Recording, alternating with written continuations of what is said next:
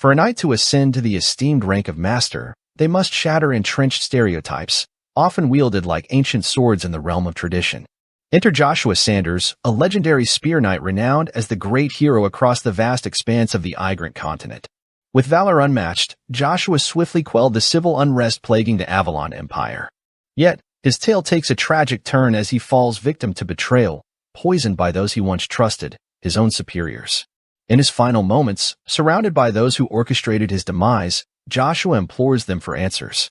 They reveal a twisted logic, citing his fervent devotion to mana, an energy diametrically opposed to the holy power revered by the Empire. Such clashes within the body spell doom for ordinary souls, yet Joshua, fueled by his singular passion for spear mastery, clings to life. Confounded by the treachery of his superiors, Joshua's aspirations were never tainted by ambition for the throne.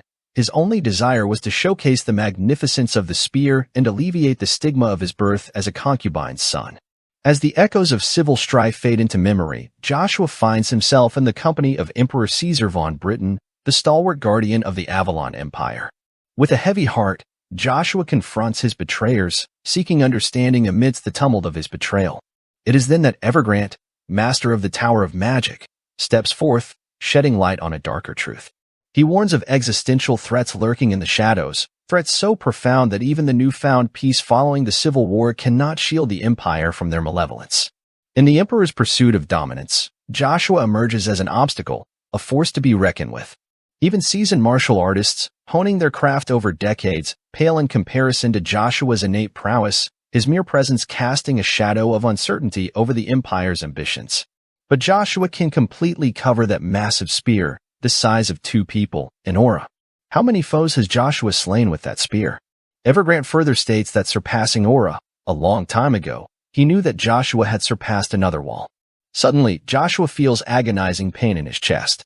When Evergrant thanks Joshua for everything up until now, stating that if it weren't for Joshua, they wouldn't be here today, he genuinely expresses gratitude. As they bid farewell to Joshua and leave, seeing him on his last breath, Joshua shouts from behind, saying that this is not the end of everything. Then, we see a magic explosion circle under Joshua. Shocked to see the magic explosion circle, Joshua thinks that at this speed, he only has 5 minutes at most. Frustrated, Joshua thinks that it's pointless. The legendary Spear Knight, once a title of honor, now feels false. Ultimately betrayed by his longtime friend, Joshua believed in, he now feels like just a second-rate knight destined to die namelessly in this forest. As Joshua tries to escape the range of the magic explosion circle, he senses mana from his spear named Lucia, the red spear known as the Grim Reaper of the battlefield. Trying his best to reach for the spear, Joshua thought that a special strength would be hidden inside it, but to think Lucia would reveal that strength in this moment. At that moment, Joshua couldn't think clearly. He simply tries his best to reach his spear. When Joshua finally reaches the spear, the magic explosion circle reaches its limit and explodes, causing a huge blast that even makes a massive hole in the ground. Now, in the Land of Knights, the Grand Duke of the Avalon Empire, Joshua Sanders, meets an empty fate that contradicts his fame as the undefeated Spear Knight. The scene shifts, and we see a kid waking up on a farm. It's Joshua. Confused about what's going on, Joshua wonders how he should have died in that explosion. Then Joshua runs outside and sees himself in the water reflection, realizing that Joshua's body has gotten younger. When Joshua checks his surroundings, he realizes that this is where Joshua lived in his previous life. Joshua thinks that he has returned to the past. Realizing this, Joshua smiles and thinks that another opportunity has come to him. In Joshua's previous life, because of Caesar von Britain, Joshua was killed. But in this life, things will be different. As Joshua was getting happy about getting another chance, 3 knights come to Joshua asking why Joshua isn't cleaning up around the horses as they told him to.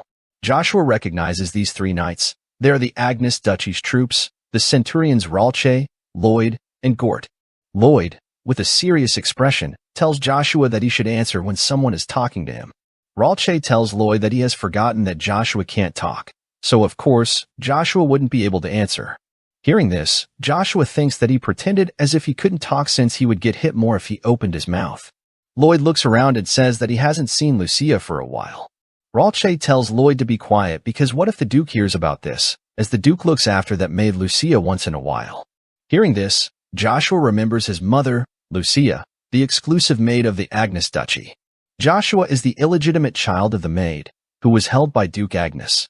Because the troops knew about that fact, they tormented Joshua, who had noble blood, venomously, and felt some kind of vicarious pleasure, especially these three who were in front of Joshua. Joshua had pledged to surely take revenge on them one day. Lloyd says to Joshua that he needs to see Alicia for some reason today. Ralche tells Lloyd to stop talking, as what if someone hears him? Lloyd tells Ralche not to worry as there is no one else here at this remote stable excluding this kid. Lloyd says that Duchess Vanessa said that even if they get rid of Lucia and this kid without anyone else knowing, then Duchess Vanessa would take responsibility. Lloyd says that right now is the best timing, but Lucia isn't here. They both say that since Lucia isn't here, let's play around with this kid. Hearing these three talking about his mother, Joshua, filled with anger, thinks that he has no intention of letting these bastards go who have insulted his mother. Joshua tries to channel mana into his hand, checking if he can still use mana. The way that Joshua performs the mana technique he learned is different from the normal ones before he regressed. The mana technique that Joshua discovered at the ancient ruins with his favorite spear, Lucia, allowed him to reach the peak quickly due to its amazing impact that could shake the world. The important thing is that the mana technique that Joshua practiced had a completely different operational method. This technique isn't done by accumulating mana in the mana hole located under the abdomen, as is typical, but by using the mana scattered in the surroundings. It's not limited by a small plate called the mana hole. Instead, it absorbs mana with the whole body. This technique also concentrates the mana where it is needed to burst it out in an instant. Joshua didn't go through the process of forming a mana hole that everyone who uses mana typically undergoes, and he skipped the process that takes others years entirely. So there is no helping Joshua's fast start as a mana user. Gort tells the others to surround Joshua and beat him up, expressing that his anger is going through the roof just by looking at Joshua's face. As Gort gets ready to attack Joshua, Joshua closes his eyes and starts to gather mana. Seeing Joshua standing with his eyes closed, they think he's scared, but in reality, Joshua is trying to gather a handful of mana to make a move. Before Joshua regressed, it took him 10 years to move this fistful of mana, but in this life, Joshua already knows how. Then, as Gort goes to attack Joshua, before he can strike, Joshua uses his mana fist and punches Gort right in the stomach, causing him to fall to the ground after taking the punch. Both Ralche and Lloyd are shocked to see this. Joshua, on the other hand, after using the mana fist, feels something sticky and disturbing in his abdomen. As Joshua feels the sensation under his abdomen, which should be completely empty, he is sure that it is something he couldn't feel before his regression. Seeing this, Lloyd comes forward, taking out his sword to attack Joshua. Joshua thinks that it's too dangerous to go against a trained soldier with a young physique wielding a longsword. However, if Joshua can knock out Lloyd, who is advancing towards him, then there is a chance that Ralche won't attack him, as Ralche was the most cautious out of these three. Joshua tries to use the mana fist one more time. As Lloyd charges at Joshua, Joshua quickly ducks Lloyd's attack and uses his mana fist once more, punching Lloyd right in the face, which knocks him out. Surprised to see this, Ralche thinks that who knew that a kid who can't even talk was hiding such power. It could be a coincidence once, but twice? Joshua, on the other hand, starts to feel intense pain with only using this much mana. He thinks that Ralche, someone who was promoted all the way to Centurion, has more than just skills.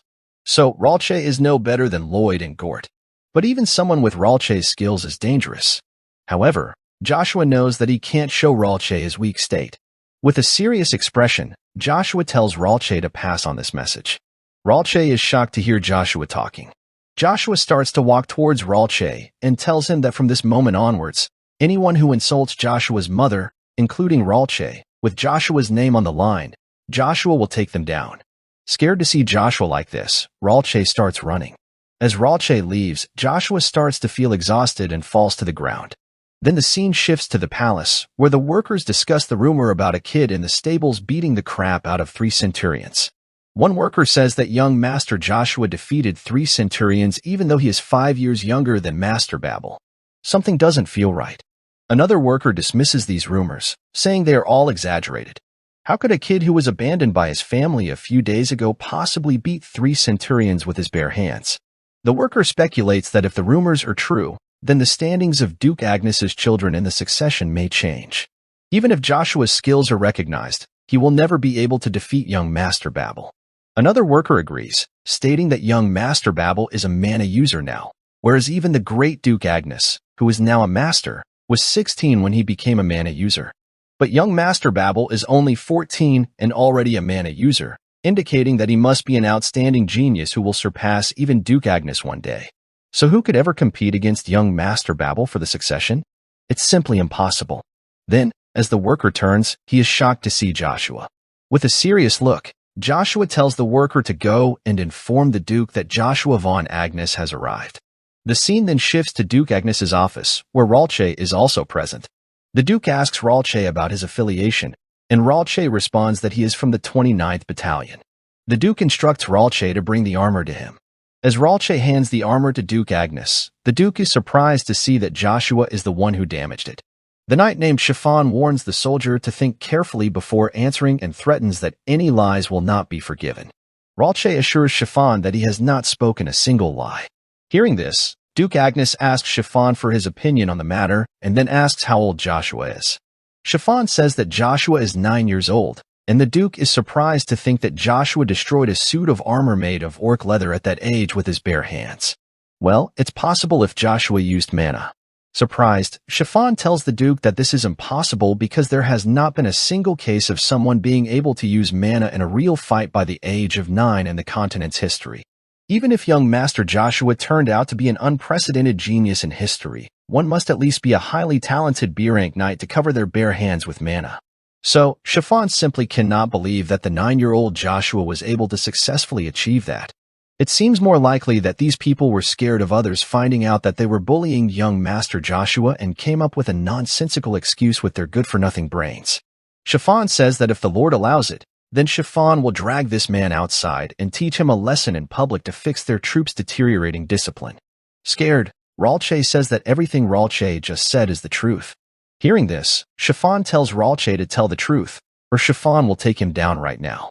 Scared, Ralche stated that he had told nothing but the truth. But before Chiffon could act, Duke Agnes stops him. Chiffon says that they cannot leave Ralche be after he spread a rumor. Duke Agnes says that they will discover the truth once they meet the person in question. The Duke says that it's about time he met Joshua for the first time, and that he will go and see Joshua himself. Hearing this, Chiffon is surprised to see that Duke Agnes will meet with Joshua personally just to see the son of a concubine, as Duke Agnes has never even shown such interest in young Master Babel, who is known as the Empire's greatest genius. The Duke asks Chiffon where Joshua is, and Chiffon says that he received news that Joshua has arrived at the palace, so Joshua must be inside the first floor's waiting room. Duke tells Chiffon to lead the way as they leave the office. Then the scene shifts to the Agnes Palace corridor, where Babel sees Joshua. Frustrated, Babel doesn't understand why Joshua is here. Babel asks Joshua what he's doing here, but Joshua doesn't listen. With a dark aura surrounding him, Joshua looks at the picture of the current Emperor of Avalon, Marcus Van Britten. Whenever Joshua sees this portrait, anger surges from deep inside him. Caesar Van Britten, Joshua thinks, that he will definitely take his revenge. Thinking Joshua is ignoring him, Babel lunged towards Joshua with a clenched fist, but Joshua's reflexes were swift. He intercepted Babel's punch with a deft maneuver, seizing it before it could land. Babel is surprised to see Joshua's strength and aura emitting from him. Babel thinks that the rumor of Joshua beating 3 soldiers must be true. However, Babel thinks that he won't go down without a fight. But as Babel is about to attack Joshua with mana, the Duke comes in with Chiffon and asks Babel what he and Joshua are doing. Surprised to see his father, Babel quickly kneels and greets his father. Duke Agnes asks Babel what he was doing, and Babel says that he and Joshua were exchanging heartwarming greetings. Confused hearing this, the Duke turns his attention to Joshua. Seeing Joshua not greeting the Duke, Chiffon gets frustrated and tells Joshua to mind his manners. Duke stops Chiffon, saying that his gaze is filled with spite. Seeing this, Joshua thinks that seeing the portrait reminded him of that emperor, and now the anger boiling inside him is about to explode. Joshua realizes that this isn't good, as Duke Agnes doesn't easily let go of people who show hostility before him, especially if the hostile person in question is his child. To Joshua's surprise, Duke Agnes tells him that if he is calmed down, then he should come closer to the Duke because Duke Agnes wants to personally check whether Joshua truly used mana or not. Babel is surprised to hear this, thinking that this lowly Joshua can use mana. Chiffon says to the Duke that it's pointless. The Duke tells Joshua to come closer. Surprised, Joshua thinks that Duke Agnes is one of the 5 masters of the vast empire, and Duke Agnes is far more sensitive to mana than others. If Duke Agnes finds any abnormal symptoms in Joshua's body, then Joshua's plans will go down the drain. But to Joshua's surprise, the Duke comes and grabs Joshua's hand to check whether Joshua can use mana. As Duke Agnes was checking if Joshua could use mana, Joshua thought that if the mana-sensitive Duke Agnes found something that Joshua didn't know, then Joshua's plans would all have to be adjusted. But to Joshua's surprise, Duke Agnes couldn't sense any mana from Joshua. Hearing this, Babel smirked, thinking that Babel knew, as there was no way Joshua could use mana. Chiffon said to Duke that of course there shouldn't be any mana from the start. Duke replied to Chiffon that he wasn't talking about the mana hole because as a human, there should be at least some basic mana, even in civilians, and even mere monsters have mana. But in Joshua, Duke Agnes couldn't feel any mana at all. Hearing this, Chiffon thought about the fact that there was no mana, which meant they were no different from an undead that moves with demonic power. Chiffon said that perhaps there were cases where some were naturally born without mana. Chiffon had heard stories about that. Duke Agnes said that rather than natural, there was something where the mana hole should have been, some sticky, bad energy that the Duke felt. Duke said that for now, he would watch over Joshua with a smirk on his face. Hearing this, Chiffon intervened and said that it didn't make sense. If young Master Joshua was born with a mana deficiency, didn't that mean the rumors were false? So Chiffon couldn't leave the Centurion that spread those false rumors alone. Duke told Chiffon that the Centurion was also an asset of the dukedom, and it wasn't a good idea to punish them for information that Chiffon wasn't comfortably certain about. Chiffon apologized to the Duke for being too short-sighted. Then Duke told Joshua to live in the palace for a while, as there were plenty of empty rooms. Babel told Duke that Joshua couldn't stay at the palace, but before Babel could finish his sentence, Duke Agnes glared at Babel, saying, "Is there a problem, Babel?" Babel got scared and said that there was no problem. Duke Agnes told Chiffon that from tomorrow on, she should teach Joshua basic night lessons, and if Joshua showed talent, then Chiffon should show Joshua the Crimson Knight's method for using mana. Surprised, Chiffon asked if Duke Agnes was talking about how to use mana, but young Master Joshua didn't have any mana. Duke told Chiffon that there was plenty of time, so both Duke and Chiffon would find out if they waited and saw, and it was even better if Joshua didn't have a natural mana deficiency. Duke said to Joshua that he would be looking forward to Joshua's return next year. Later, Chiffon escorted Joshua to the room that would be his during his stay. Observing Joshua's subdued demeanor, Chiffon couldn't help but wonder if the rumors about Joshua's inability to speak were true. Not a glimmer of joy crossed Joshua's face upon receiving such generous accommodations. Offering assistance, Chiffon advised Joshua to call upon him if needed before briskly exiting the room, the door slamming behind him. Joshua couldn't help but note the stark change in Chiffon's demeanor. Was it because they were no longer in the presence of Duke Agnes? Joshua pondered this as he settled onto his bed, yearning for sleep. However, the thought of Duke Agnes eagerly anticipating their meeting nagged at him. Duke Agnes, typically ensconced in the opulent confines of Acadie's Golden Castle, the capital of the Avalon Empire, must have returned to the fief for a reprieve. Joshua couldn't shake the feeling that Duke Agnes might be privy to information unknown to him. Whatever it was, the prospect of Duke Agnes harboring secrets posed a potential danger, one Joshua was determined to unravel. But Joshua sighed, feeling the weight of uncertainty pressing down upon him. More pressing than anything, Joshua believed, was the imperative to reclaim his original strength. With that goal in mind, he resolved to take action. Under the cloak of night, Joshua slipped out of the palace, utilizing his mana to move stealthily, leaving behind no trace of his passage. He found solace in the ease with which he could now wield his mana, realizing it might expedite his journey back to his former prowess. Yet, amidst his clandestine excursion, a sudden pang of pain gripped Joshua's stomach, signaling a disruption within his mana. He speculated whether the conflicting energies were of holy or demonic origin, their chaotic dance within him causing discomfort. To his astonishment, Joshua discovered Lukia's formidable presence intertwined with the conflicting energies, her power acting as a stabilizing force. Before Joshua could unravel the mystery further, the sound of approaching soldiers shattered the night's silence. Reacting swiftly, Joshua vanished from their sight, darting into the protective embrace of the forest. His destination clear in his mind, Joshua made his way towards his mother. As Joshua sprinted through the night, thoughts raced through his mind like a tempest. He couldn't shake the notion that Lukia held the key to the enigmatic trio of energies coursing through him.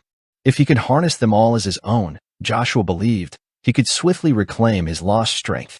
Meanwhile, the scene shifted to a humble hut, where tension crackled in the air like static electricity. Ralche, Lloyd, and Gort stood alongside Alicia, Joshua's mother.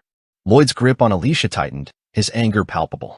Gort and the others thirsted for vengeance, blaming Joshua for their tarnished reputations. In the chaos, Alicia attempted to flee, only to be met with violence. Lloyd's blow sent her crashing to the ground, a sickening thud marking her fall. Gort poised to strike the final blow, but Ralche intervened, his voice cutting through the tumult like a knife. He warned of Joshua's wrath should they proceed, urging restraint.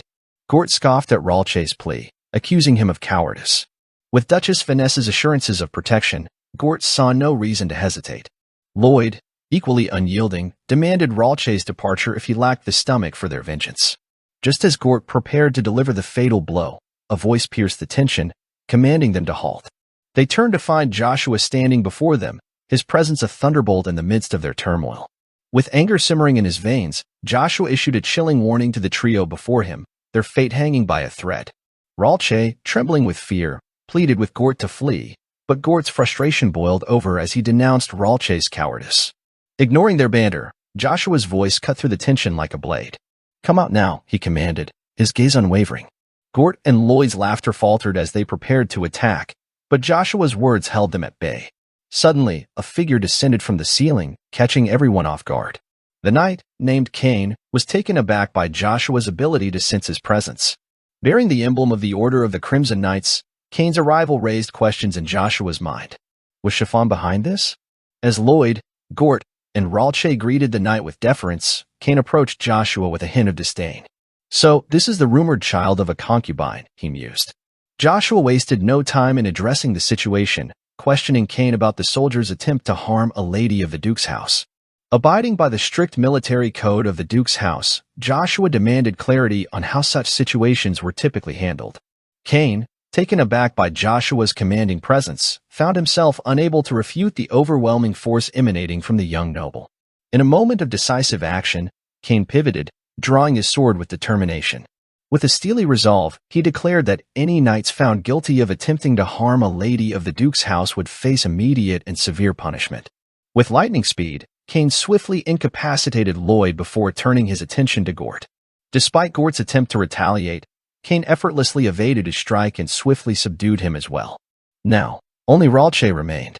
Trembling with fear, Ralche pleaded for forgiveness as Joshua's voice rang out from behind, urging Cain to halt. But Cain remained resolute, ignoring Joshua's plea as he pressed his sword against Ralche's throat. Ralche, desperate for mercy, begged for clemency, but Cain's fury brooked no negotiation. As Joshua stepped forward, intervening once more, Cain explained that he was merely carrying out immediate punishment for endangering the Duke's wife. His demeanor grave, Cain made it clear that he would not let these knights escape lightly. Observing Cain's seriousness, Joshua speculated about his identity. Cain appeared to be one of the third-generation knights renowned within the duchy, belonging to the formidable Crimson Knights. Joshua surmised that Cain was likely the youngest among them. As the realization dawned upon Joshua that Cain had likely been assigned to observe him, he became certain of Cain's formidable prowess, evident in how effortlessly Cain subdued the centurions with mere swings of his sword.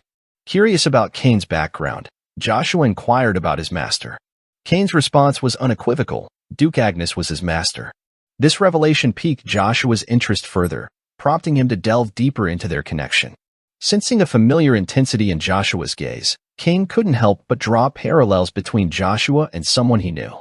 Upon Joshua's command, Cain reluctantly sheathed his sword.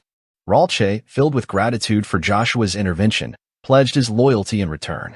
But Joshua, resolute in his stance, refused Ralche's offer, declaring that he would never spare those who had harmed his mother. However, Joshua expressed confidence in Ralche's intelligence and urged him to relay the events of that night to others in detail. With a solemn warning hanging in the air, Joshua made it clear that any future transgressions would be met with severe consequences. With frustration etched across his features, Joshua asserted his intent to personally deal with those who dared to harm his mother. He dismissed Ralche with a curt command, his expression brooking no argument. As Ralche hastened away without a backward glance, Cain approached Joshua, noting the marked difference in his demeanor. Joshua's response was dismissive, a smirk playing at the corners of his lips as he referred to himself as the master's illegitimate child, the stable's vendor. Cain paused, considering Joshua's words before enlightening him about the Knights' autonomy in choosing their master upon reaching the age of 23. Acknowledging that he would face this decision himself next year, Cain expressed his trust in his instincts. He vowed to continue watching over Joshua beyond his assigned duty. Hearing this, Joshua contemplated Cain's choice, concluding that Cain had likely made the right decision in choosing to serve the duchy's treasure, Babel von Agnes.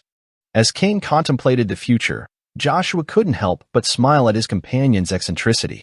Their exchange was interrupted by Alicia's awakening. Her smile radiated relief as she expressed her happiness at seeing Joshua safe.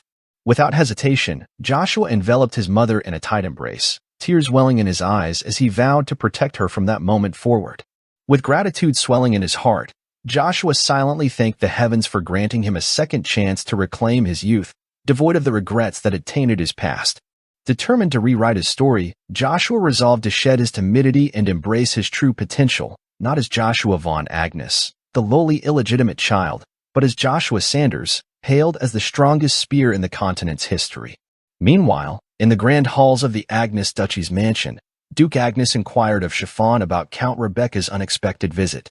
Chiffon informed the Duke that the Count had been escorted to the reception room. However, Chiffon revealed that Count Rebecca hadn't arrived alone this time, leaving the Duke intrigued as he pressed Chiffon for more details. Chiffon's revelation that Count Rebecca had arrived accompanied by Miss Iceland prompted Duke Agnes to furrow his brow. He sensed that Count Rebecca was likely seeking to resolve some pressing matter, and the sudden appearance of an uncomfortable guest only added to his unease. Count Fonsel Jean Rebecca, though of lower status compared to Duke Agnes, commanded significant influence within the empire. His daughter, Iceland Jean Rebecca, was equally notable.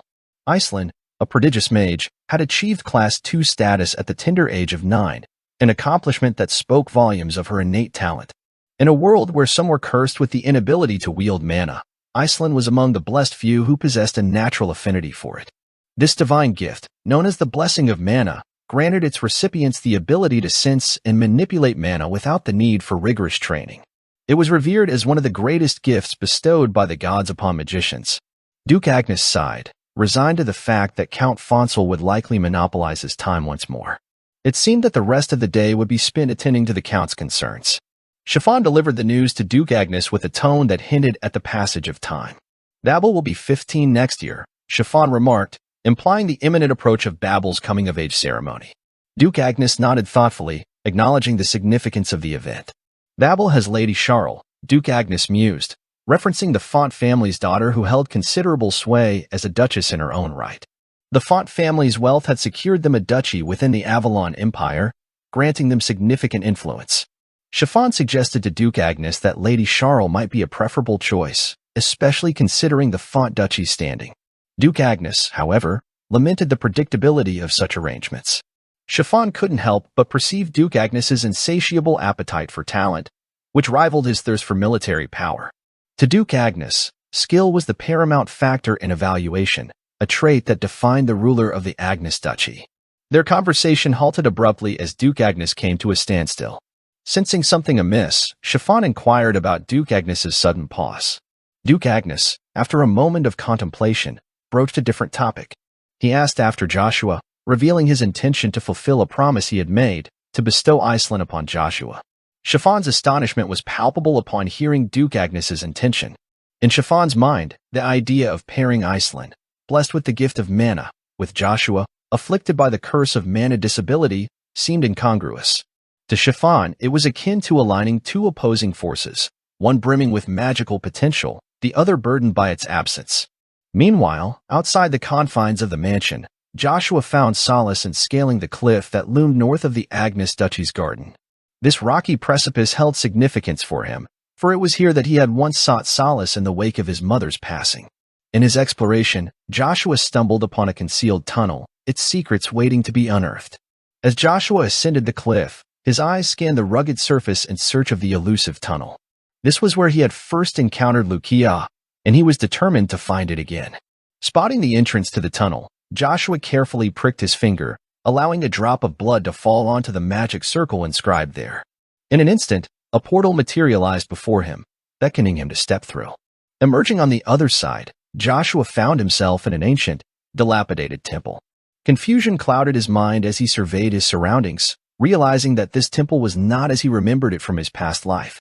In his previous existence, this place had been intact, its significance unmistakable. But now, it lay in ruins, a shadow of its former self. Approaching the altar at the temple's center, where Lucia had once been bound, Joshua's heart sank at the sight before him. Instead of Lucia, there was only a metal staff resting upon the stone surface. With a mixture of curiosity and apprehension, Joshua reached out and grasped the staff. To his surprise, the staff began to glow, its radiance enveloping Joshua before it vanished from his grip. Bewildered, Joshua scanned his surroundings, which now seemed to shimmer with an ethereal whiteness. Suddenly, a voice pierced the silence, drawing Joshua's attention behind him. Turning, Joshua beheld the metal staff, now seemingly imbued with life, beckoning him forth with a silent call. Joshua's astonishment echoed through the abandoned temple as he questioned the identity of the mysterious metal stick. To his disbelief, the stick revealed itself as Lucia, a demonic god's artifact. The revelation sent shivers down Joshua's spine. The spear he had wielded in countless battles throughout his previous life was, unbeknownst to him, a relic of dark origin. Furthermore, its appearance had undergone a transformation since their last encounter. Speculating on the reason for Lucia's altered appearance, Joshua contemplated the possibility that it had been sent back in time along with him. But Lucia wasted no time in addressing the urgent matter at hand. It warned Joshua of the detrimental effects the conflicting energies within his body would have on his lifespan. The only solution, Lucia explained, was for Joshua to swiftly regain his original strength and harness the tranquil energies within him. The task ahead seemed daunting as Lucia revealed that Joshua would need to reach the fourth stage of magic spearmanship to achieve this goal. Joshua's surprise was palpable. The ancient spear technique he had been mastering, known as magic spearmanship, was a formidable skill. In a world where swords reigned supreme among knights, this unique technique, forged through Joshua's mastery of mana, held unparalleled power. Despite being widely dismissed as inferior weapons, spears held a special place in Joshua's arsenal. Before his regression, only a select few could match Joshua's prowess on the battlefield. At that time, Joshua had reached the pinnacle of mastery in magic spearmanship, attaining the coveted Stage 5. In a world where knights primarily wielded swords formed from mana, Joshua's proficiency with the spear set him apart. While the rank system categorized knights into various tiers, Joshua's skill transcended these boundaries. Even at Stage 5, he stood unrivaled as the Empire's greatest knight. Now, as Joshua contemplated reaching Stage 4 once more, he recognized the significance of the achievement. At that level, he would be on par with the mightiest B-rank knights. Recalling his past accomplishments, Joshua believed that attaining this level of mastery shouldn't pose too great a challenge. However, the pressing issue lay in the constraints of time. Joshua's current condition made it difficult to train his mana effectively. Lucia's reassurance brought a glimmer of hope to Joshua. With Lucia's guidance, Joshua could harness mana with minimal adverse effects. Joshua's surprise was evident as he questioned the feasibility of such a feat. Lucia remained steadfast, urging Joshua to focus on continuous self-improvement. With Lucia by his side, Joshua could navigate the complexities of mana manipulation and hone his skills relentlessly. Joshua envisioned a future where he stood at the pinnacle of his abilities, Lucia fully restored to her former power. It was then, Joshua believed, that his dreams would become reality. However, despite his determination, Joshua couldn't quite grasp Lucia's cryptic message. Before he could seek clarification, Joshua found himself back in the temple, clutching Lucia in his hand.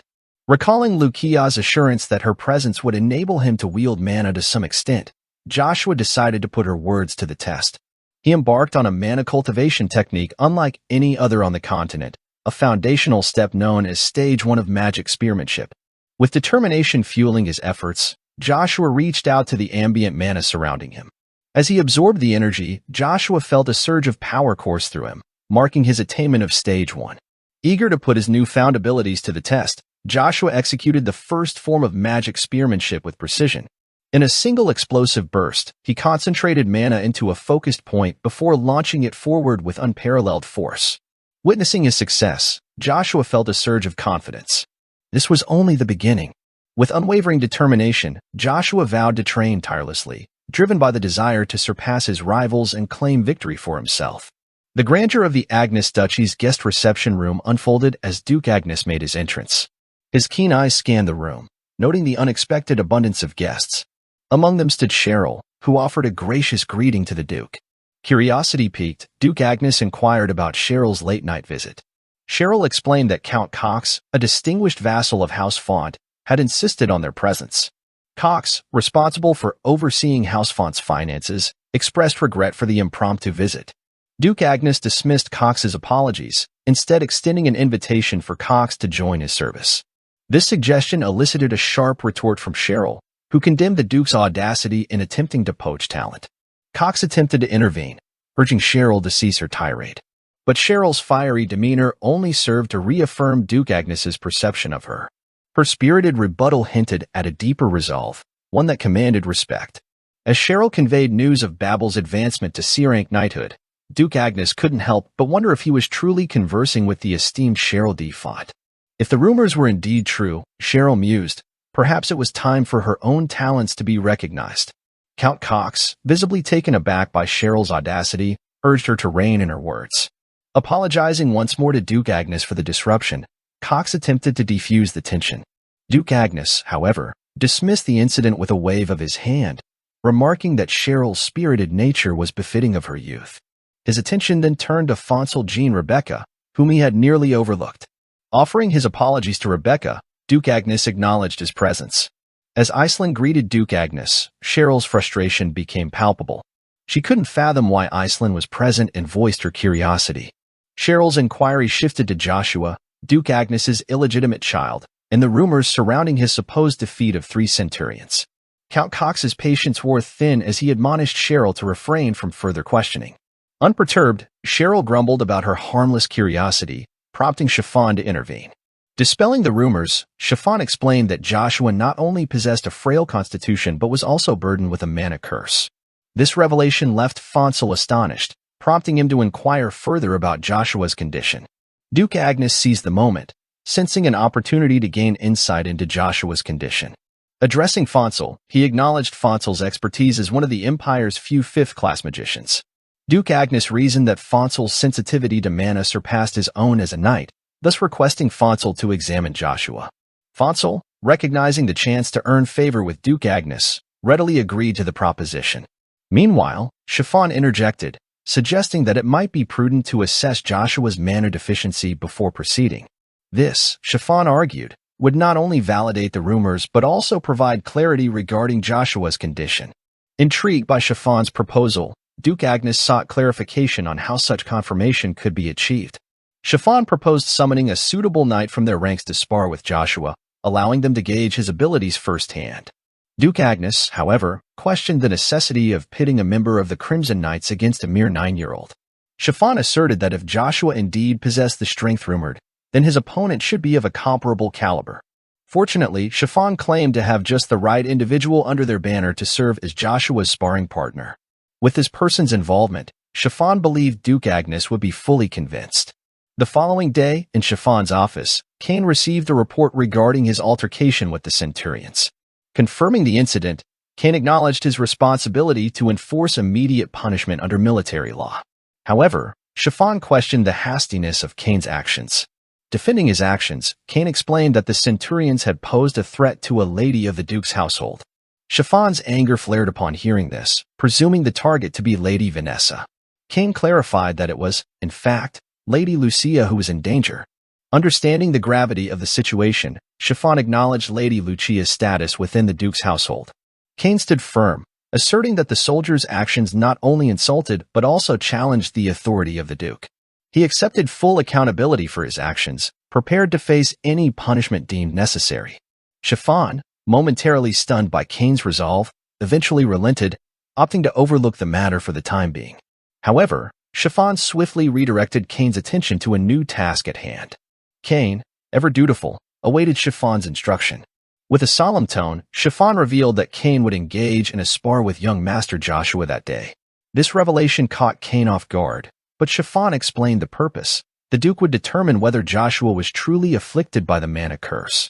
Expressing concern, Chiffon remarked on the potential ramifications of such an outcome, fearing it could impede young Master Babel's progress. Cain questioned whether Shafan implied that Babel might be sidelined due to Joshua's abilities.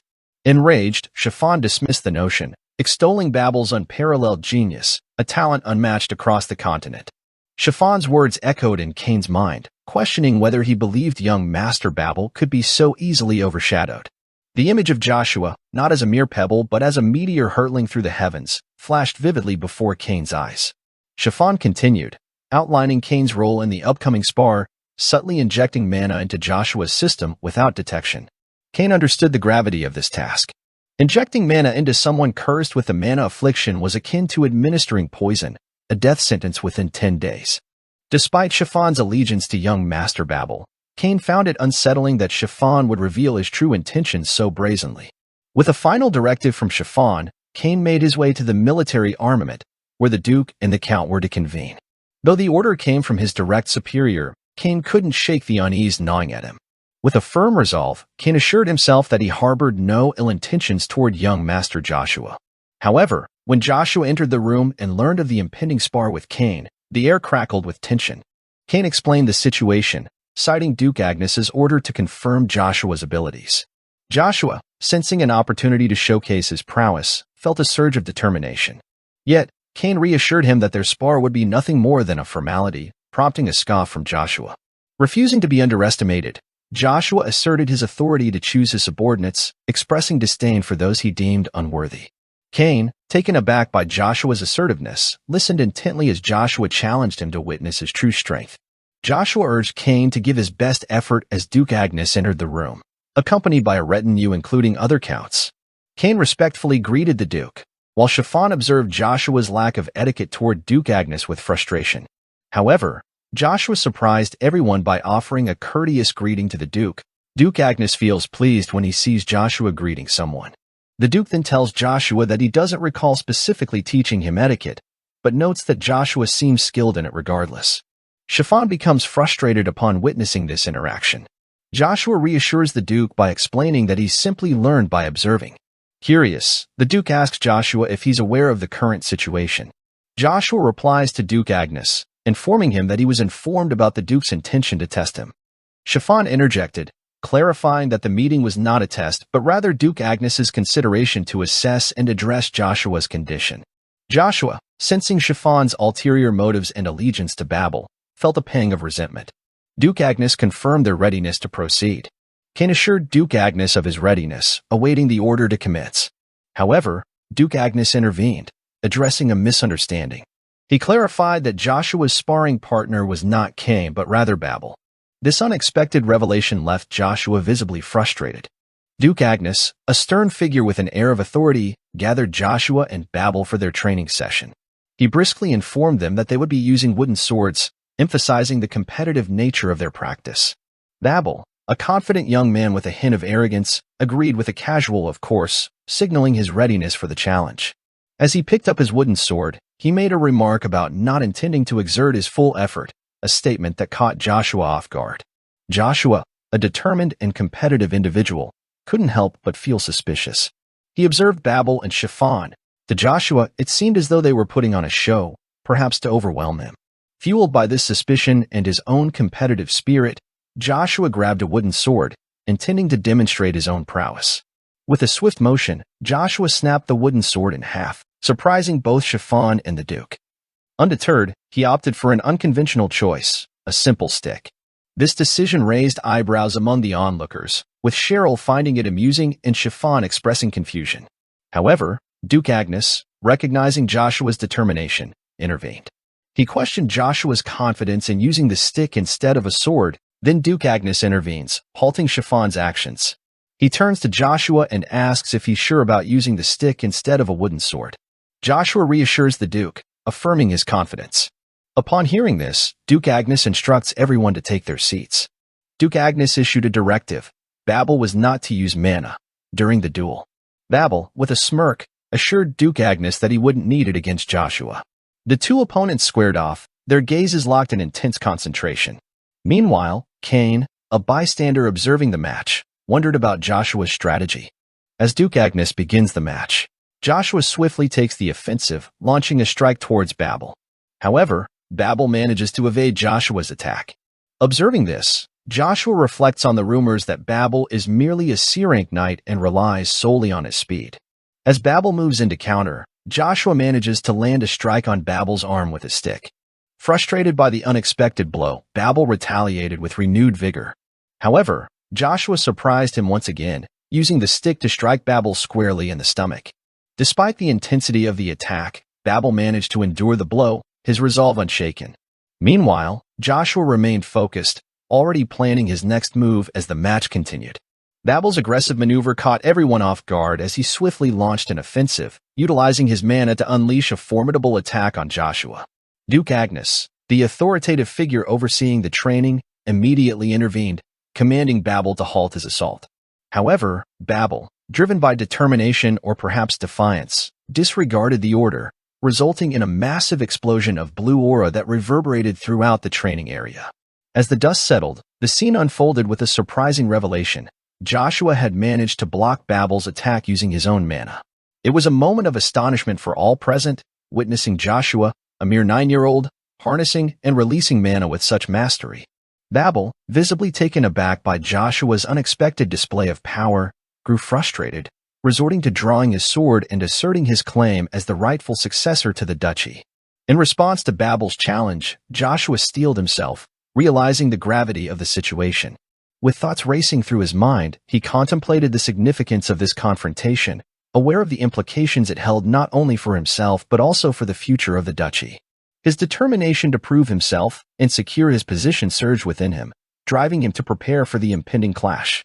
As tensions mounted and both combatants prepared to engage, Duke Agnes intervened once more, his authoritative presence compelling them to cease their actions. With a stern admonition, he warned Babel of the consequences of defying his authority, effectively quelling any further aggression. Babel, stunned by the reprimand, begrudgingly relented, his frustration momentarily subdued. Amidst the commotion, Chiffon, an onlooker, expressed his astonishment at Joshua's ability to wield mana at such a young age. His incredulity underscored the unprecedented nature of Joshua's feat, leaving him and others present in awe of his untapped potential. Duke Agnes, seizing the opportunity to address lingering rumors regarding Joshua's abilities, pointed to this display of mana manipulation as validation of his exceptional talent.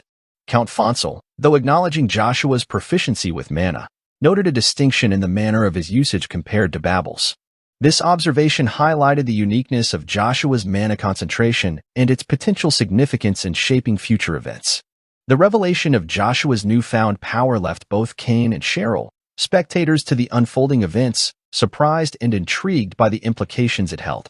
Duke Agnes complimented Joshua on his remarkable ability to wield mana at the tender age of 9, acknowledging the feat as truly impressive. However, before the conversation could progress further, Chiffon attempted to interject, suggesting an alternative explanation for Joshua's abilities. With a stern expression, Duke Agnes swiftly silenced Chiffon, signaling that his input is unwelcomed. Recognizing the seriousness of the situation, Chiffon promptly retreated, deferring to Duke Agnes's authority. Duke Agnes informed Joshua that there were matters he needed to discuss and requested his presence in his office later that evening. The unexpected summons surprised both Chiffon and Babel, with Babel expressing frustration at the unusual nature of the request. He couldn't comprehend how a child who once lived in the stables could now be summoned to the Duke's chambers. Meanwhile, Joshua calmly accepted Duke Agnes's invitation, acknowledging that he would indeed attend the meeting. The scene then shifted to the guest room, where Cheryl, overwhelmed with excitement, joyously bounced on the bed. Count Cox, attempting to maintain decorum, gently urged Lady Cheryl to calm down. Cheryl, reflecting on the situation, found it incredulous that a 9-year-old could possess the ability to wield mana. Despite her initial disbelief, Cheryl made a firm decision. She was determined to make Joshua hers. The scene transitions to the grandeur of the palace, where Duchess Vanessa's frustration flares upon hearing from Chiffon that Babel has been defeated by Joshua in a match. In her disbelief, she impulsively slaps Chiffon, unable to comprehend how Joshua could have acquired the ability to wield mana and surpass Babel, her own son. She demands clarification from Chiffon regarding Duke Agnes's intentions. Chiffon explains that it appears Duke Agnes is considering taking Joshua to the city of Acadie, presumably to further assess his talents. This revelation leaves both Duchess Vanessa and Chiffon apprehensive about their future prospects, considering the potential implications of Joshua's newfound abilities. Duchess Vanessa, quick to assign blame, chastises Chiffon for the predicament, but he offers reassurance, claiming to have a plan to address the situation. Chiffon's analysis extends further, suggesting that Duke Agnes might exploit Joshua's abilities by spreading the notion that he is a C-rank mana user throughout the Empire. Duchess Vanessa initially dismisses this notion, but Chiffon persists, pointing out that the eyewitness accounts of the two counts could corroborate such claims. He predicts that Duke Agnes will likely subject Joshua to a test, aiming to officially knight him as a C-rank knight. This test would involve a battle against a royal knight, serving as a demonstration of Joshua's mana usage capabilities.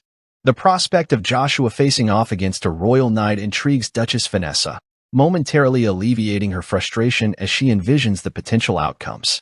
Her thoughts drift to her uncle, whom she decides to contact for the first time in a while. Meanwhile, the scene shifts to Joshua, who arrives at Duke Agnes's office as summoned.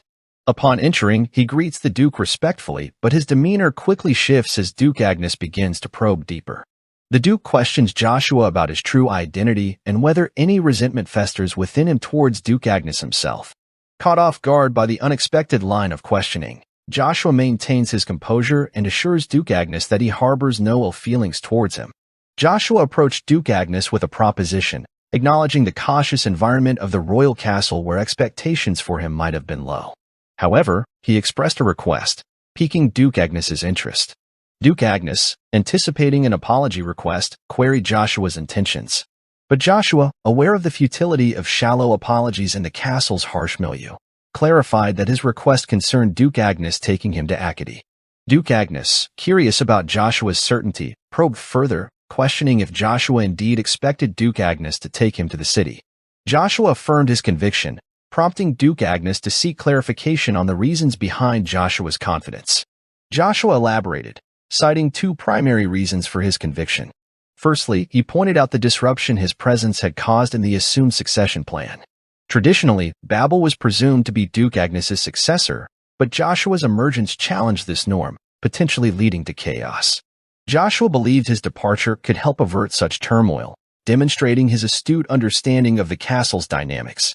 Impressed by Joshua's insight, Duke Agnes recognized him not only as a talented fighter but also as a strategic thinker. Secondly, Joshua highlighted Duke Agnes's personal reluctance to let him go. If Joshua could surpass Duke Agnes in skill, it would elevate the Agnes family's status and diminish concerns about the castle's vulnerability. Duke Agnes, intrigued by Joshua's boldness, questioned whether Joshua believed he had the power to effect such significant changes. Joshua, exuding confidence, assured him of his determination not to disappoint. Excited by Joshua's resolve, Duke Agnes concluded that Joshua must have a plan to achieve both his desires simultaneously. Joshua confirmed Duke Agnes's assumption, revealing his awareness of the potential plan to send him to the prestigious academy in Acadie.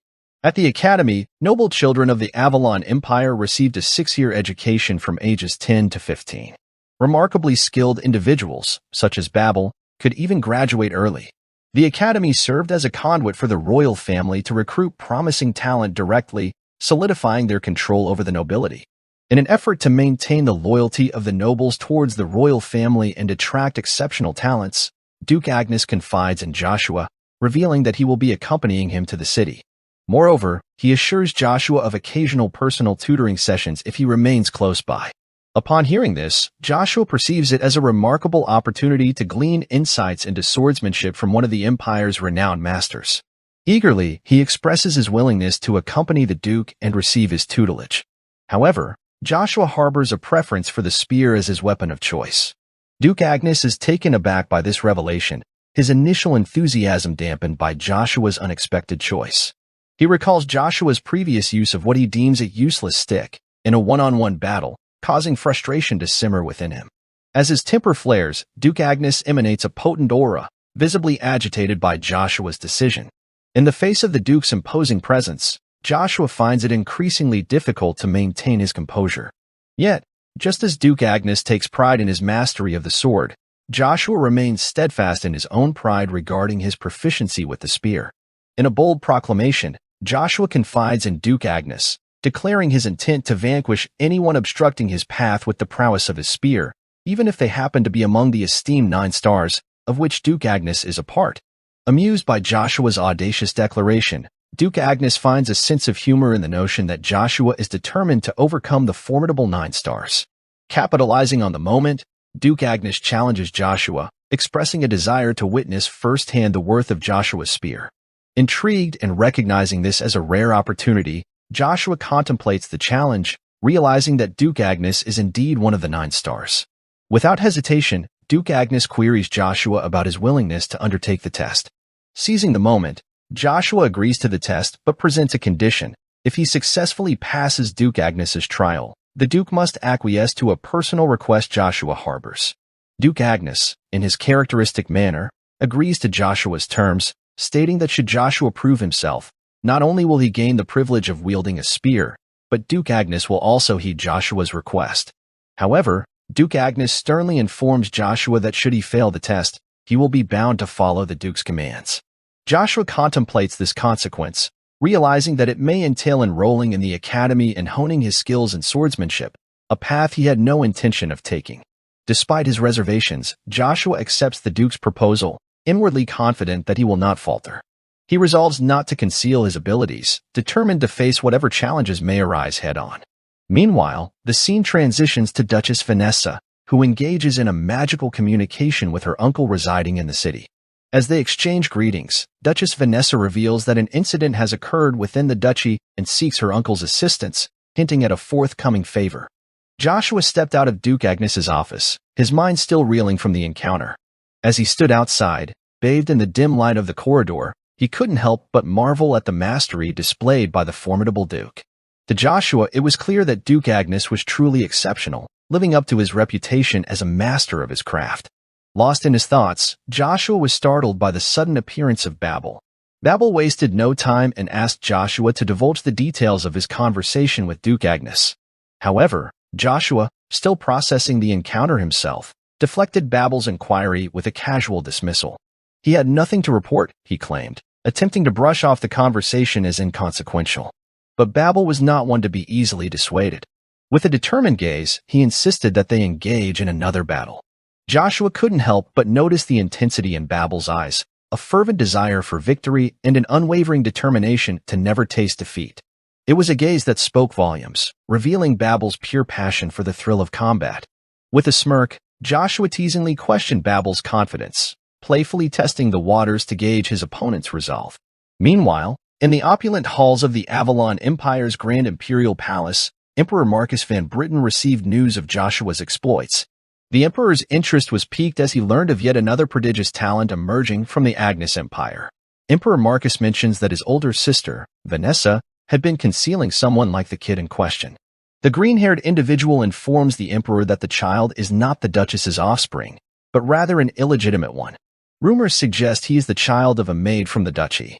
Emperor Marcus finds this revelation intriguing. He considers Babel to be a unique treasure that he won't encounter again within the Empire. However, now Duke Agnes possesses two treasures all to himself. Expressing envy, Emperor Marcus admits to feeling truly jealous. The green-haired man adds that the princes are also talented individuals destined to make a significant impact on the world. Hearing this, Emperor Marcus reflects on the scarcity of individuals born with the talent for rulership but lacking in combat prowess. However, the Emperor expressed disappointment in the current crop of princes, lamenting their lack of martial prowess compared to their aspirations for rulership. The green-haired companion disagreed, suggesting that perhaps the Emperor's standards were too high, influenced by his own mastery and desire for excellence. It was a perspective that forced Emperor Marcus to reassess his expectations and consider the possibility that talent came in many forms, not solely confined to the battlefield. In the midst of this discussion, Emperor Marcus couldn't shake the envy he felt towards Duke Agnes, who now possessed not one, but two prized treasures within his grasp. The revelation left Emperor Marcus pondering the future implications of Duke Agnes's decision to unveil his second child to the world. It means that this child could rival Babel in skill, marking them as a significant presence within their world. A green-haired informant relayed rumors to Emperor Marcus, claiming that Babel had been defeated by this 9-year-old prodigy. The Emperor, astonished by the notion of a child surpassing seasoned warriors, found amusement in the situation, predicting a rush of interest in witnessing the child's abilities firsthand. Confirming the Emperor's assumptions, the informant revealed that the Agnes Duchy had requested the dispatch of the Imperial Castle's Order of Knights, indicating the child's advanced skill level, potentially nearing that of a C-rank knight. Emperor Marcus marveled at the child's extraordinary talent, considering it a stroke of fortune for the empire. His curiosity piqued, he recognized the potential significance of Duke Agnes's second child. However, the emperor also acknowledged the inherent dangers surrounding the child due to his own vast influence, making him a prime target for nefarious interests. Despite his desire to personally evaluate the child's abilities, Emperor Marcus deemed it impractical due to the lurking threats. Instead, he proposed sending a prince to assess the child's talents, stressing the importance of recognizing and nurturing exceptional abilities. The narrative then returned to the intense combat between Joshua and Babel. Joshua unleashed a formidable strike infused with mana, which Babel skillfully countered with his sword. Despite the unexpected discovery of mana in Joshua's bare fist, Babel remained composed. Sensing Babel's thoughts, Joshua boldly vowed to showcase the true power of the martial arts that had captured Babel's interest.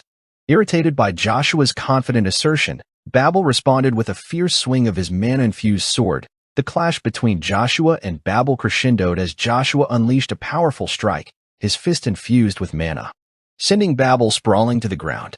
Confusion and frustration clouded Babel's mind as he grappled with the reality of Joshua's ability to channel mana into his body, a feat beyond his comprehension. Despite his inner turmoil, Babel couldn't deny the stark truth. Joshua's strength eclipsed his own by far. Approaching Babel with a mix of empathy and seriousness, Joshua sought to understand the source of Babel's frustration.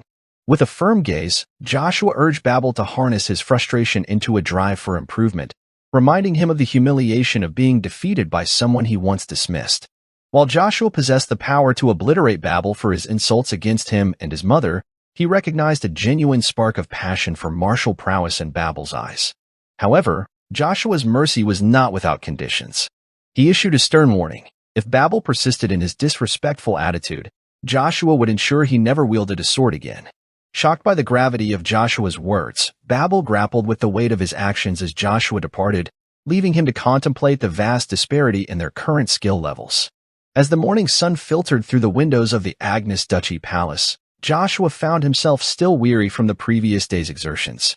Reflecting on the newfound freedom in his mana control since absorbing Lukia's essence, Joshua couldn't help but ponder the toll it might be taking on his body, considering the lingering side effects. A soft knock interrupted Joshua's reverie, and he assumed it was Cain, arriving ahead of schedule as usual. However, to his surprise, it was Cheryl who stood at the door. As Cheryl introduced herself, she casually mentioned that she had heard Joshua was 3 years younger than her. With this knowledge in mind, Cheryl felt at ease speaking to Joshua. Playfully, she suggested he address her as Big Sister. With a sense of familiarity, Cheryl ventured into Joshua's room, intending to have a conversation. However, before she could proceed, Joshua abruptly halted her and whispered in her ear to leave his room. Startled by his sudden change in demeanor, Cheryl watched in astonishment as Joshua slammed the door shut behind her. Outside, Cheryl stood in stunned silence, bewildered by Joshua's sudden dismissal. Moments later, another knock echoed through the room. Irritated by the interruption, Joshua flung the door open, only to find Cain standing on the other side, his unexpected presence catching Joshua off guard. Surprised by Joshua's unexpected demeanor, Cain hesitated before speaking. He informed Joshua that he could return later if Joshua was occupied. Joshua, realizing his mistake, quickly apologized to Cain, acknowledging the mix-up. Taking a moment to gather his thoughts, Joshua then inquired about the progress of a task he had assigned to Cain. Cain confirmed that he had completed the preparations as instructed but expressed confusion regarding the purpose behind Joshua's directives. Joshua's smile widened as he reassured Cain, urging him to trust and follow along. He cryptically hinted that Cain would soon understand the reasoning behind his actions. The scene transitions to the Agnes sparring field, where a congregation of soldiers has convened. Among them, 2 soldiers approach Ralche with a quizzical expression etched upon their faces. They inquire about the whereabouts of Lloyd and Gort, noting that the trio was often inseparable. Rumors of their encounter with Joshua swirl in the air, prompting the soldiers to seek clarification from Ralche. Yet, he remains stoically silent, brushing off their queries with a subtle indifference. In the midst of this exchange, a black-haired soldier turns to his comrade, seeking insight into the identity of the individual who summoned the centurions on this particular day. The brown-haired soldier responds with a whisper, revealing that it was none other than a knight from the esteemed Order of the Crimson Knights. The revelation hints at the intensity of the impending training session, sending ripples of anticipation through the gathered ranks. Just as the tension mounts, Joshua strides onto the field, accompanied by Cain. Ralche, taken aback by Joshua's unexpected presence, struggles to comprehend the situation unfolding before him. With a commanding air, Cain announces that the day's instruction will be led by none other than Joshua himself. The declaration reverberates through the assembly, eliciting murmurs of astonishment. Confidently, Joshua steps forward, assuming the mantle of leadership as he introduces himself to the bewildered centurions. Their disbelief palpable, the soldiers can scarcely fathom the prospect of Joshua serving as their mentor. In a commanding tone, Joshua asserts that the centurions of Duke Agnes must rise to become the vanguards, the leaders who will steer the course of battle in times of war. He emphasizes the paramount importance of each centurion's individual prowess in achieving this goal. It is with this purpose in mind that Joshua has taken it upon himself to assess their skills firsthand. Addressing the assembled centurions, Joshua issues a challenge, beckoning them to face him in a display of their abilities. The response is a ripple of laughter, echoing across the field. Witnessing this, Cain leans in to caution Joshua, expressing doubt about his ability to contend with the seasoned centurions. The sentiment is echoed by a black-haired centurion who warns of the potential consequences should Joshua proceed. Undeterred, Joshua takes up his spear, advancing toward them with unwavering determination. With a pointed gesture, he directs his challenge towards Ralche, demanding to know if Ralche doubts his capability. Caught off guard and trembling with fear, Ralche stammers out a denial, fearful of the consequences of his doubt. Incensed by Ralche's lack of faith, Joshua rebukes him sharply, commanding him to cease his baseless utterances. The reaction from the other centurions confirms Joshua's suspicions. Ralche had failed to uphold his end of the agreement, divulging the confidential conversation to his comrades. In response, Ralche offers a hasty apology, seeking forgiveness from Joshua. Joshua, asserting his authority, sternly warns Ralche that such transgressions will not be tolerated. He makes it clear that forgiveness will not come easily a second time. In the aftermath of Ralche's ill-fated attempt on Joshua's mother, the situation could have spiraled into a fatal confrontation. However, Joshua, magnanimous in victory, extended an opportunity to Ralche, a chance for redemption. Yet, Ralche, in a tragic twist, squandered this lifeline that Joshua had graciously offered. Joshua, perceptive to Ralche's aspirations, discerned the latter's desire to emulate the ill-fated paths of Lloyd and Gort. The revelation sent shockwaves through the other centurions, shedding light on the mysterious absence of the two comrades who had fallen to Joshua's prowess. Faced with the consequences of his actions, Ralche pleaded for a second chance. With unyielding resolve, Joshua declared that there would be no such reprieve. However, recognizing the shared identity as centurions of Duke Agnes, Joshua pledged to safeguard Ralche's pride. He instructed Ralche to ready his sword, proposing a duel that could, if won by Ralche, erase the stain of his previous actions. Understanding the daunting odds, Ralche acknowledged the high stakes. Though pitted against a youth, the formidable Joshua, Ralche saw a slim chance for redemption if he gave his all. As he charged at Joshua, determination etched on his face, he aimed to strike a blow that could alter his fate. Yet, before Ralche could execute his maneuver, Joshua, swift and precise, swung his spear with uncanny accuracy. The blow landed with brutal force, sending Ralche hurtling into the wall. The sight of Joshua harnessing mana sends ripples of astonishment through the ranks of centurions. In response, Joshua imparts a crucial lesson, emphasizing the folly of judging adversaries solely by their outward appearance. He warns that such misjudgments could prove fatal on the unforgiving battlefield, where lives hang in the balance. Challenging any lingering doubts about his capabilities, Joshua invites skeptical centurions to test him once more. A brave soul steps forward, bowing respectfully before Joshua, identifying himself as the 23rd centurion leader. Inspired by his example, others follow suit, acknowledging Joshua's authority with deference.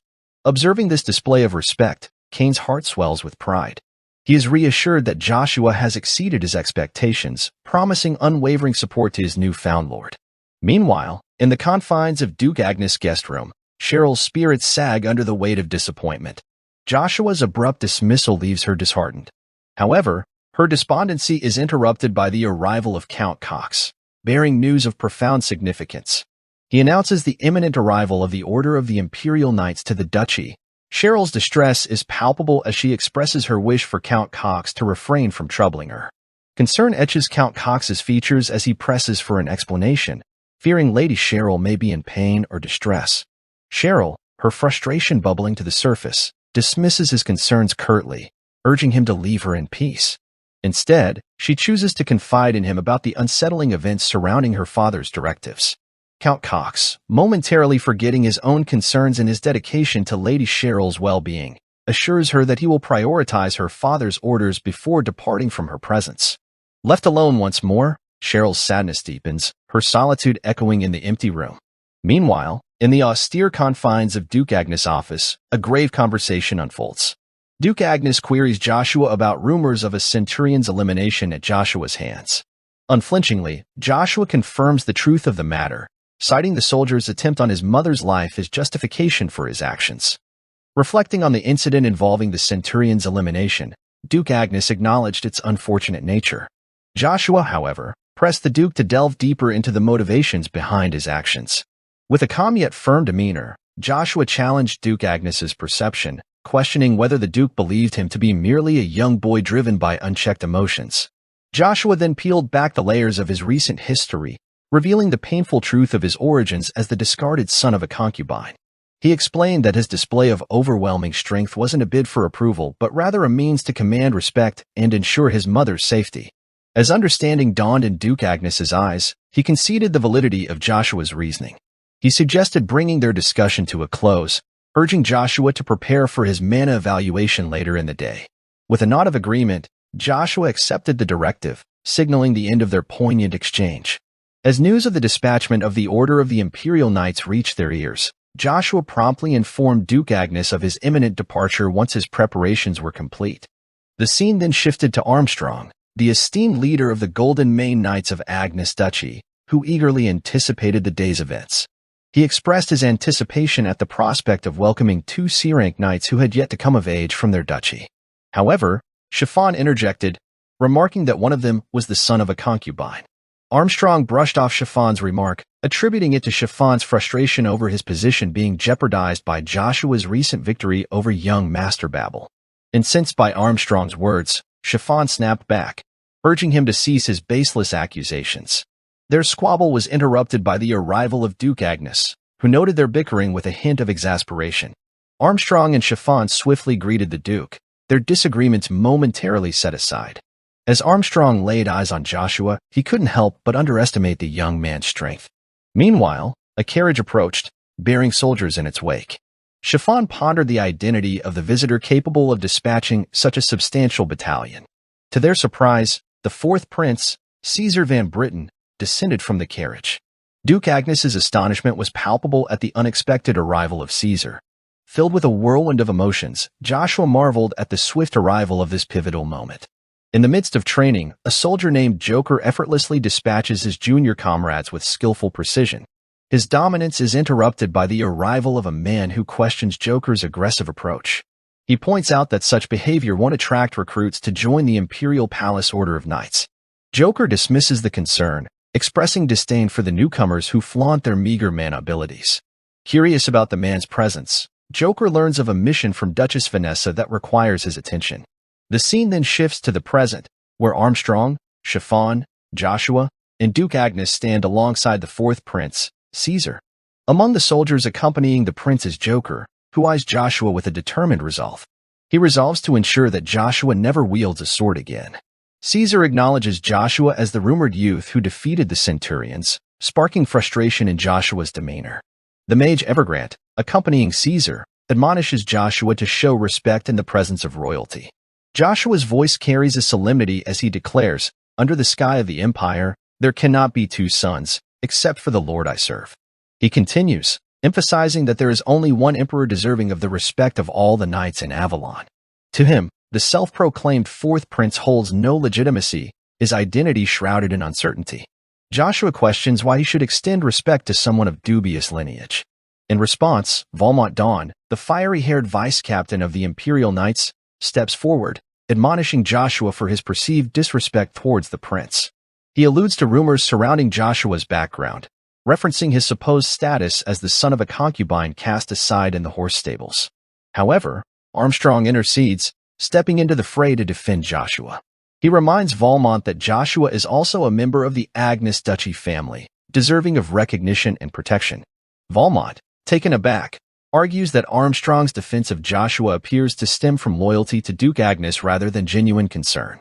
At that moment, Duke Agnes enters, his aura radiating authority and power. Valmont is struck silent, realizing that before him stands one of the legendary 9 stars, Duke Aiden Agnes. As Valmont trembles under the weight of Duke Agnes's imposing aura, the Duke directs his attention to Joshua, attributing the turmoil to Joshua's rash actions and words. With authority, Duke Agnes instructs Joshua to offer an apology to the prince. However, before Joshua can respond, Prince Caesar intervenes, assuring Duke Agnes that an apology is unnecessary. Acknowledging the gravity of the situation, Prince Caesar's mage, Evergrande, reminds him of the scrutiny they face and the potential impact on the imperial family's authority. Yet, Prince Caesar, undeterred, expresses his willingness to set aside his pride for the greater good. With measured steps, he approaches Joshua, affirming that the true recipient of respect from all knights in the empire is the emperor himself. Prince Caesar assures Joshua that he bears no ill will, relieving Valmont of any concerns. With a gentle smile, he imparts a valuable lesson, emphasizing that a knight's worth is determined by their skills, not by empty words. He trusts that Earl Joshua understands the value of genuine merit over hollow bravado. As Caesar attempts to smooth over the situation with his silver-tongued diplomacy, Joshua's mind churns with determination. He refuses to be swayed by Caesar's eloquence. In this life, Joshua vows to chart his own path, one that leads to vengeance against Caesar himself. With steely resolve, Joshua issues a challenge, declaring his readiness to face Caesar at any time. Joker, growing increasingly frustrated by Joshua's bravado, interjects, urging Joshua to curb his arrogance in the presence of the prince. He then makes a bold request to Caesar, expressing his desire to personally assess Joshua's mana proficiency. Joker argues that his expertise, surpassing that of an expert B rank, makes him better suited for the task. Caesar, concerned for Joshua's safety, agrees to Joker's proposal. Acknowledging Joker's higher rank, he believes Joker's assessment would be more beneficial. With a smirk, Joker thanks Caesar, promising to scrutinize Joshua's mana with precision. The scene transitions to the Agnes Duchy training hall, where Duke Agnes and the others observe from the sidelines. As Joker and Joshua square off, the tension crackles in the air. Joker, noting Joshua's choice of an iron stick as his weapon, questions whether Joshua sees their confrontation as merely a game. He voices his frustration, suggesting that Joshua's perceived ease stems from the constant praise he receives for his apparent talent. Joshua, unfazed by Joker's words, quips back that Joker seems to have a gift for gabbing, implying a skepticism toward the selection process of the Imperial Knights. Joker bristles at the remark, warning Joshua that he'll regret his words. However, before Joker can finish his tirade, Joshua seizes the opportunity to strike, catching Joker off guard with a swift attack. Joker, taken aback by the weight of Joshua's mana, struggles to defend against the onslaught. Despite the challenge, he manages to counterattack, pushing back Joshua's iron stick. Joshua, inwardly reflecting, acknowledges that his opponents often underestimate him by attempting to close the distance. Yet, he knows this weakness was addressed through rigorous training long ago. Joshua wields his iron stick with precision, launching a barrage of strikes at Joker, who struggles to fend off the onslaught. Witnessing the intense exchange, Caesar marvels at Joshua's prowess, noting that he holds his own against a B-rank knight at such a young age. Valmont, however, offers a different perspective, observing that Joker's skill level aligns more closely with a C-rank despite appearances. He acknowledges Joshua's overwhelming swordsmanship and questions the unprecedented spearmanship he displays. As the match intensifies, Joker, barely able to keep up with Joshua's relentless assault, grows increasingly frustrated. He realizes that if the test continues at this pace, he'll face Lady Vanessa's wrath for failing to meet expectations. Despite his apprehension, Joker resolves to persevere, recognizing that he has no choice but to gamble on the outcome. Meanwhile, Joshua acknowledges Joker's formidable skill, acknowledging that he presents a greater challenge than Babel. He grapples with the increasing difficulty of mana control and the conflicting forces of his holy power and mana. The stakes of the match escalate as both combatants push themselves to their limits. However, in a sudden turn of events, Joker retaliates and lands a slashing blow directly on Joshua. Witnessing this, Armstrong urgently informs Duke Agnes that Joker's mana has surpassed B rank, putting Joshua's life in imminent danger. Duke Agnes, however, remains composed and instructs Armstrong to be patient and continue observing. Returning to the confrontation, Joker, sporting a smirk, taunts Joshua. He asserts that while Joshua managed to block the convergence of Joker's mana in previous attempts, it won't work this time. With a surge of mana, Joker strikes at Joshua, who struggles to defend against the relentless assault. Valmont, alarmed by the unfolding danger, shouts for Joker to stop, but his pleas fall on deaf ears. Joker's powerful strike creates a massive explosion, and as the dust settles, the shattered ground bears witness to the destructive force. Joker, shocked by the outcome, wonders about the unexpected turn of events. To everyone's surprise, Joshua emerges from the aftermath, now wielding an upgraded weapon, the Lukia spear in place of the iron stick. As the scene rewinds to moments prior, Joshua finds himself in a dire situation, barely holding on against Joker's relentless assault. With each passing second, the threat of Joker's mana sword looms larger, and Joshua realizes he's on the brink of succumbing to the attack. Anticipating the collision between Joker's B-rank aura and his own C-rank mana, Joshua braces himself for the potentially devastating consequences. With Joker charging towards him, Joshua knows that the clash between their auras could inflict severe internal injuries, possibly fulfilling Joker's duty. Despite his efforts to block the impending strike, Joshua senses the inevitability of his defeat. It's in this desperate moment that he calls upon Lukia, and the ensuing explosion rocks the arena. Returning to the present, Joshua stands amidst the aftermath, Lukia clutched tightly in his weary hands.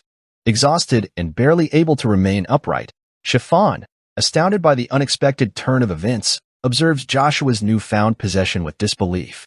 Meanwhile, Caesar acknowledges Joshua's remarkable display, despite his limited battle experience, prompting Valmont to concede. Back in the arena, Joshua confronts Joker with a mixture of exhaustion and determination. Refusing to yield, Joker prepares to deliver what he believes will be the final blow. In that critical moment, Valmont intervenes, bringing the match to a halt. With a discerning gaze fixed upon Joshua, Valmont reflects on the remarkable feat of blocking Joker's B-rank attack within the confines of a mere C-rank mana test. He acknowledges that he had not initially considered Joshua to be stronger than himself, the esteemed genius of the Empire. Yet, now, Joshua's true strength shines through. Pointing his sword towards Joshua, Valmont solemnly declares, in accordance with His Highness's decree, that Joshua von Agnes, the second son of the Agnes Duchy, has ascended to the rank of C-rank knight. Upon hearing this proclamation, Joshua contemplates his newfound status. He harbors no desire to entertain the notion of being labeled a C-rank knight, but he also recognizes his physical limitations. He cannot afford to push himself any further, lest he reveal his weakened state to Caesar. With a steely resolve burning in his heart, Joshua vows to bide his time and exact his revenge upon Caesar and the Emperor when the moment is ripe.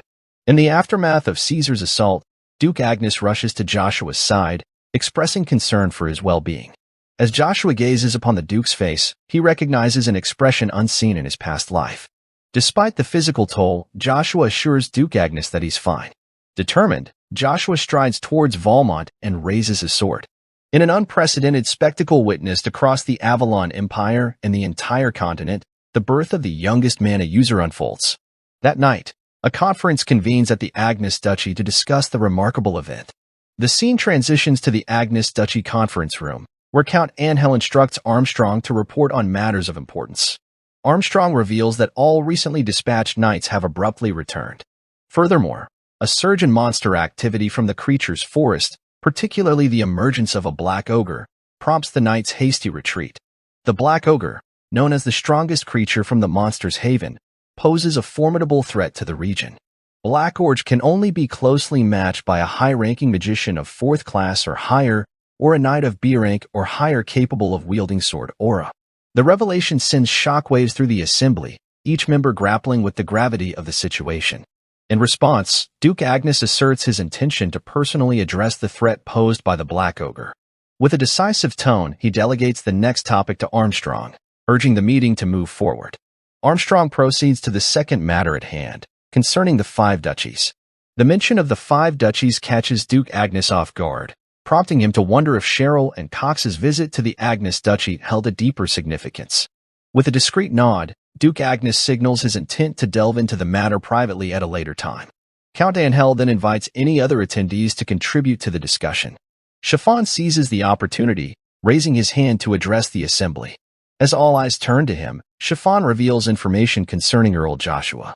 His mention prompts murmurs of surprise and admiration from those gathered, recognizing Joshua's remarkable achievement as the youngest C-rank knight, surpassing even Babel in his feat amidst the murmurs of astonishment. The significance of Earl Joshua's achievement dawns upon the Agnes Duchy. Chiffon steps forward, shedding light on the remarkable transformation of Earl Joshua, a figure once forgotten by the duchy until recent events brought him to the forefront. Chiffon recalls Joshua's past struggles, noting that his weakness had been so profound that it was believed he suffered from a genetic mana disability. The sudden elevation to the rank of C-rank knight baffles Chiffon, who questions whether talent alone could explain such a drastic improvement. Count Angel queries Chiffon's implications, prompting him to elaborate on his suspicions. Chiffon posits the notion that Earl Joshua may have sought assistance from creatures or demonic entities to bolster his abilities. Failing that, Chiffon struggles to comprehend how Joshua could have achieved his newfound status. Armstrong interjects, dismissing Chiffon's theory as a mere conjecture. However, Chiffon persists, drawing attention to the mysterious weapon wielded by Earl Joshua. This artifact, unseen and unheard of before, hints at a deeper connection to magic. Chiffon points out that artifacts imbued with magic are the only weapons capable of changing shape, yet the weapon Joshua wielded bore a striking resemblance to a spear. Such power, Chiffon argues, surpasses the capabilities of a mere spear, casting doubt on the origins of Joshua's newfound strength. As Chiffon's words hang in the air, a tense atmosphere descends upon the gathering. The mention of demonic magic sparks murmurs of concern among those seated at the table, for such practices are strictly forbidden. Chiffon's assertion gains traction as the assembly contemplates Joshua's sudden and remarkable growth. Observing the reactions around him, Chiffon can't help but smile knowingly. His suspicions seem to be gaining credence among his peers. However, his moment of triumph is interrupted as Joshua strides into the conference room. Without hesitation, Joshua approaches Chiffon, addressing him directly. He challenges Chiffon to put his suspicions to the test by facing Joshua in combat. If Chiffon truly doubts Joshua's skills, Joshua suggests that a duel would provide the ultimate proof. Upon hearing this, Chiffon couldn't help but perceive Joshua as remarkably cunning. Joshua's manipulation compelled Chiffon to brandish his sword against someone who held the fate of Chiffon's master's son. With every strike, Chiffon danced on a thin line between obedience and defiance, knowing that one wrong move could unleash his master's wrath upon him. If indeed Joshua's authority proved authentic, Chiffon would find himself ensnared in a labyrinth of trouble beyond measure. Joshua confronts Chiffon about his apparent hesitation, questioning if Chiffon is afraid of him. Encouraging Chiffon to show some spirit, Joshua challenges him to overcome any reservations, especially considering Chiffon's position as one of the 4 chief pillars leading the duchy. Chiffon, fueled by anger, responds by unleashing his aura, sending ripples of fear through the others at the table. The tense situation prompts Duke Agnes to intervene, urging both Joshua and Chiffon to cease their hostilities. Duke Agnes reminds them of a crucial factor Chiffon seems to have overlooked. Duke Agnes reveals that during Joshua's mana evaluation, members of the Imperial Order of Knights and Chief Magician Evergrant from the Imperial Castle were present. Armstrong emphasizes that if Joshua had indeed utilized creature power, someone among the witnesses would have noticed. Duke Agnes declares that this resolves the matter concerning Joshua. However, Duke Agnes adds that while this particular doubt has been cleared, there are still lingering questions. Duke Agnes acknowledges the widespread skepticism surrounding Joshua's sudden growth, not only among the vassals but within himself as well. To properly understand Joshua's strengths, Duke Agnes instructs Joshua to accompany him to the Black Creature's forest, emphasizing the need to address these uncertainties. Amidst the stately atmosphere of the Grand Hall, unease rippled through the assembly of counts as Duke Agnes unveiled his intention to venture alone into the foreboding depths of the Black Forest. The counts, with furrowed brows and exchanged glances, harbored concerns that such perilous encounters should be left to the valorous knights, sparing the esteemed Duke from unnecessary jeopardy. After all, Duke Agnes was soon to embark on a journey to Acadie, prompting a collective urging for him to safeguard his well-being. In the midst of their deliberations, Armstrong, with a solemn nod, echoed the sentiments of the counts. However, Duke Agnes, with a hint of defiance, dismissed their apprehensions with a casual remark, prompting a hushed silence to settle over the gathering. Undeterred, the Duke expressed his resolve to cleanse the sinister depths of the Black Forest before turning his attention to matters closer to home. With a determined tone, Duke Agnes revealed his plans to enroll Joshua, despite any reservations others might hold, into the prestigious Imperial Academy in the capital. Upholding the esteemed traditions of the Agnes lineage, the Duke pledged to afford Joshua every opportunity to flourish, recognizing the undeniable talent that lay within him. Yet, these words sparked frustration within Chiffon, for he knew that the Imperial Academy lay beyond his influence. Moreover, he feared the repercussions of Joshua's potential return, as it could plunge Earl Babel into the treacherous waters of succession warfare. Chiffon weighed his options carefully, feeling the weight of responsibility pressing down on him. Should he concoct a convincing excuse to keep Joshua at a safe distance, or should he consider more drastic measures? The thought of eliminating Joshua crossed his mind, but he quickly dismissed it as a rash and irreversible action. Just as he was grappling with his thoughts, Joshua approached Duke with an unexpected request. Duke, intrigued, inquired about the nature of Joshua's plea. With a determined tone, Joshua expressed his desire to accompany his mother to the capital. Chiffon's interjection sliced through the air, his voice tinged with urgency. Joshua, you cannot proceed in that manner. If only Lady Lucia is dispatched to the capital, Lady Vanessa will assuredly not remain idle, he asserted, his words carrying a weight of certainty. Joshua's response was swift, his tone tinged with skepticism. And what if Lady Vanessa chooses not to intervene? He challenged. With a furrowed brow, Joshua continued, suggesting a deeper implication to Chiffon's words. Are you insinuating that the Duke requires permission for such a trivial matter? The room fell into a stunned silence as the implications of Joshua's words settled in. Chiffon's mind raced, weighing the potential consequences of his statement. If he vocalized such a notion, it could be interpreted as a call for Duke Agnes to be more considerate of the Duchess, risking the displeasure of the ancestral gods. And Chiffon sensed the game being played. Carefully, Chiffon framed his response, expressing concern over potential rumors of favoritism towards Lady Lucia. It was a subtle maneuver, possibly hinting that the Duke should pay closer attention to the Duchess and displease the will of the ancestral gods. But before the tension could escalate further, Duke made his decision. He granted Joshua's request, allowing Lady Lucia to accompany him to the capital. Gratitude flooded Joshua's expression as he thanked Duke for his generosity. Duke Agnes couldn't shake the feeling that Joshua was far from ordinary. It had been ages since he'd encountered such an enigmatic presence, and even Babel, with all his complexities, didn't quite compare. With a furrowed brow, Duke addressed the counts, seeking affirmation. One by one, they voiced their agreement, aligning with Duke Agnes's judgment, much to his relief. The decision was settled. Turning to Armstrong, Duke Agnes issued instructions, his voice firm. Once the Font family reports were organized, Armstrong was to rendezvous with him, bringing along the dispatched knight. Armstrong nodded in understanding, his resolve evident. As Duke Agnes prepared to depart, he called out to Joshua, summoning him to his office. Yet, just as the air seemed charged with anticipation, Babel entered the conference room, catching Chiffon off guard. Babel approached. As Babel stepped forward to greet the Duke, Duke Agnes remarked that he hadn't noticed Babel's presence earlier, implying that Babel seemed to have arrived late. Babel, wearing a serious expression, offered a sincere apology, explaining that he needed some time alone to gather his thoughts. Observing Babel's demeanor, Duke Agnes couldn't shake the feeling that something had shifted within him as well. There was a noticeable change in the atmosphere surrounding Babel, though not necessarily in a negative way.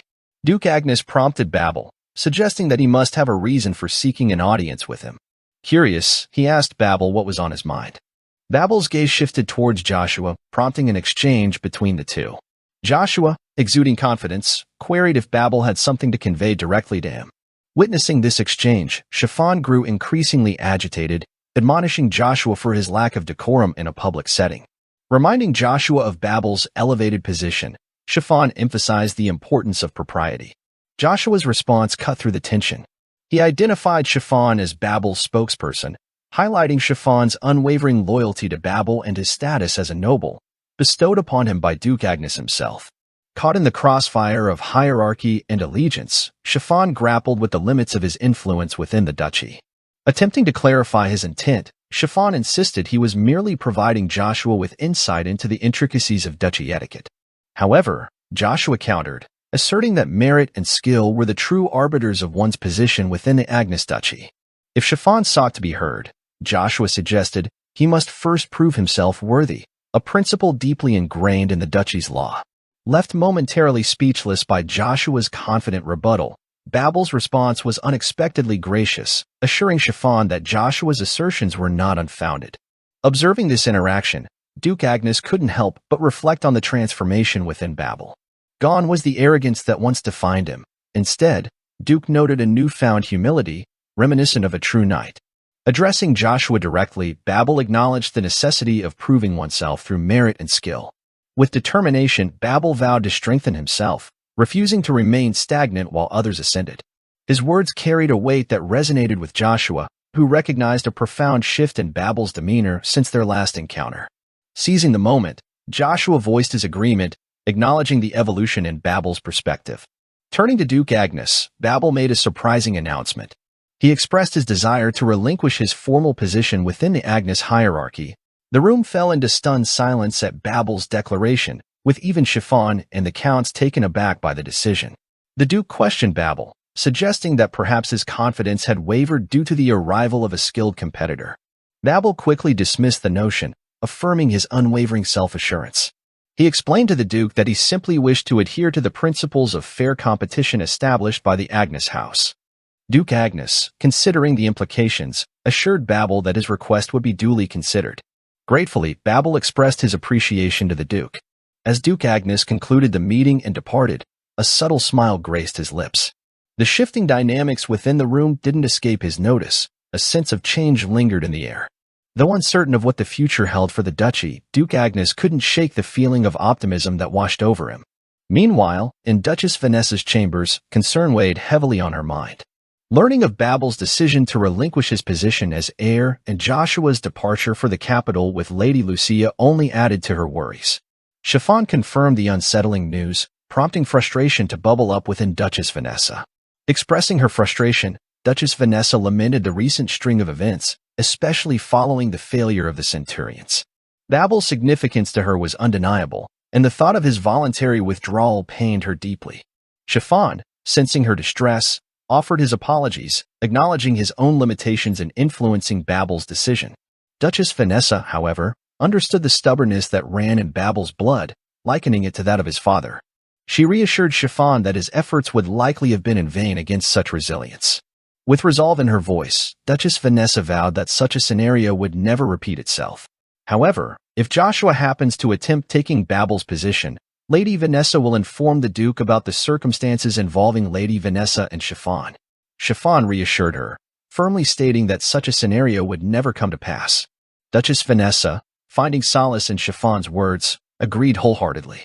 She then inquired about Joshua's upcoming plans. Chiffon informed her that Duke Agnes intended to accompany Joshua to the locked territory the following day. Upon hearing this, Duchess Vanessa expressed her apprehension about the remote and perilous nature of the locked territory, noting that the journey typically took 2 days. Chiffon elaborated, mentioning the resurgence of trouble in the Black Creatures Forest and Duke Agnes's decision to address it personally. Lady Vanessa inquired of Chiffon whether, upon the Duke's return from locked territory, he would accompany Lucia to the capital.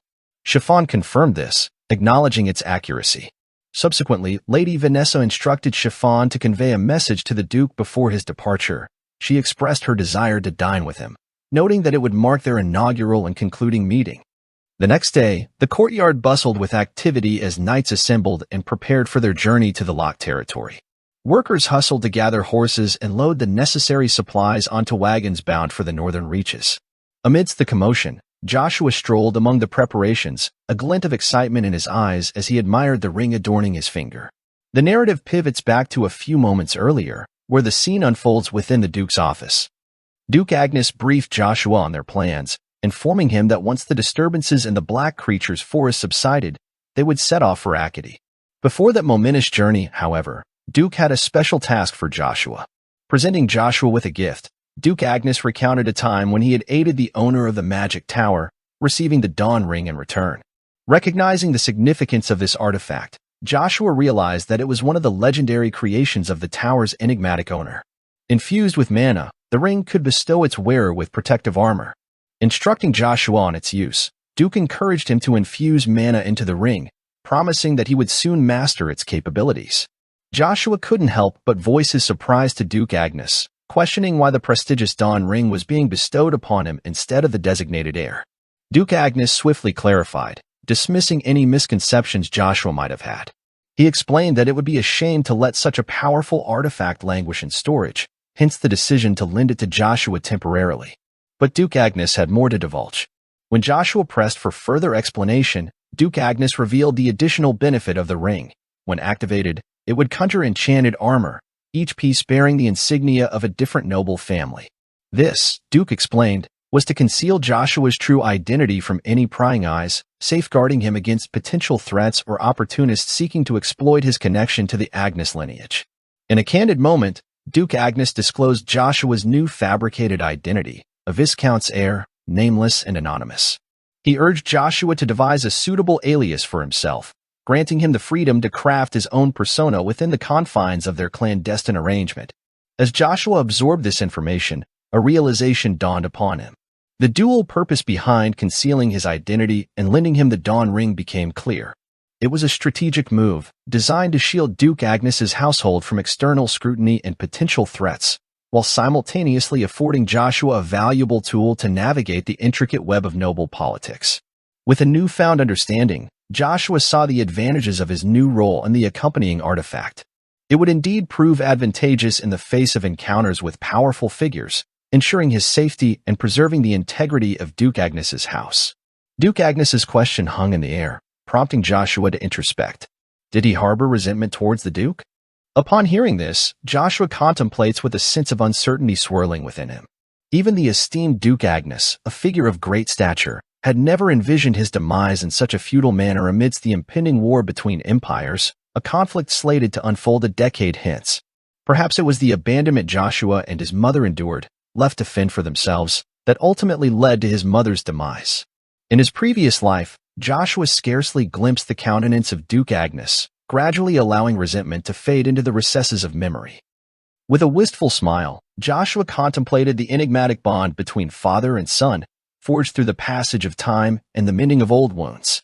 Indeed, as the adage went, time possessed a remarkable ability to heal. Returning to the present, Joshua found himself approached by Prince Caesar, noting the change in Joshua's demeanor. Caesar, sensing the shift, acknowledged Joshua's elevated spirits, playfully suggesting that he would need to address Joshua with the title of Sir henceforth. Curious, Joshua inquired about the reason behind Caesar's visit. With a casual air, Caesar relayed the rumor he had heard, that Joshua would depart for Acadie following the subjugation of the Black Creature's forest. As the prospect of Joshua's arrival in Acadie arose, Prince Caesar extended an invitation, suggesting that Joshua pay him a visit sometime. Caesar, confident it would be advantageous for Sir Joshua, hinted at the potential benefits awaiting him. Curious, Joshua questioned how such a visit could be helpful. Caesar explained his plan, detailing how recommending Joshua as a knight to the Order of the Imperial Knights would pave the way for a unique privilege. By securing this recommendation, Joshua could sidestep the annual Imperial Knights exam and skip the mandatory one-year service period upon passing. Essentially, Caesar proposed that Joshua could serve in the Imperial Knights at his leisure without the usual constraints.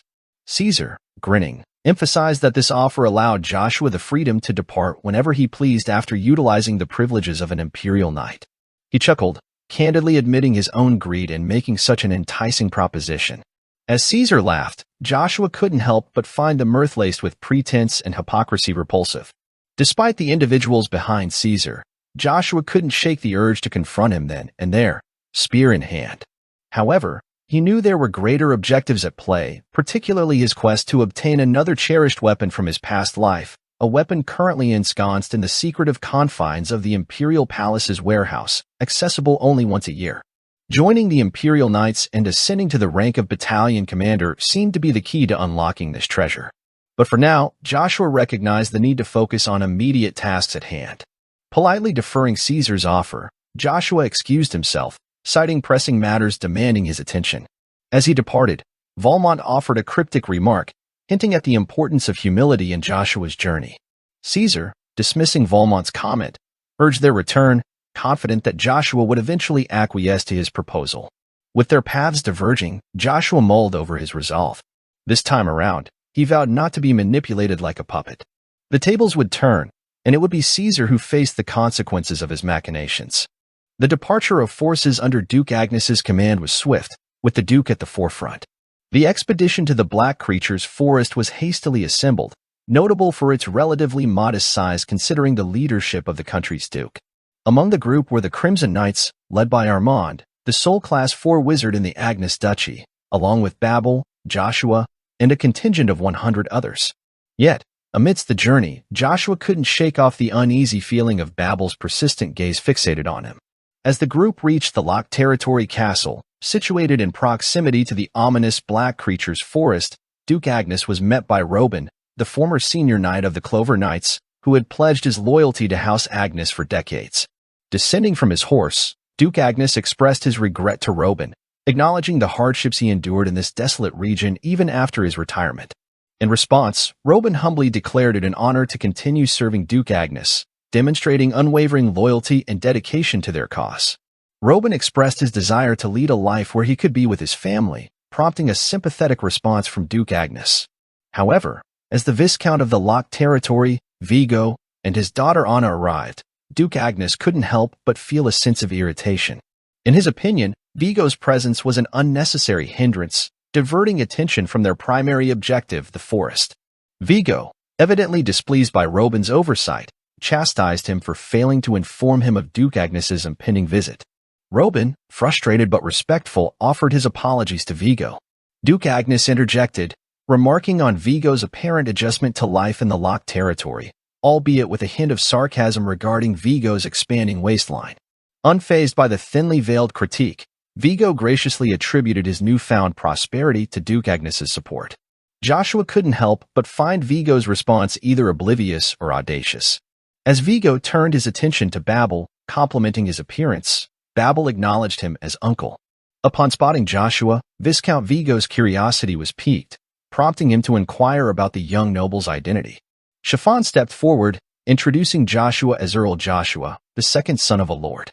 Vigo, taken aback, expressed his surprise at being unaware of such a significant development within his own family. He questioned when Duchess Vanessa acquired an earl of this stature, only to be corrected by Chiffon, who clarified that Joshua wasn't from Duchess Vanessa's lineage. Surprised by this revelation, Vigo sought to discern Joshua's origins, prompting Chiffon to disclose that Joshua hailed from a non-noble background. Viscount Vigo's demeanor turned serious as he approached Joshua, dismissing him as a lowlife. Duke Agnes, growing increasingly frustrated, intervened, urging Vigo to cease his derogatory remarks and attend to more pressing matters. Undeterred, Viscount Vigo extended an invitation for a meal, suggesting that Duke Agnes take a moment to rest. Duke Agnes, however, rebuffed the offer, asserting the resilience of his knights and emphasizing their readiness to continue the journey without further delay. Duke Agnes asked his knights, seeking any who might desire rest. In unison, they vehemently declined, their determination resolute. With a resounding chorus of refusal, they surged forward, prompting Duke Agnes to command his soldiers to press on. Viscount Vigo, despite acknowledging his limited resources, insisted on joining the expedition. As the lord of the land, he felt compelled to contribute, a sentiment echoed by his knights. Moved by Vigo's determination, the knights of the Lock Territory pledged their support. Witnessing this display of unity, Duke Agnes turned to Vigo. Observing the situation, the Duke inquires of Viscount Vigo about Anna's intentions, wondering if she plans to remain in the vicinity. Vigo assured Duke Agnes that Anna would remain by their side, prepared to offer whatever assistance she could. Expressing concern for Anna's safety, Duke Agnes questioned the wisdom of bringing a child into such perilous territory. Undeterred, Anna voiced her desire to accompany them, demonstrating her magical prowess by enveloping herself in a protective blue aura and summoning a spirit, a feat that surprised even Armand, the seasoned wizard among them. Viscount Vigo revealed to Duke Agnes that Anna possessed the rare ability to wield spiritual arts, a form of magic exclusive to those born with innate talent. Sages, practitioners of spiritual arts, were even rarer than conventional magicians, with most kingdoms boasting fewer than 100 sages, even among the weakest. Joshua, surprised by this revelation, marveled at the rarity of encountering a sage. Observing Anna, he couldn't recall ever hearing of a sage named Anna, yet her presence seemed oddly familiar, sparking a sense of recognition within him. With Duke Agnes issuing the command to depart, the group organized themselves for the journey ahead. Agnes's knights took the lead, Locke's knights secured the rear, and the rest fell in between. As preparations were made, Duke Agnes couldn't help but entertain the thought of acquiring a sage to bolster their ranks. Meanwhile, Anna gravitated towards Babel, prompting Joshua to ponder the significance of her presence. Aware that they would be in each other's company for the foreseeable future, Joshua contemplated Anna's potential role in his plans, weighing the importance of her abilities against his own objectives. Viscount Vigo issued a warning to Joshua, indicating his intent to keep a close eye on him. Meanwhile, the scene shifted to the Grand Throne Room of the Avalon Empire, where news of Joshua's exploits reached the ears of Emperor Marcus. Intrigued by Joshua's prowess in thwarting Joker's attacks, even managing to counterattack despite Joker's status as a B-rank expert, Marcus found the development noteworthy. Addressing Evergrande, Marcus sought his perspective on Joshua's abilities. Evergrande, cautious in his assessment as a magician, noted the differences in mana utilization between knights and magicians. However, Marcus urged Evergrande to express his true feelings and speculate on Joshua's potential. Considering the question, Evergrande chose to frame his response in terms of the Imperial Knights. He acknowledged that he and Sir Valmont had yet to engage in combat, but he confidently asserted that in a one-on-one confrontation, he would emerge victorious over Valmont. Marcus acknowledged Valmont's exceptional accomplishments, noting his rise to battalion captain at a young age and his esteemed status within the Empire. However, he posited that Valmont would fall short in a match against Evergrande. Evergrande concurred, emphasizing the uniqueness of both Valmont and Joshua. Emperor Marcus, intrigued by Evergrande's assessment, probed further, questioning whether Evergrande believed he couldn't defeat Joshua. Evergrande clarified that while Joshua possessed potential, he wasn't currently a match for Evergrande. However, he speculated that Joshua might surpass him in skill within the next decade. Marcus, amused by the conversation, playfully suggested a hypothetical duel between himself and Evergrande. Evergrande hesitated, unsure of how to respond. Marcus, sensing Evergrande's discomfort, shifted the topic, expressing his fascination with Joshua and regretting not personally witnessing his abilities sooner. In a swift motion, Marcus signaled for a soldier named Jachin to emerge from the shadows. Emperor Marcus commanded Jachin to arrange for Joshua to remain at the palace for an extended period. Jachin relayed that the fourth prince, Caesar, had already initiated preparations for this purpose, which surprised the emperor. Jachin further informed Marcus that a recommendation letter from Caesar had been delivered to the Imperial Knights, specifically for Earl Joshua von Agnes. Marcus pondered this development, acknowledging that a recommendation letter was a viable option. While recognizing the purpose of the Imperial Knights, Marcus expressed disdain for the 11th and 12th battalions, viewing them as haphazardly assembled due to Imperial recommendations. He instructed Jachin to keep him informed of any developments regarding the recommendation. After Jachin departed, Marcus contemplated Joshua's potential talent and whether it made him suitable for a particular role designated as that. The scene then shifted to the creature's forest, where Joshua found himself surrounded by monsters, prompting him to grimly acknowledge his perilous situation. The scene transitions to a few moments earlier, amidst the bustling activity of the camp.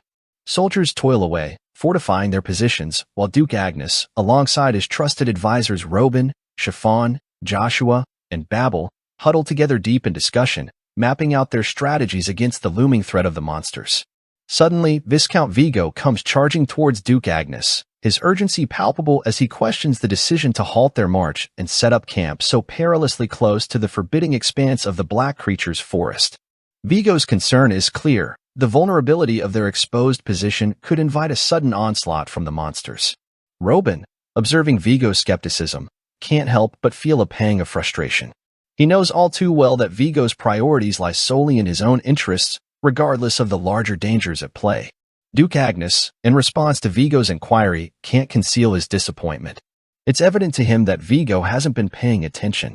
With a keen understanding of the forest's rhythms, Duke Agnes explains how the monster's behavior is dictated by the time of day and lunar phases. Nightfall sees them pouring out of the forest like a flood, and under the crimson glow of a red moon, their ferocity knows no bounds. Yet, Duke Agnes knows there's a more pressing concern lurking beneath the surface. As the intervals between the monster attacks grow shorter, spreading fear among the citizens, Duke Agnes addresses Viscount Vigo's concerns. With night approaching, visibility will soon dwindle, rendering any attempt to engage the monsters futile. Duke explains that given the impending darkness and the monster's inevitable surge, there's no necessity for the soldiers to venture into the forest. Vigo, impressed by Duke Agnes's foresight, expresses admiration for his insight. Duke, in turn, urges Vigo to take charge of setting up the camp, confident in his understanding of the situation. With a respectful acknowledgement, Vigo agrees to the task. Meanwhile, Duke instructs Joshua and Babel to remain vigilant at their respective posts. They acknowledge his orders without hesitation. The scene transitions to the depths of the forest, where Joshua and a group of soldiers gather wooden sticks. As they amass an ample supply, the soldiers suggest returning to camp. Joshua, however, insists they proceed, allowing the soldiers to depart first. Joshua finishes gathering a few more wooden sticks, and as the soldiers depart, reminding him to return on time, he sets his burden down and calls forth Lukia, his faithful companion. With a sense of urgency gnawing at him, Joshua knows this might be his only opportunity. Determinedly, he sets off toward the heart of the forest, unaware that Viscount Vigo is stealthily observing his movements from afar. In the world of magic, there exists a coveted artifact known as the Genesis Stone, a wondrous item imbued with the power of creation. Legends speak of Genesis stones for each elemental force: water, fire, wind, lightning, ice, and beyond. Yet, only 5 of these legendary stones have been discovered, their true potential still shrouded in mystery. Possessing the ability to elevate first circle magic to the potency of third circle spells, the Genesis Stone is a prize sought not only by magicians but also by knights seeking unparalleled power. Recalling rumors of a Genesis Stone hidden within the deepest reaches of the Black Creature's forest, Joshua presses onward into the darkening woods. With each step, the shadows deepen around him, yet his resolve remains unwavering. If he can just locate the Genesis Stone. As Joshua presses deeper into the forest, the allure of the Genesis Stone beckoning him with the promise of control over his overwhelming power. An hour passes, and Joshua begins to wonder if he's getting any closer to his destination. Yet, a persistent feeling nudges him forward, urging him to continue his journey.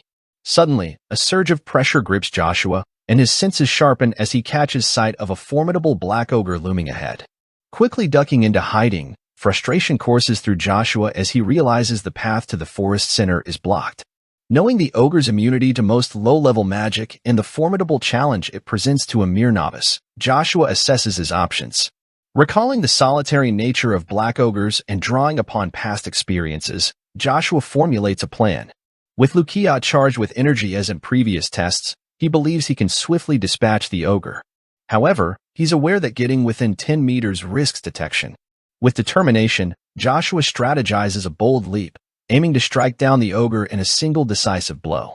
To Joshua's astonishment, the black ogre's roar is accompanied by an overwhelming surge of pressure, leaving him bewildered by its origin. Before he can fully comprehend the situation, the massive creature materializes before him, poised to strike.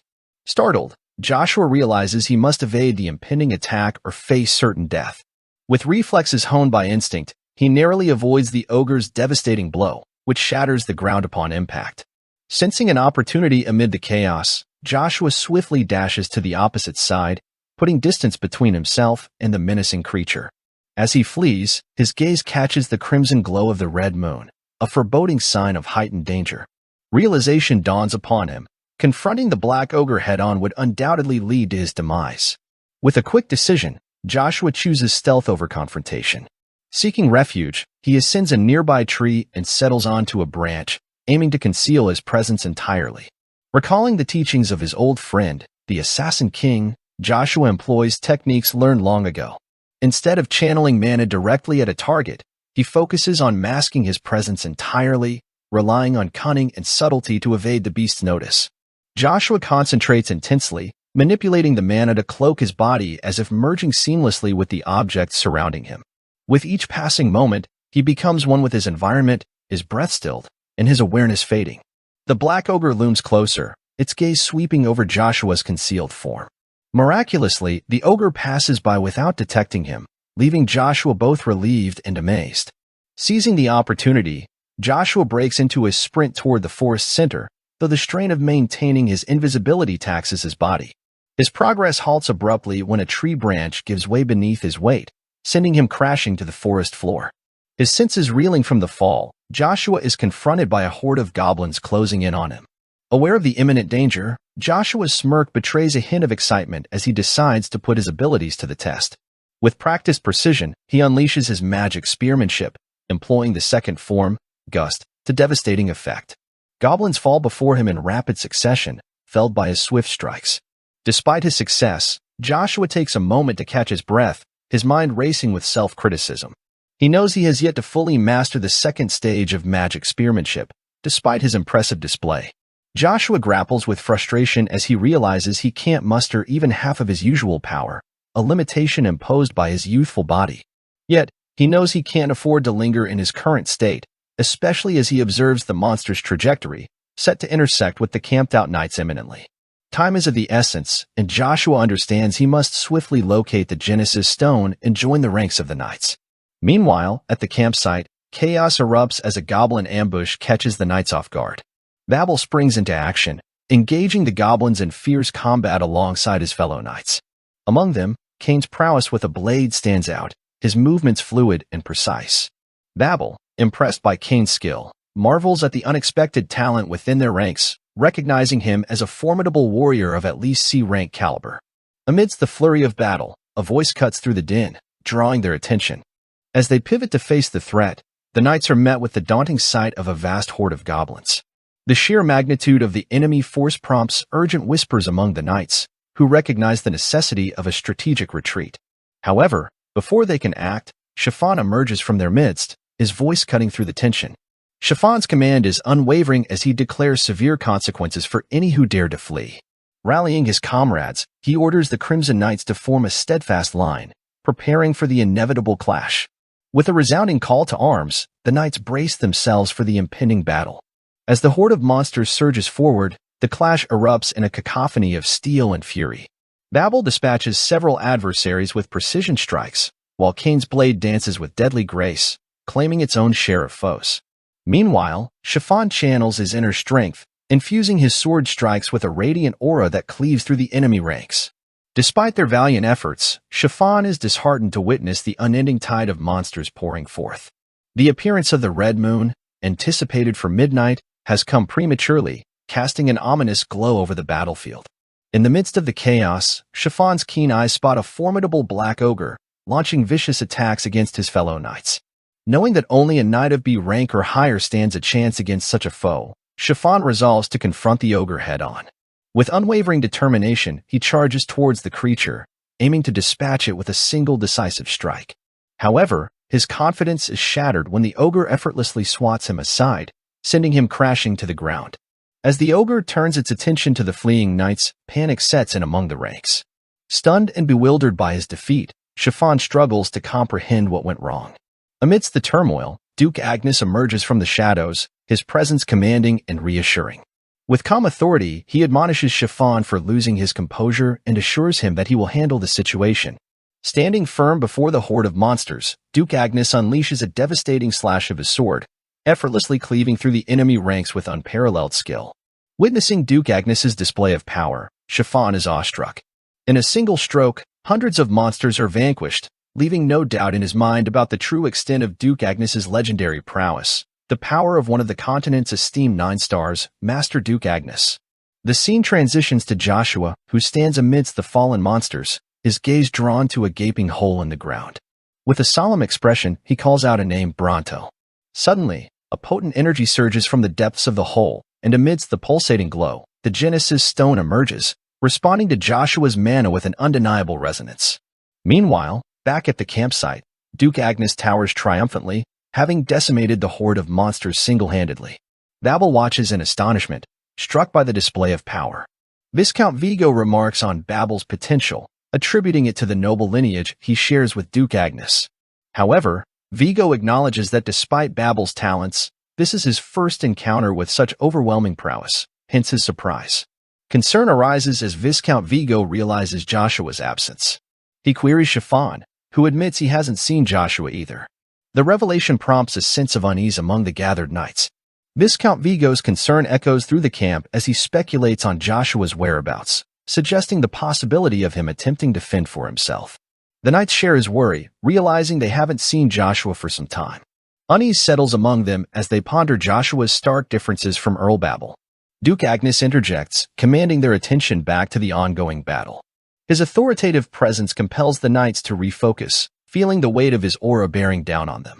With Babel leading the charge and the knights rallying behind him, they launch a coordinated assault on the remaining monsters, their confidence rising as they make headway. However, their progress is abruptly halted as a horde of black ogres storms into the fray, bolstering the monsters' ranks.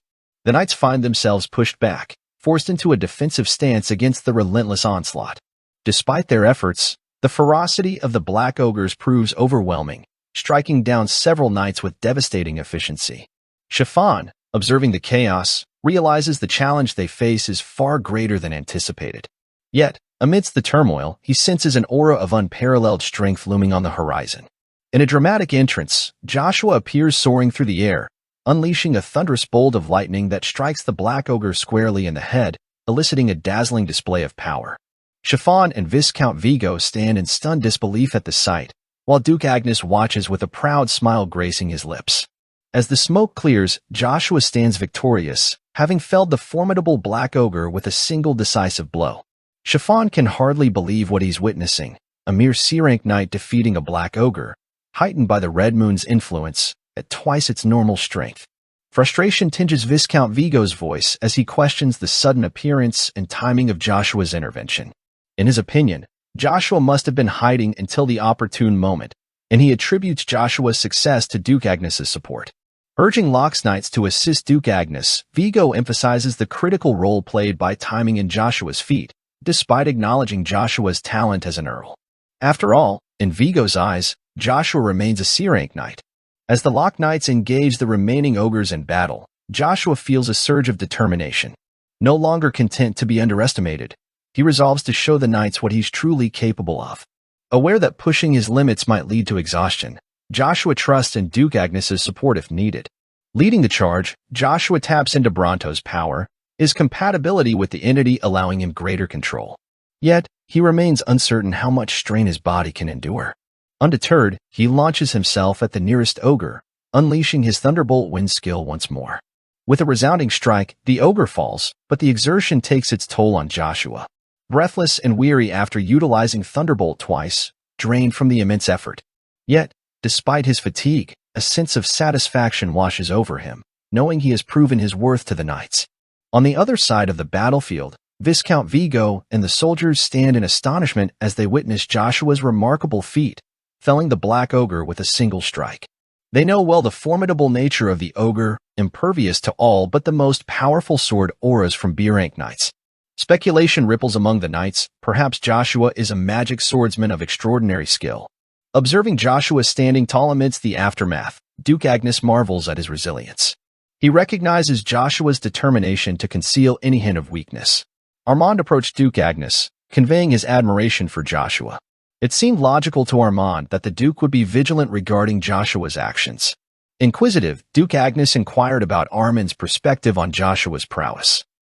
Armand, viewing Joshua through the lens of a magician, notes the complexity of his techniques, suggesting capabilities beyond even a third-class master. In Armand's eyes, Joshua possesses the potential to reshape not only the country's fate but that of the entire continent. Suddenly, Joshua reaches his limit and collapses, just as the Black Ogre prepares to strike.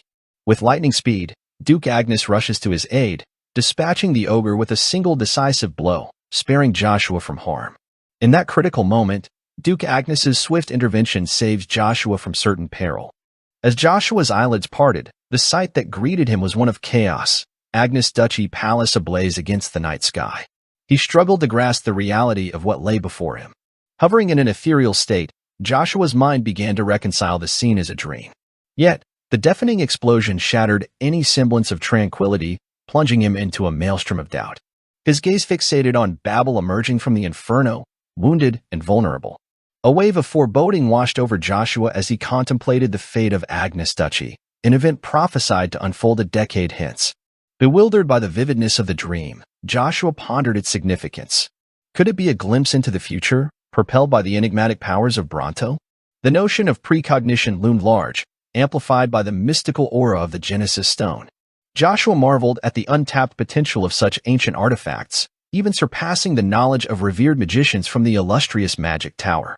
A sudden gust roused Joshua from his contemplation, prompting him to question its origin. Before he could ponder further, his attention was drawn to Babel's perilous encounter with an assailant. A figure emerged, a young woman, accompanied by a celestial blue lion, poised in defensive babble. Joshua's astonishment deepened upon recognizing the girl before him as Anna Velgrace, her presence accompanied by the dignified wind sea lion spirit. Although memories of Anna had been elusive to Joshua until this moment, the unmistakable presence of the sea lion solidified his certainty. There was a connection, a past entwined with Agnes Duchy and Anna. Contemplating Anna's appearance led Joshua to surmise the involvement of her enigmatic mentor. Babel's dialogue with Anna remained veiled to Joshua's ears, as if a shroud of silence enveloped him, hindering his perception. Suddenly, a figure materialized before Babel, cloaked in swirling smoke. Despite Joshua's efforts to approach and decipher the conversation, his senses remained ensnared. Yet, intuition guided him to identify the mysterious figure as Anna's mentor. Drawing closer, Joshua caught a fragment of Babel's words, questioning Anna's belief in Agnes Duchy's vulnerability to a mere crossbreed organization. A smug grin played across the mentor's features in response, igniting intrigue within Joshua's mind. As the sea lion surged forward, its momentum crashing into Babel, Joshua finally caught a glimpse of the assailant's face. Frustration clawed at him as recognition dawned. It was Draxia Velgrace. Yet, before Joshua could process further, a blinding light enveloped him, and he awoke in his bed, breathless, his voice echoing Draxia Velgrace into the stillness of his room. The vividness of the dream lingered, prompting Joshua to ponder its nature. Was it merely a dream or something more prophetic?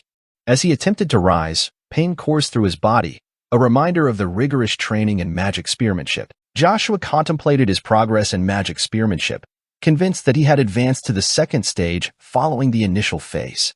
However, he couldn't help but notice that the current second stage of magic spearmanship resembled the pinnacle skills of a C-rank knight. Despite this, Joshua couldn't dismiss the power he exhibited against the monsters with his magic spearmanship. He speculated that with such capabilities, he might even stand a chance against early-stage B-rank knights. This phenomenon likely stems from Bronto's possession of the Thunderbolt attribute. Furthermore, if the precognitive dream ability is another facet of Bronto's power, it underscores the importance of delving deeper into the Genesis Stone. Suddenly, Duke Agnes appeared beside him, as he remarked, "Isn't it interesting? The Crimson Moon, once a looming threat that seemed poised to engulf the entire world just hours ago, now bathed everything in an exquisitely beautiful moonlight." Joshua, absorbing this transformation, found himself at a loss for words. The Duke broke the silence, informing Joshua of their imminent journey to the academy upon returning to the duchy. As the Duke reiterated Joshua's altered identity as the scion of the fallen Frederick Viscounty, a noble endeavor to restore the tarnished legacy, Joshua acknowledged the gravity of his new role. His response was measured, expressing understanding. Joshua recognized the wisdom in embracing a more subdued role, steering clear of the relentless scrutiny that came with being at the center of attention. Prioritizing the recovery of his strength from his past life took precedence for Joshua. Duke Agnes, however, injected a note of intrigue into the conversation. With a somber expression, he disclosed that Joshua had uttered an interesting name in his sleep, Draxia Velgrace. Duke Agnes, his curiosity evident, pressed Joshua to explain how he came to know such a cursed name. Duke stood up from his seat and left the room, advising Joshua that he should get to sleep for the night as they would be returning to the estate first thing tomorrow. The scene then shifts to a secret room in Loch Castle, where Viscount Vigo questions Chiffon about whether Vanessa, Vigo's sister, is aware of Joshua. Chiffon assures Vigo that Duchess Vanessa is indeed aware of Joshua's prowess. Viscount then asks Chiffon if Vanessa is turning a blind eye to the potential danger Joshua poses to Babel's heir position. Chiffon explains that it's not the case. Rather, Duchess Vanessa hasn't had the opportunity to address Joshua yet. Until now, Joshua was merely a child performing errands in the stables. Who could have predicted that he was hiding such incredible talent? Vigo expresses disbelief, suggesting that Chiffon is implying that the son of a concubine awakened his talent on his own, which seems unbelievable. Vigo points out that even young Lord Babel, considered the Empire's greatest talent, reached his current position with systematic family support from a young age. And Babel had also received personal guidance from Duke Agnes himself. On the other hand, the concubine's son, Joshua, didn't receive any support or guidance from anyone. Yet, Joshua managed to defeat a black ogre with skills greater than those of a C-rank knight. Viscount Vigo asserts that Joshua definitely wasn't a C-rank knight. Even among the C-rank knights present in the forest, not a single one could display abilities like Joshua's. Chiffon tells Vigo that it's impossible for a C-rank knight to possess such skills, and it's because all those knights believe that Joshua is a magic knight. Viscount Vigo tells Chiffon that he doesn't believe Joshua is a magic knight. Considering Joshua's circumstances, the other possibility holds more credibility. Chiffon asks Viscount Vigo what he means by the other. Vigo explains that he means the great power that suddenly appeared one day. It's more than possible if Joshua made a contract with a high-ranking demon. Chiffon tells Vigo that it's impossible, as young Master Joshua has been acknowledged by the Duke and everyone in the Imperial Knight Order. And Chiffon was present for Joshua's ranking duel, yet he couldn't sense any demonic energy from Joshua. Viscount Vigo tells Chiffon that it's not important whether Joshua has contracted with a high-ranking demon or not. Upon hearing this, Chiffon smirks, indicating that he understands what Viscount Vigo means by that. Viscount Vigo then tells Chiffon that fortunately, Joshua is still a child compared to his abilities, suggesting that Joshua may have wanted to show off his power. Now, Viscount Vigo intends to demonstrate to Joshua that such actions will only tighten the noose around his neck. Chiffon asks Viscount Vigo what his plans are.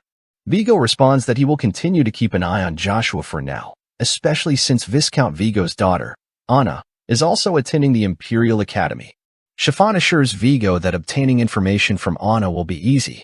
Viscount Vigo advises Chiffon to start paying attention to this matter as well, warning that things will become a massive headache if Joshua starts desiring the position of heir.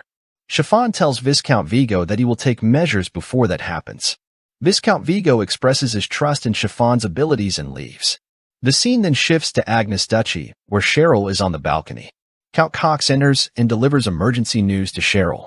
Annoyed, Cheryl asks Count Cox why he is making such a fuss. Count Cox informs Cheryl that young Lord Joshua is planning to return after completing the subjugation in the Forest of Dark Beings, and he heard that the servants are preparing a grand feast. Cheryl responds half-heartedly. Observing her demeanor, Count Cox asks Cheryl why she is unhappy, as he thought Lady Cheryl would be welcoming Joshua. Cheryl questions why Cox would think so, as he didn't particularly like young Master Joshua. Cox explains that Joshua was a mere concubine's son at the time, but now he is the first person ever to become a mana user at age 10. Cheryl acknowledges the wealth and fame of the Pontier family, but Cox notes that there are things money cannot buy. Cheryl asks Cox to specify what those things are. Cox asks Cheryl if she knows why Duke Pontier sent them to Agnes Duchy. Cheryl responds that it's because of the Mercenary King and her father's efforts to connect her with Babel. Who would have thought that the Mercenary King would side with the Cromwell family? The Mercenary King, named Barbariant, is a swordsman of commoner origin who rose to A rank. Barbariant is also renowned as a master of the axe and is one of the 12 superhumans who can compete for the absolute seat of the 9 stars. He became a hero among mercenaries and united those who lacked a sense of belonging. Barbarian is also known as the Mercenary King globally. However, the problem for the Pontier family arises from a spy informing them that the Mercenary King secretly joined forces with Marquis Cromwell. Marquis Cromwell boasts the greatest wealth after Duke Pontier in the Avalon Empire. As fellow merchants, both the Pontier and Cromwell families have always clashed, and now it seems that a battle for territory could erupt between them at any time. Cheryl remarks that whether the intelligence is false or true, the Pontier family won't be able to handle the Cromwell family and the Mercenary King on their own if it's accurate. Furthermore, they can't disclose this information to anyone else. Cox reminds Cheryl that she's well aware of the two families' pride as merchants and emphasizes the sensitivity of rumors.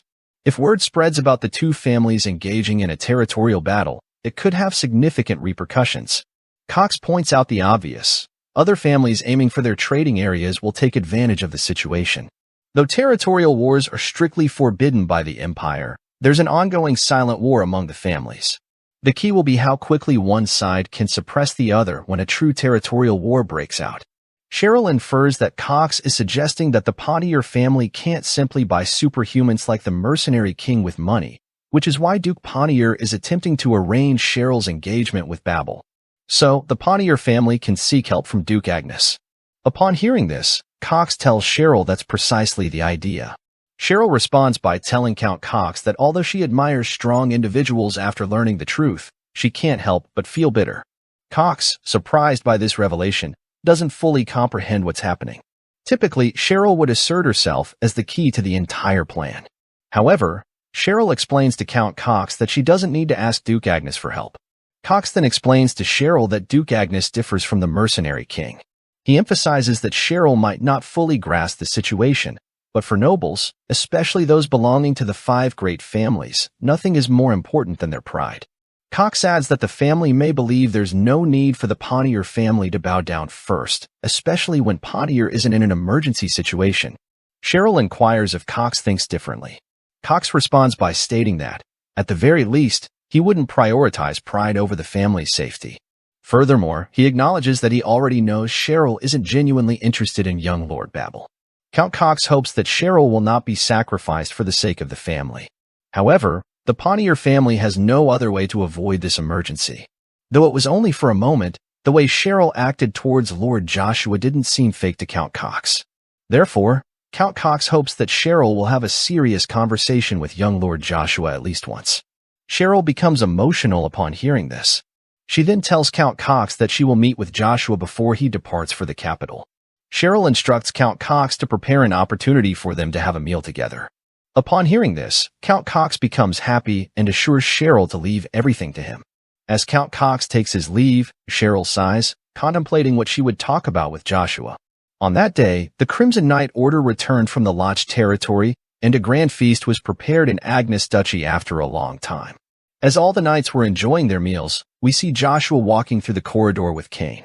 Cain addresses Joshua as his liege and questions whether today's main character is allowed to leave the grand feast so soon. Upon hearing this, Joshua remarks that Cain has begun to address him as his liege so naturally, and he's certain it would cause a scene if anyone overhears Cain calling him liege. Cain reassures Joshua that he didn't make it up and expresses certainty that after the subjugation, he will serve Joshua as his liege. Joshua smiles in response and questions whether he has any say in the matter, as he believes he has the right to refuse the knight's oath. Cain counters by expressing his belief that Joshua is not ignorant enough to refuse a subordinate who will eventually become a master. Joshua retorts that Cain is more arrogant than he had initially thought, to which Cain thanks him for the compliment.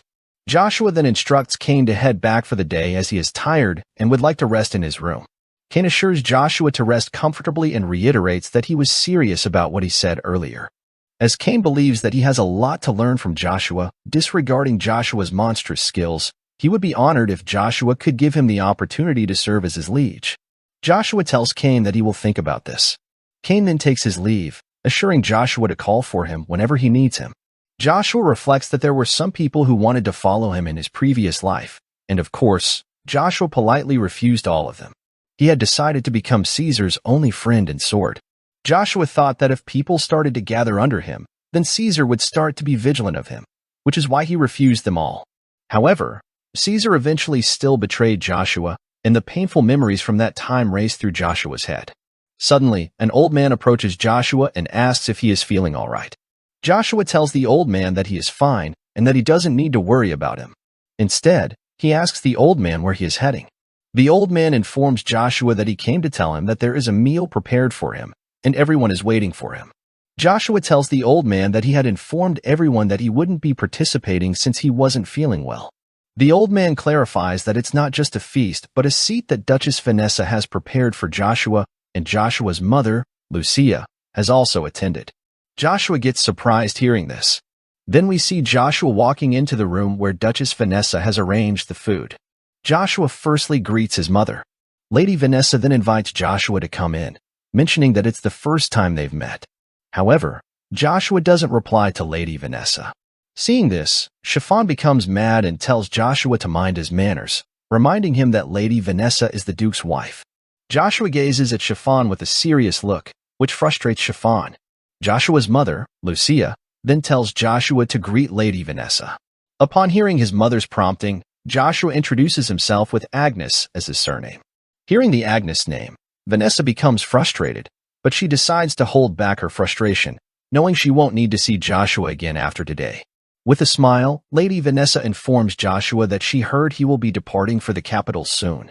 Lucia, surprised, asks Vanessa what she is talking about. Chiffon explains to Lucia that Joshua has been recognized as a C-rank knight, so the Duke will be bringing Joshua to the academy. Upon hearing this, Lucia becomes happy and congratulates her son, Joshua, on becoming a knight. Lady Vanessa tells Lucia that she has prepared this dinner as a means of congratulating Joshua for becoming a knight. Vanessa sincerely expresses her regret for not being able to pay attention to Joshua and Lucia all this time. If Lucia harbors any ill feelings because of that, Vanessa hopes that Lucia can let go of those feelings with this dinner. Lucia assures Vanessa that she doesn't have any ill feelings toward her. Upon hearing this, Vanessa rings her bell, and then the servants bring the food in. Upon seeing the food, Joshua smirks. After the servants set the food on the table, Joshua takes his seat. Then Lucia tells Joshua to be respectful towards Vanessa. Vanessa mentions that this dinner was prepared for Lucia and Joshua, so she wonders if this makes them uncomfortable. Lucia reassures Vanessa that it doesn't. Vanessa expresses relief, mentioning that she was worried that Lucia didn't like her. Vanessa explains that she planned this dinner with the intention of growing closer to Lucia from the bottom of her heart. Hearing this, Lucia becomes happy and expresses her gratitude to Vanessa for taking care of her and Joshua like this. As Vanessa starts to eat her food, and Lucia is about to take her first bite, we see Vanessa smirking. But at that moment, Joshua stands up and says that before they start eating, he would like to apologize to Lady Vanessa. He tells her that she has put so much effort into caring for him and his mother, and he apologizes for not being able to introduce himself to her earlier. Vanessa reassures Joshua that it's all right, and he doesn't need to worry about this, encouraging him to have his dinner comfortably. However, Joshua insists that Vanessa reached out to him and his mother first, but they were unable to accept her kind gesture. Surprised, Lucia asks Joshua what he's talking about. Joshua explains to his mother that he feels Duchess Vanessa has done too much for them, especially considering she doesn't have much food in front of her while they have so many delicacies. Then, Joshua tells Vanessa that since it's his last meal before he departs, he hopes they can enjoy dinner together. In his mind, Joshua reflects that he has encountered such threats to his life numerous times, and this method typically involves poison. As expected, Vanessa has cleverly poisoned only Joshua and his mother's food with a type of poison that is difficult to detect and doesn't leave much of a trace. Joshua suggests to Duchess Vanessa that since it's their first time having a meal together, they should enjoy it together. Vanessa responds by telling Joshua that she's not just putting in extra effort to make him and his mother comfortable. Rather, it's because Vanessa has been gaining weight, so she has been paying attention to what she eats. Joshua tells Lady Vanessa that there is no need for her to maintain her figure, as she is already very beautiful. Hearing this, Vanessa smiles and tells Joshua that he flatters her too much. In her mind, Vanessa thinks that maybe Joshua has realized that there is poison in their food, and if she kept insisting on not eating because she wants to maintain her figure, Joshua would definitely become more suspicious. Then Joshua asks Vanessa why she is in such deep thought, stating that it's not like she has put poison in their food. Hearing this, Chiffon tells Joshua to stop being disrespectful towards Duchess Vanessa and questions why there would be poison in Joshua's food. With a serious look, Joshua retorts that he isn't being disrespectful. Rather, what Chiffon is doing is called being disrespectful. He questions who Chiffon thinks he is talking to. Frustrated by Joshua's glaring eyes, Chiffon thinks that Joshua has been exuding killing intent towards him just now. Chiffon wonders how a C-rank knight could control his killing intent to this extent. Then Joshua tells Lady Vanessa that he initially intended what he said to be a joke, but after observing Sir Chiffon's reaction, he realized that it wasn't a joke after all. He asks Lady Vanessa if she really put poison into his and his mother's food. Lady Vanessa becomes angered hearing this. Then, Chiffon takes out his sword and declares that Joshua will be punished this instant for insulting royalty. Despite Joshua being a part of the Duke's bloodline, Chiffon claims he can't let Joshua off any longer. Seeing Chiffon draw his sword against Joshua, Joshua summons Lucia.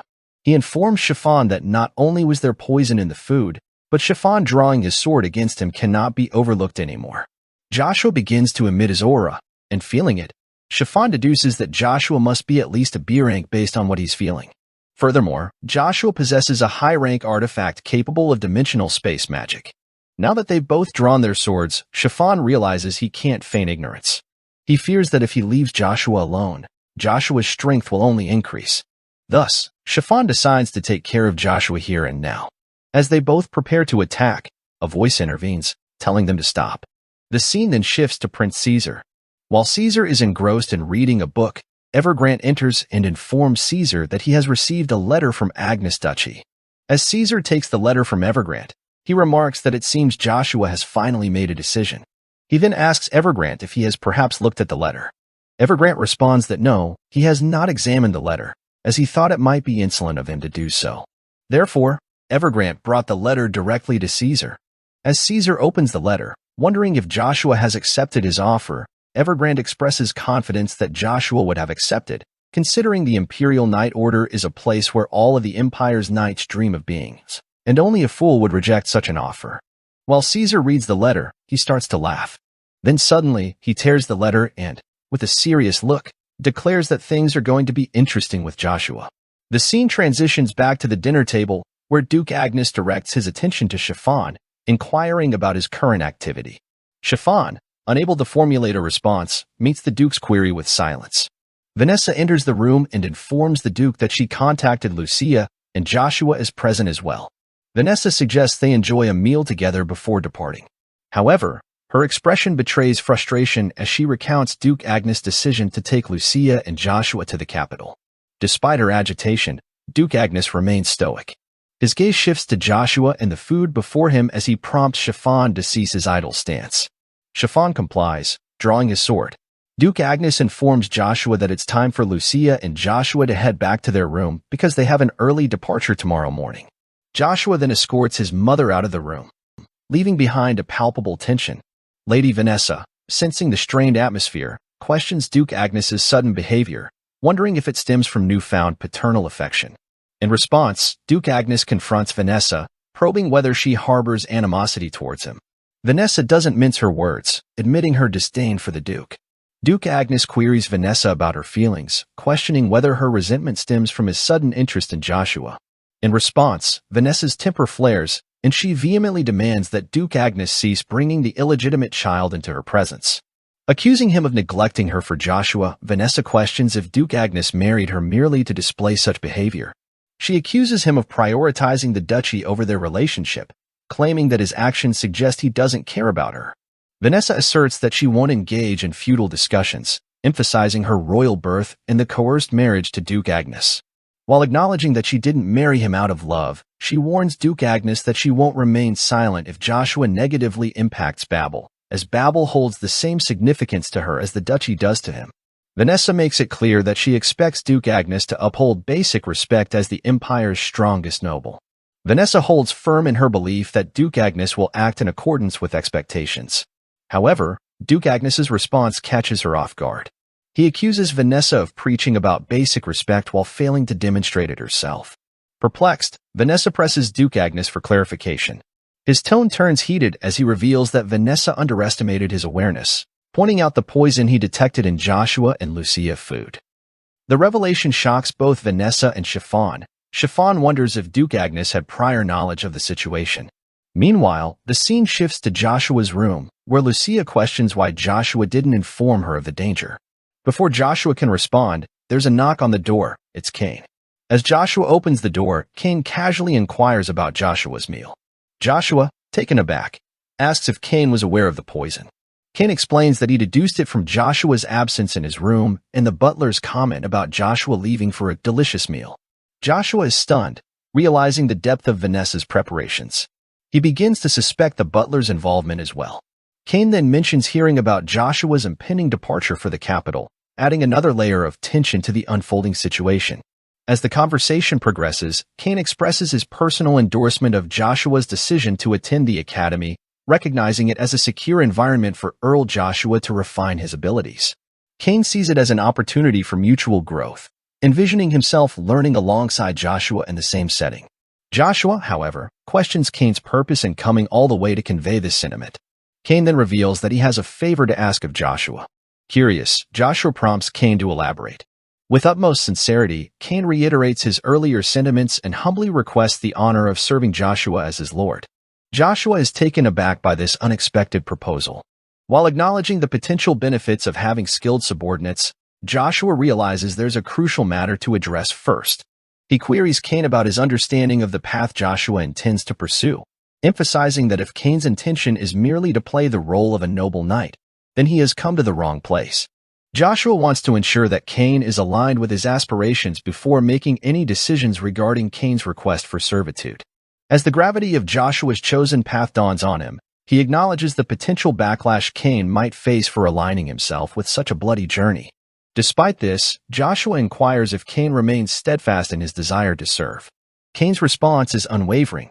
A knight's duty is to trust and follow their lord, even if it means traversing a path soaked in blood and tainted with its stench. With a solemn gesture, Cain presents his sword before Joshua, signifying his commitment to this singular choice. He's willing to stake his life on being Earl Joshua's knight, viewing it as an honorable opportunity. Moved by Cain's loyalty, Joshua smiles and accepts, taking Cain's sword in affirmation. The scene transitions to the following day as Joshua and the Duke prepare to depart for the capital. Knights gather to bid them farewell. Then the Duke asks Joshua if he will truly be okay. Joshua reassures the Duke that this level of assistance is sufficient for him. The Duke then remarks to Joshua that although he may appear like a fallen noble outwardly, he will still require more attendance and will lack in many ways with just a knight. Joshua responds to Duke Agnes, reminding him of how he used to live and asserting that even just this one person is more than adequate for his needs. As Duke Agnes prepares to leave the duchy, Cheryl rushes towards him. She quickly apologizes for her unexpected appearance, expressing that sending the Duke off without a proper goodbye wouldn't be appropriate. Duke Agnes points out Cheryl's improved demeanor compared to Fonsel and Iceland's departure, noting that she seems to be feeling better. Cheryl credits Duke Agnes for her positive change, prompting him to remark on her transformation from a tomboy to a more refined lady. He expresses that he didn't mind Cheryl's previous behavior, finding it refreshing since he lacks a daughter. Cheryl, delighted by Duke Agnes's words, suggests she should continue acting as she used to before. Observing Cheryl's familiar demeanor, Duke Agnes remarks, "That's more like the Cheryl I know." He then inquires if she plans to accompany him to the capital, considering her father's presence in Acadie. Cheryl expresses gratitude for the offer, but explains that she has promised to visit Cox's family. Cox interjects, suggesting Cheryl doesn't need to uphold such a promise, but Cheryl clarifies that it's not a commitment made with Count Cox, but rather with Cox's beloved partner, Anna. Turning to Joshua, Cheryl requests a private conversation. Joshua, feeling a twinge of nervousness, wonders what Cheryl has in mind. Observing Joshua's anxious expression, Cheryl reassures him not to be so nervous, explaining that she simply wants to give him something. With a gentle gesture, Cheryl retrieves her family's token and presents it to Joshua, urging him to visit her duchy upon reaching Acadie.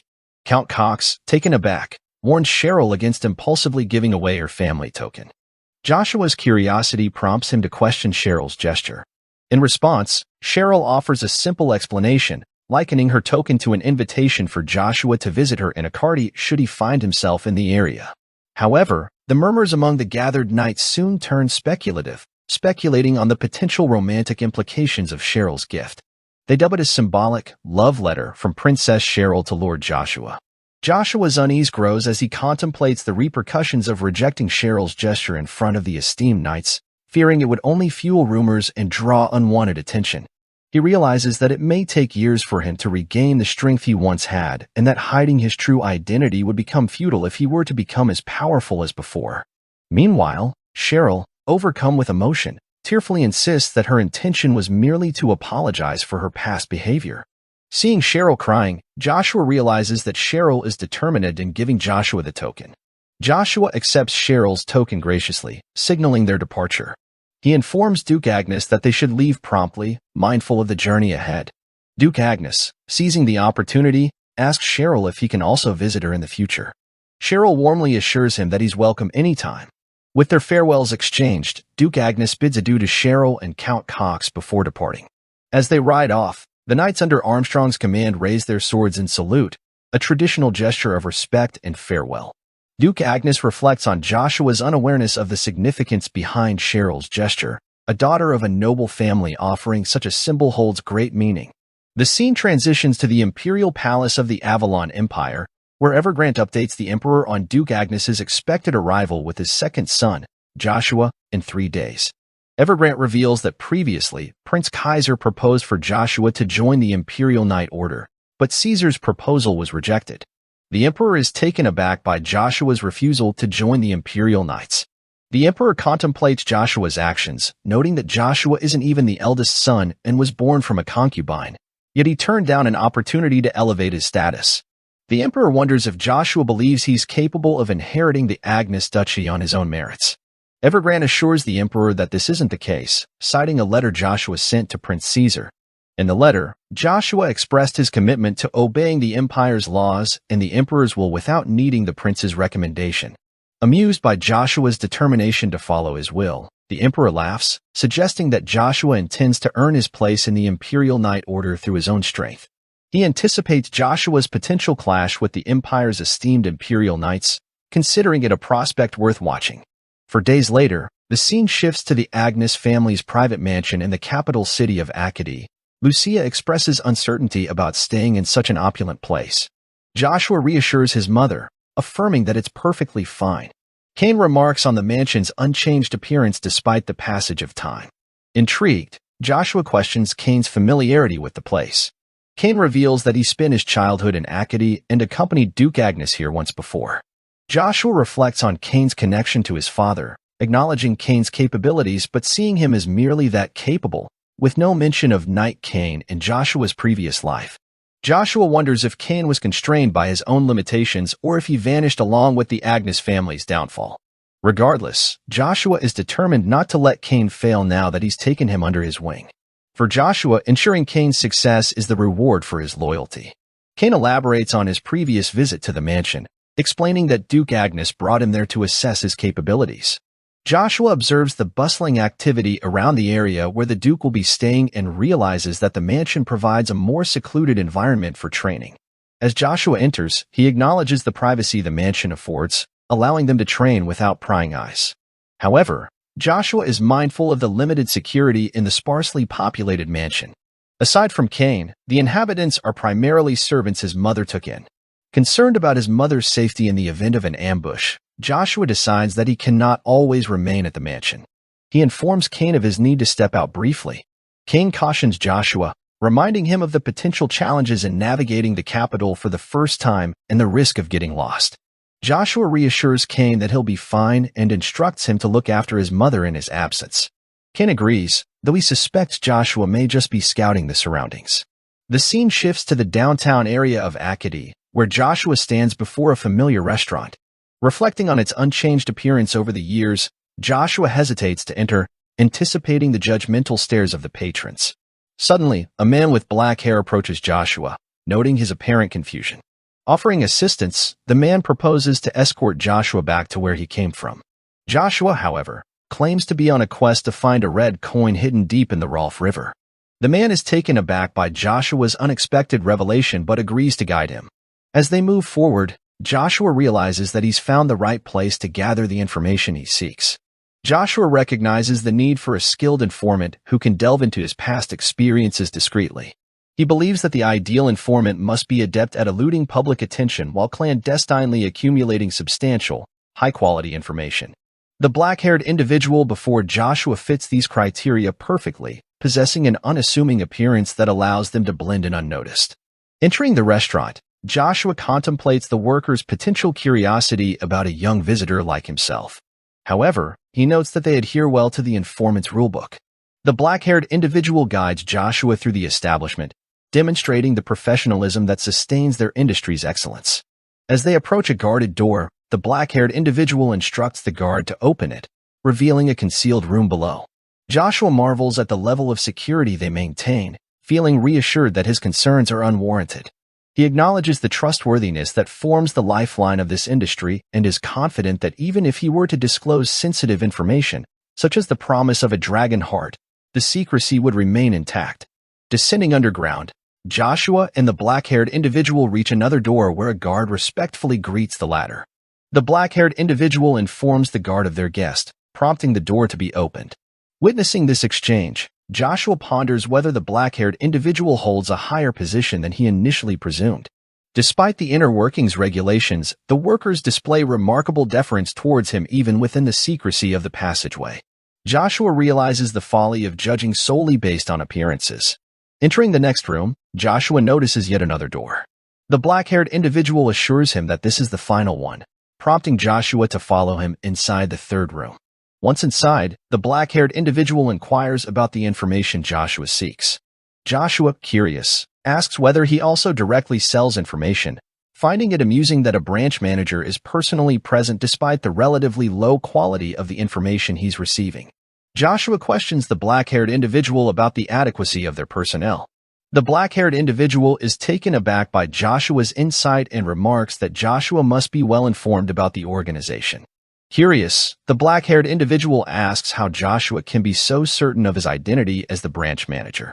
Joshua explains that the foundation of any information organization lies in maintaining security, and to achieve this, the hierarchy among members is deliberately obscured. Even within the same branch, members are kept unaware of each other's true identities. This secrecy is fundamental to the organization's clandestine nature.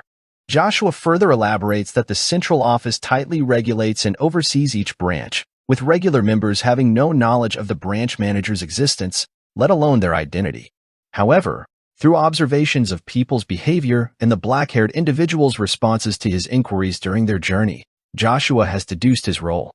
Impressed by Joshua's astuteness, the black-haired individual admits that he initially believed the rumors about Joshua's capabilities to be exaggerated, but now he sees they have been understated instead. He acknowledges Joshua as the second son of the Agnes family. Joshua remarks, "It seems you're familiar with me." The black-haired individual responds, informing Joshua that he is the individual receiving the most attention from the entire empire, emphasizing that if he wasn't aware of that, he wouldn't be able to continue working in this field.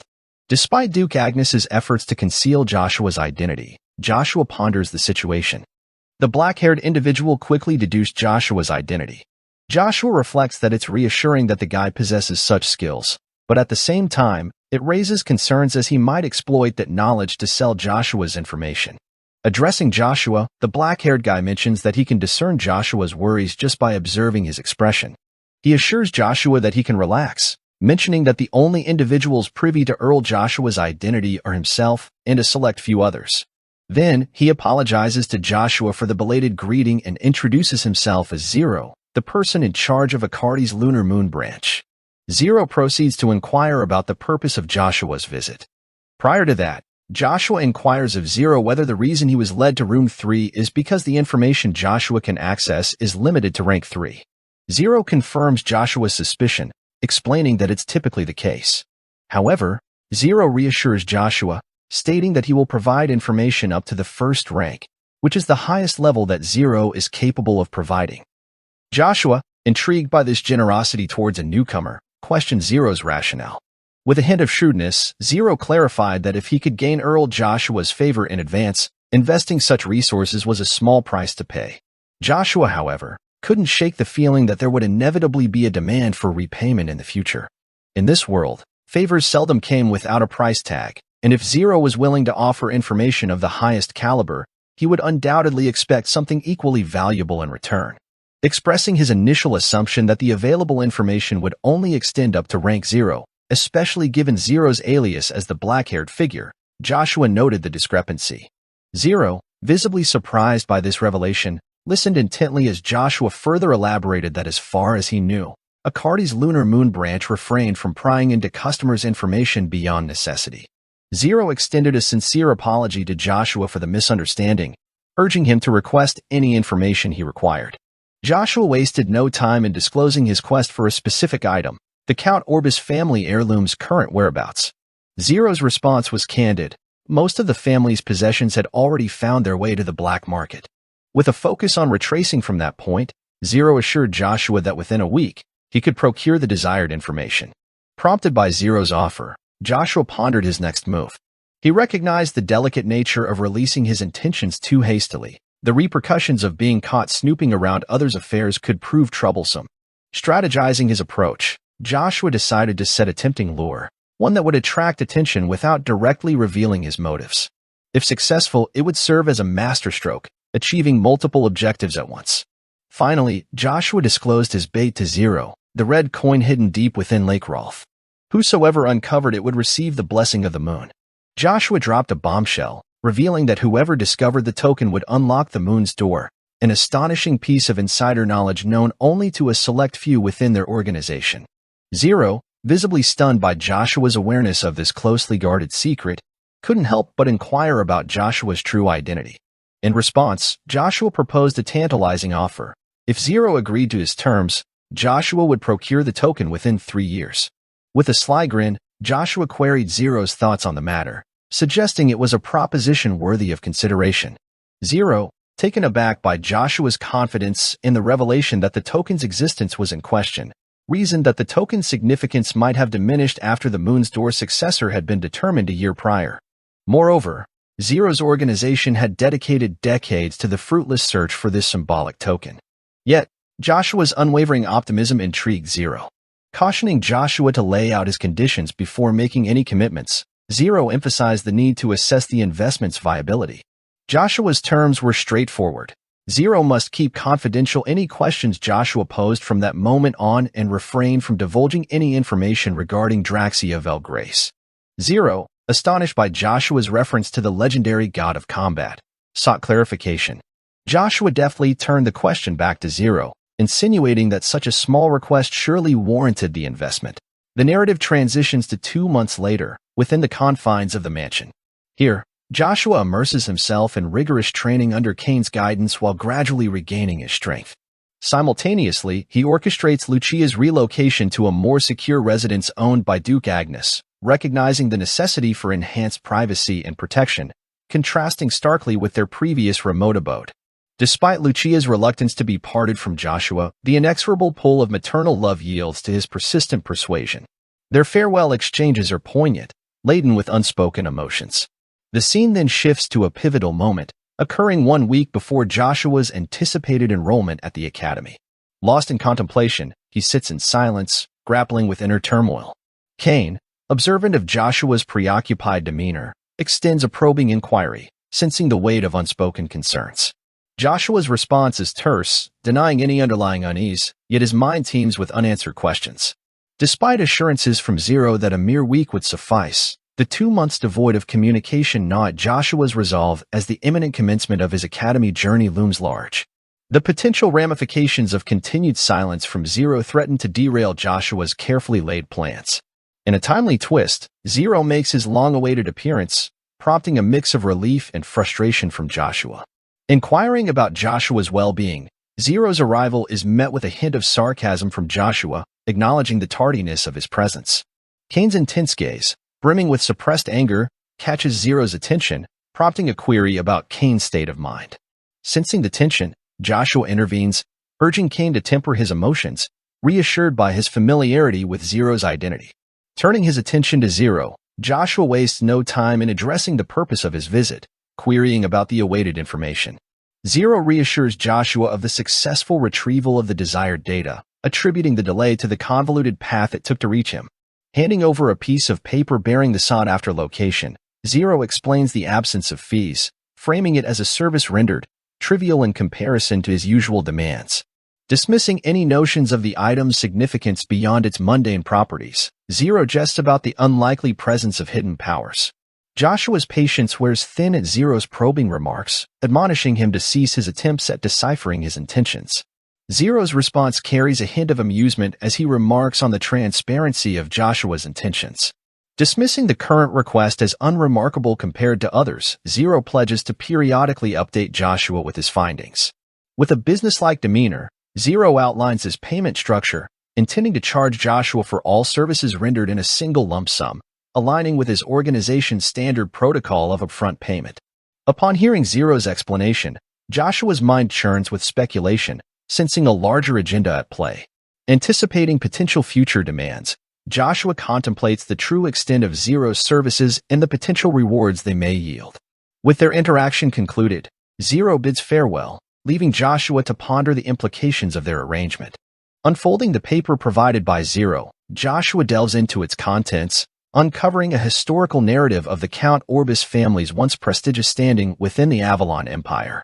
Detailing their alliance with the Rebecca family and recounting a legendary feat of prowess by the Orbis family head, the document offers a glimpse into a bygone era where magicians held sway, hinting at a rich tapestry of secrets waiting to be unraveled.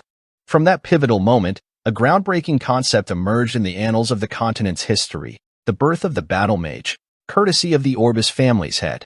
While the Kingdom of Knights, Avalon, remained relatively indifferent to this seismic development, it ignited a veritable firestorm of reactions from the Kingdom of Magic, Terra.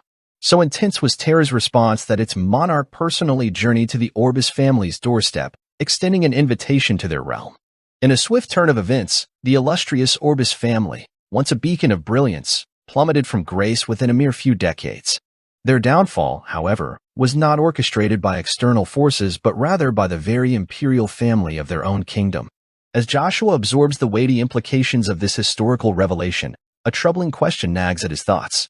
Did Avalon's imperial family orchestrate the systematic purge of their kingdom's nobility with deliberate intent? Intrigued, Joshua's attention shifts to another piece of information, this time concerning Baron Accent. Just as he utters the name, Kane's ears perk up, prompting him to interject. Confirming Joshua's reference to the infamous Knights Merchant, Baron Accent Probably, Kane offers a glimpse into the shadowy world of the underworld where Baron Accent reigns supreme. Rumors swirl within the underbelly of society, whispering tales of Baron Accent's tight grip over the black market, suggesting that every illicit item that traverses its murky depths inevitably finds its way into his hands. Adding to the intrigue, Baron Accent's familial ties are revealed. He stands as the stepbrother of Vigo Viscount, whom Joshua had encountered previously. In the midst of this revelation, Count Fonsel enters accompanied by his daughter, Iselin, marking a reunion long overdue. With warm nostalgia lacing his words, Count Fonsel acknowledges the passage of time since their last encounter. The scene transitions to the opulent confines of the mansion reserved for the highest echelons of nobility. Situated in close proximity to the imperial palace, its grandeur serves as a testament to the occupant's esteemed status. Yet, amidst the splendor of the capital's elite residences, a singular abode in the outskirts dwarfs them all in both size and extravagance. Despite its peripheral location, the residence stands as a symbol of opulence, a testament to its owner's boundless wealth, which transcends societal hierarchies. This owner, none other than the enigmatic figure of the underworld, Baron Probably, holds sway over the shadows that dance in the kingdom's underbelly. Within the confines of Baron Probably's chamber, a tense exchange unfolds between him and Earl Varen Shinvillis. With a stern countenance, Earl Varen reminds Baron Probably of the expiration of their agreement, demanding accountability for unmet promises. Baron Probably offers a solemn reassurance to Earl Varen, acknowledging the rarity of elves and the challenge in acquiring them. Humbly, he appeals for a bit more time to fulfill his end of the bargain. However, Earl Varen remains resolute, reminding Baron Probably of the trust placed in him and the expectation of results rather than excuses. With a hint of resignation, Baron Probably seeks forgiveness, watching as Earl Varen rises from his seat. Sensing an ultimatum looming, Earl Varen queries whether a week will suffice. Baron Probably assures him without hesitation, vowing to deliver the elves within the stipulated time frame. Yet, Earl Varen, unmoved, extends the deadline, cautioning that failure to produce the elves within the extended period will result in consequences. With a veiled threat hanging in the air, Earl Varen departs, leaving Baron Probably to ruefully confide in his butler about the predictability of Earl Varen's demands. Baron Probably's life hangs by a precarious thread, his freedom of action constrained by the looming shadow of Earl Varen's authority. The butler, sensing the gravity of the situation, voices his concern regarding the feasibility of procuring an elf within the tight time frame. In response, Baron Probably grimly acknowledges the rarity of elves but emphasizes the necessity of success. Failure could spell the collapse of everything he has painstakingly built, as Earl Varen wields unparalleled power as the sole heir of the Villa's Marquisate, commanding the highest respect within the military hierarchy and enjoying the Emperor's unwavering trust. Earl Varen's influence extends far beyond mere words. He possesses the capability to wield substantial leverage over Baron Probably's fortunes. The scene shifts to the interior of Earl Varen's carriage, where his knight, Muku, voices doubts regarding the likelihood of Baron Probably's success within the designated time frame. Earl Varen, unfazed by the challenge ahead, acknowledges the arduousness of the task. Muku, perplexed, queries Earl Varen's decision to impose such a stringent deadline upon Baron Probably. Earl Varen cryptically hints at an ulterior motive for the accelerated time frame, leaving Muku to ponder the deeper implications of their mission. Earl Varen leans forward in his carriage, his gaze fixed on Muku, a silent challenge in his eyes. What do you believe is the most crucial aspect of a king's management of his subjects? He queries. Muku doesn't hesitate in his response. That would undoubtedly be the carrot-and-stick approach, he answers confidently. Earl Varen nods, acknowledging the significance of rewards, but his expression betrays a deeper understanding. Carrots have their place, he admits, but consider this. Would a bloated fowl, stuffed on carrots, be swayed by the promise of yet another? Muku's brow furrows as he grasps the implication. You're suggesting that sometimes the stick is necessary, he concludes. With a solemn nod, Earl Varen confirms Muku's insight. Indeed, he agrees. The true power lies in the stick. It's the magic that can transform even the most venomous adversaries, silencing their protests and bending them to one's will. Muku absorbs the gravity of Earl Varen's words. Then, with a steely resolve, Earl Varen lays out the consequences. If Baron Probably fails to produce the elves in time, he declares, his tone grave, I will have no choice but to crush him underfoot. As Baron Probably's fear escalates to its zenith, he'll likely exhibit even greater loyalty once Earl Varen extends a hand in what appears to be an act of mercy.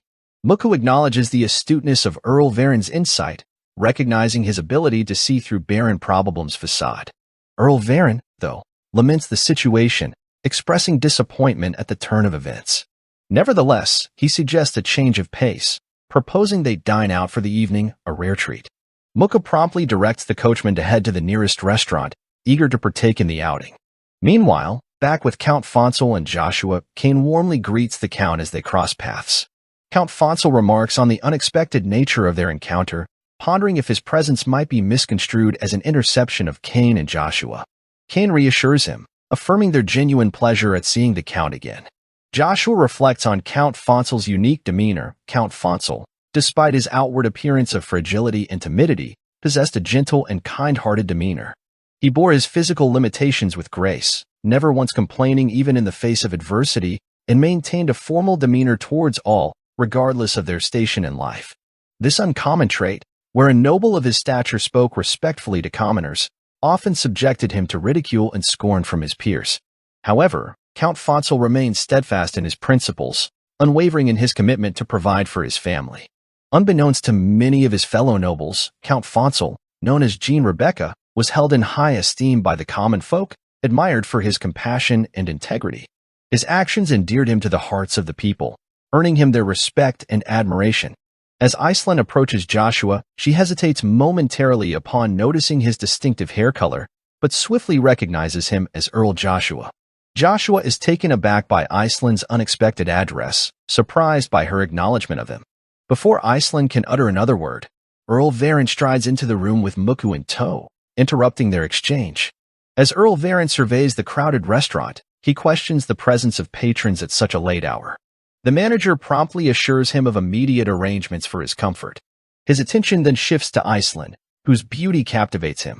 Drawing nearer, Earl Varen inquires if it's her first visit and which family she belongs to, but Iceland remains silent, her demeanor guarded. Suddenly, Muku interjects, announcing Earl Varen's identity as the eldest son of the villa's Marquis, commanding respect from all present. Kane's surprise is evident as he ponders the unexpected appearance of such a high-ranking noble in a humble establishment.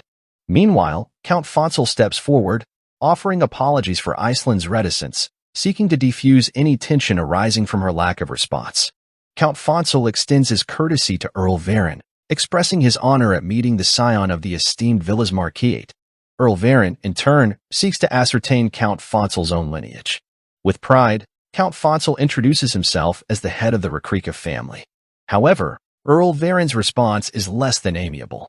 He expresses disappointment in Count Fonsel's failure to instill proper manners in his daughter, viewing her silence as a personal affront. Earl Varen insists that Iceland herself must offer an apology, unwilling to overlook what he perceives as a breach of decorum. Observing the tense exchange, Kane wonders about the effectiveness of such a confrontational approach, particularly in an informal setting with strangers. He questions the necessity of Earl Varen's forceful tactics, suspecting it may be more about asserting dominance than genuine offense. Earl Varen strides past Count Fonsel, demanding that Iceland show respect by offering an immediate apology. In a bold move, Joshua steps forward, his voice cutting through the tension like a knife. He scoffs at the situation, suggesting that Marquis villas must have their own concerns, given the behavior of their only child. Earl Varen's frustration mounts at Joshua's audacity, his anger simmering beneath the surface. Muku, sensing the rising hostility, draws his sword, demanding Joshua reveal his identity or face consequences. Undaunted, Joshua calmly observes Muku's stance, noting the weight of his actions. With a steely gaze, Joshua warns Muku of the repercussions of his actions, his aura radiating power that renders Muku immobile. Earl Varen, growing impatient, urges Muku to take action. Confusion clouds his mind as Muku hesitates to attack Joshua. Joshua, seizing the opportunity, reveals his alias, Asher Van Frederick, but we will still call him Joshua. As Earl Varen mulls over Joshua's revelation, Joshua assures him there's no need to dwell on his name, for soon, Joshua's name will be etched into his memory forever. The scene transitions to Locke Castle, where a mysterious figure named Zhuang, clad in a black cloak and mask, meets with Anna. Anna remarks on Zhuang's swift arrival, to which Zhuang responds that Anna's summons caught him off guard. Sensing urgency, Zhuang questions if something has transpired. Anna reveals that a new king has emerged, a monstrous threat has surfaced in the Duchy of Agnes. Zhuang's inquiry about Babel prompts Anna to clarify that while Babel is known, there is another son of the Agnes Duchy, one who surpasses Babel in power. This revelation surprises Zhuang, who demands to know why Anna didn't share this crucial information sooner. Anna calmly explains that the Agnes Duchy will eventually spread rumors to bolster their family status, and in times of peace, such rumors hold a unique power, gradually gaining traction until they become widely known. As Anna speaks, Zhuang ponders the truth in her words. Across the realms, tensions simmer like volcanoes on the brink of eruption, their powers amassed over years now reaching a critical point. While many celebrate the strength of their nations, the reality is far grimmer. The sight of formidable armies raises questions. What do those in power intend with such displays? Is war inevitable? Anna asserts that the balance of power lies in the hands of the warlords, for no nation would willingly engage in conflict if defeat is certain. She emphasizes the crucial role of information in averting wars, prompting Zhuang to recognize its significance. He acknowledges Anna's perspective, understanding that Joshua's emergence as the second son of the Agnes Duchy poses a grave threat to their plans. One wrong move could unravel years of careful preparation, leaving their efforts scattered to the wind. Anna reassures Zhuang, assuring him that she has contingencies in place.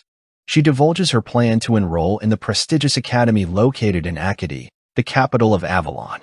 Anna urges Zhuang to trust her, emphasizing that everything will be fine. With unwavering confidence, she pledges to stake her reputation on the line and sway Joshua to their cause. Meanwhile, the scene shifts to Joshua and Earl Varen. Earl Varen expresses surprise at hearing about House Frederick for the first time and inquires about Joshua's origins. Joshua, unfazed, questions the significance of his background. Earl Varen dismisses it as inconsequential, deeming House Frederick destined for obscurity. He perceives Joshua's involvement in his affairs as presumptuous and warns him of the consequences. Earl Varen demands Joshua's submission, insisting on an apology if Joshua hopes for any leniency. Upon hearing Earl Varen's command, a smile spreads across Joshua's face, much to Earl Varen's chagrin. Earl Varen orders Muku to subdue Joshua, expressing his impatience with Joshua's perceived insolence. With a determined resolve, Muku charges at Joshua, his aura swirling around him. To Earl Varen's astonishment, Joshua exudes a palpable sense of danger, his demeanor far from that of an ordinary child.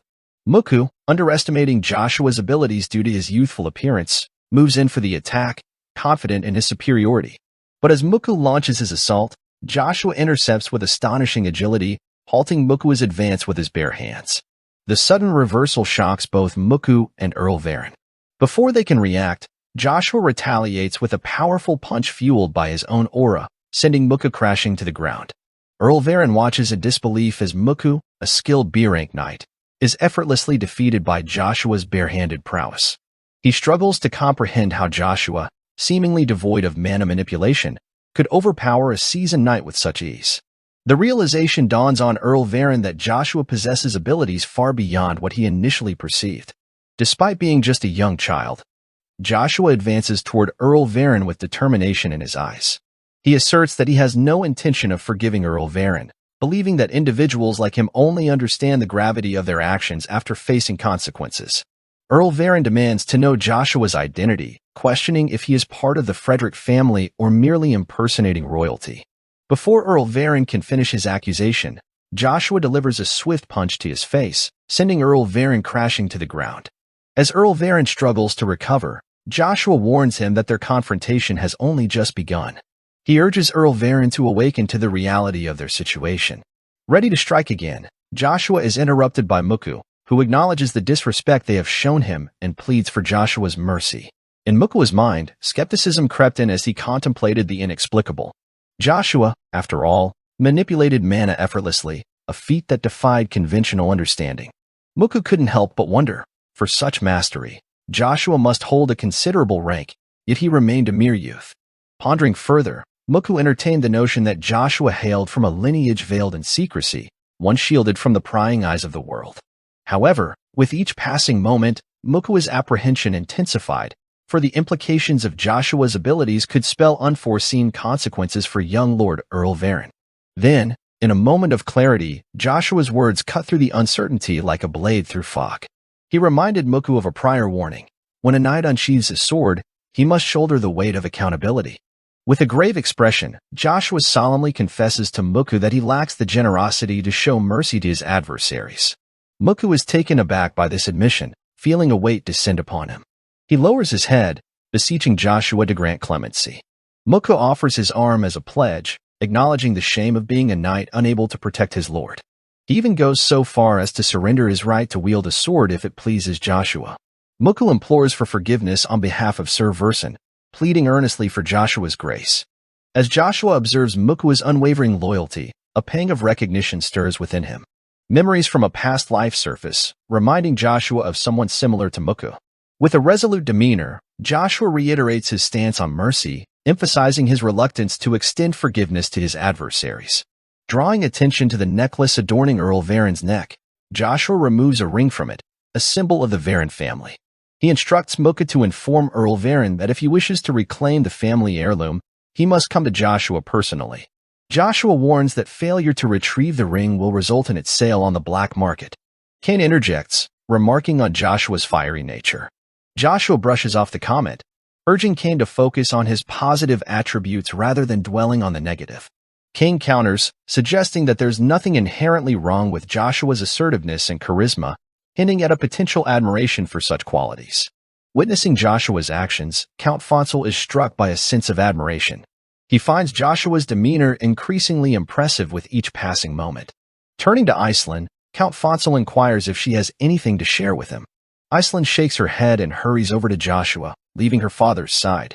With a gentle smile, Count Fonsel redirects his attention to Muku and Earl Varen. He assures Muku that he will personally accompany him to the nearest hospital, offering his support in the aftermath of the confrontation.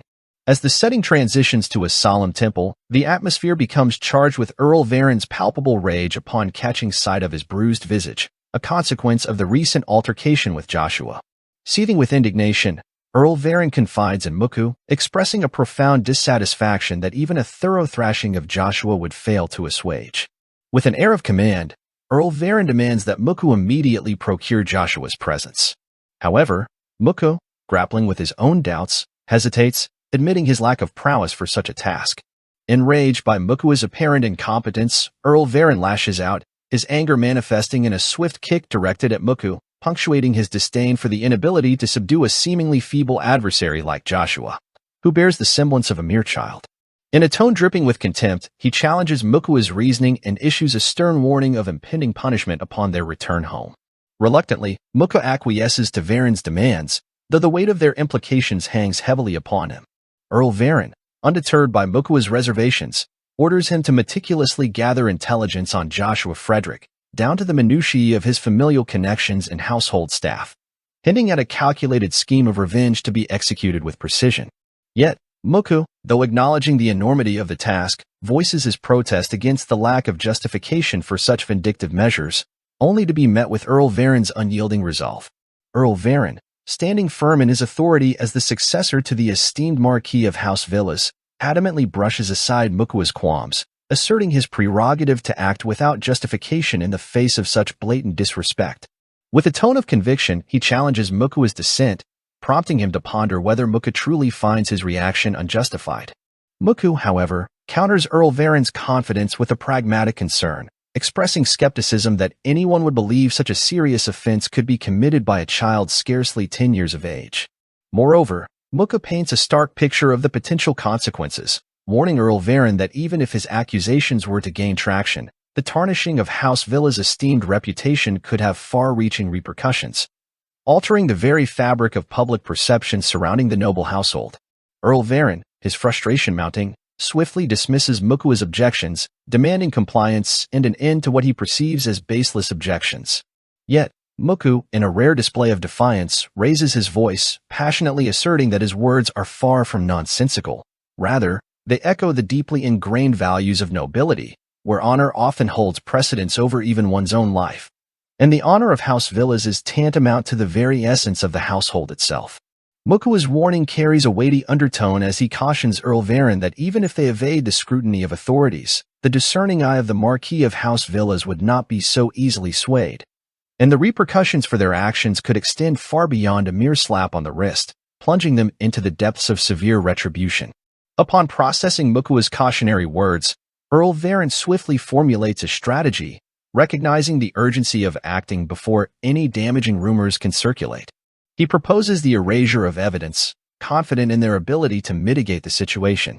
Earl Varen subtly insinuates Mukua's apprehension, referencing a past incident involving House Rubrica, hinting at the consequences of an action driven by fear. Muku, however, counters with a revelation, the existence of tangible evidence. He discloses that Ashur Vin Frederick has in his possession the Varen family token, a statement that jolts Earl Varen with surprise. Hastily, Earl Varen checks his pocket, only to be met with a chilling realization: the token is missing, replaced by a palpable sense of shock. Muku elucidates further, explaining Ashur Vin Frederick's conditions for its return, hinting at a looming confrontation. Muku, acutely aware of the repercussions, reflects on the significance of the token's theft, recognizing its detrimental impact on the revered reputation of House Villas. Despite considering Ashur Frederick's motives, Muku cannot dismiss the slim possibility of intentional sabotage, prompting further concern and deliberation. Deep in thought, Muku grapples with the implications of having someone as formidable as Ashur Vin Frederick as an adversary to the Villas family. Recognizing the stakes at play, Muku voices his concerns to Earl Varen, underscoring the precarious balance of risks and rewards in their current situation. With a sense of caution, Muku proposes to Earl Varen the wisdom of quelling his anger and adopting a more observant stance for the time being. Earl Varen, visibly frustrated by Mukua's suggestion, challenges him on whether he expects Varen to extend an apology to Frederick. Muku clarifies that while Frederick demands a direct confrontation, Muku intends to delegate the task to a substitute for the time being. Transitioning to a different scene, Joshua and Kane find themselves in a bustling restaurant, engaged in conversation. Kane probes Joshua's confidence in Earl Varen's willingness to personally reclaim the Villas family token. Joshua, with a hint of skepticism, suggests that Earl Varen would hesitate to confront him directly over such a valuable possession. Instead, Joshua surmises that Earl Varen will likely opt for a more discreet approach, entrusting a loyal surrogate to handle the exchange, thereby safeguarding sensitive information from potential leaks. Kane, intrigued, muses aloud about the mysterious substitute's identity, prompting Joshua to delve into a fascinating rumor circulating in Acadie. He shares tales of Accent Probellum, reputed to hold sway over the night in the city, but Joshua reveals a deeper truth. It is the young master of House Villas who truly commands the darkness. Kane, struck by this revelation, reassesses his previous perception of Joshua's motivations, realizing that Joshua's actions weren't merely impulsive reactions to a noble heir, but rather calculated moves towards a grander ambition. In Joshua, Kane sees the potential for greatness far surpassing his initial expectations. Their conversation is interrupted by the arrival of Iceland, who expresses heartfelt gratitude to Joshua for his recent aid. Joshua, modest yet resolute, downplays his role, explaining that his actions were driven not solely by altruism but by broader considerations. Iceland, acknowledging the depth of Joshua's impact, reflects on how his intervention spared not only her but also her family from the wrath of Earl Varen. Grateful for Joshua's intervention, Iceland offers her thanks once more. When Joshua heard this, he thought Isley would become a powerful mage in the future who would make a name for herself across the continent. Iceland seemed very different when she was younger, and Joshua wondered how she changed from being shy to becoming a ruthless killer. In Joshua's recollection of his previous life, Iceland was revered as the Ice Archmage, a figure of ethereal beauty amidst the frosty darkness, her icy magic reflecting both her elegance and aloofness. Reflecting on her past epithet, Joshua finds it aptly descriptive of Iceland's current demeanor. Breaking the contemplative silence, Iceland reassures Joshua that should he find himself in trouble following the day's events, she and her father will readily come to his aid. Joshua, however, dismisses her concerns, insisting that such gestures are unnecessary.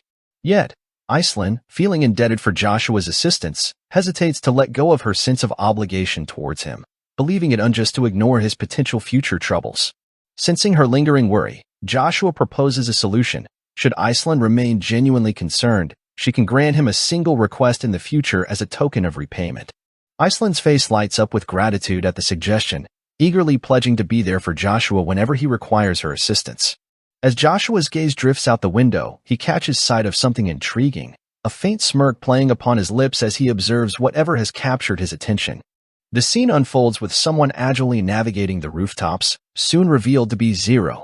Startled by Joshua's apparent awareness of Zero's surveillance, Zero grapples with disbelief, considering Joshua's remarkable perceptiveness. Despite Zero's confidence in remaining undetected even by a master, Joshua's acute awareness and the accuracy of the information he possesses compels Zero to reassess the situation. Initially assuming that Joshua had merely stumbled upon the existence of the moon's door and sought to exploit it against Zero. The realization that Joshua may possess more detailed knowledge prompts Zero to contemplate the potential ramifications for their master's decision-making process. Meanwhile, outside the restaurant, Baron Probelum stands watch, observing the exit of Count Fonsel and his daughter from the establishment. Upon sighting the Count, Baron Probelum confirms that this is indeed the intended location. Inside, Joshua expresses surprise at Baron Probelum's swift arrival, remarking on it as quicker than expected. As the Baron approaches, he extends greetings to Joshua, expressing his deep honor at meeting the son of the esteemed House of Frederick. At the sight of Probelum, Kane's thoughts turn inward as he assesses the Baron's stature, noting internally that Probelum may hold a lower rank among the barons, yet possesses capabilities surpassing those of higher-ranking peers. Kane finds himself pondering the significance of Probelum's formal demeanor towards someone of unknown name and humble origins from a rural area. Meanwhile, Probelum, addressing Joshua with a measured tone, introduces himself as Earl Varen's substitute and delivers a message meant for Sir Asher. He underscores the importance of the ring Asher took from Earl Varen, emphasizing its value as a cherished heirloom of the villa's family, and implores Asher to return it to its rightful owner. Joshua, however, stands firm, reminding Probelum of his prior directive to Earl Varen. The Earl must personally reclaim the ring if he desires its return. Furthermore, Joshua asserts that failure to adhere to this condition will result in the ring's destruction. Probelum, taken aback by Joshua's resolve, seeks to explore alternative solutions, indicating a willingness to negotiate further. Joshua expresses his surprise to Probelum about Earl Varen's perceived weakness, indicating a shift in his initial impressions. He instructs Probelum to fetch Moku, the knight who accompanied Earl Varen, before they proceed with their conversation. In addition, Joshua emphasizes that since he's going to such lengths for Probelum's benefit, he expects a reciprocal gesture. Having already fulfilled one of Probelum's requests, Joshua now suggests that Probelum should fulfill one of his in return. Taken aback by Joshua's boldness, Probelum inquires about the nature of the request. Without hesitation, Joshua directs Probelum's attention to the rings adorning his fingers, hinting at their considerable value. With a directness characteristic of his demeanor, Joshua then requests that Probelum hand over those rings to him as a form of compensation. As the scene shifts to the exterior of the restaurant, Kane confronts his liege with a startling accusation, likening Joshua's actions to those of a demon for his seemingly effortless acquisition of Probelum's ring.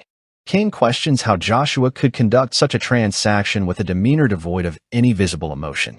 In response to Kane's skepticism, Joshua calmly refutes the accusation, asserting that the exchange wasn't a result of coercion but rather a fair trade. He argues that it's only reasonable to expect something in return for granting Probelum an opportunity. Perplexed by Joshua's explanation, Kane presses further, seeking clarification on why Joshua coveted Probelum's ring in the first place.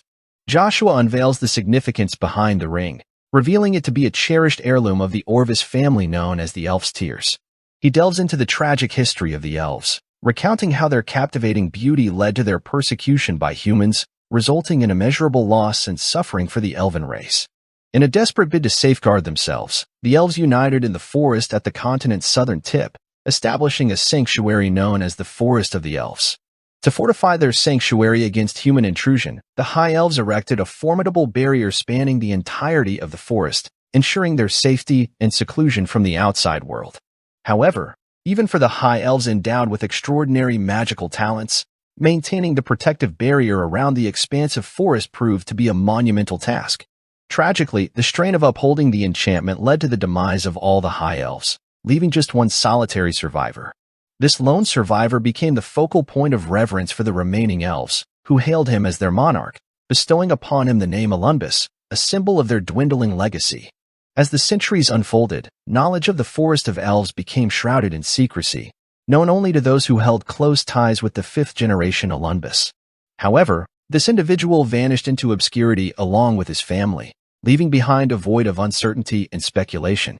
The last known patriarch of the Orvis lineage, Zerath Orvis, vanished under mysterious circumstances, prompting rumors of foul play.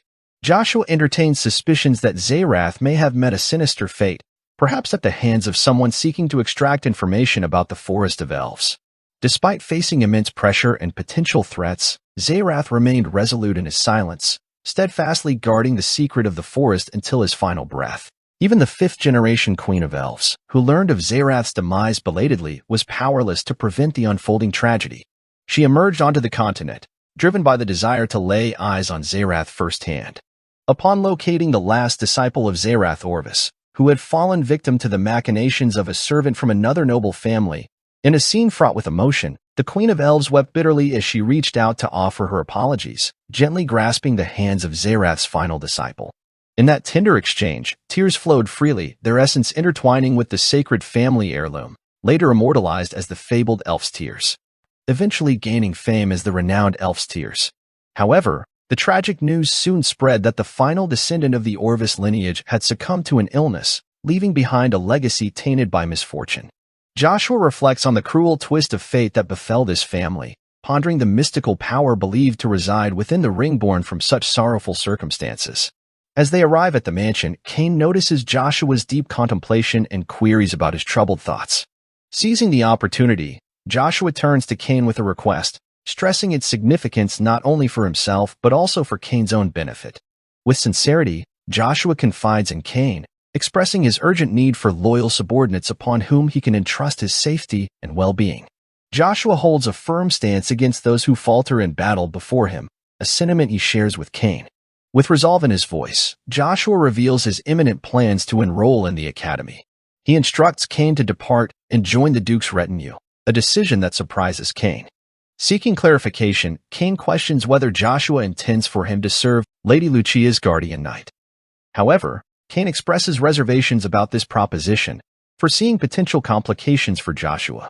Cain articulates his concerns, highlighting the challenges Joshua may face as a noble without an attending knight, particularly given his humble origins and lack of background information. Cain predicts that Joshua might encounter disdain and neglect, situations that align with his temperament but would prove difficult to navigate alone.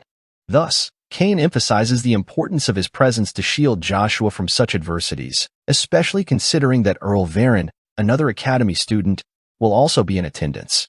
Cain harbors concerns that Varen may once again target Joshua, a worry he openly shares with Joshua. However, Joshua reassures Cain, expressing his genuine desire for a peaceful existence. Despite Cain's potential skepticism, Joshua asserts his ability to endure solitude with resilience. Nevertheless, Joshua reveals another matter on his mind. With a respectful gesture, Joshua humbly asks Cain to seek training in swordsmanship from the Duke on Joshua's behalf. He emphasizes that this isn't a command as Cain's liege, but rather a sincere request, one that Joshua earnestly hopes Cain will consider. Observing Joshua's display of humility, Cain surmises that Joshua must have sought assistance from Duke Agnes on Cain's behalf. Cain, steadfast in his loyalty, refuses to witness Joshua, the person he serves, bowing to anyone, including himself. While Cain accepts Joshua's request, he raises a valid point about reciprocity. Cain expresses his wish to never bow his head to anyone besides Joshua. Ever gracious, Joshua readily agrees, vowing to ensure that Cain never finds himself in a position of subservience to anyone other than Joshua himself. Affirming this pledge in his own name, Joshua solidifies Cain's trust and allegiance. In a gesture of gratitude, Cain bows in acknowledgement, symbolizing his commitment to placing his well-being under Joshua's care from that moment onward. In the heart of the sprawling Igrant continent, encompassed by the dominance of three formidable superpowers, stands the towering ivory tower. Its height is so immense that it seems to challenge the very heavens, serving both as a sanctuary and a source of pride for the skilled magicians who call it home, the Magic Tower. Within the confines of this magnificent structure lies the conference room, where all the magicians have convened. Among them is Ian Dunpere, the esteemed master of the Magic Tower and the first to achieve the revered 7th-class magician status. He presides over the gathering as the leader of the 7 magicians. Ian, curious about the absence of 3 specific seats, those designated for the Red Flame, Thunderbolt, and Void magicians, poses the question to his fellow magicians. Marcus, an Earth magician, steps forward with an explanation.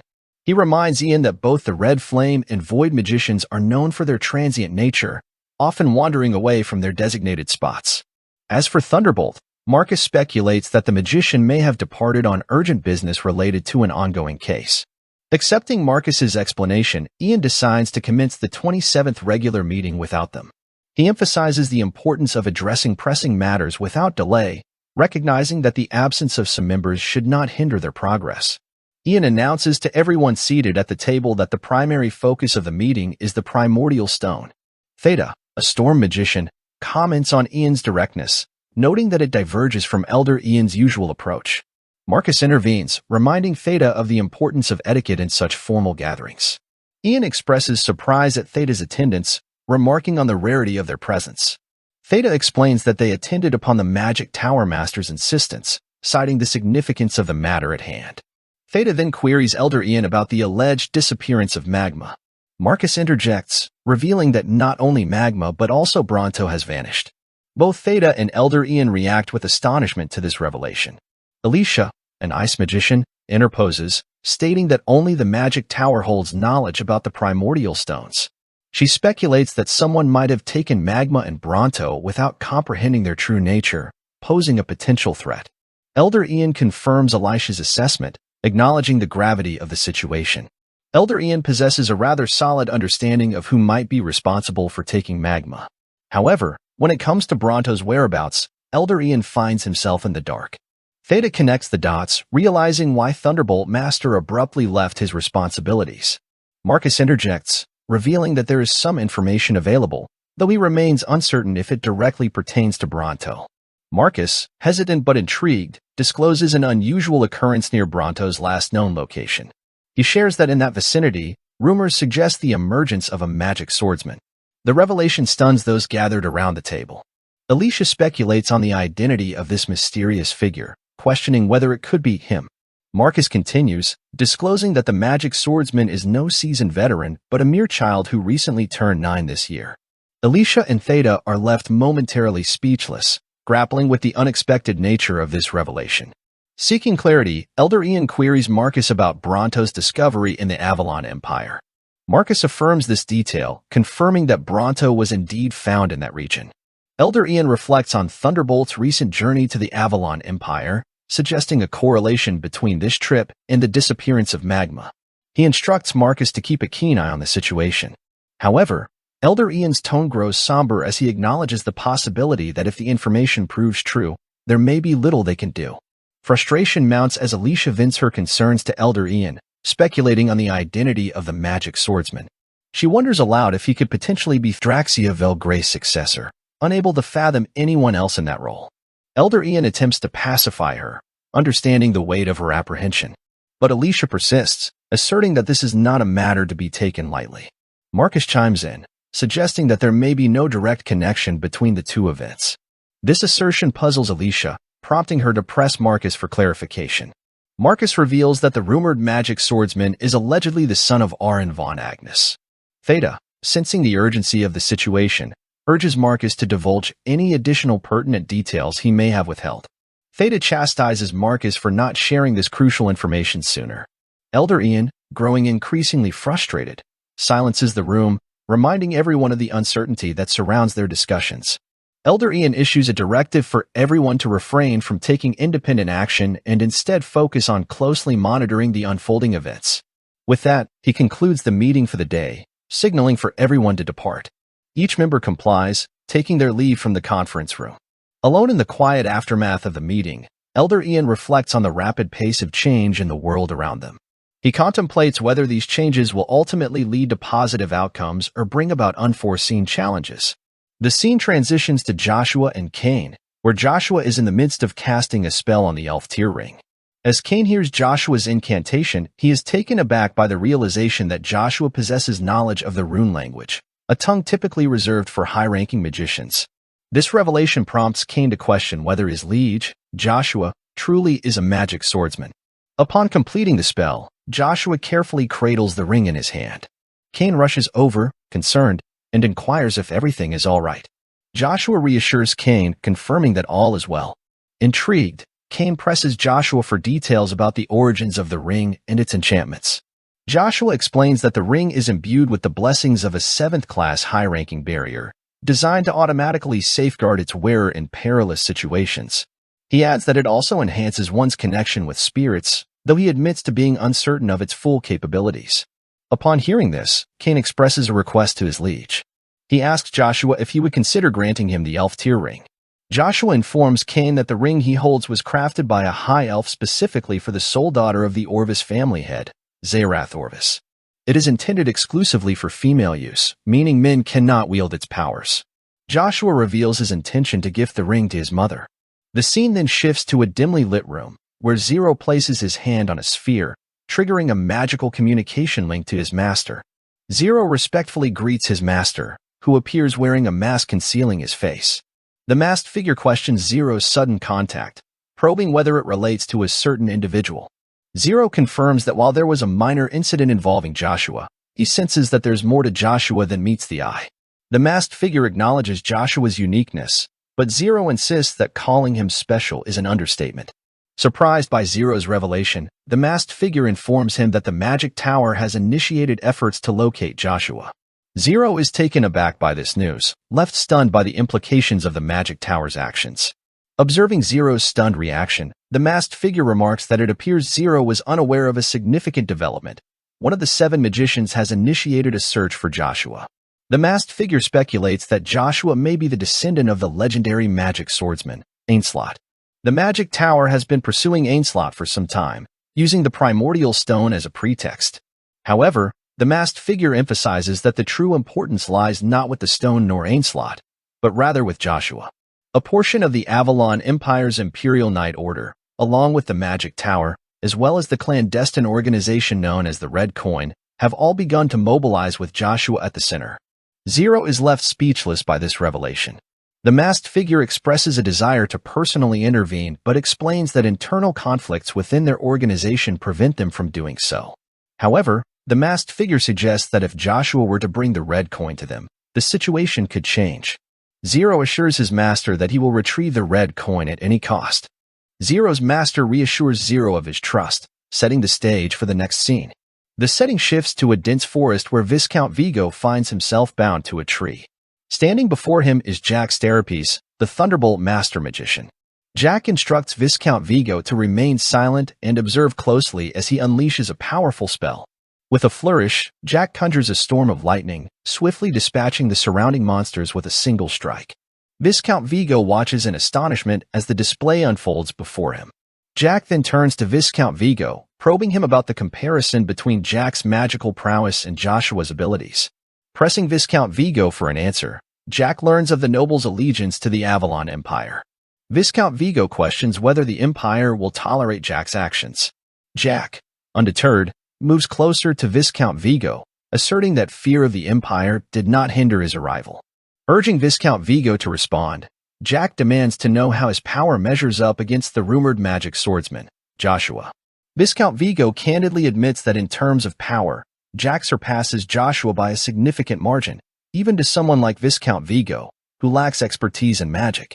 Jack ponders this revelation, considering that Ainslot's specialty wasn't lightning-based magic.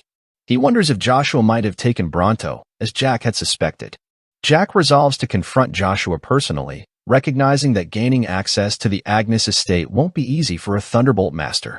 Viscount Vigo warns Jack against underestimating the challenge, noting that Joshua has likely joined the academy in the capital under Duke Agnes's patronage.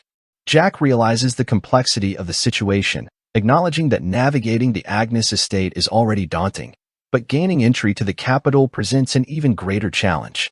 Furthermore, the presence of monsters in the capital, in addition to Duke Agnes's formidable stature, adds to the difficulty. In a surprising turn, Viscount Vigo offers his assistance to Jack, despite their initial encounter not being particularly favorable. However, Viscount Vigo clarifies that if Jack intends to confront Joshua rather than collaborating, Viscount Vigo is more than willing to assist Jack in that endeavor. Jack, upon hearing this, responds with a smile, questioning what Viscount Vigo can bring to the table. Viscount Vigo explains that Jack bears the symbol of Steropes beneath his eyes and holds the esteemed rank of a 6th-class magician, the Thunder Seer of the 7 magicians. Jack, somewhat surprised, remarks on Viscount Vigo's awareness of his identity.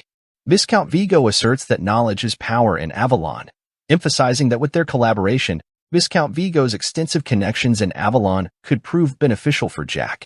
Despite the potential advantages, Jack hesitates. He acknowledges the urgency of the situation but expresses reluctance to join forces with a seemingly unknown Viscount. Viscount Vigo, taken aback, queries Jack about his reservations.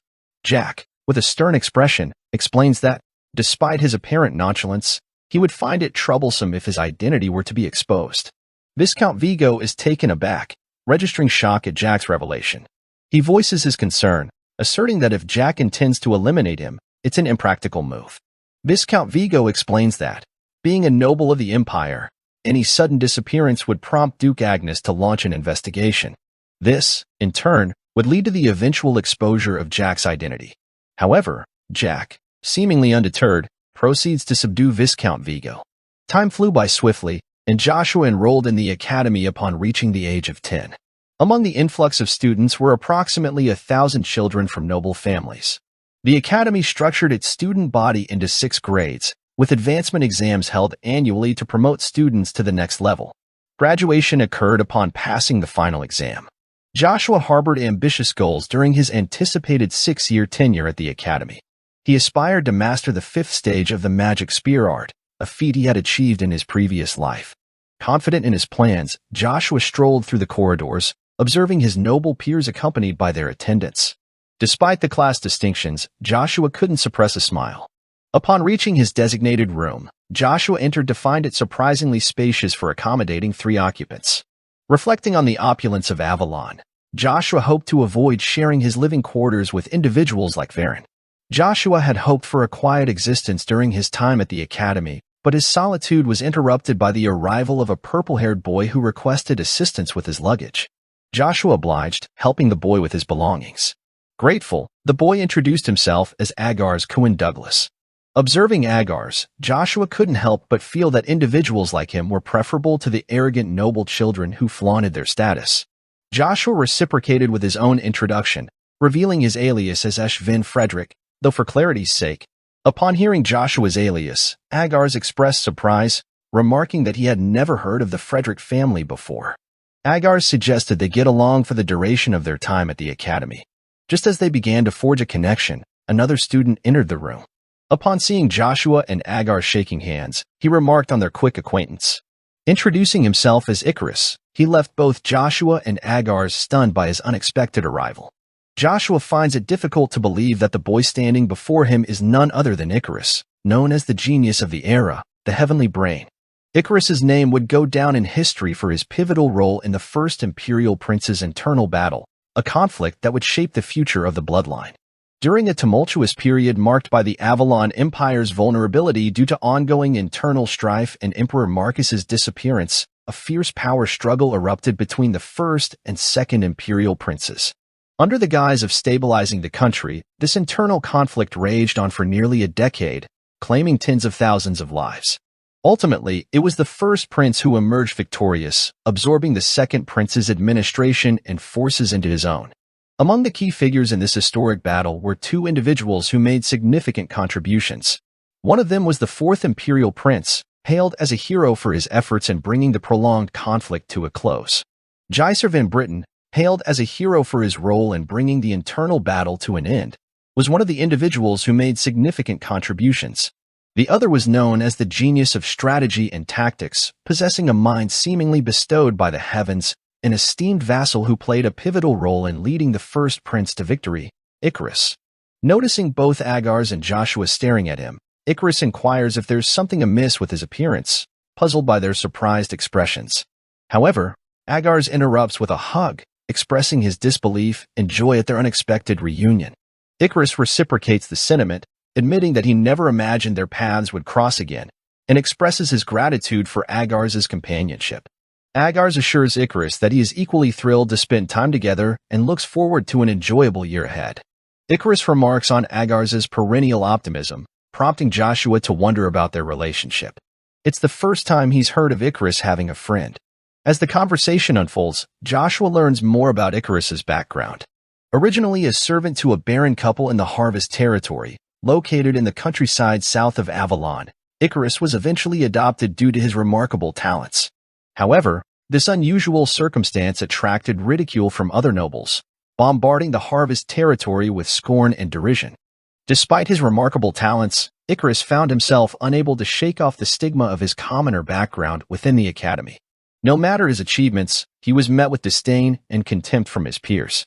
Consequently, Icarus spent much of his time in isolation, as Joshua had heard.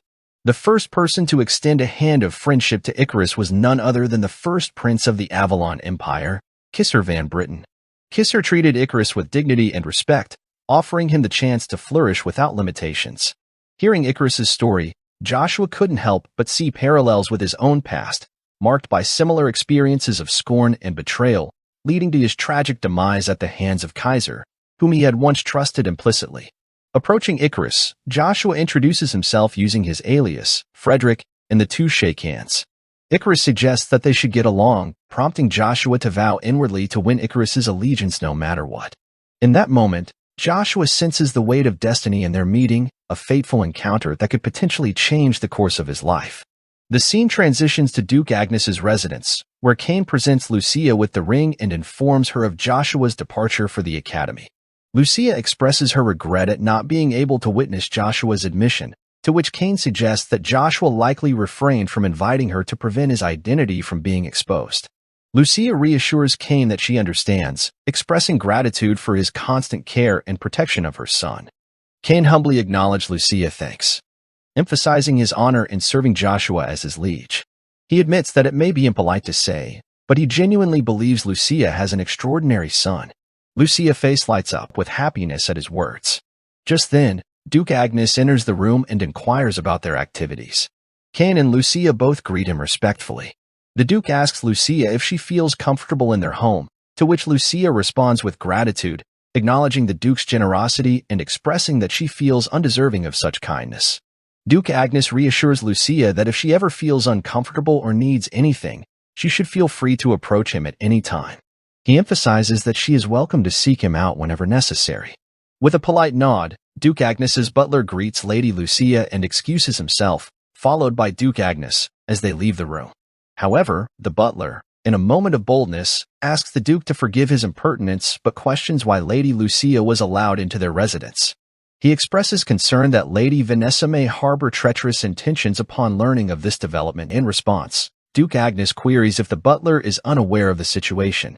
The butler acknowledges that he understands young Lord Joshua's remarkable talents, but he also highlights the importance of acknowledging the abilities of young Lord Babel, who carries the blood of the imperial family. He suggests that perhaps Duke Agnes should definitively appoint a family head. Duke Agnes acknowledges the concern for the imperial bloodline, recognizing that the legitimacy of the legitimate son cannot be disregarded entirely. The butler goes on to express his concern that if young Lord Joshua were to inherit the Agnes name, it would undoubtedly stir up considerable commotion within the family. Contemplating the implications, Duke Agnes ponders the idea that authenticity might be swayed by bloodline alone. He confides in his butler that he will continue to observe the situation for a while longer. The butler nods in agreement with Duke Agnes's decision. As Duke Agnes delves deeper into his thoughts about the legitimacy of his true heir, the weight of his decision weighs heavily on his mind. During Joshua's inaugural class at the academy, he was swiftly introduced to the dynamic between Agars and Icarus. These two figures had already carved out a notorious niche within the institution, though their reputations leaned more towards infamy than acclaim. As fate would have it, Amaru Brunston and his retinue entered the scene, wasting no time in belittling both Agars, a humble commoner, and Icarus, the illegitimate offspring of Count Douglas. Amaru's disdainful remarks, suggesting that losers naturally gravitate towards one another, hung heavy in the air. Observing this exchange, Joshua couldn't help but speculate on Amaru's lineage. Could he be a scion of the esteemed Sten family, poised to ascend as one of Avalon's esteemed five masters, perhaps following in the footsteps of Count Ari Brunsten, known as the Master of the Rapier? Joshua found himself drawn to the uncanny resemblance between Amaru and the potential heir apparent, noting the shared traits of silver hair and sharp, penetrating eyes. Amidst the banter, Amaru's companion, a boy with a mane of brown hair, casually remarked on the potential academic benefits of having Agars and Icarus in their class, implying that their presence might guarantee better grades. With a derisive smirk, Amaru echoed his friend's sentiment, musing on the dismal prospect of the illegitimate and the commoner failing to progress to the next academic year. Observing the yellow neckties adorning the upperclassmen, Joshua discerned them as second years, contrasting with the white neckties worn by the freshmen. In this hierarchy of academia, necktie colors shifted with each passing year, a subtle marker of progression. Amidst this silent observation, Joshua couldn't help but speculate about Agars, recognizing in him a reflection of his own status as an illegitimate child. Amaru's cutting remarks sliced through the tense atmosphere, casting Agars as a mere failure, a representation of the desolate existence of illegitimate offspring. With a heavy heart, Amaru disavowed any former association with Agars, lamenting his own past friendship. However, Icarus stepped forward, tempering Amaru's harsh words with a plea for empathy. The confrontation escalated as a brown-haired student named Duncan Pond Dunnitz interjected, defending Amaru and his honor. Accusing Icarus of showing contempt towards the esteemed Sten family, Duncan demanded respect. Icarus, bewildered by the sudden accusation, attempted to defuse the situation, asserting his innocence. Yet, before he could elucidate further, Duncan's punches Icarus, sending him crashing to the ground in a flurry of chaos. Agars rushed forward, attempting to intervene, his voice lost amidst the escalating violence. Ignoring Agars's pleas, Duncan's friend delivered a swift kick to Agars's side, intensifying the confrontation. In the midst of the turmoil, Joshua emerged from the sidelines, his frustration boiling over as he confronted the unfolding scene. His carefully laid plans for a quiet existence shattered in an instant, replaced by a fierce determination to challenge the toxic mindset prevalent among the noble students. As Amaru questioned Joshua's unexpected presence, frustration mingled with disbelief in Joshua's mind. How could he stand idly by while his fellow students faced such brutality? With resolve hardening in his heart, Joshua vowed to dismantle the entrenched arrogance of the noble elite. Suddenly, Amaru's demeanor shifted, his composure faltering as he addressed Joshua with unexpected deference. Joshua's attention was drawn to the figure behind him, Kaiser, the prince. The sight of Kaiser, acknowledging Joshua with a respectful greeting, sent shockwaves through the assembled students, their astonishment palpable. Elsewhere, in Earl Varen's chambers, Muku and the Earl engaged in a discussion tinged with intrigue. Earl Varen questioned whether the fourth Imperial Prince's actions were influenced by his acquaintance with Joshua. Muku confirmed Earl Varen's suspicions, citing information gathered thus far. Earl Varen's voice carried a weight of frustration and intrigue as he voiced his perplexity over Joshua's elusive background. Despite exhaustive efforts to unearth information about Frederick Viscounty, all attempts had proven futile. The revelation that even the fourth Imperial Prince held acquaintance with Joshua only deepened Varen's intrigue. Determined to uncover Joshua's secrets, Varen urged Muku into action, directing him to the Moon Door without delay. Varen's directive was clear. Investigate the enigmatic figure known as Ashvin Frederick, Joshua's alias. Varen understood the importance of exploiting any weakness Joshua might possess, regardless of the cost. Amidst this urgency, the scene shifted, revealing a poignant memory shared between Muku and Joshua. In this recollection, Joshua made a solemn demand of Muku to return Varen's ring and ensure an apology to the Rubrika family. Additionally, Joshua extracted a promise from Muku, demanding that he use the honor of his family name to prevent Varen from repeating such actions in the future. Muku, in earnest, pledged his utmost effort to fulfill Joshua's request. Returning to the present, Muku addressed young Lord Varen with a mix of trepidation and resolve. Expressing his concern for potentially overstepping his bounds, Muku reminded Varen of the weight of their promise to Joshua. Muku's warning carried a grave implication. Any betrayal of that promise would not only tarnish the villa's marquis family name, but also invite ridicule and scorn from the world at large. Frustration etched into every line of his face, Varen dismissed Muku's reminder with a terse retort. He asserted that Mukko had made the promise independently, emphasizing that it bore no relevance to Varen himself. With a commanding tone, Varen instructed Mukko to cease his conjecture and focus on the task at hand, to uncover the truth behind the mysterious Frederick. Reluctantly, Mukko acquiesced to Varen's directive, acknowledging the urgency of the situation. Meanwhile, in the bustling classroom, Joshua found himself immersed in his studies alongside his peers. Agar slumbered nearby, oblivious to the academic pursuits of his classmates, while Icarus diligently applied himself to his work. Observing the scene, Joshua contemplates that he hadn't intended to attract attention, but circumstances seemed to be pushing him towards aligning with Icarus. Aware of the curiosity surrounding him, partly due to Kaiser's involvement, Joshua reflects on Kaiser's persistence. Despite Joshua's response, Kaiser remains steadfast in his pursuit of Joshua's allegiance. Joshua reflects on Kaiser's request for him to visit the Imperial Palace before graduation. However, Joshua realizes that he had already planned to do so, irrespective of Kaiser's prompting. With the Imperial Night Order and the secretive storage facilities within the palace, Joshua harbors a personal mission, something imperative that he needs to uncover within those walls. Suddenly, Agars begins to murmur in his sleep, his words barely audible amidst the classroom's hushed atmosphere. The students erupted into laughter, their mockery directed at Agars's apparent foolishness, compounded by his status as an illegitimate child of the Douglas family.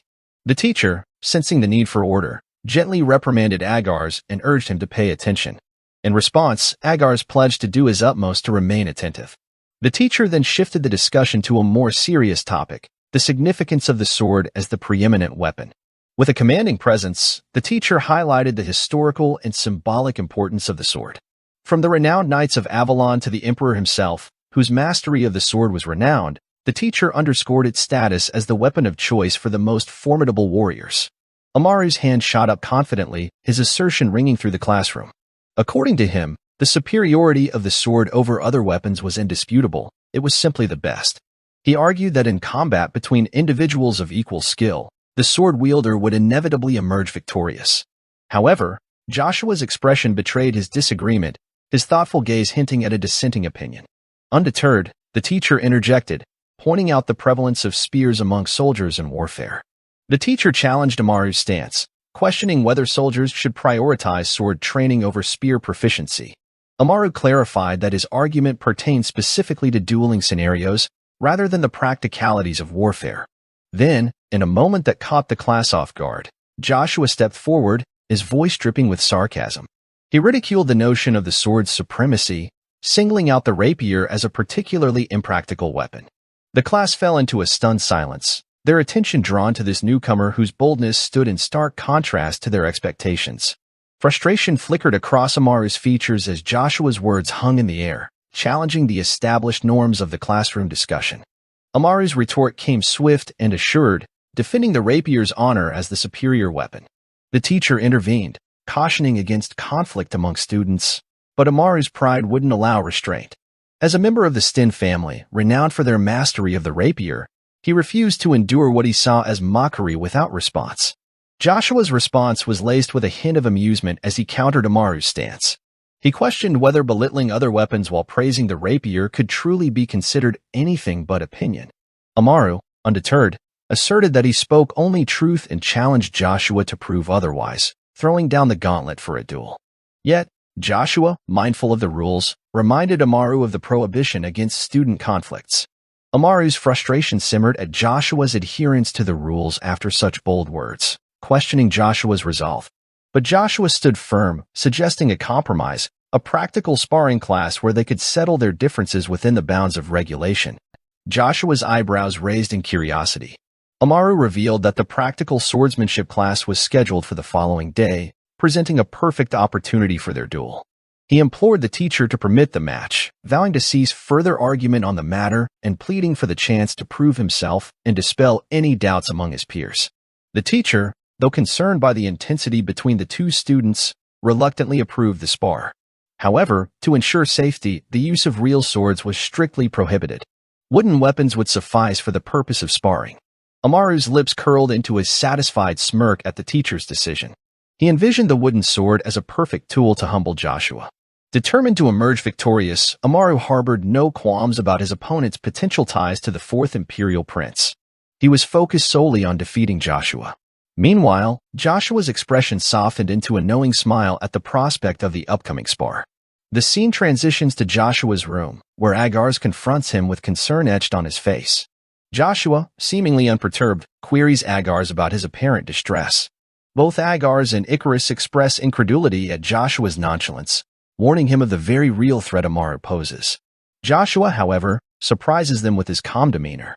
He acknowledges Agars' awareness, recognizing that Agars isn't as oblivious as he initially seemed. Agars reveals his familiarity with Amaru, highlighting the latter's exceptional talent and prestigious lineage as a scion of the Sten family. Amaru's mastery of mana further adds to his formidable reputation. Curious about Agars' intimate knowledge of Amaru, Joshua probes further.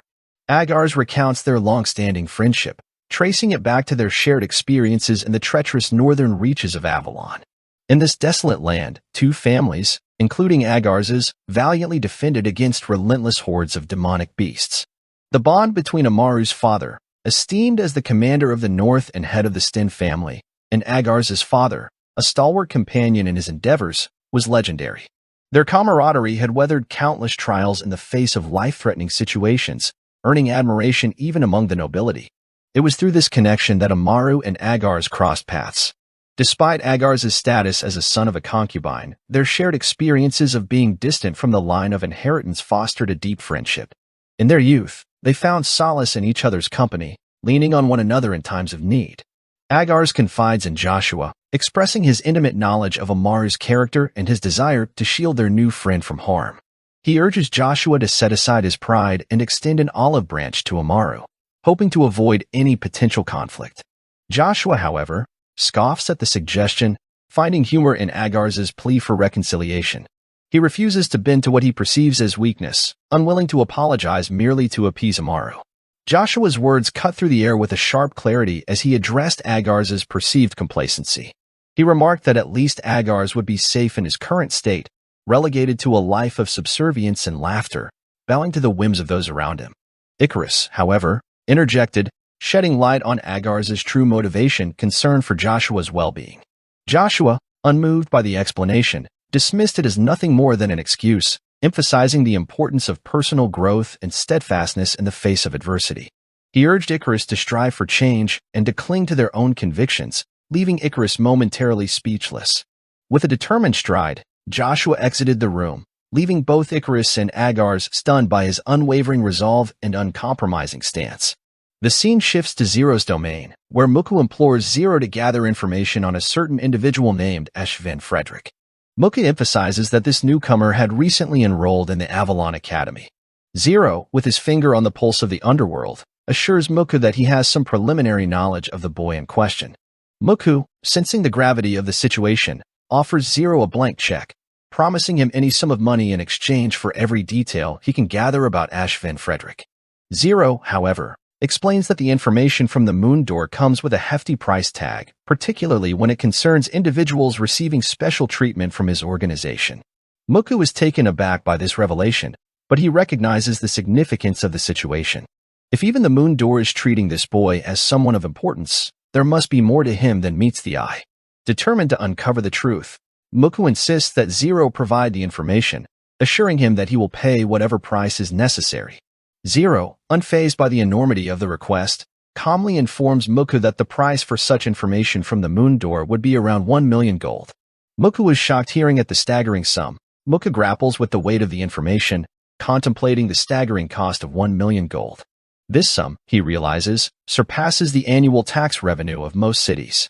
Zero observes Muku's contemplative expression, surmising that he needs more time to weigh the implications of such a substantial expenditure. With a suggestion to visit the Moon Door again after making a decision, Zero views this as an investment in young Lord Joshua. Zero perceives Joshua as a potentially valuable asset, one whose significance might surpass even Muku's understanding. Despite other potential channels for information that someone like Varen might pursue, the Moon Door's exorbitant commission fee for Joshua's details hints at an unexpected level of danger. Zero surmises that, faced with such a formidable adversary, Varen may reconsider any vengeful actions due to the potential consequences. encouraging Joshua to focus on finding the red coin. Zero pledges unwavering support until the culmination of the long-standing conflict. The scene then shifts to Joshua. Contrary to the stringent regulations of the academy, students were granted freedom to roam after classes concluded. Joshua took advantage of this leniency to focus on reclaiming the power he had lost. Within the confines of the mansion provided by Duke Agnes, he grappled with the conflicting divine and demonic energy swirling within him, akin to oil and water in constant turmoil. To stabilize these forces, Joshua relied on Bronto's power. As he neared a breakthrough, a sudden collapse of power unleashed a violent explosion, hurling Joshua against the wall. After a momentary lapse into unconsciousness, Joshua regained his senses, his mind swiftly assessing the situation. Though the power surge was overwhelming, Joshua remained undeterred, confident in his ability to rein it in. With Bronto's guidance, he aimed to harness more of the divine and demonic energies, edging closer to mastering the third stage of the magic spear art. However, a disconcerting realization struck Joshua as he searched for Lucia, a vital component of his arsenal. Despite his efforts to locate her, Lucia was nowhere to be found. Suddenly, a voice pierced the air, berating Joshua's apparent cluelessness. Through the intricate magic of subspace, Lucia materialized before him in human form. She revealed that she had been by his side, safeguarding him for the past 3 days. Startled by this revelation, Joshua realized he had been unconscious for an extended period, likely causing quite a commotion back at the academy. Reflecting on his past life, Joshua recalled reaching the third stage of the magic spear art, a feat that coincided with Lucia demonstrating signs of intelligence within subspace. He marveled at the unexpected reappearance of this ability, manifested now in the form of a child. It dawned on him that he wasn't the only one undergoing regression. Curious, Joshua probed Lucia's newfound form, questioning if she could also access his thoughts. Lucia confirmed his suspicions, explaining that such abilities were beyond her capabilities in her initial awakening state. Joshua, intrigued by Lucia's cryptic remark, inquired about the more important matter she alluded to. Lucia urged Joshua to introspect, emphasizing the imperative of understanding himself before comprehending the nature of the adversary. She challenged the notion that Joshua's physical condition was flawless, prompting him to reassess his own state. Lucia then proposed sharing a crucial piece of information with Joshua.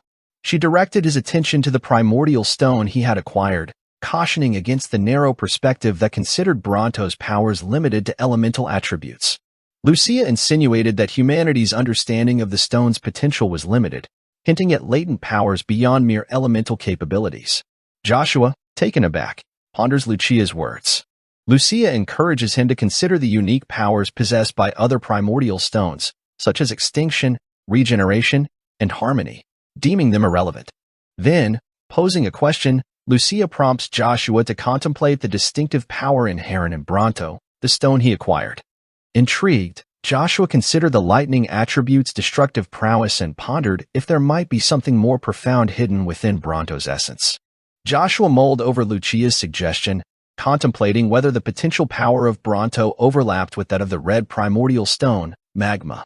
Lucia encouraged Joshua to ponder this question independently, recognizing its significance in aiding him to achieve his objectives swiftly. Curious, Joshua sought clarification on what Lucia meant by his objective. Lucia's response was stark and direct. Joshua needed to exact his revenge. Following that, the scene transitions to the classroom, where Agars and Icarus enter together. Upon spotting Amaru, Agars averted his gaze, maintaining an uneasy distance. In that instant, Duncan gives Icarus a hearty slap on the back, questioning why they both linger in the classroom. He confidently asserts that if he were in their shoes, he'd have taken off just like that fellow, Ash something. Agars intervenes, urging Duncan to cease his interference. Another student, emboldened by Duncan's provocation, voices concern over their missing roommate's sudden disappearance and the subsequent disturbance it caused. Agars, baffled by the shift in blame onto him and Icarus, attempts to defend their innocence. The teacher's arrival interrupts the escalating tension, reminding the students of the strict prohibition against student altercations. With a warning directed at Duncan, the teacher emphasizes the potential disciplinary consequences of continued aggression. As the classroom settles back into routine, the teacher reflects inwardly, acknowledging their own role in allowing such tensions to escalate unchecked. The teacher, foreseeing the impending chaos, resolved to prevent a recurrence of such incidents. Despite the turmoil, there was a silver lining. With Ashvin Frederick's disappearance, Duncan could face disciplinary action. However, Joshua's sudden entrance disrupted the uneasy calm. Apologizing for his absence, Joshua cited personal reasons for his leave of absence. The teacher, shocked by Joshua's return, couldn't shake the feeling that Frederick was digging his own grave. The students, whispering amongst themselves, speculated about Joshua's abrupt return and its implications for his graduation prospects. Sensing the growing tension, the teacher urged the students to silence as the class commenced. Joshua took his seat, but the teacher couldn't shake the feeling of impending trouble. Determined to prevent further escalation, the teacher reluctantly postponed the practical lesson, wary of Amaru's potential reaction in the current climate. As Joshua settled into his seat, Amaru's frustration was palpable. Agars wasted no time in questioning Joshua's return, suggesting that the collapse of the Frederick family should have been reason enough for Joshua to flee. Joshua, unfazed by the accusation, turned the inquiry back on Agars, questioning if he had conducted a background check. Agars confirmed the rampant rumors circulating throughout the academy, insinuating that Amaru had likely investigated Joshua's past. Agars pressed Joshua to consider apologizing to Amaru, emphasizing the importance of bowing down when necessary for survival. Joshua, resolute in his convictions, refused to entertain the idea, determined to demonstrate his steadfastness. Despite his resolve, Joshua couldn't help but notice Icarus's apprehensive expression. While empathetic to Icarus's concerns, Joshua recognized that he couldn't afford to be preoccupied with petty conflicts. The narrative shifts to a crucial task awaiting Joshua. Subsequently, we find ourselves in Lucia's subspace, where Joshua queries Lucia about her knowledge of his revenge. Delving deeper, Joshua questions if Lucia genuinely traveled back in time with him and urges her to reveal Bronto's other ability. In response, Lucia asserts that she cannot simply divulge information without Joshua meeting certain conditions. Despite Joshua's frustration, Lucia remains firm, stating that she's willing to provide hints if he fulfills her requirements. An exasperated Joshua implores Lucia to cease playing games and share the information. Lucia, undeterred, points out that Joshua has the choice to remain silent and sleep, emphasizing that she is under no obligation to disclose anything. Frustration boils over as Lucia rebukes Joshua for his impatience, prompting him to inquire about the conditions Lucia expects him to meet. Lucia calmly outlines her straightforward conditions to Joshua. He must re-establish the connection he had in his past life and prioritize self-care. Joshua, seeking clarification on how to take better care of himself, prompts Lucia for more details. Lucia insists on a swift response, citing drowsiness as motivation for Joshua to decide promptly.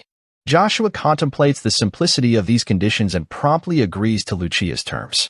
Lucia expresses hope that Joshua will fulfill these requirements, emphasizing the unique power embedded in a promise made with a divine artifact like herself. As promised, Lucia imparts a hint to Joshua, clarifying that Bronto's power isn't precognition. She distinguishes it from a precognitive dream, referencing Joshua's past vision of the Agnes Duchy's fall as an example of the latter. This revelation prompts Joshua to reconsider the nature of Bronto's abilities. Lucia reveals to Joshua an intriguing aspect of his abilities, the power of earnest thoughts manifesting in dreams. In Joshua's case, one of his revenge targets appeared in his dreams, hinting at the existence of a latent divine power within him. This divine power, as Lucia explains, is akin to the divine revelations received by high-ranking priests before impending danger. Joshua is taken aback by this revelation, recognizing the profound implications of such a power. Lucia explains to Joshua that the term divine power refers to the power of God, often believed to grant high-ranking priests divine revelations of impending danger. Joshua's precognitive dream resembles this phenomenon, as it hints at divine influence. Lucia emphasizes that the true power of God is far more astonishing than humans perceive. Furthermore, Lucia reveals the second power surging within Joshua's body. If Joshua can successfully assimilate both powers, he will become virtually invincible, surpassing any human opponent. Most importantly, Lucia enlightens Joshua about the true potential of the primordial stone, Bronto. Bronto's genuine power lies beyond elemental capabilities. It embodies growth, boasting lightning-fast speed and immense destructive force. Joshua is intrigued by this revelation from Lucia. Meanwhile, the scene transitions back to the classroom, where Amaru confronts the teacher, insisting that the matter cannot be overlooked. When prompted for clarification, Amaru asserts that the approved spar between himself and Joshua carries significant weight, It's not merely a casual match, but a pledge bound by noble honor. Amaru warns that any deviation from the agreed terms would tarnish his family's reputation, necessitating drastic action. The teacher grapples with the dilemma, recognizing the weight of familial influence despite the apparent student-teacher dynamic. Contemplating how to avert the impending confrontation, the teacher acknowledges the power dynamics at play. Amaru gestures towards Joshua, declaring that Joshua's return won't go unnoticed. He vows to seize the opportunity to demonstrate the futility of the spear. Joshua retorts, expressing his own determination not to let the matter rest. He pledges to illustrate the inefficacy of the rapier. As anticipation builds, students flock to the arena, eager not to miss the impending clash between Joshua and Amaru. Inside the hall, laughter erupts at the sight of Joshua wielding a spear. Icarus suggests Joshua consider apologizing to Amaru, prompting a terse response from Joshua. Despite Icarus's persistence, Joshua remains resolute, determined to face Amaru head-on. Icarus expresses uncertainty about Joshua's intentions but asserts his belief that Joshua cannot defeat Amaru. He worries that even if Joshua were to win, the Sten family would retaliate fiercely, considering it a humiliation to their son wielding the rapier. In response, Joshua resolves to confront the entire Sten family if necessary. Icarus observes Joshua's determination with genuine concern. In the charged atmosphere of the duel arena, Joshua noticed a subtle shift in Icarus's expression. Sensing a lack of trust in his abilities, Joshua decided to confront the issue head-on. He approached Icarus and candidly expressed his observation, acknowledging the skepticism in Icarus's demeanor. The tension between them escalated when Joshua proposed a bet, seeking to address the underlying distrust. Perplexed, Icarus struggled to comprehend Joshua's intentions. The idea of a bet seemed to elude him, prompting Joshua to elaborate on the terms. He explained that if he managed to defeat Amaru, safeguarding his convictions and surviving the challenges posed by the formidable Sten family, he would emerge as the victor. The stakes were high. The loser would be obligated to fulfill one wish of the winner. Icarus, still grappling with the unexpected proposition, failed to discern Joshua's underlying motivations. Undeterred by Icarus's confusion, Joshua remained confident in his abilities. He nonchalantly justified his decision to initiate the bet, expressing a belief in his own invincibility. The teacher intervened, sensing that the duel could not be delayed any longer. Icarus, however, took a moment to advise Joshua to place greater value on himself, emphasizing the impossibility of navigating challenges alone. The cryptic nature of Icarus's words left Joshua pondering whether something more profound was at play. As the duel loomed, the audience, comprised of eager students, erupted in anticipation. Their collective voice urged Amaru, the seasoned adversary, to swiftly dispatch the seemingly audacious new student. Amaru, assuming a stance of practiced readiness, prepared to strike. In stark contrast, Joshua stood composed, his eyes closed, spear in hand. The audience's bewilderment was palpable.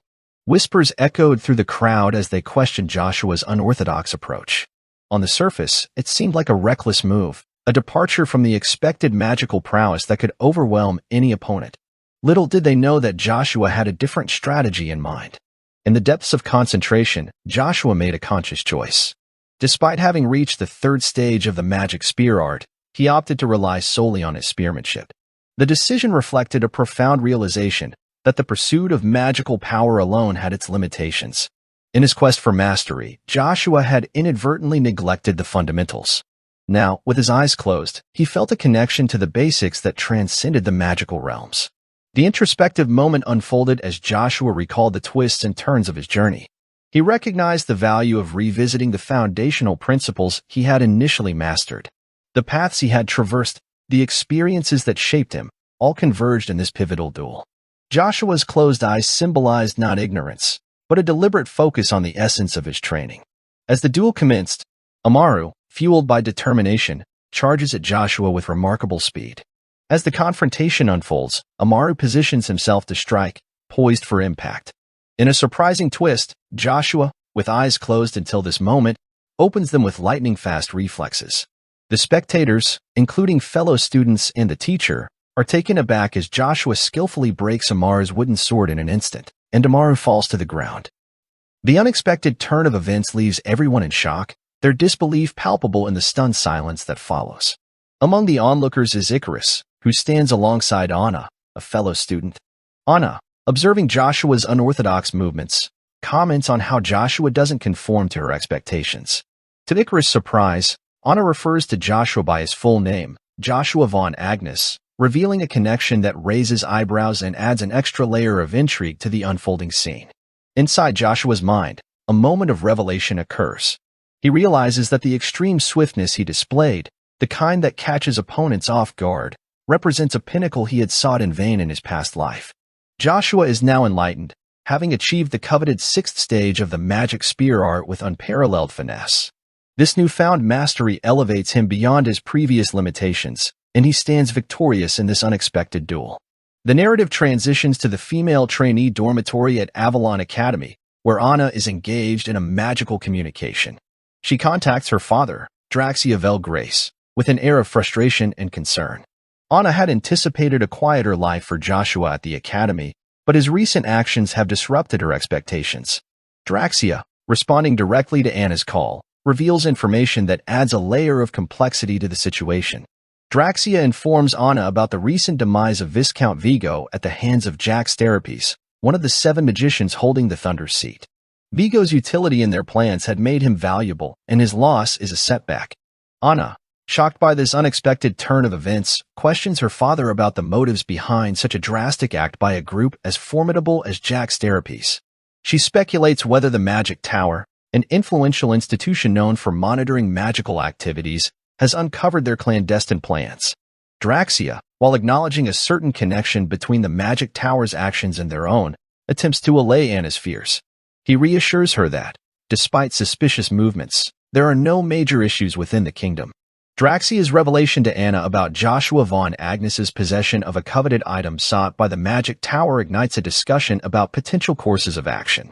Anna, quick to strategize, suggests that her father, Draxia, should acquire the item to preempt any interference from the Magic Tower. However, Draxia dismisses this idea, cautioning that the item holds no value unless it's in the Magic Tower's hands. He explains that drawing attention to himself could jeopardize their plans. Instead, he emphasizes the importance of monitoring the various variables surrounding Joshua's actions, hinting at a larger scheme at play. Anna concurs, highlighting Joshua's disruptive presence since his arrival at the academy. She recounts his audacious behavior, including disparaging the Sten family's prized rapier and defeating their son in a duel with a single strike.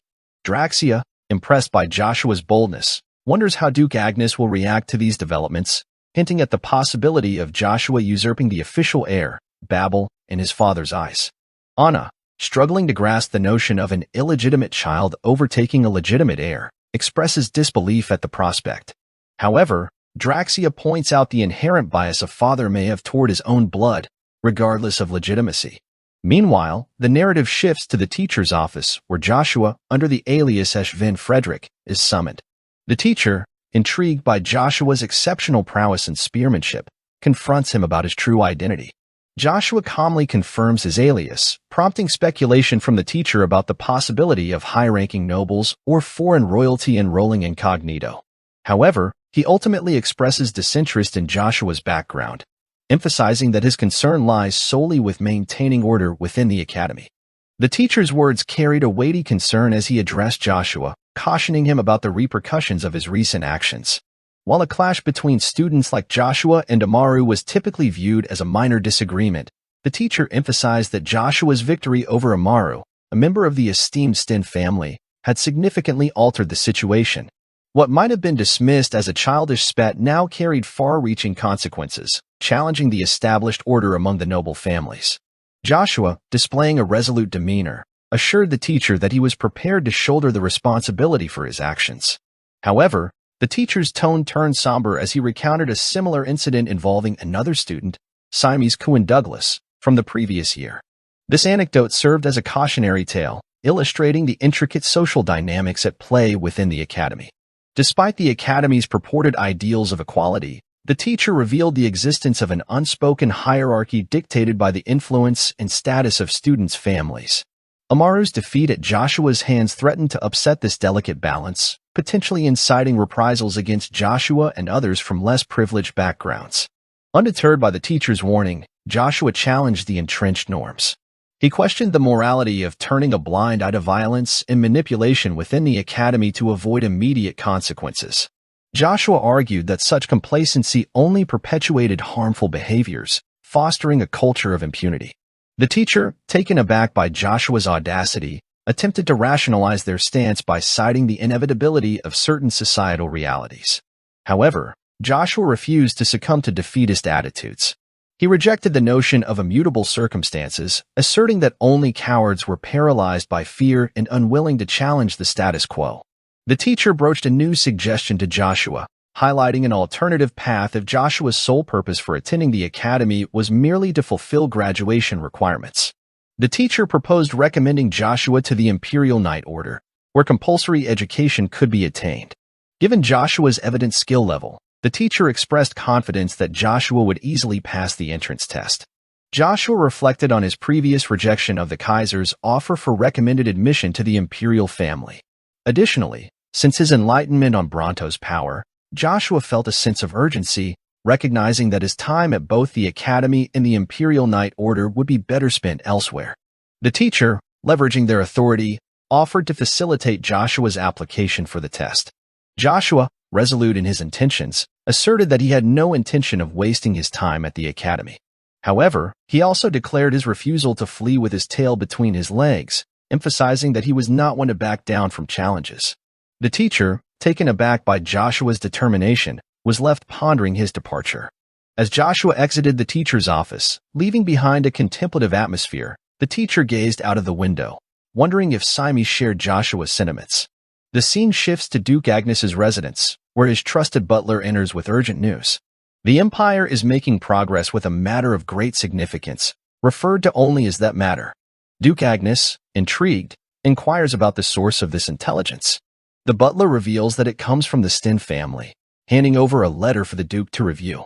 As Duke Agnes reads the letter, a sense of anticipation fills the air. It seems the long-awaited events have finally begun to unfold. Meanwhile, at the training ground, Kane, one of Duke Agnes's protégés, engages in a sparring match with his mentor. Duke Agnes, ever the vigilant instructor, questions Kane's readiness to protect their liege, Joshua. He expresses his hope that Kane's skills won't become a hindrance to Joshua's safety. Kane, fueled by determination, charges at Duke Agnes, expressing his desire to grow stronger and fulfill a promise made by Joshua to ensure Kane never has to bow to anyone but their liege. Duke Agnes swiftly evaded Kane's attack, prompting him to question Kane's fervent pursuit of strength, even to the extent of changing his primary weapon. In response, Kane revealed that his motivation stemmed from a promise made by Joshua. Joshua had assured Kane that under his leadership, Kane would never have to submit to anyone else. With unwavering faith in his liege's pledge, Kane persisted in his pursuit of strength. With a swift push, Duke Agnes gently incapacitates Kane, sending him crashing into a nearby wall. He then instructs the workers to tend to Kane's injuries. Duke Agnes pondered how Joshua had swiftly garnered such unwavering loyalty from someone in such a short period. Meanwhile, in another setting, Joshua engages in a conversation with Icarus, his friend and confidant. Joshua offers a simple explanation: power. He believes that by displaying enough strength and determination, he can compel obedience from those around him. While Icarus initially doubts the feasibility of Joshua's claim, the memory of Joshua's formidable display during his duel with Amaru leaves room for reconsideration. Joshua then reminds Icarus of a previous bet they had made, prompting Icarus to recall their agreement. Joshua shares a deeply personal wish with Icarus, expressing his desire for Icarus to stand by his side. Icarus, taken aback by Joshua's unexpected request, blushes with surprise. However, Joshua assures him, affirming his unwavering belief in Icarus's capabilities and emphasizing that he trusts only Icarus to wield his skills in service to their shared goals. Icarus, visibly moved by Joshua's faith in him, agrees to consider the proposition. He promises to contemplate it further if Joshua can demonstrate his ability to fulfill his promises. With that, Icarus hastily departs from the room, leaving Joshua to reflect on the progress they've made in their relationship. Meanwhile, in the grandeur of the Emperor's chamber, a different agenda unfolds. The Emperor, speaking with his trusted advisor Jaqen, assigns him a crucial task to ensure Joshua's enlistment in the Imperial Knight Order by any means necessary. The Emperor's determination to secure Joshua's allegiance is palpable, as he offers to personally provide a recommendation letter if needed.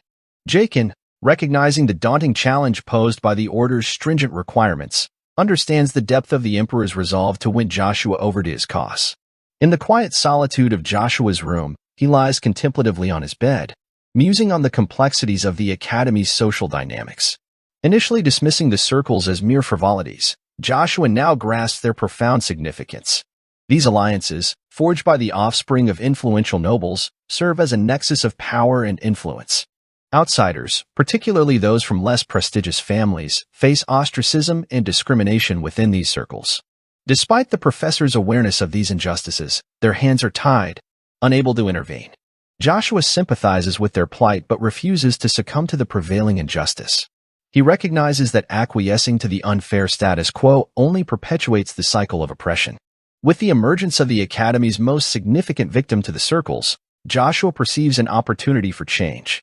He believes that by addressing this systemic issue head-on, he can garner Icarus's support more readily than he initially anticipated. As Joshua contemplates the intricate path Kaiser may navigate without Icarus at his side, he eagerly anticipates the unfolding events. The complexities of their dynamic and the impending challenges seem to fuel Joshua's curiosity, leaving him intrigued about the thorny path Kaiser may tread in the absence of his steadfast companion. Icarus enters the room, prompting Joshua to shift his attention to the immediate concerns at hand. Icarus, evidently aware of the rumors circulating, expresses worry about the Sten family's potential involvement. Joshua, however, reassures Icarus, assuring him that the matter with Amaru has been resolved. Despite Joshua's confidence, Icarus raises a valid point. The Sten family might take action to protect their reputation, especially after Joshua's audacious critique of their swordsmanship. Adding to the complexity, Icarus forewarns Joshua about the Araxia Circle, a powerful faction within the Academy known for its influence. The imminent approach of this group further complicates Joshua's situation, but undeterred, he asserts that he has a plan to tackle both the Sten family and Araxia simultaneously.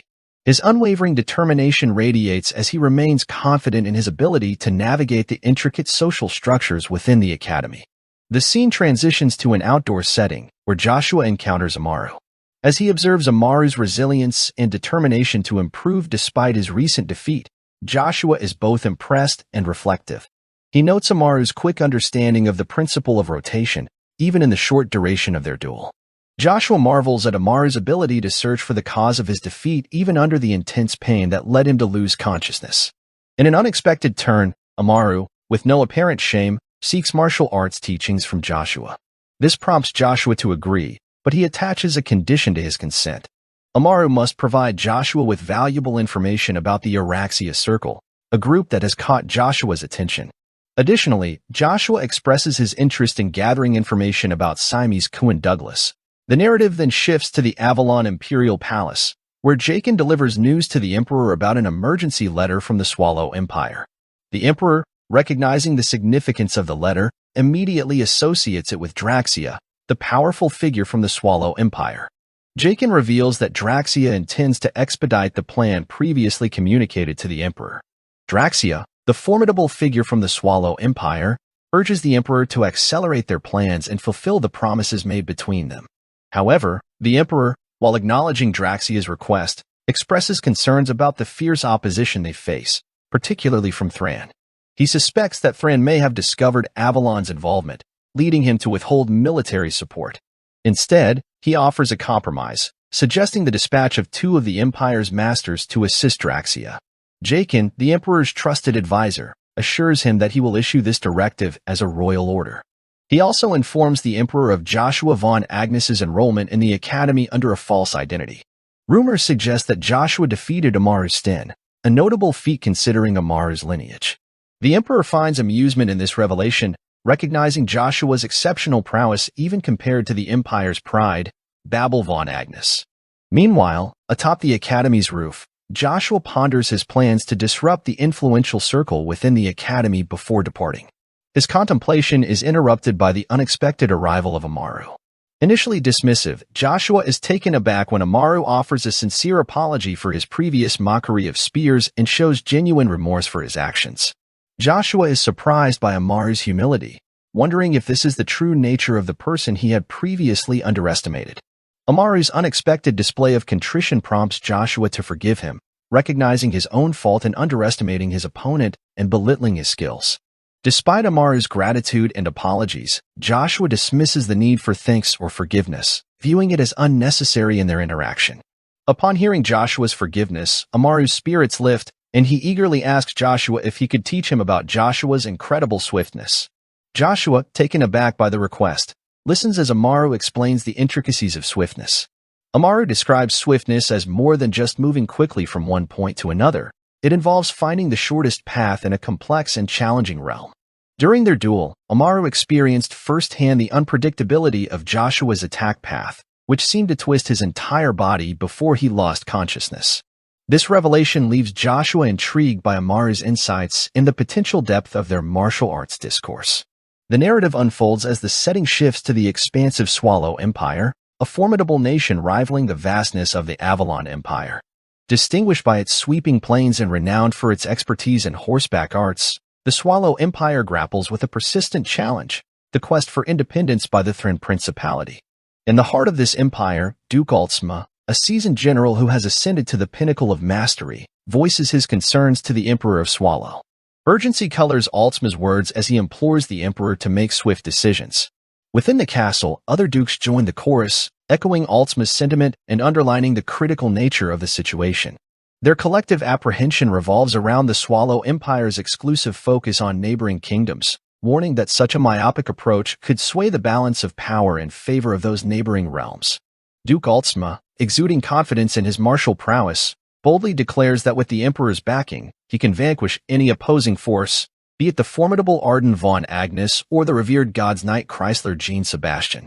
However, Gander, the sage of the Swallow Empire, interjects, reminding Altsma of a significant oversight. Gander draws attention to the absence of key figures, crucially the Emperor and another influential individual, both integral members of the Empire's 9 stars. Gander elucidates the impracticality of disregarding the power held by neighboring nations. He emphasizes that any strategic move must take into account the strength wielded by these external forces, a challenge too formidable for the Swallow Empire to tackle in isolation. In the midst of this spirited debate, Emperor Draxia Bel Grace, revered as the wisest leader in the Swallow Empire's history, intervenes. Acknowledging Altsma's brilliance, Draxia cautions against unwarranted confidence. Draxia forewarns that Altsma's defeat would reverberate far beyond his personal consequences, jeopardizing the entire Swallow Empire and potentially inviting greater peril upon the nation. As the conversation unfolded in the Swallow Empire, Duke Altsma expressed remorse for not thoroughly considering the ramifications of their actions. Draxia, the Emperor, prompted Gander, the sage, to share his thoughts on the matter. Gander offered a strategic perspective, stating that unless the Avalon Empire and the Hubalt Empire made significant moves, other kingdoms would likely express displeasure but lack the ability to take drastic actions. He highlighted the Hubalt Empire's distraction with the upcoming Pope election, allowing the Swallow Empire to focus more on Thran. However, Gander cautioned that Avalon could be a potential obstacle.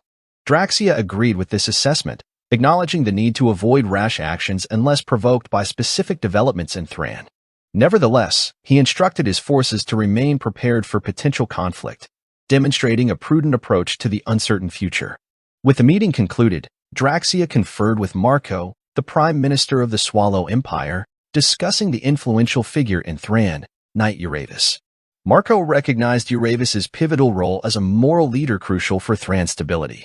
Draxia contemplated the delicate balance between seeking the happiness of citizens and the necessity of maintaining power to ensure peace. In a contrasting scene, the narrative shifted to Joshua's room, where an unexpected visitor, Agars, stood before him. The sequence of encounters with influential figures, first Icarus and now Agars, hinted at the complexity of Joshua's situation. Agars, presumably acting in Joshua's interest, delivered a stern warning. He urged Joshua to steer clear of any interactions with Araxia, cautioning that crossing their path could not only imperil Joshua's life but also jeopardize the well-being of his family. Joshua confronts Agars, suggesting that Agars is the one who's afraid. This catches Agars off guard. As Joshua confronted Agars, he subtly hinted that Agars might be the one grappling with fear. The mention of Agars' brother caught him off guard, revealing a depth of knowledge Joshua possessed. Offering Agars an escape route, Joshua suggested that if Agars feared a similar fate for him as his brother, he could flee without judgment. However, Joshua cautioned Agars that continually evading challenges would ultimately lead to surrender. With a blend of humility and insight, Joshua stepped closer to Agars, questioning whether a life on the run appealed to him. Agars, momentarily speechless, fired back, questioning Joshua's understanding of the situation. He disclosed that Araxia's leader, Varen Shinvilas, hailed from one of Avalon's esteemed 12 families, posing an insurmountable barrier for those like them. Joshua, upon learning this, acknowledged the strategic advantage of having Varen at the helm, expressing gratitude to Agars for the revelation before departing, leaving Agars bewildered by the apparent significance. The scene transitioned to the designated chamber for Araxia members, where 3 students occupied the table while the rest stood in line. Natasha Moon Brieri, daughter of the Marquis family, one of Avalon's elite 12 families, impatiently urged them to commence proceedings. Gowong, another student, advocated for a more measured approach, playfully chiding Natasha for her impatience. Natasha countered by accusing Gowong of being too carefree, speculating about the concerns plaguing his family due to his laid-back demeanor.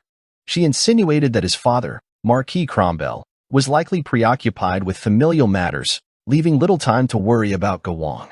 Gowong, upon hearing his family name mentioned, clarified that his family's issues were separate from his personal life, and he simply sought to savor the moment. He cautioned Natasha that fixating on trivial matters would only lead to frustration.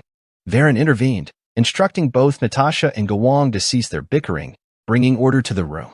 As Varen absorbed the news of Amaru's defeat at the hands of someone named Ash, a shockwave rippled through the Avalon Empire. Natasha, one of the 12 family's daughters, couldn't fathom the event, wondering aloud about the identity and prowess of this mysterious Ash. Gowong, on the other hand, playfully teased Natasha for adding yet another name to her list of potential suitors, suggesting she reserve judgment until she saw Ash's appearance. Varen, typically indifferent to such matters, was surprisingly serious about the situation. He cautioned Natasha and Gowong that Ash was not to be taken lightly, hinting at a personal encounter where he had suffered a bit at the hands of this mysterious figure. This revelation surprised Gowong, who had not expected Varen to be concerned about a member of a fallen family. Natasha, too, found Varen's sudden change of heart intriguing and out of character. Gowong, ever the carefree individual, questioned Varen's newfound interest in a fallen family. Natasha, echoing Gowong's sentiments, pointed out the unusual nature of Varen's concern. Varen, however, stressed that Ash was a formidable opponent and their nonchalant attitude could have severe consequences. He also revealed that Ash had a connection with the 4th Imperial Prince, adding another layer of complexity to the situation. Natasha, quick to see opportunities, suggested recruiting Ash to Araxia, their exclusive group. She believed that using this situation to their advantage could strengthen Araxia's position. Varen, frustrated with Natasha's seemingly opportunistic proposal, questioned her motives. Gowong, however, sided with Natasha, seeing the potential benefits that Ash could bring to Araxia. Varen reminded them of the loyalty Amaru's brother had shown, highlighting the familial ties that transcended the fallen status of the Sten family. Varen expressed his distaste for the idea of Ash freely roaming around the academy, vowing to make Ash understand the consequences of crossing paths with him. The mention of Siamese Kuan Douglas hinted at a history where Varen had dealt with individuals who dared to challenge his authority. The narrative then shifted to Joshua, standing outside the headmaster's office. He anticipated being summoned, suspecting that the meeting would revolve around the incident with Amaru. Joshua realized that the hope of navigating his days at the academy quietly had been abruptly shattered by the unfolding events. As Joshua stepped into the headmaster's room, he was greeted by the presence of a masked individual. The figure, concealed behind their mask, informed Joshua that he had been sent by order of His Majesty the Emperor to deliver a message. The figure concealed behind a mask approached Joshua with an air of solemnity, bearing news dictated by the Emperor's decree.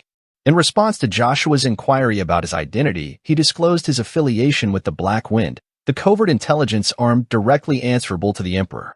This revelation triggered a flood of memories in Joshua's mind, recalling tales of the Black Wind's legendary status as the Emperor's unwavering loyalists, reminiscent of an old comrade once renowned as the Assassin King.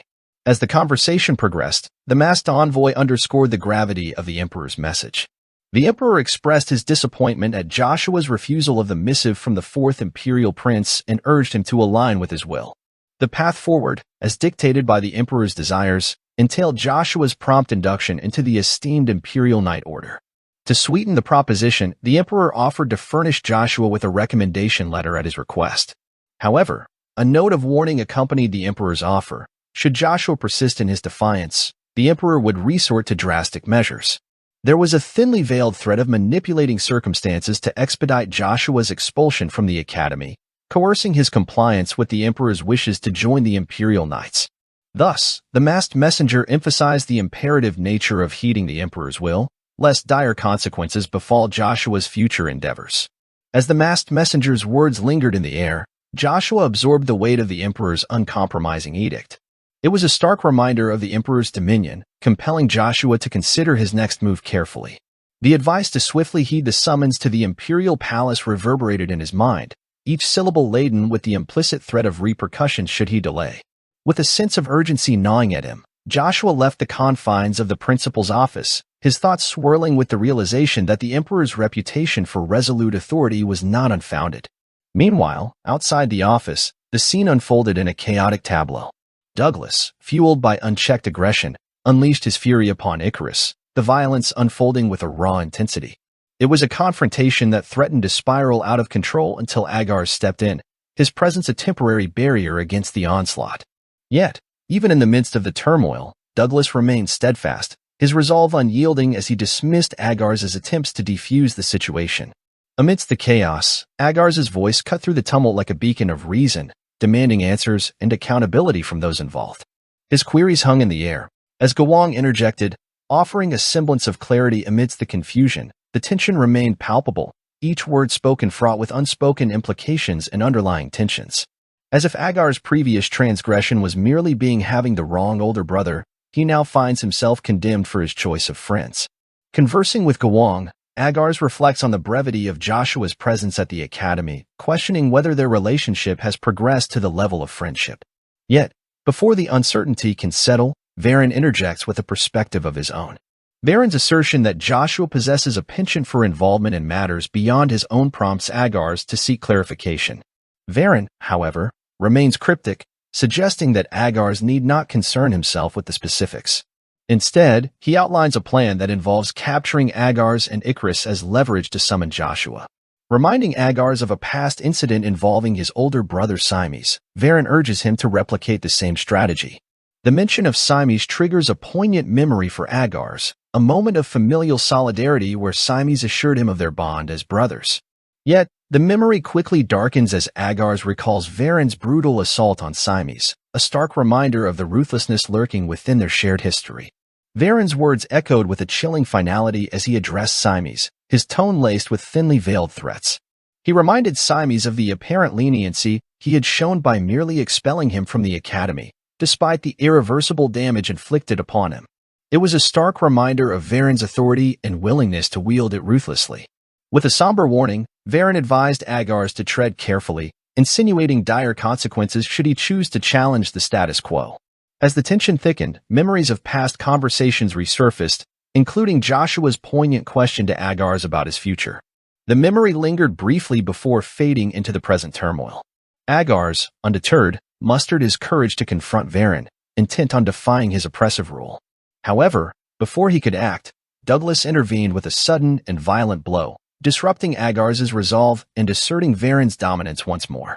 Seizing the moment, Varen issued a veiled threat aimed at Joshua and their families, his words dripping with malice.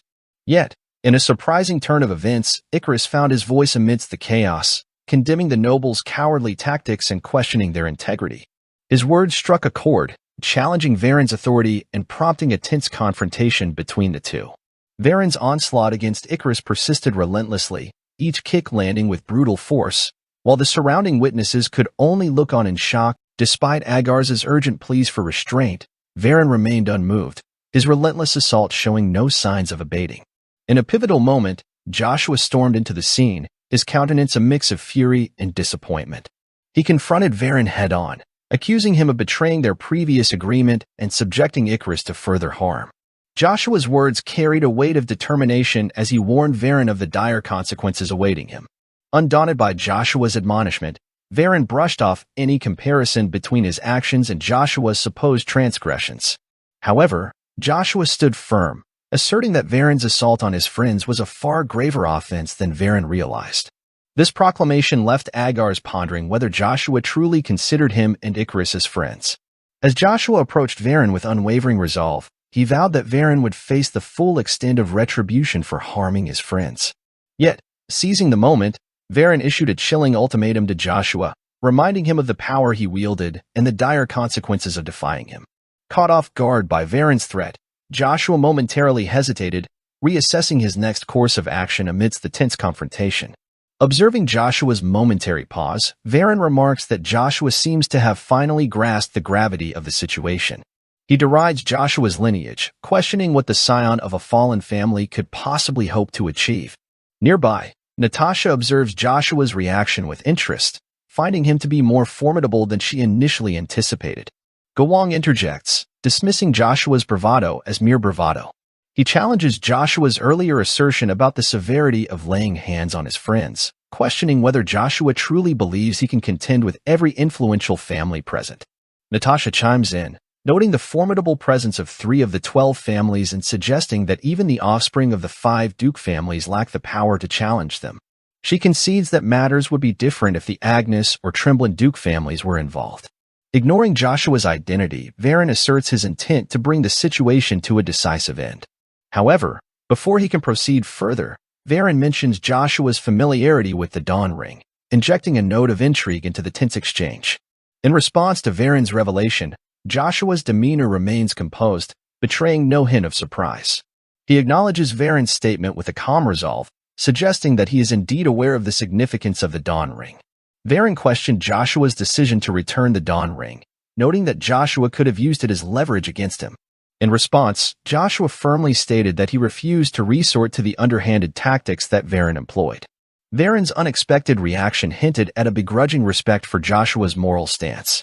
He expressed satisfaction that Joshua had not succumbed to the same manipulative methods. Then, in a surprising turn, Varen offered to impart a valuable lesson to Joshua. He revealed the true potential of the Dawn Ring, explaining that by imbuing it with mana, he could unleash its latent power. Varen demonstrated by triggering an explosion with the ring, enveloping himself in an armor of his family's heritage. Varen's voice sliced through the tension, a subtle menace underlying his words. He reminded Joshua of the harsh reality of their world, where family lineage dictated one's power and influence. With a hint of disdain, Varen dismissed Joshua's attempts to assert his own authority, confident that Joshua's efforts would prove futile in the face of established hierarchy. Gawang interjected, noting the disparity between his own Dawn Ring and Varen's extravagant display. He mused about persuading his father to procure him a more impressive one, eliciting a scoff from Natasha. She pointed out the exorbitant cost of such a request, questioning Gawang's father's willingness to indulge such extravagance when Gawang's current ring sufficed. Despite the seriousness of the conversation, a moment of levity emerged as Gawang chuckled at Natasha's retort. However, Natasha's mention of another individual, Ash, shifted the tone once more. Varen dismissed Ash with a wave of his hand, asserting that Natasha would quickly grow tired of someone like him. He likened Ash to Simes, a figure from their past who dared to challenge Varen's authority. Varen's reminiscence turned dark as he recounted Simes' fate, a stark warning of the consequences of rebellion in their unforgiving world. In that decisive moment, Joshua strode purposefully toward Varen, his intent clear in his determined stride. Sensing Joshua's approach, Varen cautioned him against acting rashly, but Joshua remained resolute, his eyes flashing with determination. He voiced his desire to witness not only the downfall of those before him but also the destruction of Varen's own family. With unwavering resolve, Joshua reminded Varen of his own words regarding the significance of family power in their world. Drawing forth his own Dawn Ring, Joshua's actions stunned Varen and the surrounding onlookers. As Joshua activated the ring, a deafening explosion erupted, engulfing him in a brilliant light. Varen stood frozen in shock as the dust settled, his eyes widening in disbelief. Before him stood Joshua, adorned in the formidable armor of the Agnes Duchy, bearing the symbol of the Agnes Duke family, the Knight's Tomb.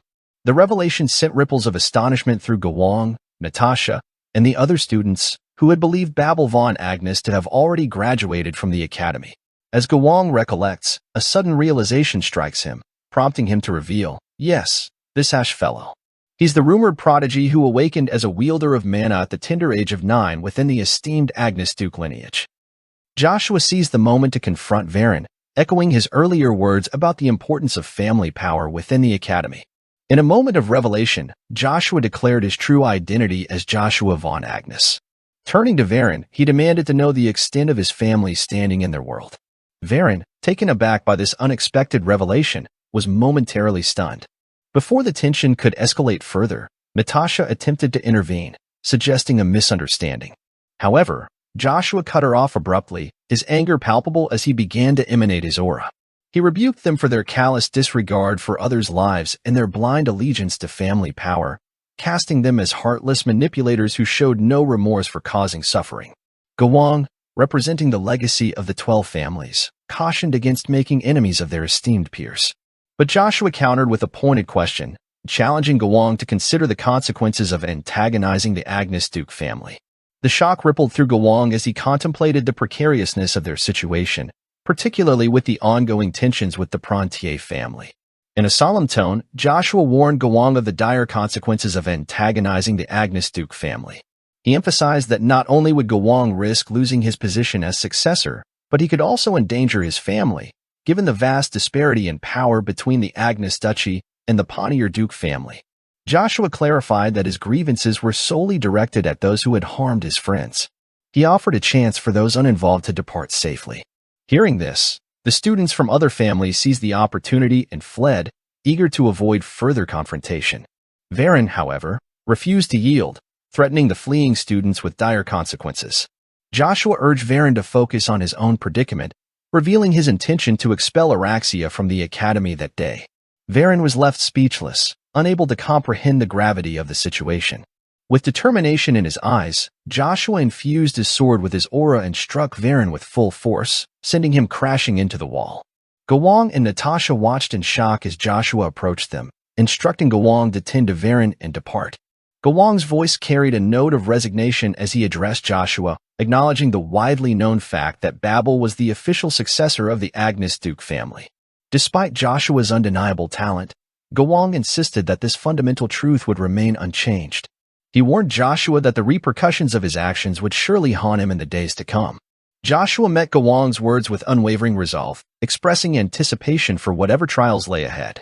Meanwhile, Natasha's urgent plea diverted Gowong's attention, prompting him to assist her in transporting Varen to the infirmary. As Gowong hurried off with Natasha, Agars and Icarus approached Joshua, seeking clarification about his lineage. Joshua responded cryptically, acknowledging that everyone harbored their own secrets. Expressing regret for involving them in the confrontation, Joshua inquired about their well-being. Icarus reassured Joshua that they were unharmed, prompting Joshua to express surprise at his lack of astonishment regarding Joshua's heritage. With a knowing smile, Icarus admitted that he had suspected as much from the beginning. Icarus pondered the perplexing question of why someone from a fallen family would even bother attending the academy. After all, the imperial family wouldn't spare a moment's notice for such individuals. Joshua's presence seemed to defy logic. There appeared to be no discernible reason for him to seek attention from the aristocracy. Joshua's response introduced the possibility that he aimed to establish personal connections akin to Araxia's.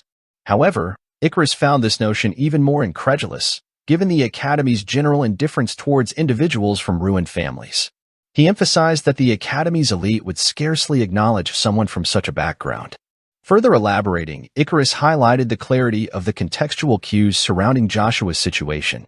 Among thousands of trainees, Joshua stood as the sole representative of a dismantled noble lineage. He noted that a significant portion of past occurrences involved individuals concealing their true identities. Agars, taken aback by this revelation, expressed his surprise at the statistics. Meanwhile, Joshua silently affirmed his suspicions, finding the situation unfolding just as he had anticipated. Joshua admired Icarus's boldness in expressing his thoughts, even when the social status of others was known. It led Joshua to conclude that Icarus possessed exceptional strategic skills. Catching sight of Joshua's smile, Icarus couldn't help but notice the admiring gaze directed his way. Curious about the attention, Icarus inquired why Joshua was staring at him.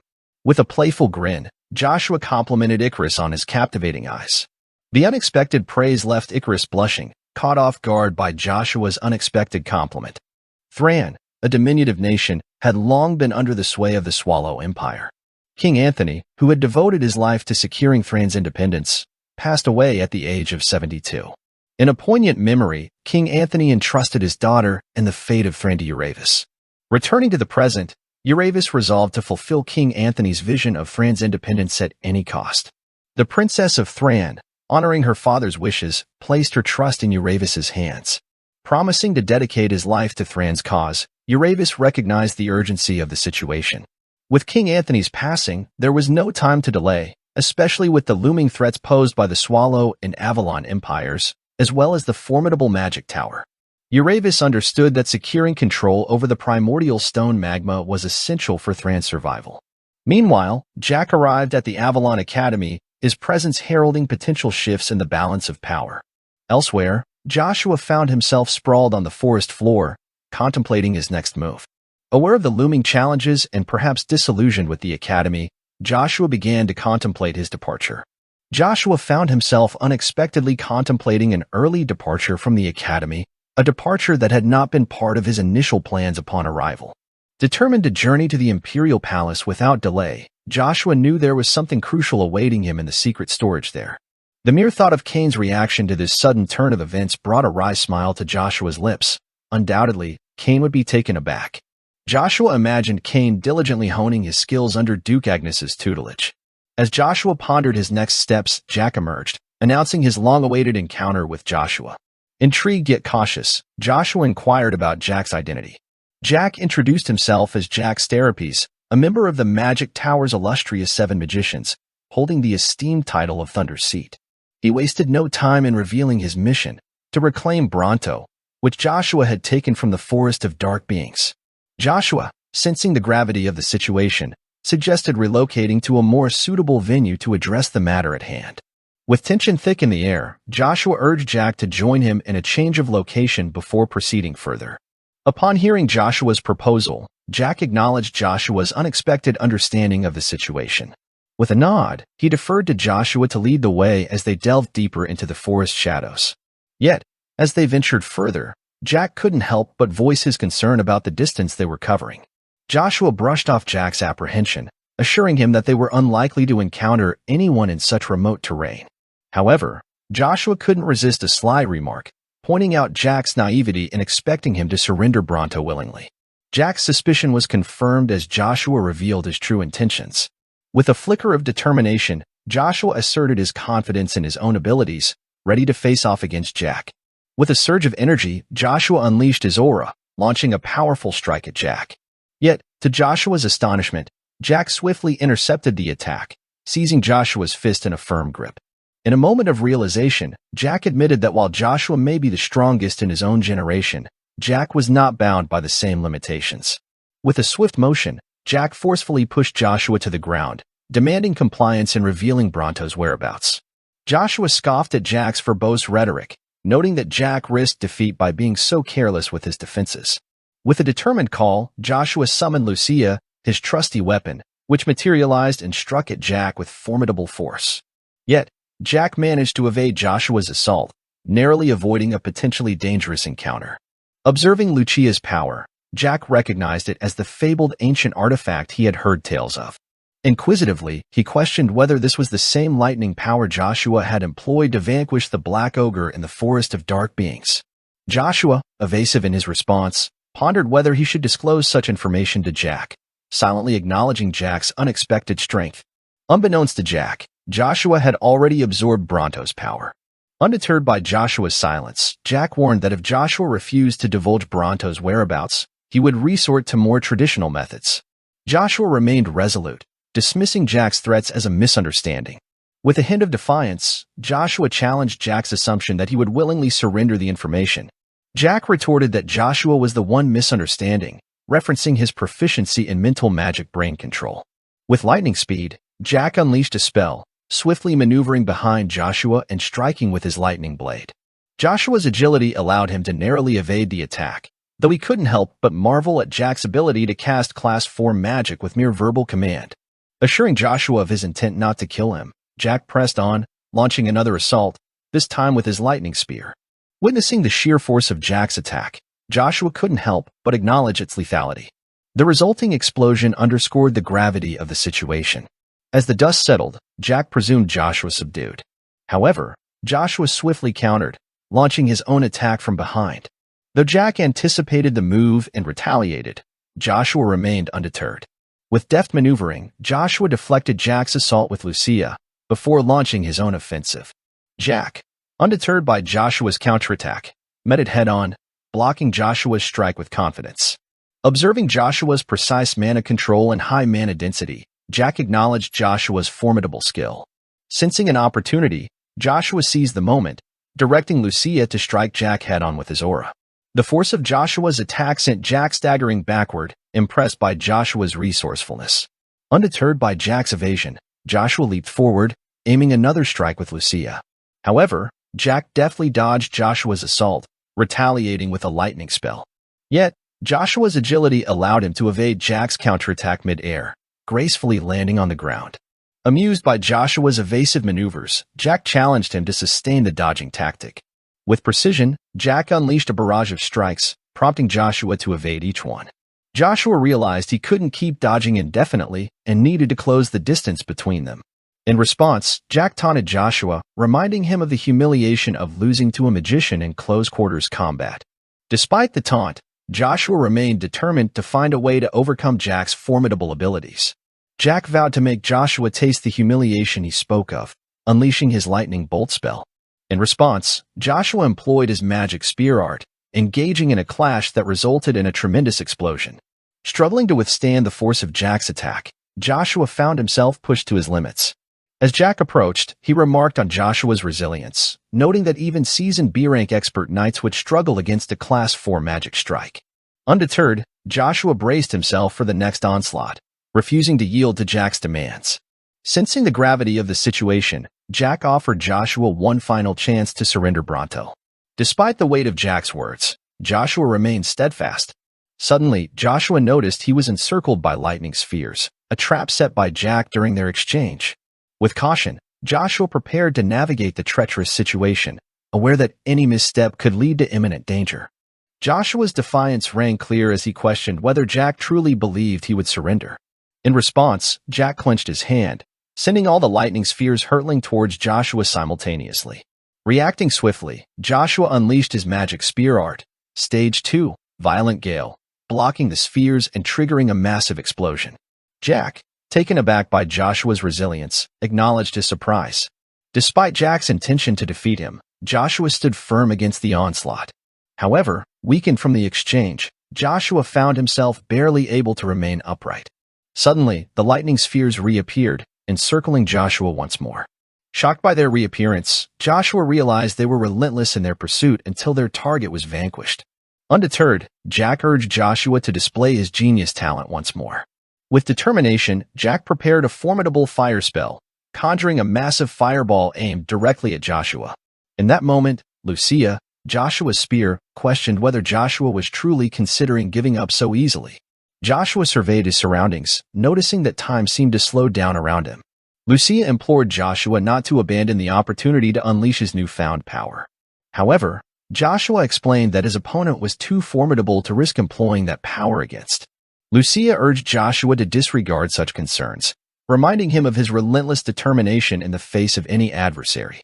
She reminded him that his approach had always been to overcome every obstacle in his path. Hearing Lucia's words, Joshua reflected on his past triumphs. He had conquered seemingly insurmountable challenges, even demolishing an impregnable castle. Regardless of the opponent, Joshua was resolute in his identity as Joshua Sanders. As Jack hurled the searing fireball toward Joshua, the latter responded with a masterful invocation of his magic spear art, unleashing Stage 3, Path of Azura. The air crackled with energy as Joshua became enveloped in a shimmering blue aura, signifying the formidable power he wielded. With precision, he launched the spear towards Jack, the projectile slicing through the fiery assault with uncanny accuracy. Caught off guard by Joshua's prowess, Jack invoked a swift blink spell, narrowly evading the oncoming spear. However, to his disbelief, Joshua swiftly reappeared from an unexpected angle, delivering a devastating blow that sent Jack reeling. As Jack crumpled under the force of the attack, a sharp pang of pain coursed through Joshua's body, a stark reminder of how close the battle had been. Reflecting on the narrow victory, Joshua couldn't shake the realization that Jack's lapse in defense could have easily spelled his own demise. Grateful for his stroke of luck, Joshua watched as Jack's body began to radiate with a crackling aura of lightning, pushing Joshua back with its sheer intensity. As fatigue weighed heavily upon him and his eyelids threatened to close, Lucia's urgent voice pierced through the haze. "Joshua, hurry. Cultivate your mana before Bronto devours Jack's therapy's mana circles and unleashes chaos," urged Lucia. Responding to her plea, Joshua focused his efforts on cultivating his mana, feeling its power coalesce around him in a swirling vortex. With a surge of energy, the gathered mana erupted in a spectacular explosion, marking the end of the intense confrontation. The scene transitions to the hallowed halls of the Academy's faculty meeting room, where a gathering of esteemed professors convenes to deliberate upon matters of special admission. Such clandestine admissions have long been conducted under veiled secrecy, but in the case of Joshua von Agnes, the atmosphere crackles with an unusual tension. Baron Sigurden, a venerable figure among Avalon's academic elite, addresses the assembly, his voice weighted with concern. He points out the unprecedented nature of Joshua's situation, noting that never before has a student so brazenly flaunted their familial ties, causing discord among their peers. A dissenting voice interjects, suggesting that if Joshua indeed hails from the esteemed lineage of the Duke Agnes, the Academy may be compelled to tread lightly. However, Professor Sigurden counters, asserting that the student body clamors for transparency, undeterred by potential repercussions. Moreover, he underscores the perilous implications of sweeping these special admissions under the rug. To do so, he warns, would only serve to tarnish the Academy's reputation irreparably, plunging it into the depths of disrepute. As the weight of these deliberations hangs heavy in the air, Professor Sigurden turns his gaze towards Count Steinine Albert, the venerable headmaster of Avalon Academy, awaiting his decisive stance on the matter. Professor Sigurden directs his attention to Headmaster Stein, articulating the concerning reality that families wield undue influence in securing special admissions for children unrelated to them. Headmaster Stein acknowledges the validity of Sigurden's argument, though he harbors doubts that this issue will escalate beyond a mere complaint. Yet, the crux of the matter lies in the entanglement of 12 prominent families in this quagmire. Proposing a bold course of action, Sigurden advocates for Joshua von Agnes's expulsion as a symbolic gesture to uproot the systemic issue of special admissions. However, his suggestion is swiftly met with opposition from Professor Keene, who dismisses it as nonsensical. Keene asserts that the matter could be resolved through academic service, a viewpoint that frustrates Sigurden. In a tense exchange, Sigurden rebuffs Keene's stance, attributing the magnitude of the problem to the leniency of past disciplinary measures. Keene counters, highlighting the lack of clarity surrounding Joshua's motives for participating in the special admission process. Furthermore, he contends that there isn't sufficient cause to expel Joshua summarily. Professor Sigurden presses Professor Keene, emphasizing that the Academy possesses more than enough justification for action, citing Joshua von Agnes's severe injury inflicted upon Varenchen Villas. Sigurden asserts that such a grievous offense cannot be ignored. In response, Professor Keene counters with a pointed insinuation, suggesting that rumors of Marquis Villas's intentions to introduce Sigurden to central politics may have clouded his judgment. Keene questions whether Sigurden's thirst for power has blinded him to the potential consequences of sacrificing a student's future. Turning to their fellow professors gathered around the table, Keene challenges them to voice their agreement or dissent with Sigurden's stance. However, met with silence, Keene's surprise is palpable.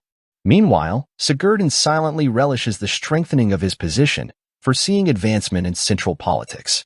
As tension mounts, Keene directs his query to the headmaster, questioning whether even for a special admission, such actions are justifiable. Professor Keene vehemently asserts that no reputable academy on the continent would consider expelling a student without affording them the opportunity to present their case and explain their circumstances. He goes on to argue that not only should Joshua von Agnes be spared punishment, but he should also be commended for his courageous actions in thwarting the nefarious deeds of Circle Araxia and dismantling it entirely, a feat that even the professors themselves couldn't achieve. In response, Professor Sigurden admonishes Keene, cautioning him to speak only to what he can confidently stand behind. Sigurden condemns Keene's remarks as not only bringing shame upon the professors but tarnishing the Academy's reputation as well. Incensed by Sigurden's rebuke, Keene fires back, accusing Sigurden of hypocrisy and urging the other professors to reflect on their complicity through their silence. He suggests that the allure of power has clouded their judgment, leading to harm being inflicted upon the very students they are meant to guide. Professor Keene directs a pointed question to the assembled professors, demanding to know how much longer they intend to remain silent. He emphasizes that as educators responsible for shaping the minds of students, such passivity is unacceptable. In response, Professor Sigurden rebukes Keene, urging him to cease speaking nonsense. However, their exchange is abruptly interrupted as Count Stein and Duke Agnes make an unexpected entrance into the meeting room, causing a ripple of astonishment among those present. The headmaster, taken aback by their sudden appearance, inquires as to the reason for their presence, addressing both the Duke and Count with a mix of surprise and curiosity. Count Stein addresses the headmaster, explaining that the disturbance prompted his presence, indicating that he couldn't simply disregard such turmoil. Duke Agnes interjects, expressing that as a concerned parent, it is only fitting for him to be present if his child is involved in a matter of contention. In response to Duke Agnes's formality, the headmaster reassures him that such formality is unnecessary. However, Duke Agnes insists that decorum is essential, particularly in a place of profound importance like the Academy, where future leaders of their empire are nurtured. He emphasizes that this meeting holds significance not only for the education of their children, but also for determining the appropriate consequences for any wrongdoing. Professor Sigurden interjects, arguing against the notion of punishment. Count Stein concurs, asserting that special admissions are inherently flawed, regardless of the circumstances. With a solemn demeanor, Count Stein challenges Professor Sigurden to consider whether he shares the same viewpoint. Professor Sigurden was rendered speechless. Duke Agnes, sensing the tension, urges Count Stein to desist from further provocation. Count Stein defends his actions, stating that he merely posed a question to Professor Sigurden. To the astonishment of all present, Professor Sigurden responds with a pointed inquiry of his own, questioning Duke Agnes's motives for being present. The headmaster is taken aback by Sigurden's audacity, cautioning him to choose his words carefully. However, Duke Agnes, unfazed, acknowledges the truth in Sigurden's statement, admitting that his presence is indeed motivated by concerns regarding his son, Joshua. Professor Cecil interjects, reminding Duke Agnes of his earlier assertion that the Academy serves as a nurturing ground for future leaders. Duke Agnes concedes the point, affirming that the Academy is indeed a place designed to cultivate and groom the next generation. With Duke Agnes's presence, our choices will undoubtedly be swayed by his influence. Professor Cecil concedes that if Duke Agnes is here solely as a concerned parent accepting responsibility for his child's actions, then there is little room for objection. However, Cecil maintains that for matters involving special admissions, fault cannot solely be placed on the student. The headmaster acknowledges Cecil's implication but advises caution, warning that such frankness could jeopardize the Academy's position. Professor Sigurden aligns with Cecil's sentiment, suggesting that Duke Agnes's influential presence implies a predetermined outcome. Count Stein intervenes, noting Sigurden's sudden change in demeanor. He accuses the professors of remaining silent when his own son was troubled by the group Araxia, only to speak up now that the circumstances have shifted. The professors were rendered speechless by Count Stein's revelation. Duke Agnes turns to the headmaster, correcting the misconception by asserting that his purpose for being there isn't to exert pressure on the Academy regarding the recent incident. The headmaster, puzzled, queries Duke Agnes about his true intentions. Duke Agnes explains that he was informed of his son's alleged disrespectful actions towards the Stein family and had come to seek Count Stein's forgiveness. However, upon learning that Count Stein was en route to the Academy, Duke Agnes rushed there, fearing trouble for Joshua. Count Stein, unmoved, declares that he has yet to forgive Joshua and warns that without the ability to substantiate his claims, Joshua may face dire consequences. In response, Duke Agnes expresses confidence in Joshua's capabilities, suggesting that Count Stein will be surprised upon meeting him in person. Count Stein addressed Duke Agnes with a measured tone, expressing his anticipation of meeting Joshua face-to-face. Duke Agnes, however, diverted the conversation with a weighty declaration to the headmaster. He emphasized the gravity of the current special admissions debacle, asserting that it could have profound ramifications for the entire Academy. Without hesitation, he remarked that severe punishment, even expulsion, would be permissible for Joshua. The headmaster and Professor Keene exchanged stunned glances, grappling with the severity of the statement. Meanwhile, the scene shifted back to the forest, where Joshua lay wounded on the ground, grappling with his injuries. As he regained consciousness, he realized Jack Stropes had vanished. Contemplating his encounter, Joshua marveled at the unexpected courage he found within himself to oppose Jack. Reflecting on the potential confrontation, He acknowledged Jack as a formidable adversary, perhaps even surpassing a master-level opponent. Suddenly, pain surged through Joshua's body, disrupting his thoughts. Lucia's voice pierced through his discomfort, urging him to cease his lamentations and gather his resolve. She probed Joshua's emotions, questioning whether he sensed personal growth amid the turmoil. Joshua reflects on whether he has experienced growth, noticing that his hands feel larger. Curious, he asks Lucia if this could be attributed to Bronto's growth ability she mentioned earlier. Lucia confirms his suspicion, acknowledging that while unexpected, it appears that the primordial stone's power, including its devouring ability, has accelerated. Assuaging Joshua's concerns, Lucia reassures him that this doesn't mean he will age prematurely. Relieved, Joshua expresses gratitude. Lucia explains that Bronto's growth power stimulates growth optimally based on the user's body, ensuring Joshua's physical development occurs at an appropriate pace. Intrigued by the concept, Joshua queries Lucia further, wondering if such precise growth control is possible.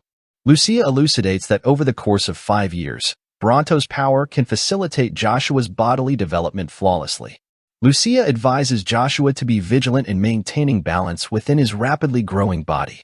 She then broaches a more pressing matter, expressing her concern about Bronto's tendency to consume its owner's lost power, a phenomenon likely linked to Joshua's sudden growth. Joshua inquires about the jewel embedded within Lucia. Lucia confirms that it represents Bronto's final form. She explains the rarity of a divine object like the primordial stone being housed within a human vessel, which typically requires mastery to unleash its power. However, thanks to Lucia's intervention, the curse that once hindered humans from accessing its full potential has been lifted. Lucia reminds Joshua of her pivotal role in this transformation, prompting him to acknowledge his gratitude. As Joshua reflects on the clash between the demigod and divine powers within him, he contemplates the potential consequences of their conflict. Joshua acknowledges Lucia's pivotal role in his transformation and poses a question that has long lingered in his mind. Who is Lucia? In response, Lucia counters with a query of her own, probing Joshua's confidence and potentially learning the truth about her identity. Puzzled by Lucia's cryptic response, Joshua seeks clarification. Lucia challenges Joshua's resolve, questioning whether he possesses the strength to bear the weight of her revelation. Joshua, resolute and unwavering, asserts that his decision hinges on Lucia's forthcoming disclosure. He refuses to blindly trust an enigmatic magical entity with unknown motives. Lucia, taken aback by Joshua's resolve, remarks on the familiar human tendency to repay kindness with suspicion. With a sigh, she agrees to reveal her true nature to Joshua, recognizing his curiosity and determination. Lucia unleashes her aura, boldly declaring herself as the greatest existence and the ultimate being. Joshua, unsettled by Lucia's assertion, decides to leave, expressing regret over ever involving himself with her. However, Lucia halts Joshua's departure, insisting that whether he chooses to use her or not is inconsequential. She reminds him that a contract has been forged between them, binding their fates together regardless of his wishes. Perplexed, Joshua questions Lucia about this supposed contract.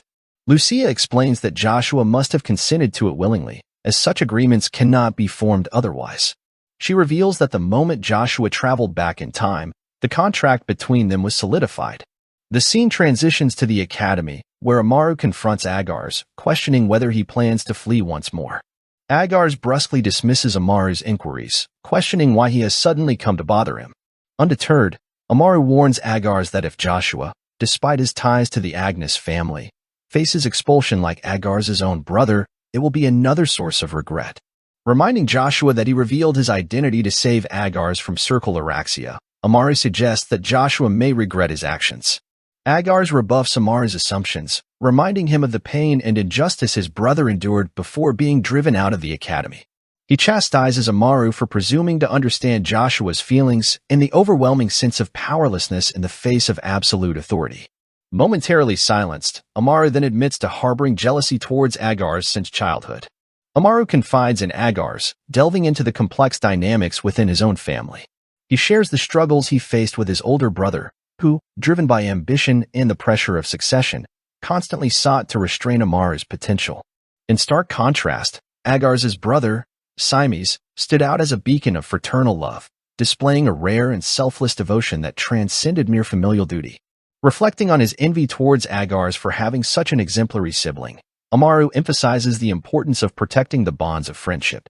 He urges Agars to cherish his relationship with Joshua von Agnes and take on the responsibility of safeguarding it. Offering his support and assistance, Amaru extends a hand of solidarity. Moved by Amaru's heartfelt plea, Agars acknowledges the significance of their friendship and the need to protect it at all costs. With a newfound sense of purpose, he accepts Amaru's offer and pledges to stand by Joshua. Energized by their exchange, Agars departs, his mind buzzing with ideas sparked by Amaru's insights and encouragement. The scene unfolds outdoors, where Count Sten engages Duke Agnes in conversation, expressing his astonishment at Duke Agnes's straightforward proposition regarding Joshua's potential expulsion.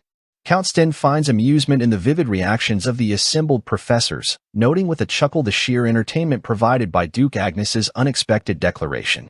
He probes further, inquiring about Duke Agnes's contingency plans in the event that the professors follow through with their expulsion intentions. In response, Duke Agnes unveils a surprising revelation. Joshua has received an imperial decree to join the prestigious Imperial Knight Order. Count Sten's intrigue intensifies upon hearing this news, his mind buzzing with speculation about the Emperor's involvement in such a decision. Duke Agnes questions Count Sten's assertion that Joshua's talent alone is the reason for their conversation. He suspects Count Sten isn't entirely free, suggesting he may have received orders from the Emperor to depart for the Swallow Empire. Despite this, Duke Agnes reveals he won't be leaving immediately due to unfinished business. Count Sten acknowledges his own vested interest in the matter. He explains that he's made sacrifices to uphold his family's honor, disregarding his busy schedule because someone insulted the Sten family's swordsmanship. Duke Agnes feels a pang of embarrassment upon hearing this. Seeing Duke Agnes's discomfort, Count Sten agrees to drop the topic for now. He then brings up recent news from Thran, subtly changing the subject. Duke Agnes confirms hearing about the Swallow Empire's swift actions. Count Sten recounts to Duke Agnes the swift response of the Swallow Empire upon hearing of King Thran's passing. Together with Duke Altsma's army, totaling 200,000 soldiers, they marched to Thran. However, their expectations of an easy victory were shattered when they faced unexpected defeat. Even Duke Altsma himself, the esteemed general, suffered serious injuries in the battle.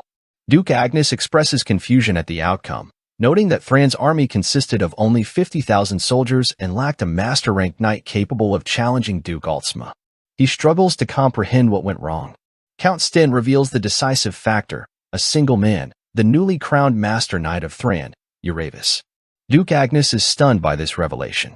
Count Sten emphasizes that Uravis was the primary reason Thran was able to overcome the might of the Swallow Empire's vast army. Joshua called upon his weapon, Lucia, but to his dismay, the artifact remained dormant. He couldn't help but ponder if Lucia had decided to slumber after imparting only what she wished to convey. Lucia, Joshua's cherished artifact, was no ordinary weapon. She was a demon god armament, a creation of the formidable demon god.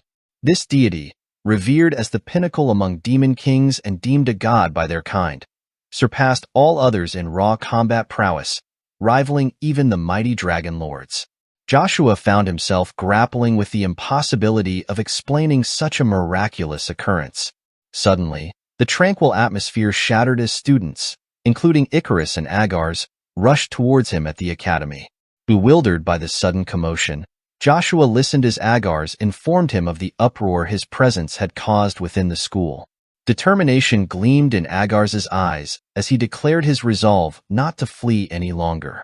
Icarus chimed in, revealing that the students had united with a common purpose, though Joshua remained utterly perplexed by the unfolding events. Joshua was taken aback as Icarus revealed the true reason behind the gathering of students. They had united in opposition to the school's intended punishment of Joshua. Icarus explained that a petition was being prepared, a formidable document staunchly advocating against any punitive measures directed at Joshua. As the weight of the students' solidarity settled upon him, Joshua felt a mixture of astonishment and gratitude. The scene then transitioned to the headmaster's office, where Professor Sephargan confronted the headmaster about his decision to support Joshua's continued presence at the academy. In a tense exchange, Professor Sephargan questioned the headmaster's motives, highlighting the complexities of the situation. Despite Joshua's affiliation with the esteemed Agnes family, Professor Sephargan pointed out that there were 3 children from the 12 families within the school. With a sense of urgency, Professor Sefrigan emphasized the gravity of their choices and hinted at personal gain tied to resolving the matter in a particular manner. Professor Sefrigan leaned in closer to the headmaster, his tone grave as he unraveled the intricate web of political alliances. Count Villas has pledged his recommendation for your ascension to the role of the next chancellor, he began, his voice carrying the weight of significance. And Count Cromwell is throwing his support behind us as well. Confusion etched across the headmaster's features as he sought clarification regarding Count Cromwell's unexpected allegiance. Professor Sefrigan wasted no time in elucidating the situation, delving into the recent dynamics of the commercial skirmish between the Cromwell and Prontier families. The scales have tipped in Cromwell's favor, thanks to the mercenary king aligning with them in the war for commercial rights, he explained. As a consequence, Professor Sefrigan became aware that Count Prontier had personally dispatched young Lady Cheryl to the Agnes state. Upon considering the matter, the headmaster speculated that young Lady Cheryl had likely sought aid from the Agnes state. Confirming this suspicion, Professor Sefrigan endorsed the notion. Henceforth, Professor Sefrigan expressed the necessity for the headmaster to monitor the activities of the Agnes family closely. Silence hung heavy in the air as the headmaster grappled with the weight of the revelations. Professor Sefrigan's voice resonated with authority as he reassured the headmaster, affirming that he could entrust the resolution of the matter to him. With 100 formal complaints already lodged, Professor Sefrigan exuded confidence in his ability to navigate the storm. Yet, their discussion was abruptly interrupted by the arrival of another professor, bearing urgent news of a student protest gathering outside. Professor Sefrigan's initial incredulity morphed into a calculated assessment of the situation. He questioned the feasibility of anyone challenging the authority of the revered 12 families, especially considering the majority of students hailed from modest aristocratic backgrounds. Professor Sefrigan's conviction in the Academy's justice system was unyielding, firmly believing that expelling Joshua von Agnes would rectify any perceived injustice. However, his certainty was swiftly shattered when the truth emerged. The students weren't rallying against Joshua's punishment, but were demanding accountability from the academic circle Araxia itself. Outside the imposing walls of the Academy, Agars and Icarus, joined by a throng of fellow students, stood united in protest, their voices echoing the collective discontent brewing within the Academy's halls. Observing the students from the window, Natasha entertains the thought that if she possessed magical abilities, she would have taken charge of all the students below. Meanwhile, Guang turned to the headmaster and Professor Sefrigan, seeking answers on how they planned to handle the situation. With confidence, Professor Sefrigan assured Guang that he could easily quell the growing unrest among the students. Their discussion was interrupted by the arrival of Professor Keen, accompanied by Joshua. A somber atmosphere settled over the room as Professor Keen delivered grave news. Araxia was on the brink of disbandment, with Professor Sefrigan facing significant blame. Frustration etched across his face. Professor Sefrigan demanded answers from Professor Keen. What right did he have to discuss disbanding Araxia? In response, Professor Keen recounted a tragic incident where a student's future was ruined due to Araxia's negligence, highlighting the consequences of overlooking such matters. Professor Keen proposed a necessary change in the professor's approach moving forward. However, Professor Sefrigan challenged him, stating that there was insufficient evidence to warrant such drastic action. In response, Professor Keen asserted himself as a witness to the injustices, citing the case of Simes, whose future had been unjustly stripped away. Professor Sefrigan, feeling the weight of accusation, rebuked Professor Keen for his sudden moral high ground, reminding him of the times he remained inactive. Joshua interjected with a touch of irony, offering to shoulder the responsibility for his special admission. He vowed to cleanse Araxia's tarnished reputation before his departure. Guang added fuel to the fire, insinuating that Joshua's status as an illegitimate child would not escape the notice of Duke Agnes, implying repercussions for his actions. Guang's words pierced the air, his gaze fixed on Joshua as he urged him to consider the honor of his family name. In response, Joshua asserted that the matter transcended the Agnes legacy. With determination radiating from him, he declared his intent to hold all responsible parties to account, his aura intensifying as he listed off Natasha of the Breery Marquis family, Gowong of the Cromwell Marquis family, and Varen of the Villas Marquis family. Joshua's stern warning sent shivers down Gowong's spine, the pressure of his aura palpable. In a trembling voice, Gowong questioned whether Joshua truly believed the other families would stand idly by. Meanwhile, Professor Sephargan's incredulity mounted as he questioned the headmaster's passive stance. To his astonishment, the headmaster conceded, acknowledging the validity of Professor Keen's earlier assertions. In the esteemed academy, a place dedicated to enlightenment and knowledge, an unprecedented incident unfolded. As the headmaster arrived late to confront the situation, the weight of responsibility bore down upon him to restore order. Professor Sephargan wasted no time in addressing the headmaster, highlighting the severity of the matter at hand. The headmaster's tardiness could potentially jeopardize his esteemed position due to the gravity of what appeared to be a mere scuffle amongst students. Professor Sephargan questioned whether the headmaster was willing to sacrifice the prestigious chancellor position promised to him by the Villas family. In response, the headmaster contemplated the value of titles and positions, asserting that true greatness lay not in the accolades one held, but in the dedication to excel in whatever role one undertook. However, Gowong interjected, vehemently disagreeing with the headmaster's sentiment. To Gowong, societal status and position were paramount, a belief underscored by the harsh reality that even someone as talented as Joshua could be deemed unfit for inheritance due to his illegitimate birth. The looming influence of familial politics, including the Duke Agnes's reluctance to oppose the Gowong family, further emphasized the significance of status in their world. In a moment of unexpected arrival, Duke Agnes and Count Sten entered the room, causing a ripple of surprise among those present. Duke Agnes, known for his decisive demeanor, wasted no time in addressing the issue of succession. He declared that he was leaving the matter unsettled, deeming it a hassle that could shift at any moment.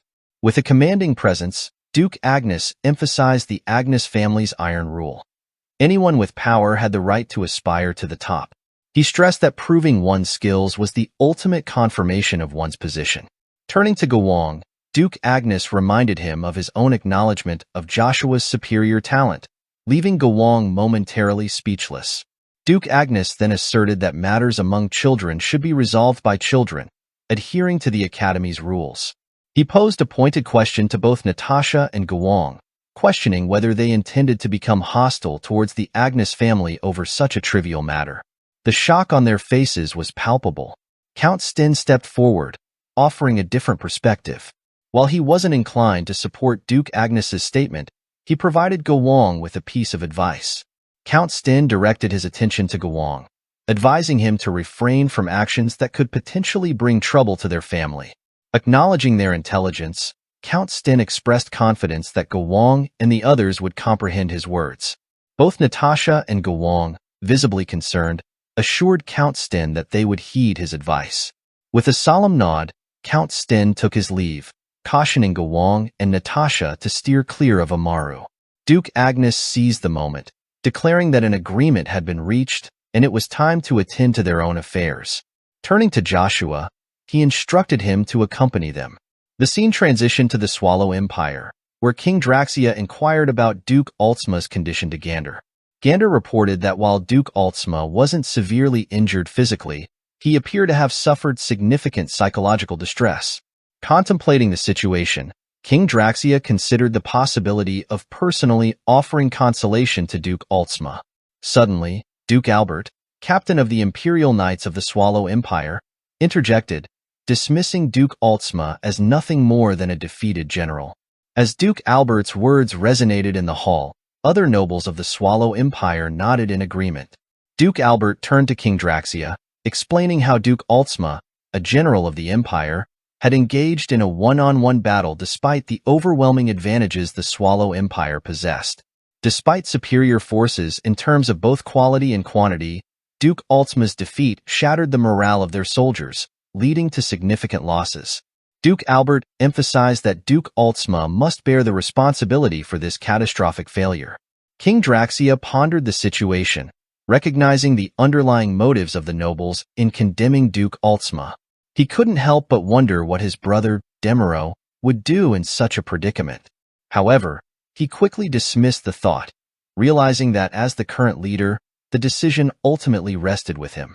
Addressing those gathered, King Draxia shifted the blame from solely Duke Altsma, acknowledging the unexpected prowess of the enemy's master that surpassed even Duke Altsma's abilities. It was a sobering reminder that sometimes, even the most meticulous planning could be thwarted by unforeseen circumstances. King Draxia addressed the assembly, attributing the primary cause of the recent loss to the Swallow territory's failure in gathering adequate information. Rather than assigning blame and punishment, he emphasized the necessity of devising a strategic plan of action.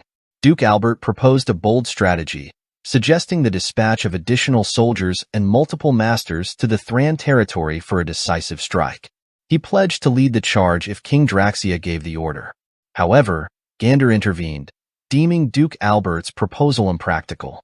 He pointed out that the Swallow Empire's failed surprise attack had drawn the attention of the entire continent, necessitating a more cautious approach. Gander reassured King Draxia, advocating for patience and vigilance rather than rash action. He believed that waiting for the right opportunity would prove more effective in the long run. As Gander's suggestion resonated in the hall, King Daniel nodded in agreement, acknowledging the wisdom in exercising caution. Turning to Gander, King Draxia inquired about Thran's response to the recent events. Gander informed King Draxia that Thran was capitalizing on the situation to sow doubt among other nations regarding diplomacy with the Swallow Empire. By portraying the Swallow Empire as the aggressor who broke the peace treaty, Thran aimed to elevate its status. The mastermind behind this scheme had achieved legendary status as a magic swordsman after defeating Duke Altsma. Suddenly, a soldier burst into the room, his urgency palpable. King Draxia demanded to know the nature of the problem. The soldier relayed the shocking news. The Thran Principality had publicly announced their next king to the entire continent.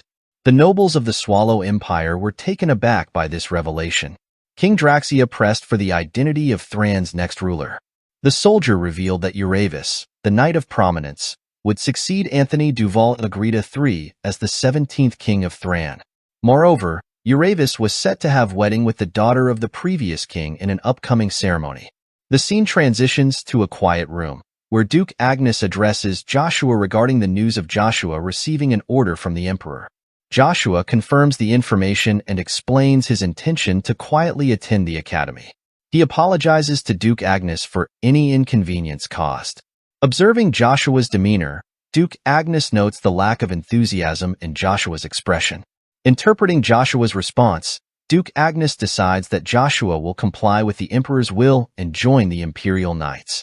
Joshua accepts the decision, acknowledging his status as a mere citizen of the empire without influence. Duke Agnes smiles warmly, advising Joshua to prioritize his health. As Duke Agnes prepares to leave, Duke Agnes reassures Joshua that he understands Joshua's plans. Count Sten comments on the solemnity of the conversation between father and son before expressing his desire to speak with Joshua himself. Count Sten greeted Joshua warmly, remarking on their first meeting. He then questioned if Joshua knew who he was.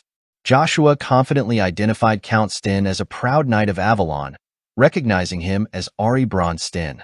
As Count Sten hears Joshua's words, he acknowledges Joshua's familiarity with his identity and notices Joshua's relaxed demeanor. Joshua, in turn, calmly expresses that their meeting was inevitable, suggesting there's no point in attempting to avoid it. Count Sten admires Joshua's courage before projecting his commanding aura. He urges Joshua to stand by his statements and challenges him to address any doubts directly. Joshua responds by stating that while he doesn't believe the rapier is inferior, he firmly champions the superiority of the spear above all other weapons. Both Count Sten and Duke Agnes were taken aback by Joshua's assertion. Upon hearing Joshua's declaration, Count Sten intensified his aura, attempting to intimidate Joshua.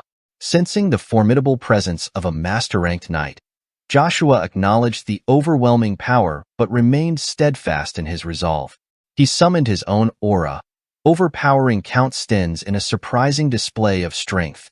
Joshua asserted that he didn't concern himself with others' disagreements, as he was determined to prove the superiority of the spear through his actions. Count Sten marveled at Joshua's audacity, perplexed by the ease with which Joshua navigated through his aura. Despite being merely 10 years old, Joshua exuded an aura reminiscent of legendary mana users. Count Sten contemplated the satisfaction of witnessing Joshua's future achievements, but resolved to withhold his current frustration. However, before the tension could escalate further, Duke Agnes intervened, urging them to cease their confrontation. Count Sten's demeanor eased, and Duke Agnes addressed Joshua, offering him the option to cease attending the academy if he so desired. Alternatively, if Joshua had resolved to join the Imperial Knight Order, Duke Agnes encouraged him to aim for at least the 3rd Battalion. Joshua accepted Duke Agnes's guidance, affirming his understanding and willingness to comply with his father's wishes. The scene then transitions to the Agnes Duchy, where Chiffon inquires if something is troubling Duchess Vanessa. Vanessa expresses her unease over Babel's sudden summons to the Imperial Palace, confiding in Chiffon about her unexpected concerns. Chiffon, determined to take action, suggests heading to Acadie.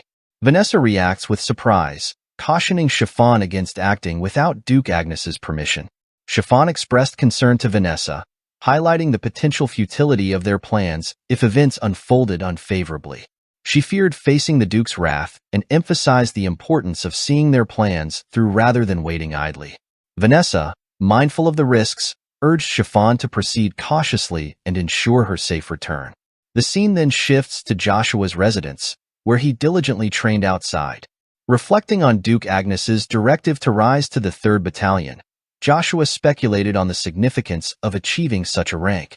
He surmised that Duke Agnes intended for him to secure a noble title separate from the one associated with the Agnes Duchy, which was expected to pass to Babel.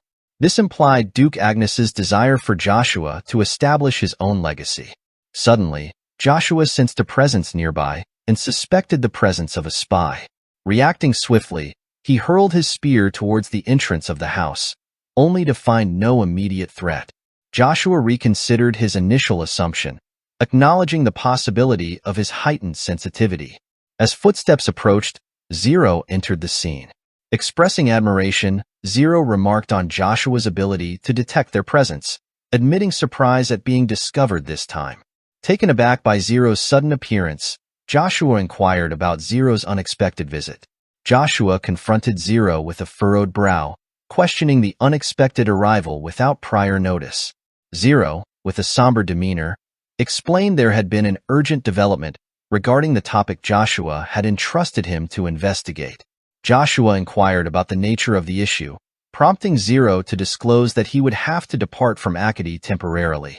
This revelation led Zero to anticipate a delay in fulfilling Joshua's request for information, particularly since he was the sole individual capable of delving into the mysteries surrounding the battle god, Draxia Velgrace. Upon hearing this, Joshua astutely deduced that Zero's destination lay within the Thran Empire. Zero couldn't help but be surprised by Joshua's perceptiveness, marveling at how swiftly Joshua had pieced together the puzzle with only a handful of words. In response, Joshua revealed that Zero's timing couldn't have been more opportune. He confessed his intention to postpone the search for the elusive red coin, originally slated for a 3-year endeavor. As circumstances had shifted, Joshua had been summoned by the Emperor to serve in the Imperial Knights, necessitating his relocation. Zero was taken aback by the news of Joshua's Imperial summons, struck by the weight of the Emperor's decree. In a moment of reflection, Zero realized the magnitude of the tasks looming ahead for both of them. With a calm demeanor, Zero assured Joshua that it was all right, acknowledging the limitations of their influence over Joshua's predicament. Zero pointed out that the Moon's Door organization would devote ample resources to aiding Joshua in procuring the red coin, ensuring his safety for the time being. As Zero handed Joshua the requested intel report, Joshua inquired about its contents. Zero cryptically hinted that the information would exceed even Joshua's expectations. Intrigued, Joshua eagerly pressed for details. Zero divulged that Draxia Velgrace, the formidable battle god, had ties to the Avalon Empire's imperial family, a revelation gleaned from Zero's sources. To Zero's surprise, Joshua remained unfazed by this revelation. Perplexed, Zero questioned Joshua's lack of reaction. Joshua calmly explained that he was already privy to this particular piece of information, leaving Zero momentarily taken aback. Surprised by Joshua's apparent knowledge, Zero couldn't help but inquire about how Joshua had come by the information regarding the relationship between the formidable god Draxia and Emperor Marcus. Joshua's expression mirrored Zero's astonishment, but he quickly surmised that Draxia's ties might not be with the fourth Prince Kaiser, as commonly believed, but rather with the current Emperor Marcus Van Britten. Joshua turned to Zero with a probing question, seeking confirmation from the Moon's Door organization regarding the credibility of this revelation. Zero admitted that the information carried significant weight, deeming it highly credible. Speculating further, Zero suggested that Draxia's lineage, particularly her father Demero Vel Grace's ties to the Swallow Empire's imperial family, could explain the legitimacy of the claim. Joshua's thoughts raced, connecting the dots swiftly. It seemed Emperor Marcus was maneuvering to influence affairs in the Swallow Empire, possibly aiming to depose the current Emperor Verona and install Draxia as the new ruler. Draxia's reputation as an undefeated battle god and a nearly peerless swordsman only added weight to the potential power shift. As the conversation unfolded, the scene shifted to Count Sten, situated in the heart of the Swallow Empire's territory. As the soldiers of the Swallow Empire charged towards Count Sten with menacing intent, he moved with fluid grace, swiftly dodging their attacks and retaliating with precise strikes that brought them down one by one. Recognizing the threat, the Swallow soldiers formed a defensive shield formation, enveloping themselves in a shimmering mana barrier that seemed impervious to Count Sten's assaults. Frustrated by the impenetrable barrier, Count Sten prepared to escalate his efforts when Duke Tremblin, one of Avalon's top 3 swordsmen, soared onto the battlefield. With a powerful slash, Duke Tremblin effortlessly shattered the Swallow soldier's barrier, clearing the way for Count Sten to press his advantage. As the dust settled and the Swallow soldiers lay defeated, Count Sten applauded Duke Tremblin's skill, his admiration evident in the rhythmic claps. Duke Tremblin, however, questioned Count Sten's relaxed demeanor in the face of such danger. Reminding Count Sten of their precarious position at the Empire border and the constant threat of enemy territory, Duke Tremblin urged him to take the situation more seriously. Count Sten, unfazed by the admonition, shrugged off Duke Tremblin's concern, dismissing any notion of worry. Count Sten suggests to Duke Tremblin that perhaps if the Emperor's orders were to infiltrate the Swallow Empire's imperial palace and remove Emperor Verona from power, it would justify their presence in the battle. However, he observes that their current engagement doesn't necessitate the use of their magical abilities. Duke Tremblin reminds Count Sten of the importance of always giving their best effort as knights. Upon hearing this, Count Sten privately finds Duke Tremblin's adherence to duty boring, despite recognizing his impressive skills. He contrasts Duke Tremblin's seriousness with what he perceives as the more entertaining demeanor of Duke Agnes. Duke Tremblin redirects the conversation, questioning why Count Sten mentioned Emperor Verona Vel Grace. He wonders if Count Sten has forgotten the Emperor's cautionary orders. Count Sten, feeling defensive, asks when Duke heard about these orders, stating that he brought up Verona Vel Grace because he dislikes the situation.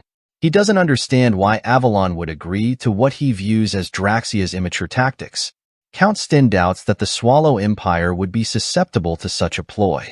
In response, Duke Tremblin reassures Count Sten that whether the Swallow Empire falls for the ploy or not isn't important. He emphasizes the significance of their own commitment to duty, regardless of external factors. Both Count Sten and Duke Tremblin are bound to obey their Emperor's orders and follow Draxia's plans. Count Sten wastes no time in agreeing with Duke Tremblin's assessment that time is short, urging them to act swiftly. Duke Tremblin, recalling Everglind's caution about Count Sten's unpredictability, understands the gravity of the situation. Meanwhile, at the Avalon Empire's Academy, Joshua contemplates bidding farewell to his fellow students. However, he questions Icarus about his commitment to accompanying him. Icarus reassures Joshua, expressing his desire to serve as Joshua's attendant despite his newfound noble status. Joshua is taken aback by Icarus's dedication, reflecting on the shift in his social standing and Icarus's unwavering loyalty. Icarus assures Joshua that if he's headed to the Imperial Palace, he'll accompany him. Curious, Joshua prompts Icarus to speak honestly, admitting that he senses Icarus doesn't truly want to become his attendant. Joshua questions Icarus about his true intentions. In response, Icarus reveals that he desires to stand by Joshua's side and prove his worth directly to him. He recalls Joshua's previous encouragement to disregard his noble lineage and serve Joshua personally. Believing in Joshua's potential to surpass even the esteemed Agnes name, Icarus feels compelled to demonstrate his value. He emphasizes that Joshua can judge him based on his actions. Hearing this, Joshua admires Icarus's integrity and feels reassured by the prospect of having him as a companion.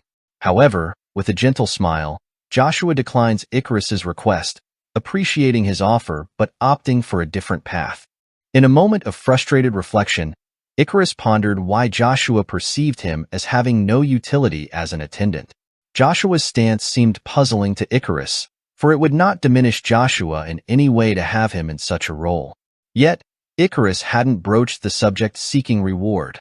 Rather, he harbored a deep-seated desire to prove his own merit to Joshua. However, Joshua's response was unexpected. He suggested that if Icarus truly wished to demonstrate his value, he should venture forth independently and enact change within the academy that Joshua had entrusted. Joshua even hinted that Icarus could leverage Joshua's family name if necessary. According to Joshua, remaining within the academy, with its vast reservoirs of knowledge, would be more beneficial to Icarus than serving as Joshua's attendant. Understanding Joshua's perspective, Icarus resolved to prove his worth within the confines of the academy. Meanwhile, in the Swallow Empire, the third princess, Eurona Belle Grace, found herself grappling with familial concerns.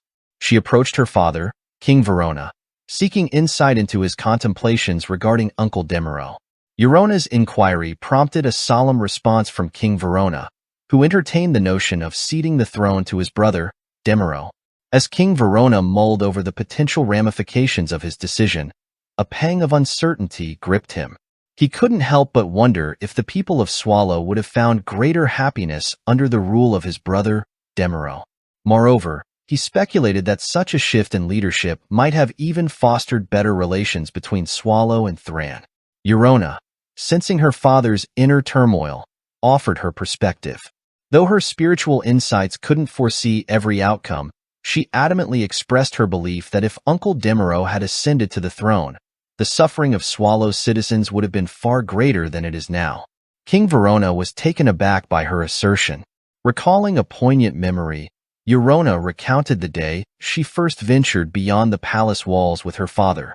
She vividly recalled the genuine smiles adorning the faces of the Swallow people, their expressions brimming with sincere admiration for King Draxia. She reassured her father that his efforts thus far had been commendable. To her, King Verona was the very son of the Swallow Empire, and she couldn't help but swell with pride for him. Encouraging him to dispel his self-doubt, she emphasized that both she and the people of Swallow yearned to see him restored to his former self. With unwavering support, Eurona urged her father to cease punishing himself, assuring him that brighter days lay ahead under his continued guidance. King Verona expressed his gratitude to Eurona for her comforting words, yet the specter of Demeraux continued to haunt his thoughts. In moments like these, he couldn't shake the memory of Demeraux's steadfast reliability.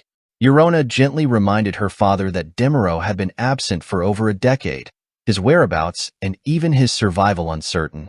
To her, it seemed that Demeraux had long forsaken any concern for the empire.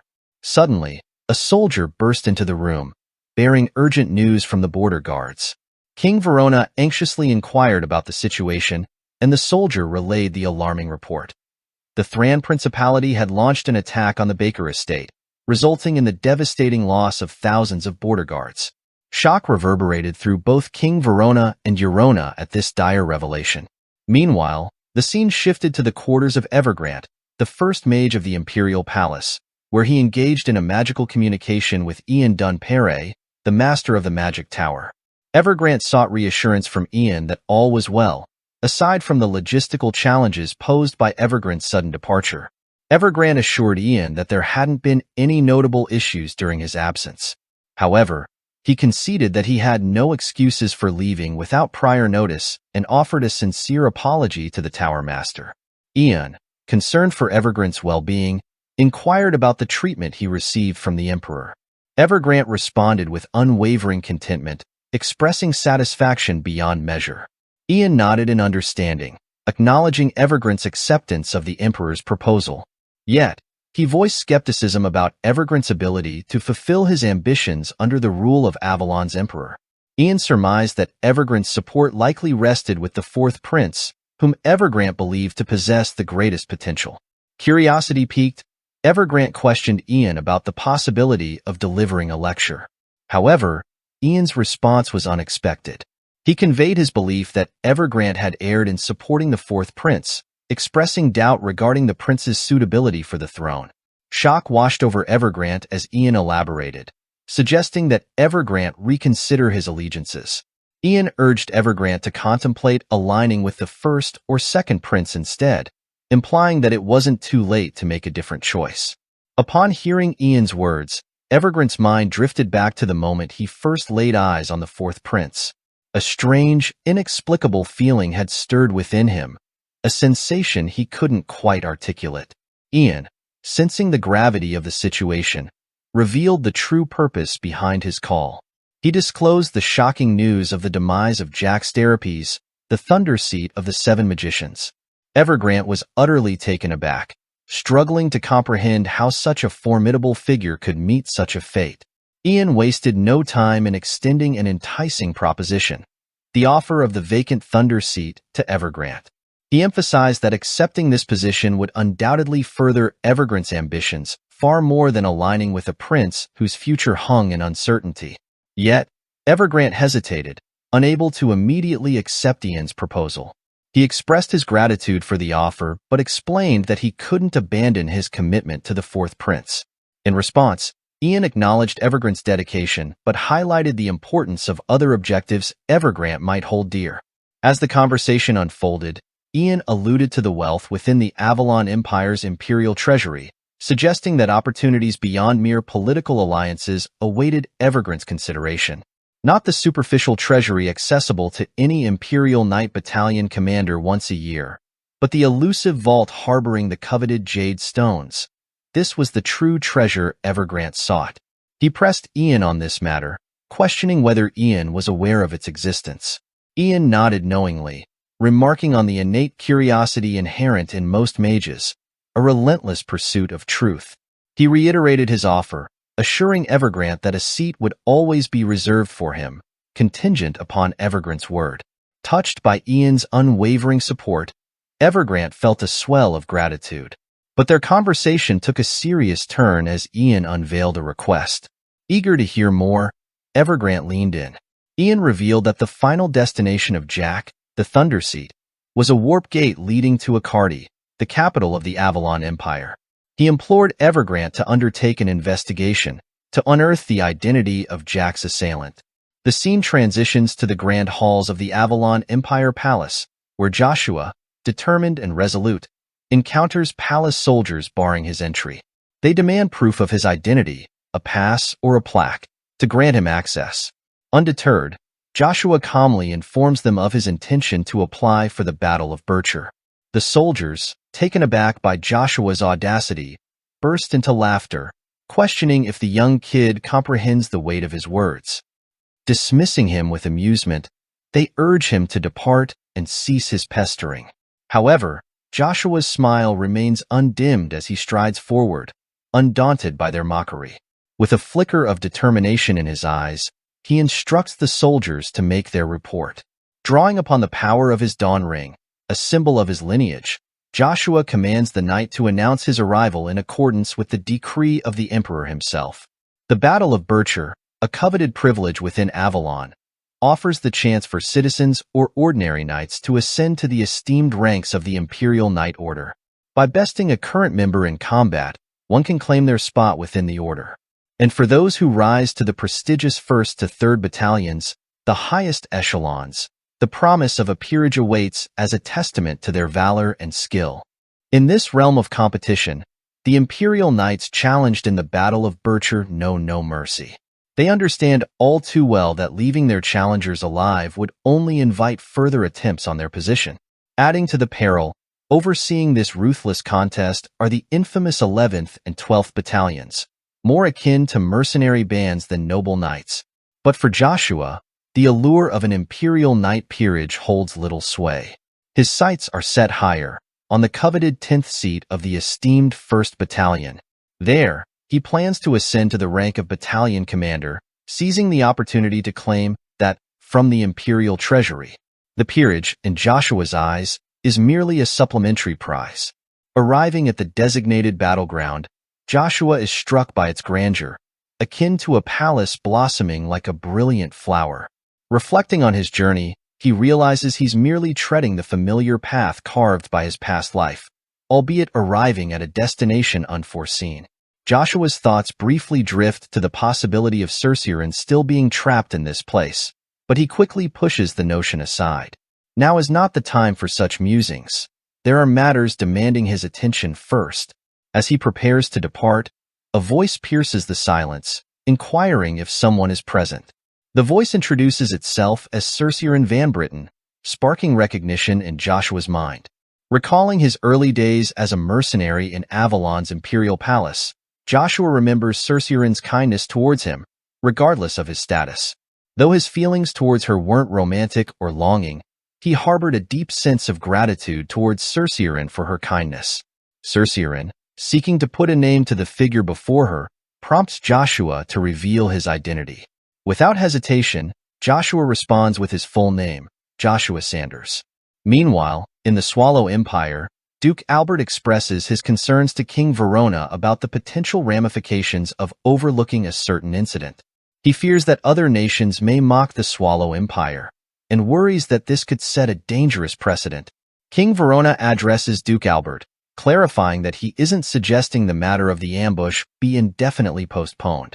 Instead, he proposes that the Swallow Empire delay taking action until the true identity of the enemy is uncovered.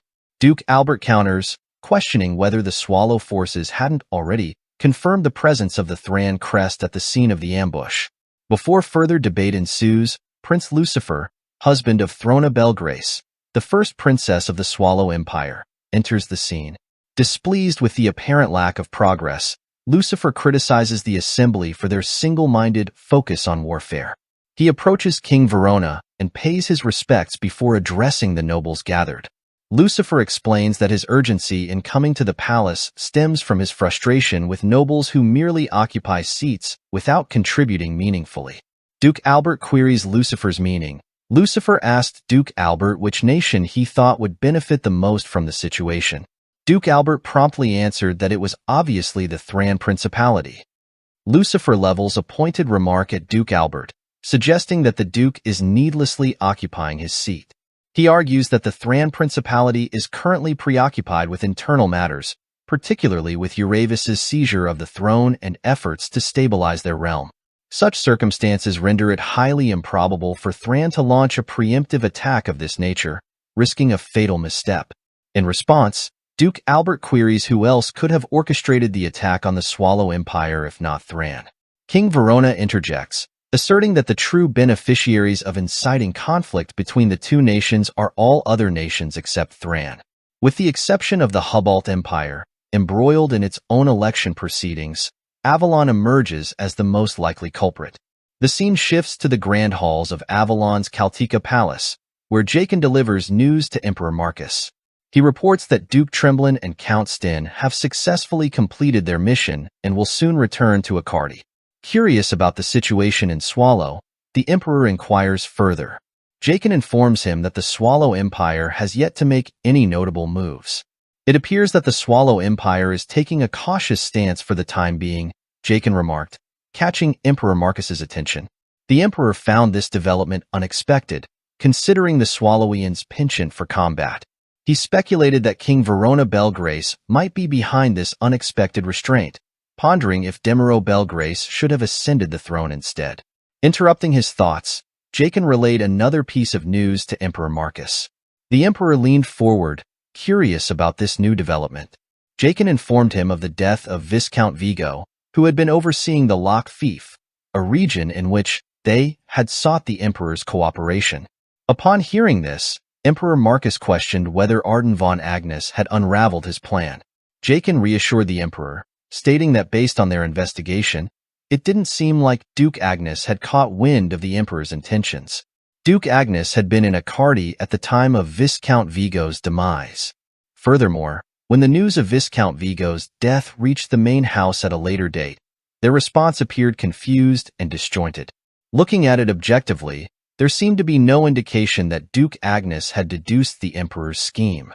Emperor Marcus's expression turned serious as he pressed Jaqen further, asking if the identity of the killer had been confirmed. Jaqen's admission left Emperor Marcus momentarily stunned, prompting Jaqen to apologize for his perceived shortcomings.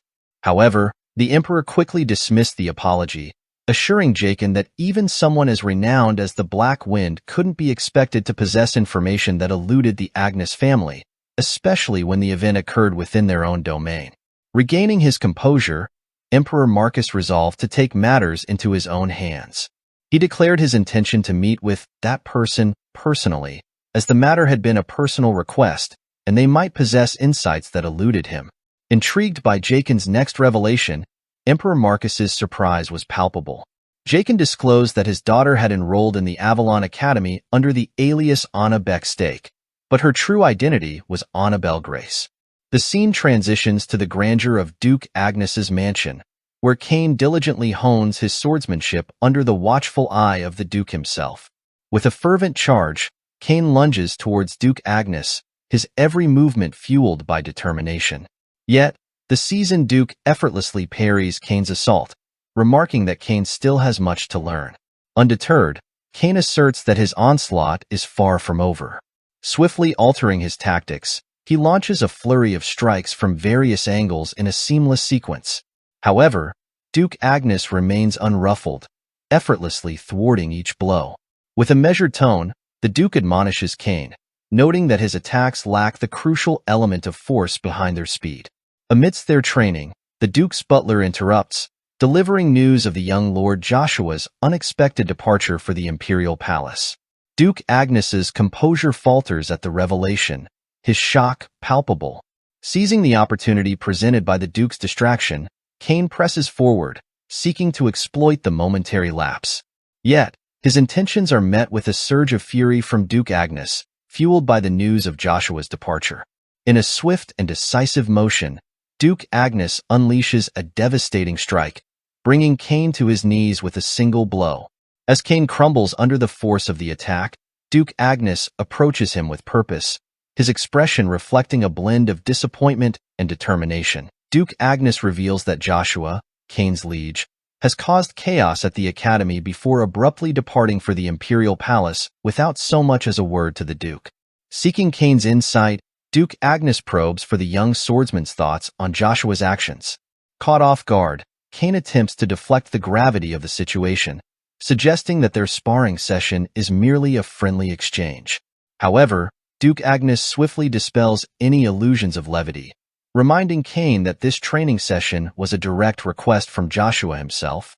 Confounded by his liege's motivations, Cain struggles to comprehend why Joshua would involve Duke Agnes in such matters. Undeterred by Cain's hesitation, Duke Agnes asserts his authority, declaring that if Cain won't approach him, then he'll take matters into his own hands.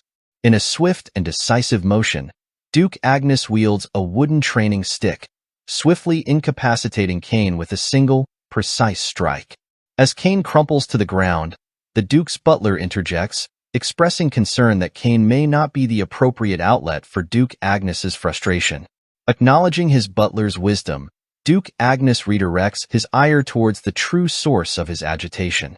With a steely resolve, he queries his butler about the members of the 12 families who have suffered at Joshua's hands, indicating his intent to address the situation head-on. With a composed demeanor, the butler informs Duke Agnes that while the reactions from 2 of the families involved are subdued, the Marquis family of Villas is on the brink of lodging a formal protest. Their heir, the sole successor, has been injured, prompting them to consider sending an official letter of grievance imminently. Turning to Duke Agnes for guidance, the butler seeks his thoughts on the matter. Deliberating carefully, the butler stresses the importance of a measured response from the Agnes family. While the likelihood of the Villas family resorting to outright conflict is minimal, the potential repercussions of ignoring their grievances could prove significant. Should the Villas family choose to escalate the matter to the Great Noble Conference, Duke Agnes would find himself in an uncomfortable position, forced to offer explanations for his liege's actions. As Duke Agnes contemplates the implications, the butler muses privately on the potential consequences of such a scenario. For a figure esteemed as one of the 9 stars of nobility, the prospect of having to provide excuses for Joshua's behavior would be a profound humiliation indeed. Duke Agnes leans in, his voice carrying a measured tone as he addresses his loyal butler. "I don't see any harm in that," he begins, a hint of paternal pride coloring his words. "While I may not always be the most attentive father, I see no reason to reprimand my son for his commendable deeds." With a determined nod, Duke Agnes resolves to handle the matter with the Marquis family of Villas personally. Confident in Joshua's ability to handle any residual fallout, he reassures his butler of the Agnes family's capability to manage the situation. Acknowledging his master's decision, the butler assures Duke Agnes of his understanding before delivering a piece of urgent news. Duke Agnes's curiosity piqued, he eagerly inquires about the latest development from the main house. The butler's revelation leaves Duke Agnes momentarily stunned. His Majesty, the Emperor, has expressed a desire to witness the growth of the Empire's treasure, Babel. And to Duke Agnes's surprise, Babel is en route to Accardi, escorted by none other than Knight Captain Chiffon. The scene transitions to the interior of a carriage, where Chiffon and Babel sit in quiet conversation. Chiffon, with an air of anticipation, informs Babel that they are nearing their destination. The Imperial Palace lies just ahead. As they journey towards their destination, Babel shares a moment of introspection with Chiffon. "It's my first time returning here since my days at the Academy," Babel admits, a tinge of nostalgia in his words. Chiffon offers reassurance, explaining that the Emperor's interest lies solely in observing Babel's growth, a testament to their status as the greatest genius on the continent. Despite the encouraging words, a shadow crosses Babel's expression, betraying a deeper sadness.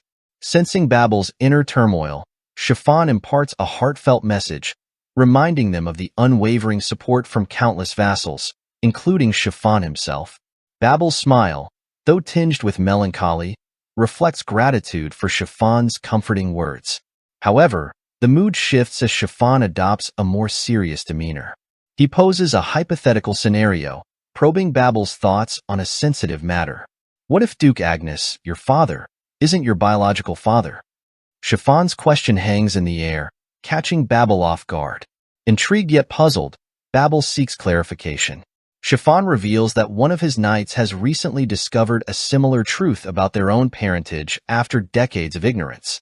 The revelation casts a weighty shadow over the carriage, prompting Babel to contemplate the implications of such a revelation.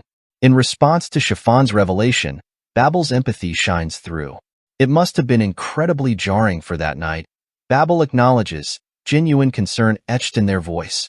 They then inquire if there's any way they can assist the knight in navigating this newfound truth. Chiffon hesitates, realizing the complexity of the situation. Internally, he chides himself for inadvertently stirring up such a delicate matter. However, he expresses doubt regarding any specific actions Babel could take to aid the knight. Undeterred, Babel muses aloud, contemplating the potential impact of the revelation on the knight's life. Despite the shock, Babel wonders if fundamentally, the knight's path remains unchanged. They propose that continuing to excel and strive for greatness, as they always have, could serve as a beacon of fulfillment for both the biological father and the one who raised the knight. Impressed by Babel's mature perspective, Chiffon smiles warmly. He acknowledges the wisdom in Babel's words, recognizing the young lord's growth and resilience. As the carriage rolls to a stop, they've arrived at their destination. The grandeur of the Imperial Palace awaits. The narrative shifts to Joshua, who reveals his full name, Joshua Sanders, to Cerceiren. Cerceiren's reaction is one of surprise upon hearing Joshua's name. Sensing Cerceiren's astonishment, Joshua remarks casually, noting Cerceiren's apparent assumption that he hailed from nobility due to the absence of a middle name.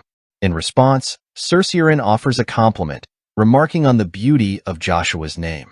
They explain that they came across it in a book, describing a rare flower found only in the Tryphea district at the eastern edge of the continent, called Sanders.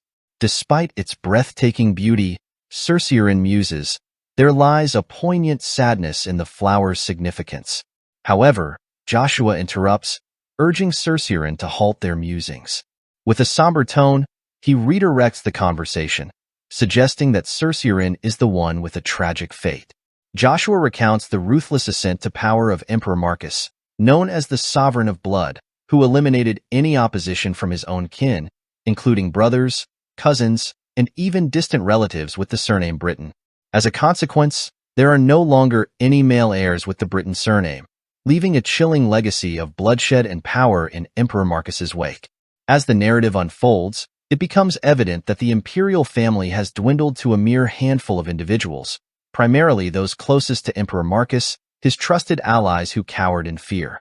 In a desperate attempt to solidify their power, they made a fateful decision, one that history would later condemn as the Avalon Empire's gravest error, the tragedy of Britain. From this dark political maneuvering emerged Princess Cerceirin van Britten, a pawn in Emperor Marcus's grand scheme to achieve his ambitions. Though born of pure blood, Cerceirin's birth was marred by tragedy. She entered the world blind. Yet, her affliction did not deter the emperor's vigilance. He kept a watchful eye on Cerceirin, for she possessed a unique gift, the mind's eye, an ability to perceive truths even beyond the grasp of those in the master realm. Contemplating the weight of Cerceirin's burden, Joshua ponders whether he, too, could shoulder such a responsibility. But as Cerceirin senses Joshua's inner turmoil, she confronts him, her voice tinged with sorrow. She implores him to reveal the extent of his knowledge about her, prompting a moment of introspection and vulnerability between the two. The tranquility of Cerceirin's chamber is disrupted as her maid, Ellen, enters, concern etched upon her features. Ellen gently inquires about Cerceirin's tears, but Cerceirin brushes off the concern, assuring Ellen that all is well. With a nod, Ellen informs Cerceirin that it's time for them to depart for the palace. As Cerceirin and Ellen prepare to leave, Joshua muses quietly, sensing that their paths will cross again in due time. Though the moment may not be opportune now, he harbors a silent certainty of their eventual reunion. Meanwhile, in the opulent halls of Emperor Marcus's villa, a newcomer introduces herself to the ruler. Anna, daughter of the legendary war god, Draxia Belgrace, stands before the emperor.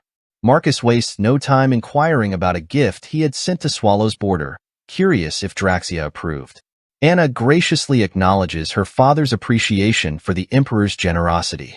However, Marcus's demeanor turns somber as he addresses the complexities of the situation.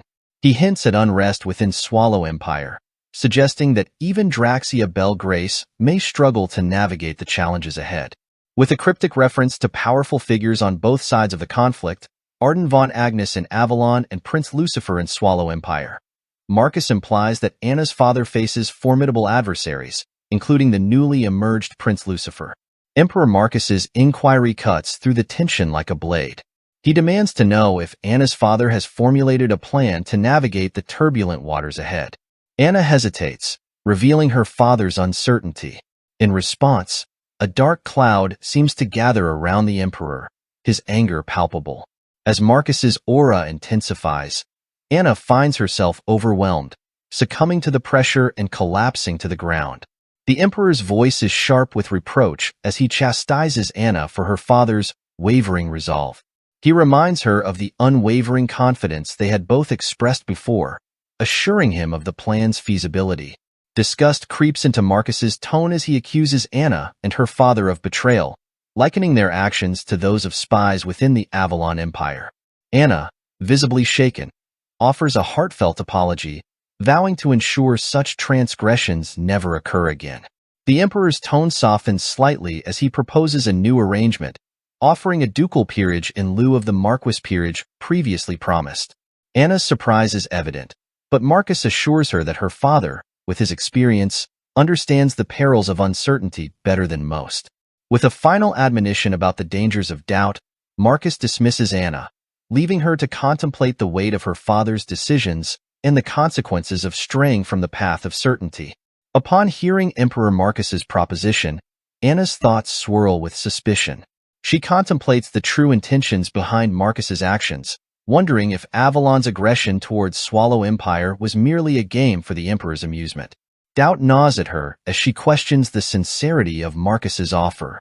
Summoning her resolve, Anna addresses the Emperor, acknowledging the extraordinary opportunity presented to her and her father.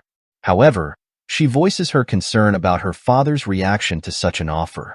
In response, Marcus exudes confidence, proclaiming his impending dominion over Avalon and dismissing any potential opposition. Assured by Marcus's assurances, Anna relays his message to her father, promising him that Marcus poses no threat. With the plan in disarray, Marcus insists on swift action, urging Anna and her father to devise a new strategy without delay. With a sense of urgency, Anna bids farewell to Marcus and departs, her mind consumed with the weight of her responsibilities. Meanwhile, the scene shifts to a forest where Jaqen, accompanied by his subordinate Theta, investigates. Theta notes the anomaly in the soil, prompting Jaqen to correct him. It's not dirt. Theta instructs Jaqen to trust his instincts and focus on the collision of the winds.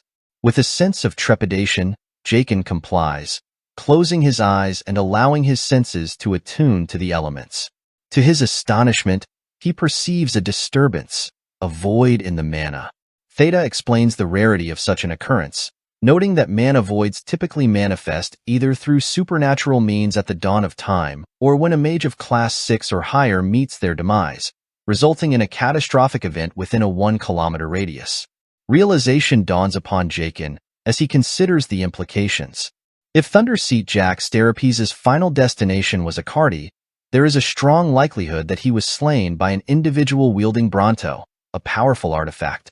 With this revelation, they have a lead to follow. The traces of Bronto will lead them to the culprit. The scene transitions to the Imperial Palace, where Cerciorin's mind whirls with disbelief at Joshua's apparent omniscience. She turns to her maid, Ellen, seeking answers. Curiosity piqued, Cerciorin asks Ellen if she's heard of someone named Joshua Sanders. Ellen nods, confirming that the name rings a bell. Cerciorin presses for more information, prompting Ellen to reveal that Joshua's name has been circulating among the knights lately. Rumor has it that he's a rising star within the Avalon Empire. Intrigued, Cerciorin questions Ellen further, pondering the significance of being referred to as a little star. Ellen explains that individuals with exceptional talent, like young Lord Babel von Agnes, are often dubbed as such. However, she notes a sense of skepticism among the nobles regarding this matter. Perplexed, Cerciorin seeks clarification. Ellen elucidates, explaining that the appearance of two potential little stars within the same family has sparked unease among the nobility. The prospect of such extraordinary talent concentrated within a single lineage has stirred feelings of apprehension and wariness among the elite circles of Avalon. Ellen's revelation sends a jolt through Cerciorin as she learns that Joshua's full name is Joshua von Agnes, the second son of Arden von Agnes, a figure revered as the pride of the Empire. The unexpected connection leaves Cerciorin reeling with surprise. The scene transitions to the bustling drill hall of the Imperial Knights 11th and 12th Battalions. Joshua's gaze sweeps over the familiar surroundings, noting the unchanged nature of the place. Knights spar with one another in rigorous combat drills, their movements a testament to their skill and discipline. Joshua strides into the hall, drawing puzzled glances from the seasoned soldiers. Bewildered by the presence of a child in their midst, they question how Joshua came to be there. Undeterred, a soldier advises Joshua to leave, deeming the hall an unsuitable playground for a youngster. With a resolve evident in his eyes, Joshua decides to make his presence known. Activating his Dawn Ring, he conjures the imposing armor of the Agnes Duchy, assuming a commanding presence. Addressing the soldiers, he declares his intent to participate in the Battle of Bircher. The soldiers, taken aback by Joshua's proclamation and the sight of him in the Agnes armor, exchange stunned glances. Joshua issues a challenge, inviting any who dare to face him to step forward. His name echoes through the hall, leaving the soldiers to contemplate the audacity of the young von Agnes's declaration. The soldiers within the hall recognize Joshua as the newfound Little Star of Avalon, their astonishment palpable. They speculate on Joshua's potential, marveling at the notion of a 10-year-old possessing the skill to wield mana, a feat unheard of in the continent's history, a prodigy of unparalleled magnitude. Amidst the murmurs of awe, a soldier steps forward, addressing Joshua with a query regarding the Battle of Bircher. Joshua responds with a calm demeanor, elucidating the rules set forth by Emperor Marcus Van Britten himself. He explains that participants in the Bircher battle have the chance to ascend to the coveted position of Imperial Knight upon victory, regardless of their current rank. Conversely, those who accept the challenge risk losing their esteemed title as an Imperial Knight. Joshua emphasizes the gravity of the situation, asserting that any mishaps or consequences that arise during the battle are the sole responsibility of the involved parties. He underscores the importance of accepting the outcomes, prohibiting any acts of revenge. Failure to adhere to these terms would be deemed treasonous. Upon hearing Joshua's unwavering resolve, the soldiers are taken aback. They question whether Joshua still intends to proceed despite the risks and implications laid out before him.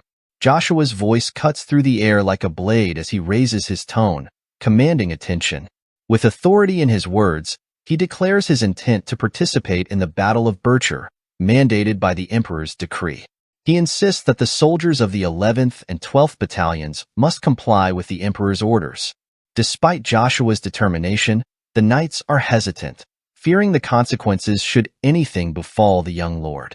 Disdain flickers across Joshua's features as he observes their trepidation.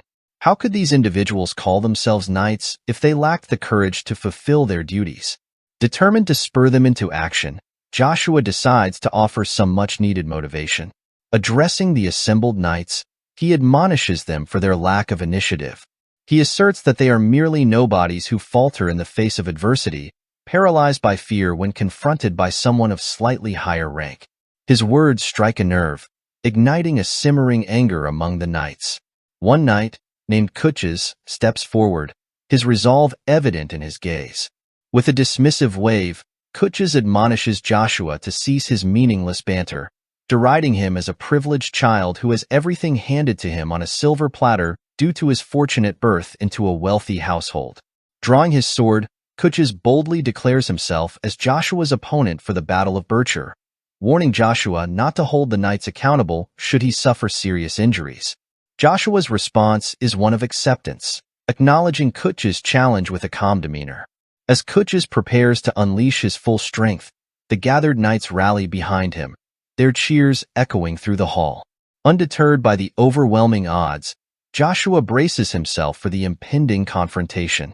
Another knight steps forward, attempting to dissuade Joshua from facing Kutches, citing the vast disparity in their ranks.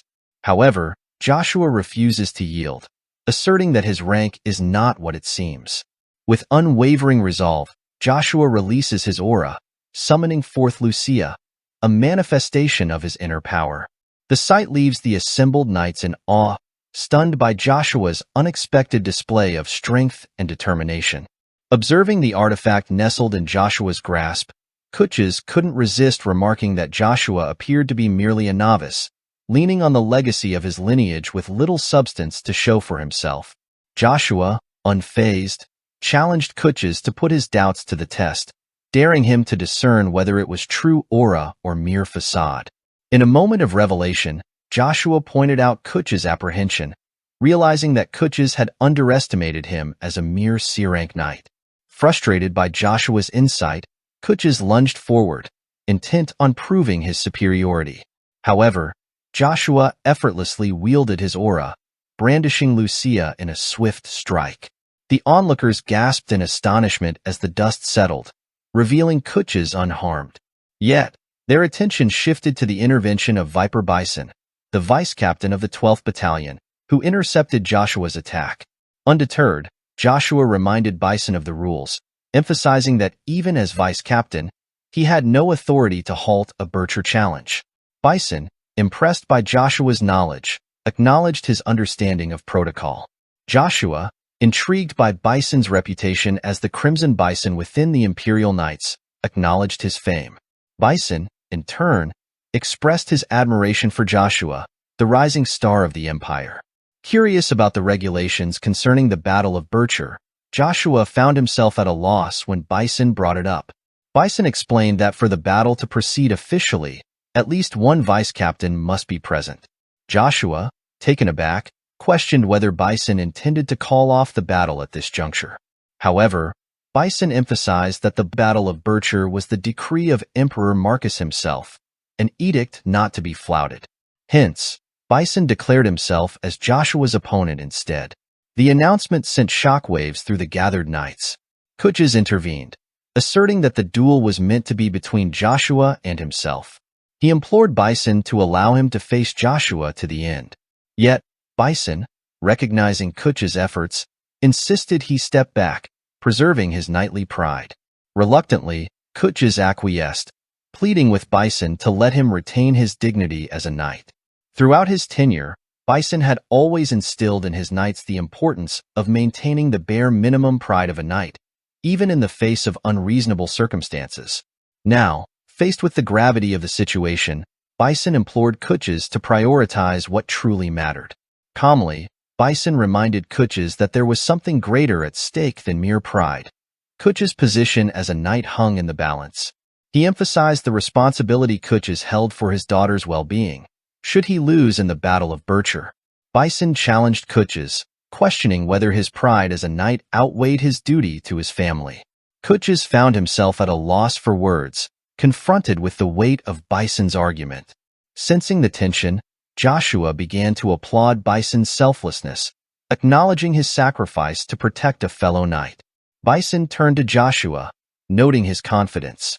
Joshua boldly affirmed his belief in his own victory, pointing out the gap in skill between them. The evidence of Joshua's prowess became evident as a crack appeared on Bison's blade from blocking Joshua's attack.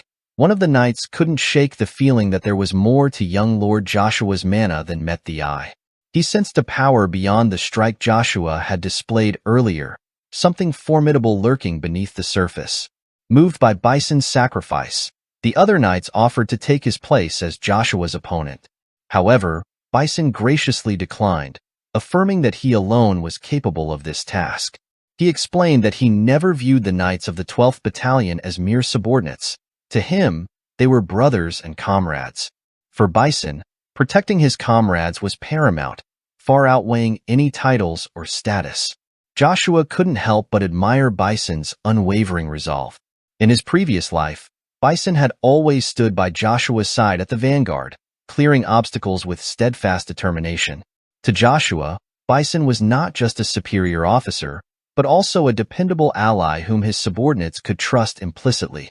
One of the driving forces behind Joshua's decision to enlist in the Imperial Knights was his longing to once again stride across the battlefield alongside Bison. As they faced off, Bison reminded Joshua of the significance of his victory extending beyond mere promotion to vice-captain. He emphasized the importance of Joshua's skills being recognized not just by their battalion, but also by the prestigious chivalric orders of higher echelons. Joshua, however, challenged Bison's perspective, pointing out the discrimination they faced due to their battalion's pride. Bison was taken aback by Joshua's bold assertion. Undeterred, Joshua declared his ambitious vision. Within 5 years, he vowed to elevate the 11th and 12th Battalions to the pinnacle of strength within the Avalon Empire. With a surge of aura, Joshua demonstrated his determination, shocking Bison with the power of his aura blade. Turning to Bison, Joshua posed a question. Would Bison stand with him? Meanwhile, the scene shifted to the throne room, where Babel greeted Emperor Marcus. Emperor Marcus turned his attention to Babel, inquiring about the young knight's age. With a hint of pride, Babel replied that he would turn 15 this year. The emperor's gaze softened as he reflected on Babel's remarkable progress. Emperor Marcus recounted how even Arden, Babel's illustrious father and the greatest knight in Avalon's history, hadn't achieved the rank of C at the tender age of 15. Yet, here stood Babel, on the cusp of B-rank status, a feat unprecedented in history. However, the emperor acknowledged that this accomplishment might have eluded Babel were it not for Joshua's influence. Babel was stunned by this revelation, his thoughts racing as he processed the weight of the emperor's words. Marcus continued, expressing his concern that Babel, as Avalon's treasure, must always surpass expectations. Just then, Jachin entered the chamber bearing an elixir. Emperor Marcus announced it as a gift for Babel, an elixir designed to augment his mana reserves. With a mixture of apprehension and curiosity, Babel hesitated, uncertain about the implications of consuming such a potion. Emperor Marcus's tone grew somber as he issued a command for Babel to drink the elixir. Feeling the weight of the emperor's authority, Babel accepted the vial and, with a sense of resolve, consumed its contents. As Babel consumed the elixir, a sudden weakness overtook him, causing him to collapse to the ground. Emperor Marcus swiftly approached. He reminded Babel of their shared history, acknowledging that Babel's memories had been wiped, but assuring him of their numerous encounters. The emperor emphasized the importance of Babel's promise, now ripe for fulfillment, and stressed that Babel must never cede his position of succession to Joshua, no matter the cost. Addressing Babel by his full name, Marcus declared him as his son, Babel Van Britten. With a sense of duty and reverence, Babel responded, affirming his allegiance to Emperor Marcus. The scene then transitioned to 5 years later, where Joshua had ascended to the role of commander over the 11th and 12th Battalions. As Joshua journeyed across the tranquil expanse of the Igrant continent, an illusion of peace enveloped the land. Yet, beneath this veneer of tranquility, insidious conspiracies began to take root and flourish. The Igrant continent was home to 3 mighty empires, revered as the continent's superpowers. Among them stood the Avalon Empire, ruled by Emperor Marcus Van Britten, a figure whose ambitions were shrouded in secrecy. In the shadows, Marcus clandestinely allied himself with Draxia Belgrace, a formidable knight of the Swallow Empire, another of the continent's superpowers. Together, they orchestrated schemes to stoke tensions between the subordinate nations of Swallow and the Thran Principality, their ultimate goal being to incite conflict and ignite the flames of war. However, their machinations did not go unnoticed. Emperor Verona, astute and vigilant, uncovered their treacherous plot. With resolute determination, he thwarted not only the impending war with Thran, but also prevented Avalon from seizing the opportunity to plunge the entire continent into chaos. Yet, as Verona strove to maintain the delicate balance of peace, dissent began to brew among those who opposed his policies. Swallow became a hotbed of unrest, where murmurs of rebellion echoed through the streets. Meanwhile, within the Holy Kingdom of Hubalt, the third superpower of the Igrant continent, amidst the swirling currents of political intrigue, a fierce power struggle unfolded between the emperor and the Vatican, each vying to secure their candidate for the coveted position of emperor. But as the present moment unfurls, Joshua gathers his knights, expressing a hope that they have not arrived too late. Today marks the grand celebration of the first prince of the Avalon Empire's birthday, a banquet filled with pomp and ceremony. Meanwhile, atop the palace roof, an enigmatic figure cloaked in an elfin guise gazes down upon the festivities, a mask veiling her features from prying eyes. Elsewhere, within a carriage en route to the palace, Count Cox imparts words of encouragement to Cheryl, urging her to exude confidence and demonstrate the enduring strength of the Pontier Duke family. Cheryl reassures him, adamant that she will not yield to the pressures of the Cromwell family, not even amidst the splendor of the banquet hall. As Cheryl approached the entrance of the grand banquet, her path intersected with Natasha and Gawang, who stood poised before the palace gates. Cheryl's companions voiced their concerns about her carefree demeanor amidst the Pontier family's precarious situation. Natasha questions whether Cheryl even received an invitation from the palace. Observing their interactions, Count Cox muses on Cheryl's stoicism, pondering whether beneath her composed exterior, a tempest of emotions rages. As they neared the palace, Count Cox observed Cheryl's composure with a mixture of concern and admiration. He knew she couldn't afford to lose control of her emotions, especially not here. To everyone's surprise, Cheryl broke the tension by warmly greeting Gawang and Natasha, acknowledging them as the esteemed children of the Marquis family. She inquired after their well-being. As Cheryl stepped away from Gawang and Natasha, Gawang's voice carried to the Imperial Knight. "If memory serves me right," Gawang began, "my father entrusted you with the special duty of safeguarding the palace tonight." Upon hearing this, the knight turned to Cheryl and requested verification of her identity or an invitation letter. Cheryl's frustration simmered, as she absorbed the request. Count Cox's patience wore thin as he intervened, scolding the knight for disrespecting Lady Cheryl, a member of one of Avalon's esteemed 5 duke families. He ordered the knight to step back immediately. Gowong's pointed remark about the Pontier family's precarious position ignited Cheryl's anger, and she prepared to confront him. In that pivotal moment, Joshua strode forward, confronting the knight who dared to obstruct the path of the Pontier family, officially invited guests of the prince. With unwavering authority, Joshua commanded the knights to return to their posts, assuring them that he would handle the situation. However, the knights hesitated, citing Lord Gowong's instructions. Undeterred, Joshua's gaze hardened as he made it clear that he would not issue the command again. Shocked by Joshua's resolve, the knights reluctantly retreated, leaving the path clear. Observing his knights' departure, Gowong called them back, but it was too late.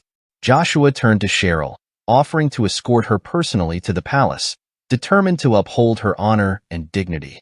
Gowong, sensing a shift in the dynamics, warned Cheryl about the potential consequences of involving the Agnes family and doubted her ability to overcome the Cromwell family's formidable mercenary king. He even suggested that Joshua, abandoned by his own Duke family, was now insignificant. However, Joshua and Cheryl paid Gowong's words no heed, continuing on their path towards the palace, undeterred by his threats. Frustrated and fueled by a desire for retribution, Gowong vowed to bring Joshua down. Cheryl, taken aback by Joshua's transformation, confessed that she hadn't recognized him at first glance, marveling at how much he had grown.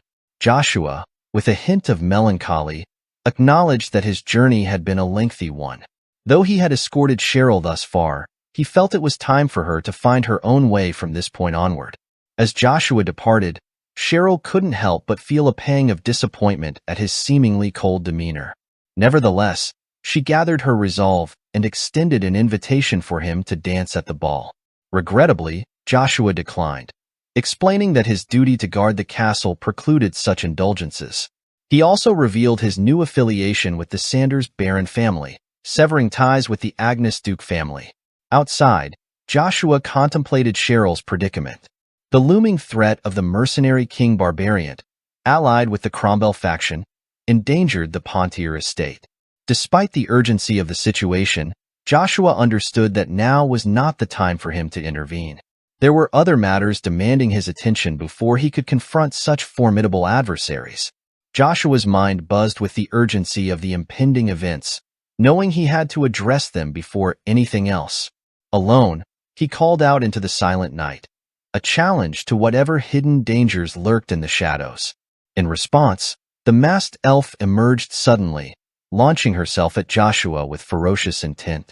However, Joshua effortlessly deflected her attack, causing her to recoil. Intrigued, the elf questioned how Joshua had detected her presence. Joshua revealed her identity as Alicia Sestrophy, admonishing her foolish attempt to assassinate the first prince. Shocked by his knowledge, Alicia demanded to know how Joshua had learned her name, a secret she had shared with no human. She pressed him further, seeking his true identity. Joshua assessed Alicia's demeanor, realizing she wouldn't be easily swayed. With a deep breath, he unleashed his dragon aura, a manifestation of his true power. Alicia, awestruck by the sight, recognized it as the legendary dragon Fear. Suddenly, she shifted her stance, bowing before him. In a tone tinged with reverence, she addressed Joshua as the master of the great mana. Alicia's voice trembled as she confessed that the notion of Joshua being the Black Master hadn't even crossed her mind. She beseeched Joshua for forgiveness, addressing him as Lord Black Dragon. Joshua's expression softened, though he couldn't ignore the gravity of Alicia's actions. Acknowledging her mistake, Joshua expressed his desire to reprimand Alicia for her 2 attempts on his life. Yet, he ultimately chose to extend his forgiveness, recognizing that she had acted in ignorance of his true identity. However, he reiterated his earlier command for her to cease her attempts to assassinate the first prince. Alicia acquiesced to Joshua's directive, submitting to his authority.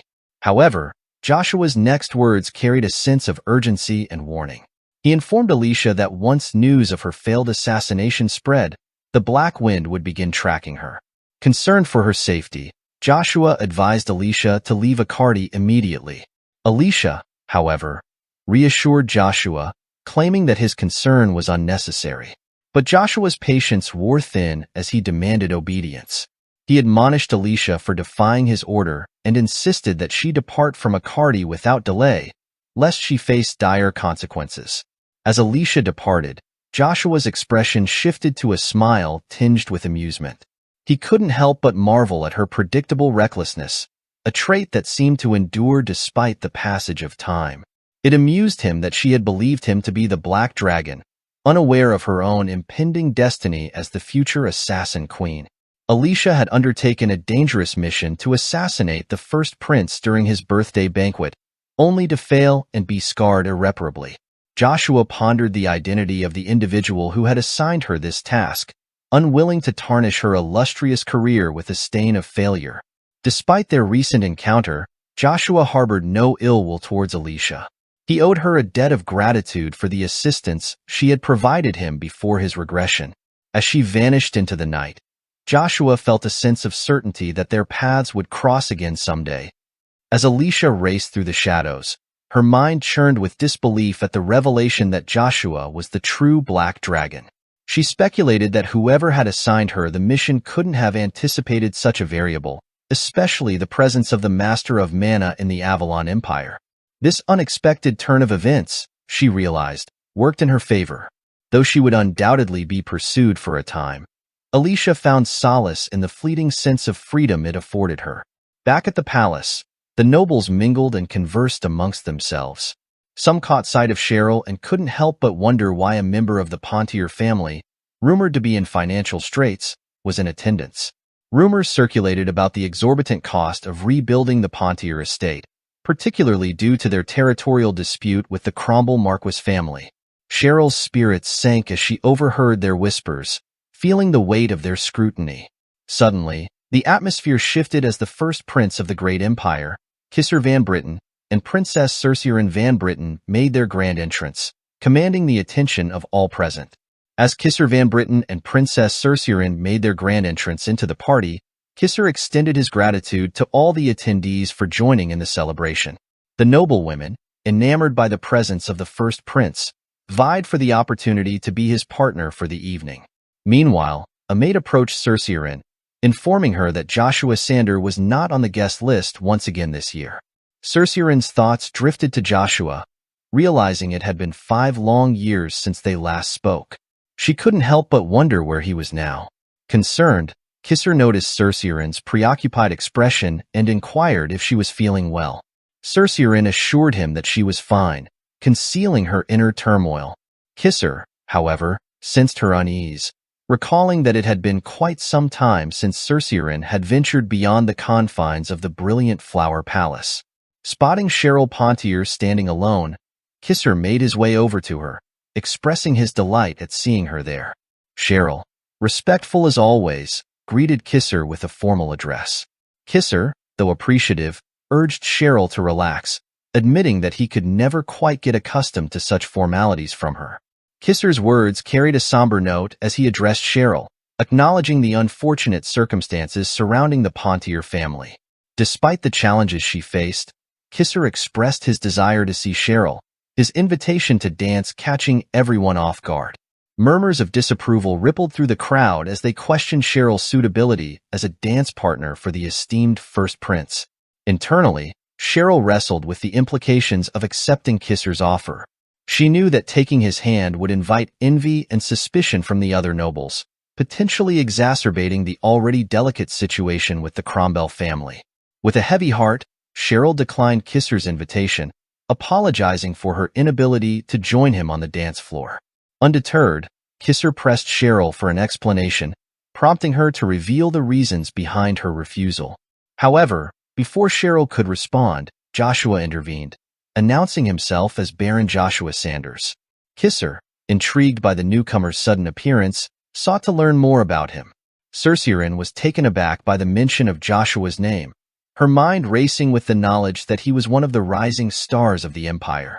The revelation sent shockwaves through the room as everyone processed the presence of the renowned figure who had single-handedly transformed the Imperial Battalion in a mere 5 years.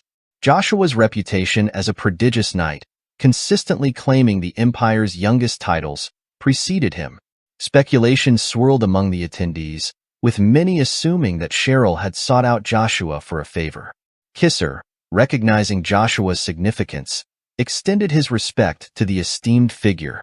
In turn, Joshua reciprocated the gesture, expressing his own honor at meeting the first prince in person. However, Joshua informed Kisser that Cheryl and he had prior arrangements, politely requesting the prince's understanding. Surprised by this revelation, Kisser turned to Cheryl for confirmation, who affirmed that indeed, she and Baron Joshua had plans together. Before further discussion could ensue, Gawang interjected, accusing Baron Joshua of arrogance. Kisser inquired about Gawang's meaning, prompting Gawang to apologize for his interruption, acknowledging Kisser as the focal point of the evening. Before Gawang could continue, Joshua intervened, asserting that Gawang should recognize his place if he understood true discourtesy.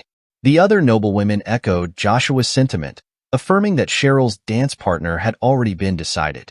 Joshua advised Gawang to avoid further embarrassment by dropping the matter. Kisser reassured Gawang that he was not offended, emphasizing that the ball was meant for everyone's enjoyment. Joshua then apologized to Kisser for his own discourtesy, recognizing the importance of Kisser's intentions in selecting Cheryl as his partner. Kisser turned to Cheryl, acknowledging that his actions nearly caused discourtesy to both her and Joshua. Despite the circumstances, Kisser accepted Cheryl's existing arrangement and requested the opportunity to dance with her at a future ball. Cheryl graciously accepted Kisser's invitation, bidding him farewell as he departed. Turning to Joshua, Cheryl expressed her gratitude for his assistance, her hand slipping comfortably into his. She couldn't help but wonder why Joshua had intervened on her behalf, knowing it could potentially lead to trouble for him as well. Joshua offered a simple explanation, suggesting that perhaps it was a lingering sense of guilt for forgetting a promise made 5 years ago.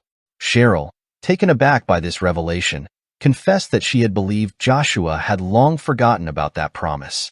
She recalled how significant it was for a noble lady to entrust someone with a symbol of her family, pondering why Joshua had never visited her since. With a heavy heart, Joshua explained that he couldn't offer Cheryl the help she sought at the moment, still bound by his obligations as a member of the Imperial Knights. Cheryl, understanding, simply expressed her curiosity about Joshua's rapid growth before they began to dance. Meanwhile, outside the palace, Cain, appearing drastically different from his former self, approached Joshua. However, a knight intercepted him, denying him entry. As the dance concluded, murmurs of admiration filled the room, with attendees praising Joshua and Cheryl's graceful performance. Natasha and Gawang, however, simmered with frustration at the sight.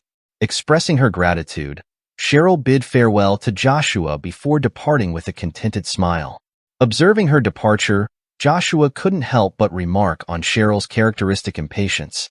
Approaching Joshua, Cercerin inquired if he was the same Joshua Sanders she had encountered across the wall 5 years prior. Joshua confirmed silently through telepathy, promising to visit the brilliant Flower Palace soon. He reassured Cercerin that the medicine to cure her illness was nearing completion. As Joshua prepared to leave, Cercerin attempted to stop him, but he departed nonetheless. Telepathically, Joshua explained to Cercerin that repaying a bond from a past life was his motive. Shocked by his revelation, the scene shifted to the Avalon Academy, where students eagerly awaited the arrival of their boss.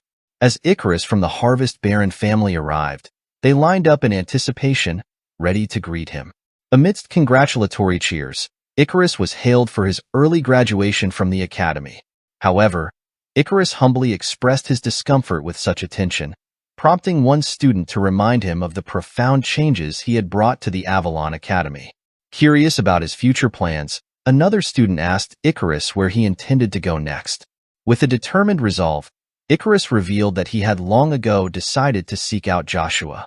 Meanwhile, in the battalion's office, knights barred Cain from entering, citing the prohibition against outsiders. Spotting Cain, Joshua welcomed his presence, expressing gratitude for Cain's initiative in seeking him out. Frustrated and angry, Cain confronted Joshua, questioning why Joshua was enjoying the comforts of the imperial palace while Cain had suffered under Duke Agnes's control, relentlessly training until his hands gave out, all in service to Joshua. Joshua offered a heartfelt apology to Cain, acknowledging the hardships Cain had endured. Overwhelmed with emotion, Cain broke down in tears, expressing his gratitude for Joshua's understanding. Joshua then inquired about Cain's arrival, suggesting that Cain must have reached a significant milestone. With unwavering confidence, Cain affirmed his strength, asserting that he wouldn't lose to anyone but Joshua. Witnessing Cain's transformation over the past 5 years left Joshua pondering the events that had led to this change. Their conversation was interrupted by a knight's entrance, bearing news of a special guest waiting outside the palace.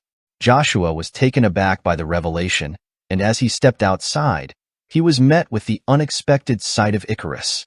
Both Joshua and Cain were surprised by his presence. Approaching Icarus, Cain expressed admiration for his achievements, noting Icarus's remarkable academic record and strategic prowess. Cain then introduced himself as Joshua's first knight, underscoring the significance of their bond. Icarus's confusion was evident as he beheld Cain's unexpected presence. Sensing the tension, Joshua swiftly intervened, urging Cain to refrain from causing any trouble. Addressing Joshua, Icarus reminisced about their past encounters, recalling the promise they had made to each other during their time at the academy. He reminded Joshua of his own commitment to prove himself worthy, a promise Icarus claimed to have fulfilled. Now, it was Joshua's turn to uphold his end of the bargain. With a hopeful gaze, Icarus asked Joshua if he would accept him. Joshua, touched by Icarus's dedication, revealed that he had intended to seek out Icarus himself if Icarus hadn't come. He acknowledged the void left by the absence of a strategist and affirmed that Icarus was the perfect candidate to fill that role. Their agreement was sealed with a fist bump, joined by Cain, who expressed his readiness to entrust himself to the newly appointed grand strategist. Icarus welcomed the title with a smile, while Joshua proposed that they discuss their future plans. He outlined his intentions to meet with the king and then travel to Reinhardt, before revealing his decision to send both Icarus and Cain to aid the Pontier family. The unexpected announcement left Cain and Icarus stunned. The scene transitions to the grandeur of the imperial palace of the Avalon Empire, where a gathering of nobles surrounds Emperor Marcus. With a solemn countenance, Marcus addresses the assembly, expressing his profound dismay at the absence of volunteers for the prestigious master battle in Avalon. He laments the potential mockery that would befall their revered empire, renowned for its chivalry and martial prowess, should they fail to uphold their reputation. Emperor Marcus, driven by unwavering determination, asserts that Avalon must maintain its preeminence as the paramount nation on the continent. Turning to Duke Arden Agnes, he seeks counsel on the matter, questioning the ramifications of forsaking the opportunity to showcase Avalon's supremacy in the upcoming battle hosted in Reinhardt. Duke Agnes, rendered speechless by the weight of the Emperor's words, struggles to formulate a response. In that pivotal moment, Joshua strides into the chamber, declaring his intent to partake in the master battle. Emperor Marcus, his expression tinged with a mix of surprise and satisfaction, remarks upon Joshua's timely arrival, acknowledging his resolve. Amidst the dignified assembly of the Imperial Knights, a figure strides forward, the very emblem of their pride, Battalion Commander Joshua. With a respectful nod, Joshua offers his greetings to Emperor Marcus, whose puzzled expression prompts Joshua to clarify his intent. He will indeed participate in the upcoming master battle. Emperor Marcus, with a mixture of astonishment and skepticism, cautions Joshua about the gravity of the tournament held in Reinhardt. Curiosity piqued, Marcus inquires about Joshua's age this year, to which Joshua, with unwavering confidence, reveals that he is a mere 15 years old. A smirk tugs at Marcus's lips, contemplating the audacity of a 15-year-old aspiring to enter such a prestigious contest. Acknowledging Joshua's unconventional nature, Emperor Marcus challenges him to demonstrate his worthiness before the gathered nobles. Undeterred, Joshua, with a hint of resolve in his voice, sets forth a condition before accepting the Emperor's challenge. A collective gasp ripples through the gathered nobles at Joshua's bold declaration. With unwavering determination, Joshua asserts to Emperor Marcus that he will only participate in the master battle if the emperor agrees to his conditions. The unexpected turn of events leaves Marcus visibly taken aback. Before the tension can escalate further, a noble steps forward, accusing Joshua of disrespect towards the emperor. However, Emperor Marcus interrupts sharply, commanding the nobles to cease their admonishments. The room falls silent, apprehension palpable among the gathered assembly. Emperor Marcus, his expression a mix of curiosity and concern, addresses Joshua directly, offering to fulfill any request except for Joshua's departure from the imperial knights. Yet, Joshua remains silent, prompting Marcus to express his suspicion that Joshua intends to leave the knighthood. Asserting his authority, Marcus insists that Joshua must remain under his watchful eye. In response, Joshua calmly reminds Emperor Marcus that those who entered the ranks through the Battle of Bircher are entitled to leave at their discretion. Enraged by Joshua's words, Marcus dismisses them as nonsense, his temper flaring in frustration. Undaunted by Emperor Marcus's imposing presence, Joshua remains steadfast in the face of pressure. Observing Joshua's composure, Emperor Marcus decides to impose his own condition. When questioned about it, Marcus abruptly draws his aura sword and launches a ferocious attack towards Joshua, causing a thunderous explosion within the chamber. The startled nobles struggle to comprehend the sudden turn of events. To their amazement, Joshua swiftly counters the assault using his artifact, Lucia, effectively deflecting the emperor's strike. Witnessing Joshua's prowess, Emperor Marcus can't contain his amusement, breaking into laughter. Turning to Duke Arden Agnes, Marcus confesses a rare sentiment of jealousy, admitting that he had never envied Arden before. However, for the first time, he finds himself envious of Joshua's remarkable skill. Emperor Marcus elucidates that his intention was to test Joshua's mastery of the Aura Blade, but he never anticipated that Joshua had already attained the level of the Mind Sword. This advanced stage allows a knight to manipulate their sword purely through the power of their mind, a feat beyond the reach of most A-rank knights.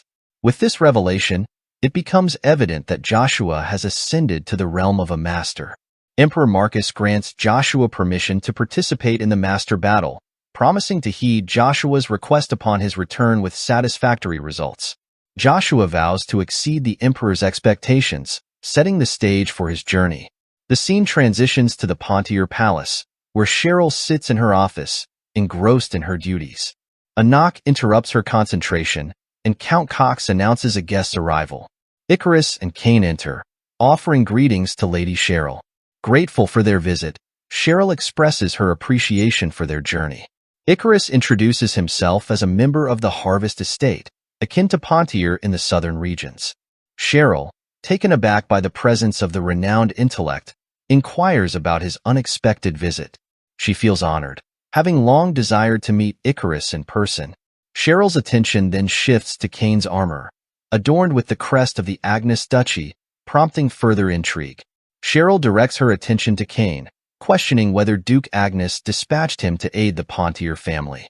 Cain clarifies that this isn't the case. Both he and Icarus have arrived to assist Cheryl on behalf of Baron Joshua Sanders.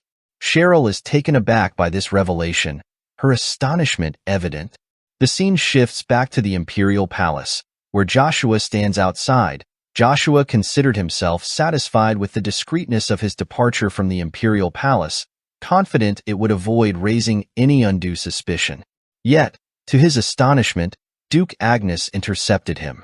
With a stern countenance, the Duke reminded Joshua that he had not visited Agnes Duchy for half a decade.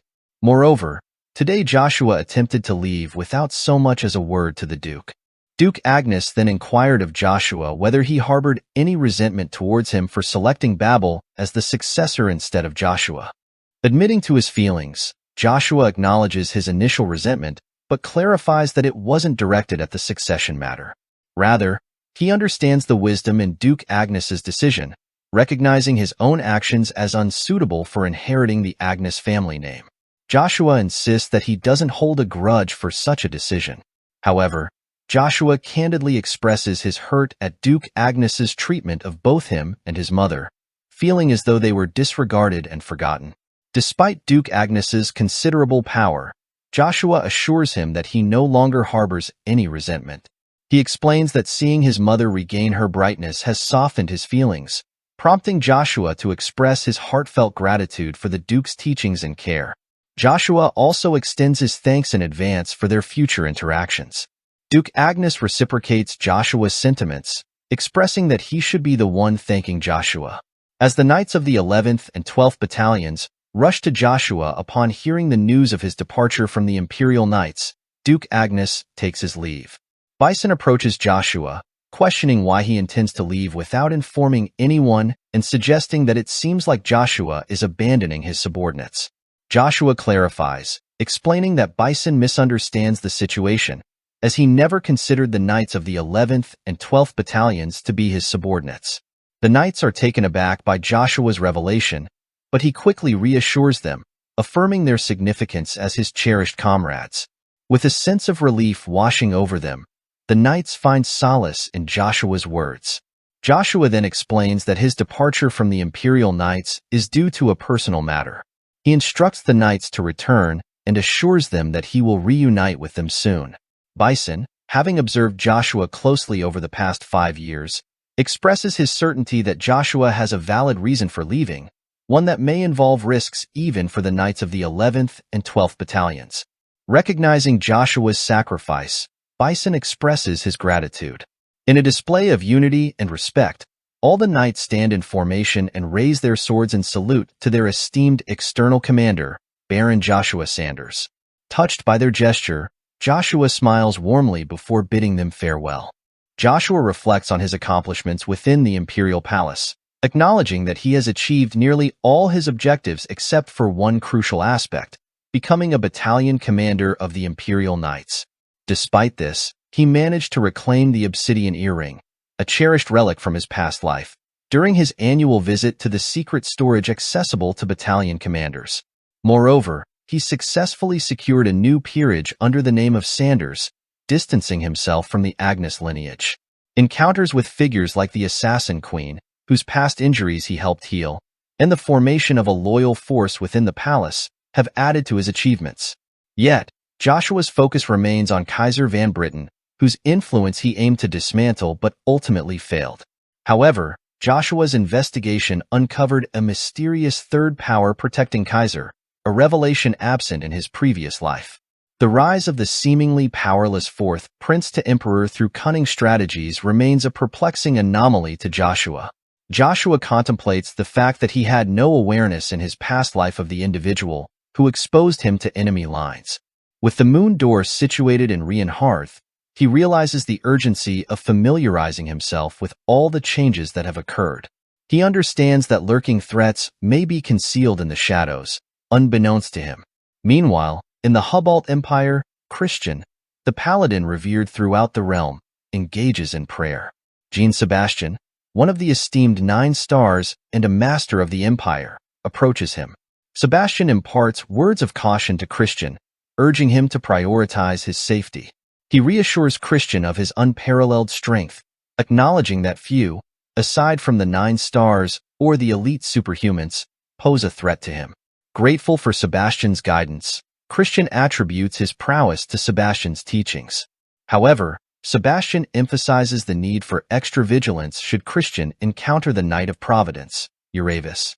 Sebastian warns Christian about Uravis's unique abilities, revealing that even the magic tower keeps a vigilant watch over him. Christian assures Sebastian that he has no intention of meddling in the conflicts between the Swallow Empire and the Thran Principality. Sebastian acknowledges Christian's stance, but informs him about the master battle scheduled in Reinhardt and offers to arrange transportation for him.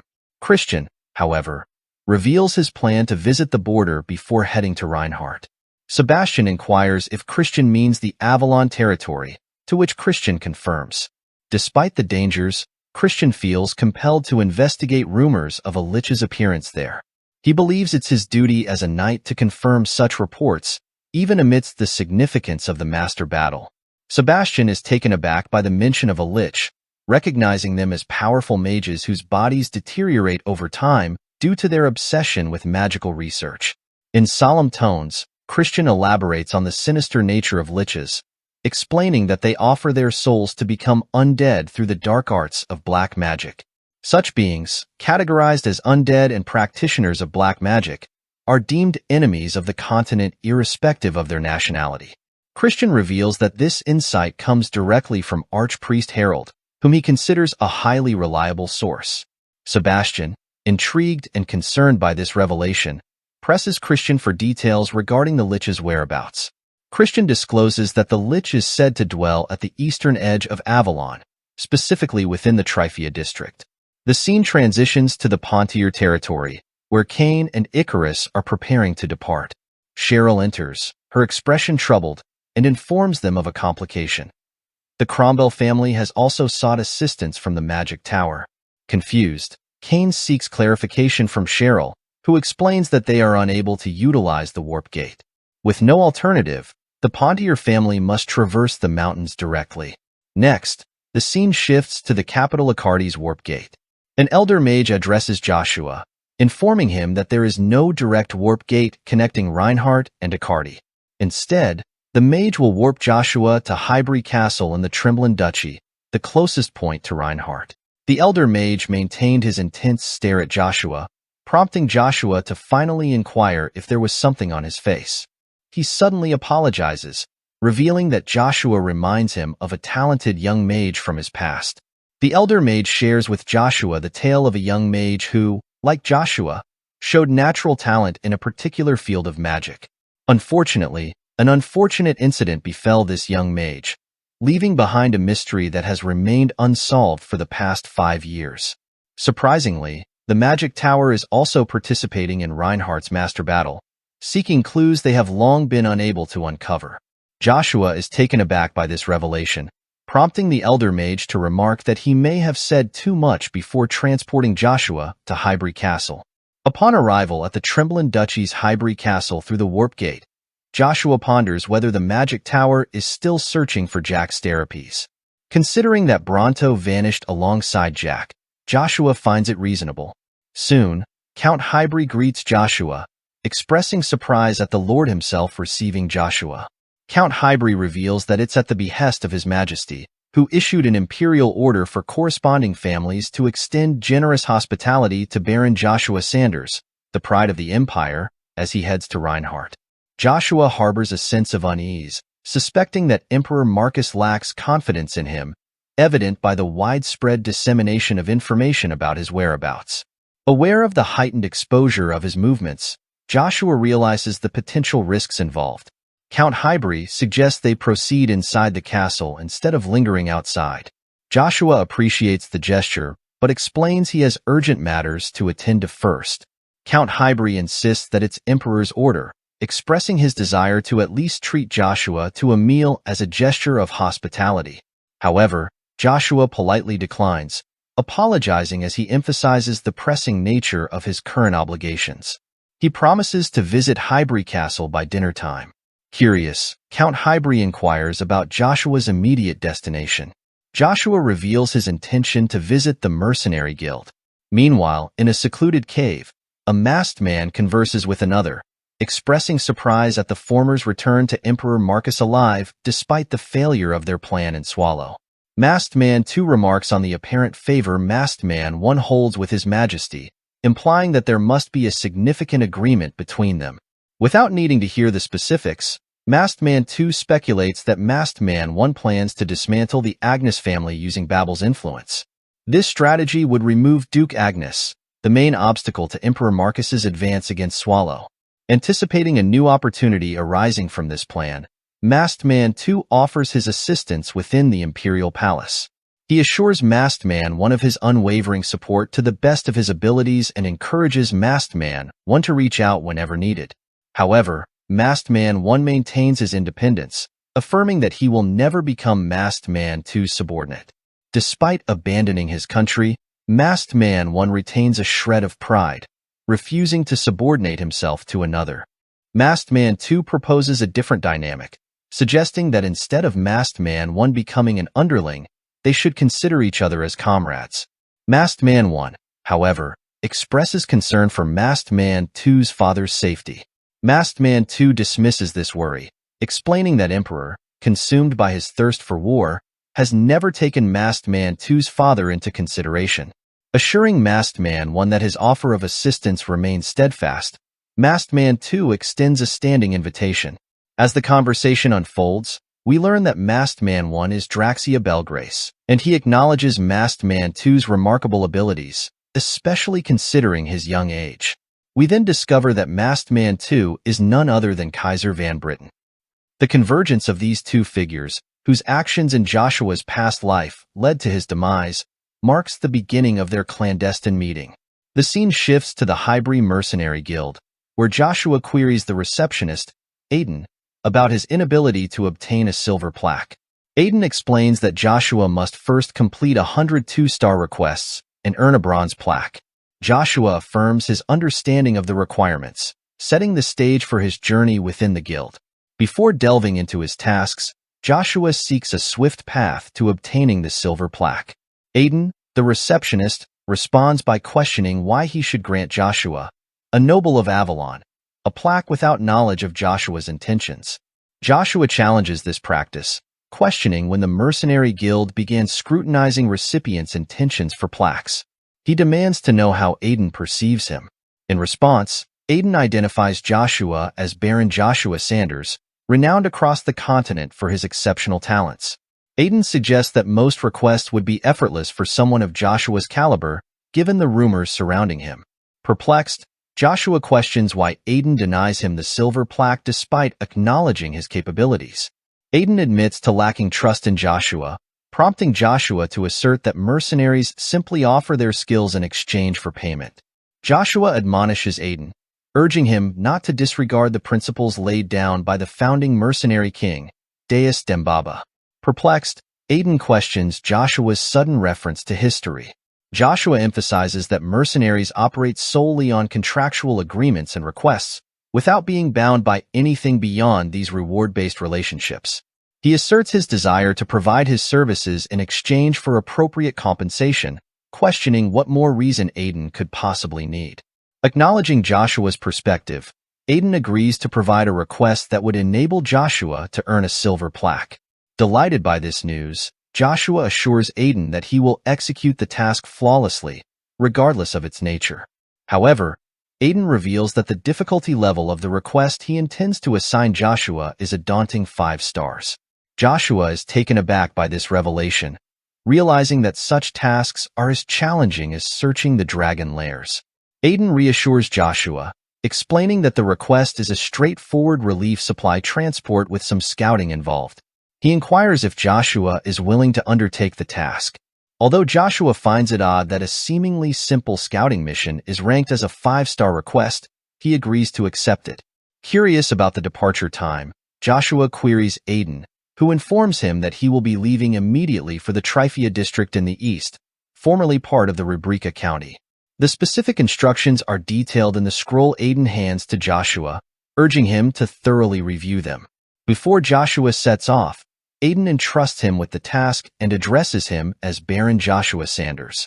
However, Joshua asserts his new identity as a mercenary named Ash. Aiden expresses admiration for Joshua's chosen mercenary name, prompting Joshua to caution against using the 5-star request as a test without adequate compensation. Upon hearing this, Aiden queries Joshua if there's a specific reward he desires.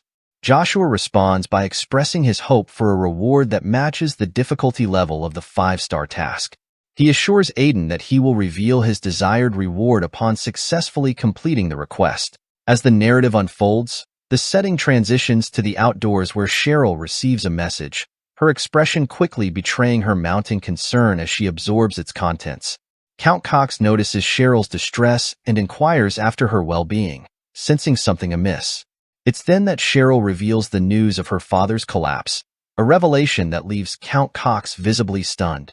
In response, Icarus, the voice of reason, swiftly proposes an end to their camping expedition, emphasizing the urgency to fill the void left by Duke Pontier's absence. Cain prepares to depart without hesitation. However, Count Cox, ever the compassionate soul, voices concern for Cheryl's fatigue, pointing out that they're on the cusp of reaching the Pontier estate after one final river crossing. He suggests they pause to restore their vigor. Cheryl, determined not to burden her companions, reassures Count Cox of her stamina, but he gently reminds her of their arduous journey from Accardi, where the lack of access to the warp gate had prolonged their travels. Cheryl acknowledges the sacrifices made by Cain and Icarus to extricate her from Accardi, reaffirming her resolve not to impede their progress.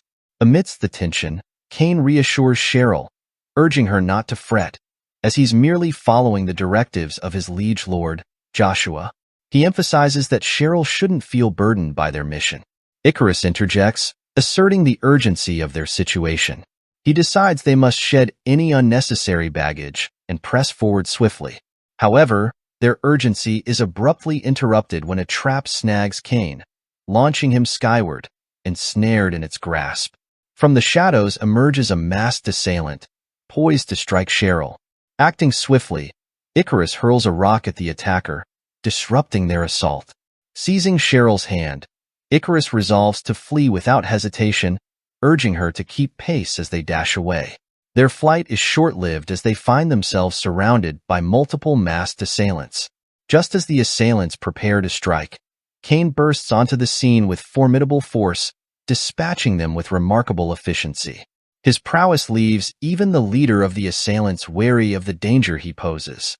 As the tension mounts, the remaining masked assailants converge, poised to attack Cain and his comrades in unison. Meanwhile, the scene transitions to a bustling camp where mercenaries are preparing for their upcoming mission. Among them, a man named Bairn urges Joshua to hasten, reminding him of their impending departure. Joshua offers a hurried apology, inwardly regretting his decision to accept such a challenging task as a newcomer. He reflects that perhaps he should have sought out solo assignments from Aiden instead. Another mercenary interjects, suggesting that Joshua might possess unique abilities as an aura user, urging Bairn not to underestimate him. Nonetheless, Bairn insists that Joshua remain close, revealing his skepticism regarding Joshua's perceived lack of companionship. Bairn cautions Joshua that despite the mission's modest 2-star rating, the journey ahead will prove exceptionally challenging for a novice like him. Joshua's thoughts echo Bairn's words, questioning the disparity between the assignment's rating and Aiden's earlier assurances of its difficulty. Suddenly, Aiden's commanding voice breaks through the camp's chatter, signaling the imminent need for battle preparation. As the mercenaries prepare for battle, the tranquility of their camp is shattered by a sudden onslaught of undead attacks. Aiden, their leader, is taken aback to find a Dullahan amidst the fray, a formidable undead creature renowned for its impenetrable full-plate armor, requiring a B-rank aura or higher to even scratch. Undeterred, Joshua steps boldly into the fray, intent on confronting the Dullahan head-on. However, his resolve is met with a surprising twist as a mage emerges from the ranks, unleashing a powerful spell known as Frost Nova. In a flash, the undead assailants are frozen solid, leaving the mercenaries in awe of the mage's mastery of 4th-class magic, a rarity in such a seemingly modest 2-star mission. In Joshua's mind, the presence of such a skilled mage amidst the mercenary ranks sparks a realization.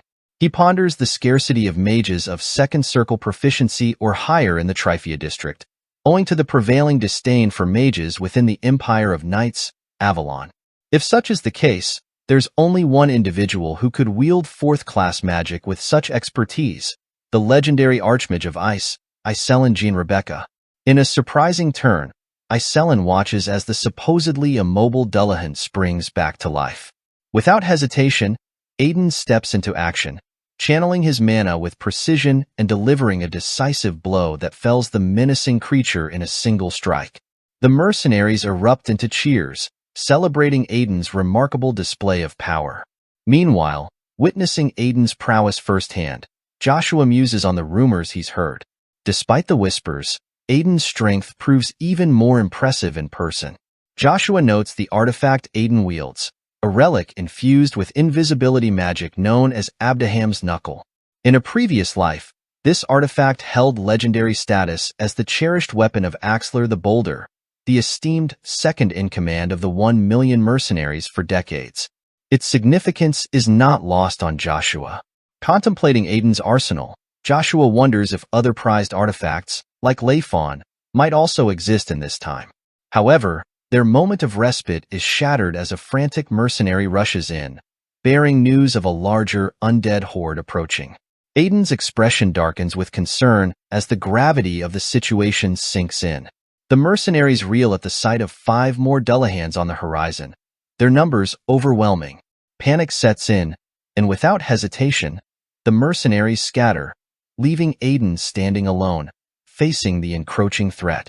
Aiden's shock reverberates through the mercenaries as he implores them to regroup, but Joshua senses the collective unease. Stepping forward with determination, Joshua addresses Aiden, acknowledging that the mercenaries may not heed Aiden's call in their current state of panic. With resolve in his voice, Joshua assures Aiden that he will prove his worth, allowing Aiden to compensate him appropriately. However, Bairn interjects, urging Joshua to reconsider and retreat. Ignoring the cautionary words, Joshua presses on, determined to face the impending threat head-on. In a moment of urgency, Joshua invokes his artifact, Lucia, and channels his magic into his spear, unleashing a devastating Stage 4 technique that decimates the entire army of undead, Dullahans included, in a single, awe-inspiring strike. Aiden and the mercenaries stand in stunned silence, witnessing Joshua's extraordinary display of power. Approaching Joshua, Aiden expresses his astonishment, noting that within the arcane techniques of the Agnes Duke family, he's never encountered such a wide-reaching destructive ability, especially from a spear technique.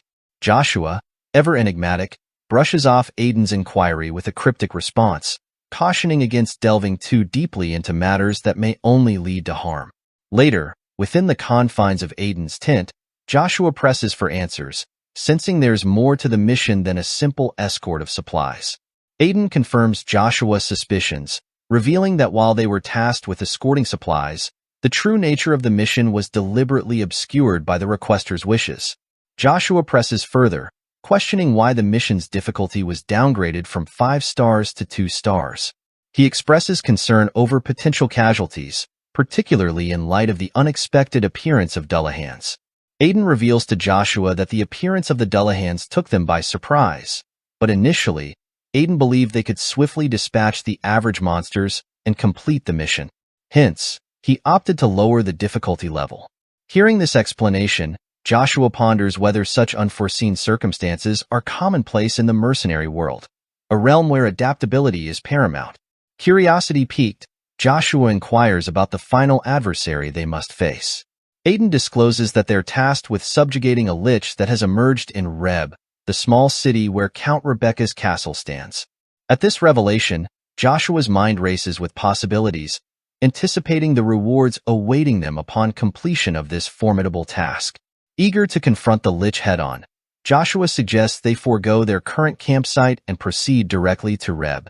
However, Aiden cautions against such haste, explaining that Reb is currently inaccessible and obtaining an entry permit will require time. Sensing Joshua's concern, Aiden clarifies that the city's restricted access isn't solely due to the lich's presence. Instead, the restricted access to Reb stems from a territorial conflict within the Rebecca estate, instigated by Marquis Cromwell. Joshua's surprise is palpable as he absorbs this revelation. Their discussion is interrupted by Iselin's entrance into the tent. She confirms the ongoing conflict, attributing it directly to Marquis Cromwell's actions. Meanwhile, back in the forest, tension mounts as Cain falls into the clutches of the assassins. Sensing Cheryl's impulse to intervene, Icarus swiftly intervenes, urging her to prioritize their escape rather than risking capture. Frustrated but compliant, Cheryl directs their attention to a nearby dock, which offers the shortest route to the Pontier estate across the river. Approaching Count Cox for confirmation, Cheryl is met with grim news. The dock has been destroyed. Shock reverberates through the group at this setback, before despair can take hold. At that moment, a masked assailant lunges at Cheryl, poised to strike with unwavering intensity, but before the masked assailant could strike, an arrow pierces the air, felling one of the assailants. Count Troy, a soldier from House Pontier, emerges as their unexpected savior. The scene transitions to the grandeur of the Pontier Palace, where Count Troy leads the group inside. Inquiring about the whereabouts of the other nobles from the Pontier family, he's informed by a worker that they've been summoned by Baron Arna regarding urgent matters. Meanwhile, Cheryl's concern for Cain weighs heavily on her mind. Sensing her unease, Icarus offers reassurance, citing Cain's esteemed position as Baron Joshua's first knight and his resilience in the face of adversity. As Count Troy prepares to head to the conference room, he advises Cheryl to rest, but she insists on accompanying them. Defiantly, she asserts her determination to fill the void as the head of the Pontier family and prove herself worthy of her vassals' trust. In the conference room, Count Troy leads Cheryl and the others, setting the stage for what promises to be a crucial meeting. Count Troy addresses the members of the conference, inquiring about the recent movements of Marquis Cromwell. Cheryl asserts her presence, declaring her intention to participate fully in the discussions and requesting an update on the current situation of the Pontier estate. Baron Arna hesitates, indicating that the conference is currently focused on military matters and suggests it may be too early for Cheryl to join. Unyielding, Cheryl insists on being briefed immediately, dismissing any notion of waiting. Another member of the conference steps forward, revealing grim news. Not only has the Cromwell family begun attacking merchant convoys directly managed by the Pontier family, but they've also targeted Pontier's clients. The dire situation escalates as it's disclosed that the route crucial for supplying the Pontier estate has been obliterated. With the reserve food stock dwindling, the looming threat of starvation hangs over everyone within the estate's walls. As Cheryl absorbs the gravity of the situation, she realizes that the predicament facing the Pontier family far exceeds her initial expectations. The prospect of complete isolation and loss looms ominously, leaving Cheryl feeling powerless to intervene. She acknowledges the futility of direct confrontation with the Cromwell family, yet she struggles to conceive a viable solution to the crisis at hand. The sense of helplessness weighs heavily on her as she grapples with the enormity of the challenge. In the midst of Cheryl's contemplation, Icarus interjects, proposing a radical idea. He suggests focusing efforts on food production within the estate as a means of addressing the immediate threat of starvation. The suggestion stirs shock among those present in the conference room. Baron Arna questions Icarus's authority to speak on such matters, prompting Count Troy to vouch for Icarus's credentials, highlighting his role in aiding Cheryl's escape from Accardi. Despite this, Baron Arna raises concerns about allowing an outsider to participate in the conference. Cheryl, undeterred by Baron Arna's skepticism towards Icarus, asserts his qualifications. She highlights Icarus's prestigious standing as a top graduate from the Academy of Avalon and emphasizes that he is her esteemed guest, committed to aiding House Pontier in their time of need. Baron Arna questions Cheryl's decision to seek counsel from someone he deems a mere newcomer to the Academy. In his eyes, Icarus remains an outsider, unworthy of participating in discussions concerning the Pontier family's critical affairs. Baron Arna, burdened by the absence of the Lord, dismisses Cheryl's presence as well, viewing her involvement as a distraction from the weighty matters at hand. Cheryl reels from Baron Arna's blunt dismissal, her frustration mounting. Count Cox, unable to tolerate Baron Arna's disrespect, steps forward, rebuking him for his dismissive attitude. Count Cox contends that Baron Arna fails to comprehend the full extent of the challenges faced by the Pontier family during the Lord's absence. Lady Cheryl tirelessly sought alliances, her efforts fueled by determination despite the toll it took on her rest. However, Baron Arna dismissed her endeavors as futile, proclaiming that such endeavors were a mere waste of time. Count Cox echoed his sentiments, referring to Cheryl, could not turn the tide of the impending conflict. Baron Arna expressed disbelief at Cheryl and Count Cox's reliance on someone, presumably Icarus, during such dire circumstances, questioning their judgment when the Pontier family teetered on the brink of collapse. Adding insult to injury, Baron Arna belittled Cheryl's lack of participation in previous conferences, questioning her competency to lead. Icarus, observing the exchange, resolved to let his actions speak for him. Stepping forward, he acknowledged Baron Arna's frustration, acknowledging that fruitless efforts were indeed wasteful during peacetime. However, he argued that in times of war, such a sentiment was ill-suited, as failure would result in the Pontier family's complete downfall. Baron Arna, acknowledging Icarus's astuteness, concedes that Cheryl's recruitment of Icarus indeed speaks volumes. However, he dismisses Icarus's insights as the naive musings of a child. Undeterred, Icarus presses on, unveiling a strategic proposition that could potentially alleviate the Pontier family's plight. He reveals that the estate has the capacity to produce enough food to sustain 70% of its population. By reallocating resources to prioritize military provisions and bolstering defense while minimizing civilian support, the Pontier family could prolong their endurance in the face of conflict. Cheryl, intrigued by Icarus's proposal, seeks clarification. Icarus elucidates, explaining that Cromwell, their adversary, likely aims to swiftly conclude the conflict to minimize financial losses incurred by prolonged warfare. He warns that Cromwell may devise a strategy to exhaust Pontier's resources and resilience, exploiting any weaknesses to secure victory. Upon hearing Icarus's strategy, Baron Arna questions if the plan involves abandoning the people and hunkering down in the castle.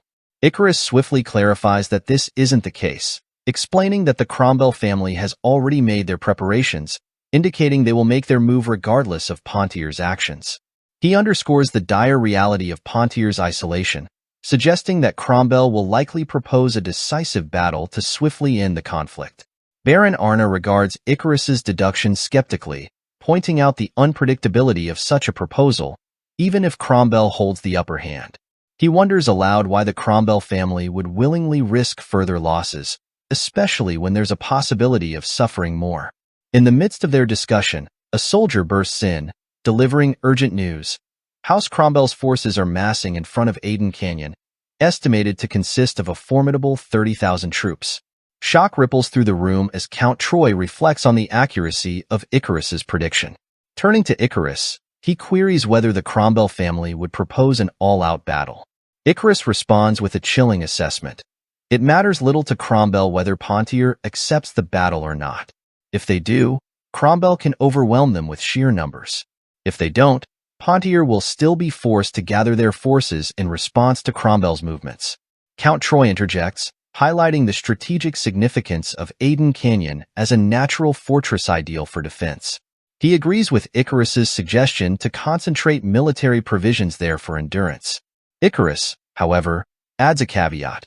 Aden Canyon's suitability assumes Cromwell intends a frontal assault. But there's a deeper motive at play. Cromwell's true objective is the Dennis River, a diversionary tactic designed to draw attention away from their primary goal. Amidst the murmurs of the noble conference, a voice rose in response to Lord Icarus's words. One of the nobles, recognizing the weight of the revelation, remarked that if what Lord Icarus said held true, then the Pontier family might stand a fighting chance against the formidable Cromwell dynasty. Urgency crackled in the air as the noble turned to Count Troy, insisting that time was of the essence and imploring him to swiftly mobilize the troops. Count Troy, spurred into action, affirmed his commitment to the cause, announcing his departure to organize their forces. A wave of frustration swept over Baron Arna, his demeanor betraying his inner turmoil. However, Count Cox intervened, his voice cutting through the tension, reminding Baron Arna that silence signified agreement with Lord Icarus's strategy. With a nod of understanding, Baron Arna acknowledged his stance and pledged to await Princess Cheryl's directives. As preparations commenced and the room cleared, Cheryl's gaze settled upon Icarus, gratitude glimmering in her eyes. She expressed her thanks, surprised by Icarus's adeptness in quelling dissent and steering the conversation, a feat she had not anticipated. Cheryl's voice carried a tone of conviction as she affirmed the truth behind the rumors surrounding Icarus. She expressed her confidence that with Icarus's involvement, their prospects would flourish. In response, Icarus modestly redirected Cheryl's gratitude towards his liege, Joshua, suggesting that she extend her thanks to him as well. Cheryl readily agreed, acknowledging the importance of showing appreciation to all involved. Before moving on, Icarus hesitated, seeking Cheryl's permission to broach a topic. With a nod of encouragement from Cheryl, Icarus delved into his query. He recounted hearing about the early stages of the war, where both sides seemed evenly matched until the entry of the mercenary king. Cheryl affirmed his observation, recalling how the balance of power shifted dramatically with the mercenary king's intervention. She explained the devastating impact of the superhuman's presence on the battlefield, noting that whenever he appeared, the Pontier family suffered significant losses, particularly due to his strategic targeting of high-value locations. Icarus nodded in understanding as Cheryl elaborated on the mercenary king's modus operandi.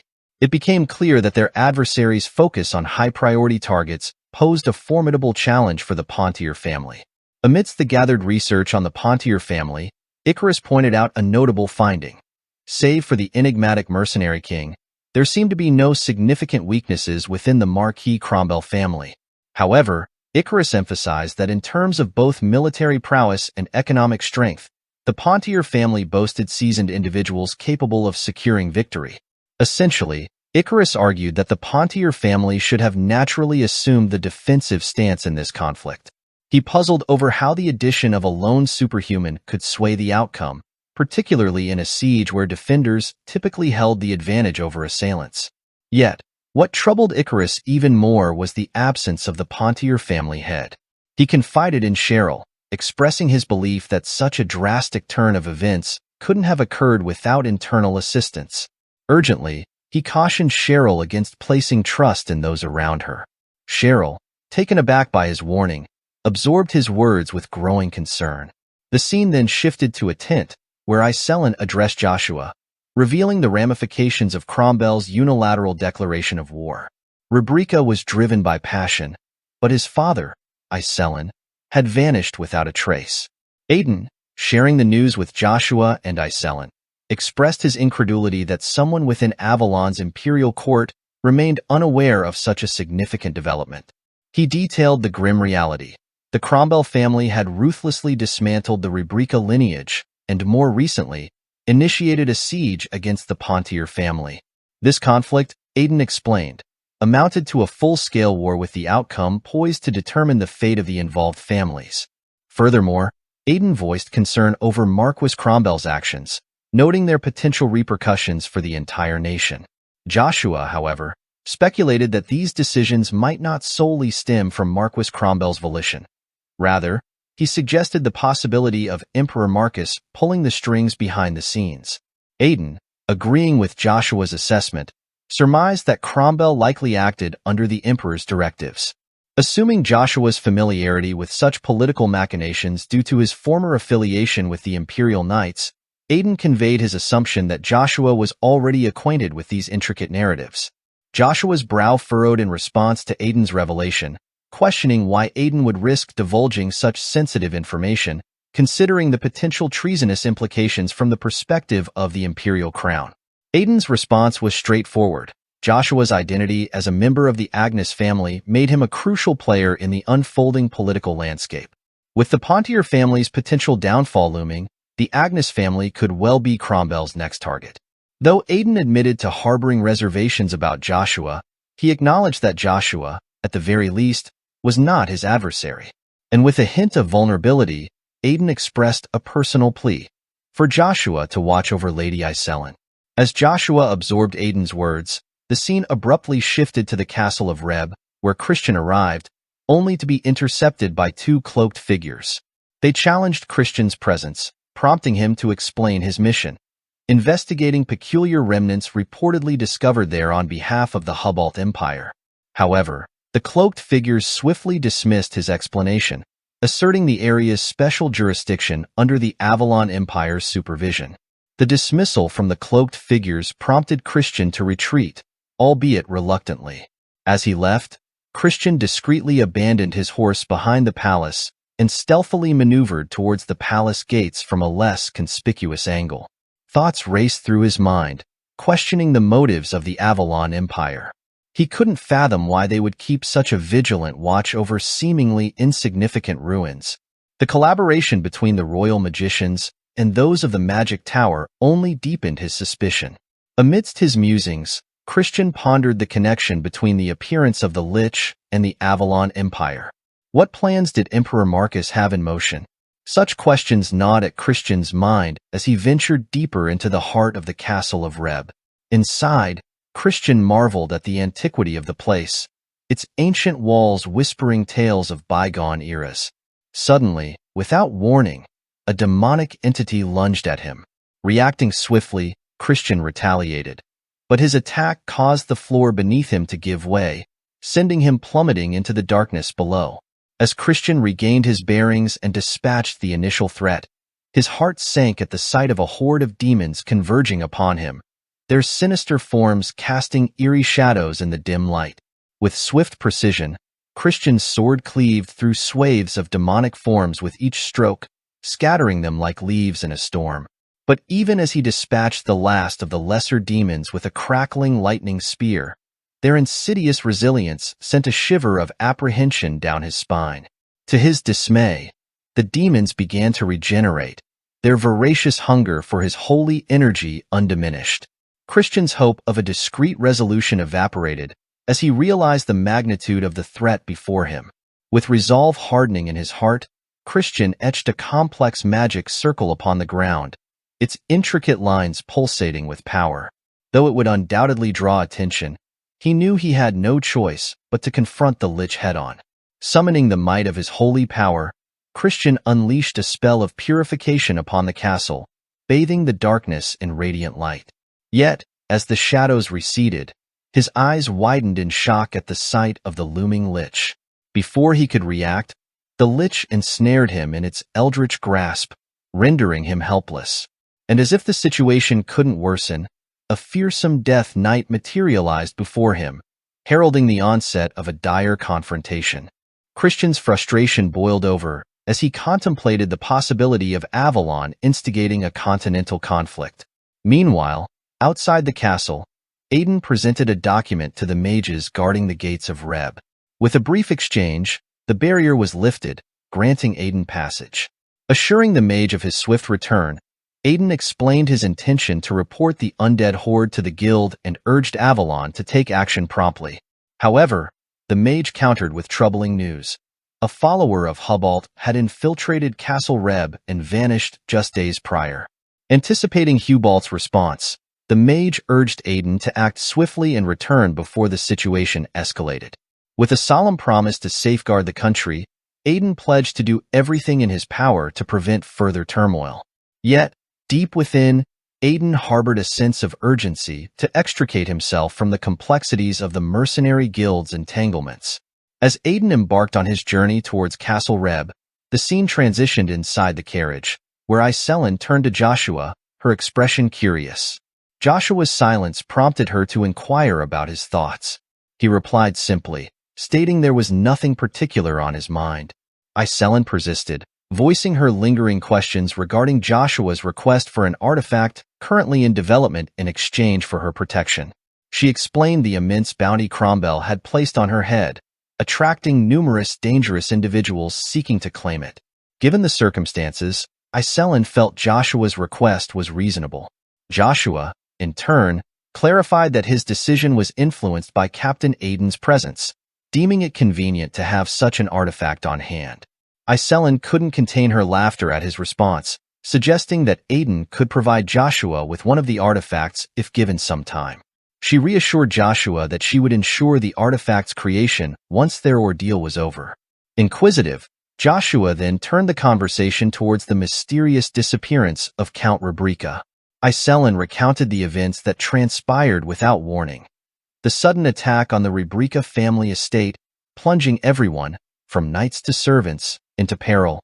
Count Rubrica valiantly confronted the assailants alone, sacrificing himself to buy time for the others to flee.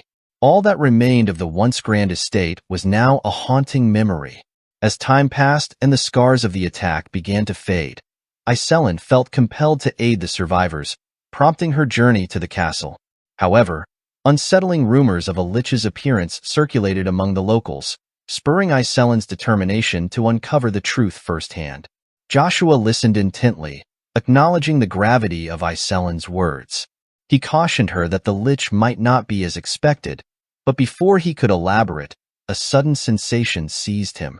Without hesitation, Joshua darted outside the carriage, his senses tingling with the unmistakable presence of Kaiser emanating from the direction of Reb Castle. The scene shifted to Reb Castle, where Joshua forcefully breached the doors and rushed inside. Aiden followed closely behind, questioning Joshua about the situation. Joshua tersely informed Aiden of his urgent need to investigate something, promising to rendezvous with him later. With determination, Joshua plunged deeper into the castle's depths. Suddenly, his foot connected with a concealed magic circle. Sensing its recent activation, Joshua's mind raced with possibilities. He detected traces of Kaiser's energy and a hint of a fierce battle against a formidable opponent. Puzzled by the anomaly, Joshua speculated on the purpose of the rune. His suspicions heightened as he identified it as an anti-magic field. Drawing upon his own aura, Joshua swiftly shattered the anti-magic barrier, revealing Christian standing amidst the aftermath. Assessing the situation, Joshua deduced that Christian had likely fallen victim to illusion magic. Directing his attention to Christian, Joshua questioned him about the rune and the events that had transpired within the castle. As Christian's warning pierced the air, Joshua spun around just in time to confront the charging Death Knight. Despite his shock at the sudden appearance of the formidable adversary, Joshua's instincts kicked in, allowing him to evade the knight's onslaught. It was his first encounter with a Death Knight of such caliber, and the realization sent a chill down his spine. In that critical moment, Lucia, Joshua's artifact, spoke, claiming ownership of the Death Knight. The revelation only added to Joshua's growing confusion and unease.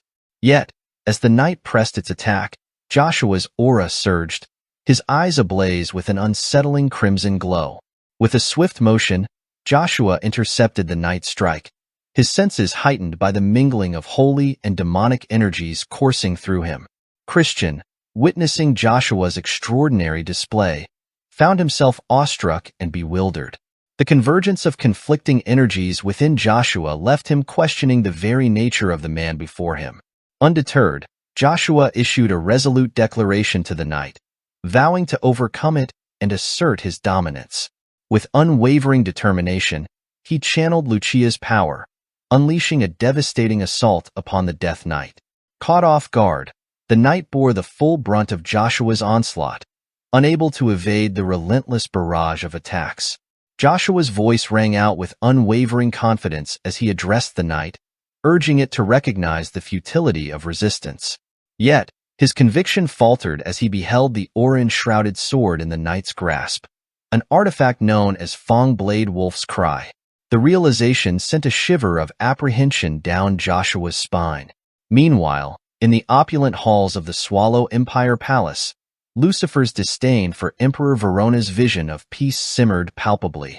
Lucifer condemned Verona's leadership, asserting that the people yearned for freedom beyond the confines of their small nation.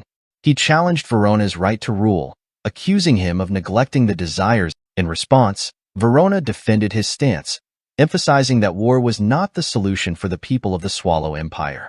However, Lucifer dismissed his words, accusing Verona of harboring a personal vendetta against him. Lucifer lamented the absence of Verona's brother, Demero Velgrace, whom he believed would have shared his vision for the Empire's future. Intrigued by Lucifer's machinations, Verona inquired about the extent of Lucifer's plotting, referencing the dispatch of Duke Altsma to the border as a pivotal event. As Lucifer outlined the consequences of Verona's defiance, a civil war that threatened to tear the nation apart. However, Lucifer assured Verona that Prime Minister Gander had already dealt with Duke Altsma, quelling any potential rebellion. Verona's shock was palpable at this revelation, but Lucifer remained steadfast, asserting Gander's influence and control over the nation's affairs. Refusing to be swayed by Lucifer's machinations, Verona insisted that not everything would unfold according to Lucifer's plan. But before he could protest further, Lucifer swiftly moved forward, delivering a fatal blow to Emperor Verona with chilling precision. Meanwhile, back at Reb Castle, Joshua stood victorious over the fallen Death Knight. Addressing the knight with a mixture of curiosity and empathy, Joshua pondered the depths of the knight's resentment that had led to its transformation into a Death Knight. However, Joshua asserted one undeniable truth, that the soul of a master, especially one as formidable as the knight, could not be forcibly taken. Each individual's path was theirs to choose, free from external coercion or manipulation. Joshua told the knight that he didn't know what kind of grudges or anger the knight held, but he offered to stand by the knight's side regardless of the path they chose. The knight turned out to be Duke Altsma, The night revealed to Joshua the tale of Duke Ultzma's downfall. When Duke Ultzma clashed with Uravis, he suffered defeat, leading to his demotion from the position of a master. He was then compelled to retreat to the countryside. However, upon reflection, Duke Ultzma realized it was merely a ruse to distance him from Emperor Verona. In a confrontation with Demiro Belgrace, Emperor Verona's brother and the first monarch Duke Ultzma served, the injured Duke Ultzma questioned why Demiro didn't seize power forcefully that day, considering his capability as one of the 9 stars. Demiro replied that he didn't harbor much ambition for the throne, but rather found the current world too mundane. He announced Lucifer would assume Verona's position as emperor henceforth. Upon hearing this, Duke Ultzma was consumed by frustration, realizing he had been naive. Duke Ultzma regretted not doing everything in his power to remain by Emperor Verona's side. Demiro suggested to Evergrande that if he intended to create a demonic beast, this could be his opportunity. The fury and remorse of a fallen knight, like Ultzma, would be easy for Evergrande to manipulate. Evergrande promised to inform Demiro when the task was completed, ensuring it would be an interesting endeavor. In the present, Joshua informed Duke Ultzma that a Death Knight required the body and soul of a skilled knight, making it a demonic beast that couldn't be created without Ultzma's consent. Evergrande merely provided Ultzma with the means to make the decision. As the truth sank in, Duke Ultzma demanded to be taken down, admitting his mistake. He feared being manipulated and controlled by others if he wasn't freed. In order to prevent dishonor, Duke Ultzma insisted on being stopped. Duke Ultzma demanded Joshua's intervention to end his plight. Joshua, however, presented a counteroffer. He pledged to wrest control of Ultzma from those who had manipulated him, in exchange for borrowing Ultzma's strength. Joshua vowed to support Ultzma's reasoning for becoming a Death Knight, as a gesture of respect for the Wild King's former reign over the land. Ultzma, intrigued by Joshua's proposal, acknowledged Joshua's reputation as an interesting individual. Recognizing the favorable terms, Ultzma agreed to Joshua's offer, expressing honor at the prospect of collaborating with the continent's preeminent genius. With Ultzma's acceptance, Joshua initiated the transfer of control, summoning Lucia to facilitate the process. As Lucia assumed control over Duke Ultzma, the scene shifted outside, where Aiden rallied the mercenaries. He warned them of the possibility of encountering more demons besides the Lich and urged them not to forget their mission, to rescue the mercenary Ash. Inwardly, Aiden grappled with the unsettling surge of demonic energy he had sensed after Baron Joshua entered the castle. He prayed for Joshua's safety but couldn't shake off his concerns. Suddenly, Mondran, a holy knight from the Hubalt Empire, emerged with a contingent of knights. Mondran declared their intention to take control of Reb Castle, ordering Aiden to depart immediately. Aiden protested, explaining that his comrade remained inside the castle and he couldn't abandon him. In his mind, Aiden wondered how the Hubalt forces had arrived so swiftly. Mondran informed him that Reb Castle had incurred significant damage. As Mondran emphasized the escalating danger within Reb Castle, Aiden couldn't ignore the implications. The more victims trapped inside, the greater the threat posed by the demons lurking within. Mondran's duty was clear: to stem the tide of demonic incursions. Aiden challenged Mondran's authority, questioning his aggressive stance within Avalon territory. He labeled Mondran's actions as military aggression rather than diplomatic discourse. Mondran, unmoved by Aiden's words, urged him to prioritize the imminent threat to the entire world over intercontinental conflicts. Suddenly, a malevolent aura emanated from within the castle, sending shockwaves through Aiden. He recognized the imminent danger, sensing something formidable approaching.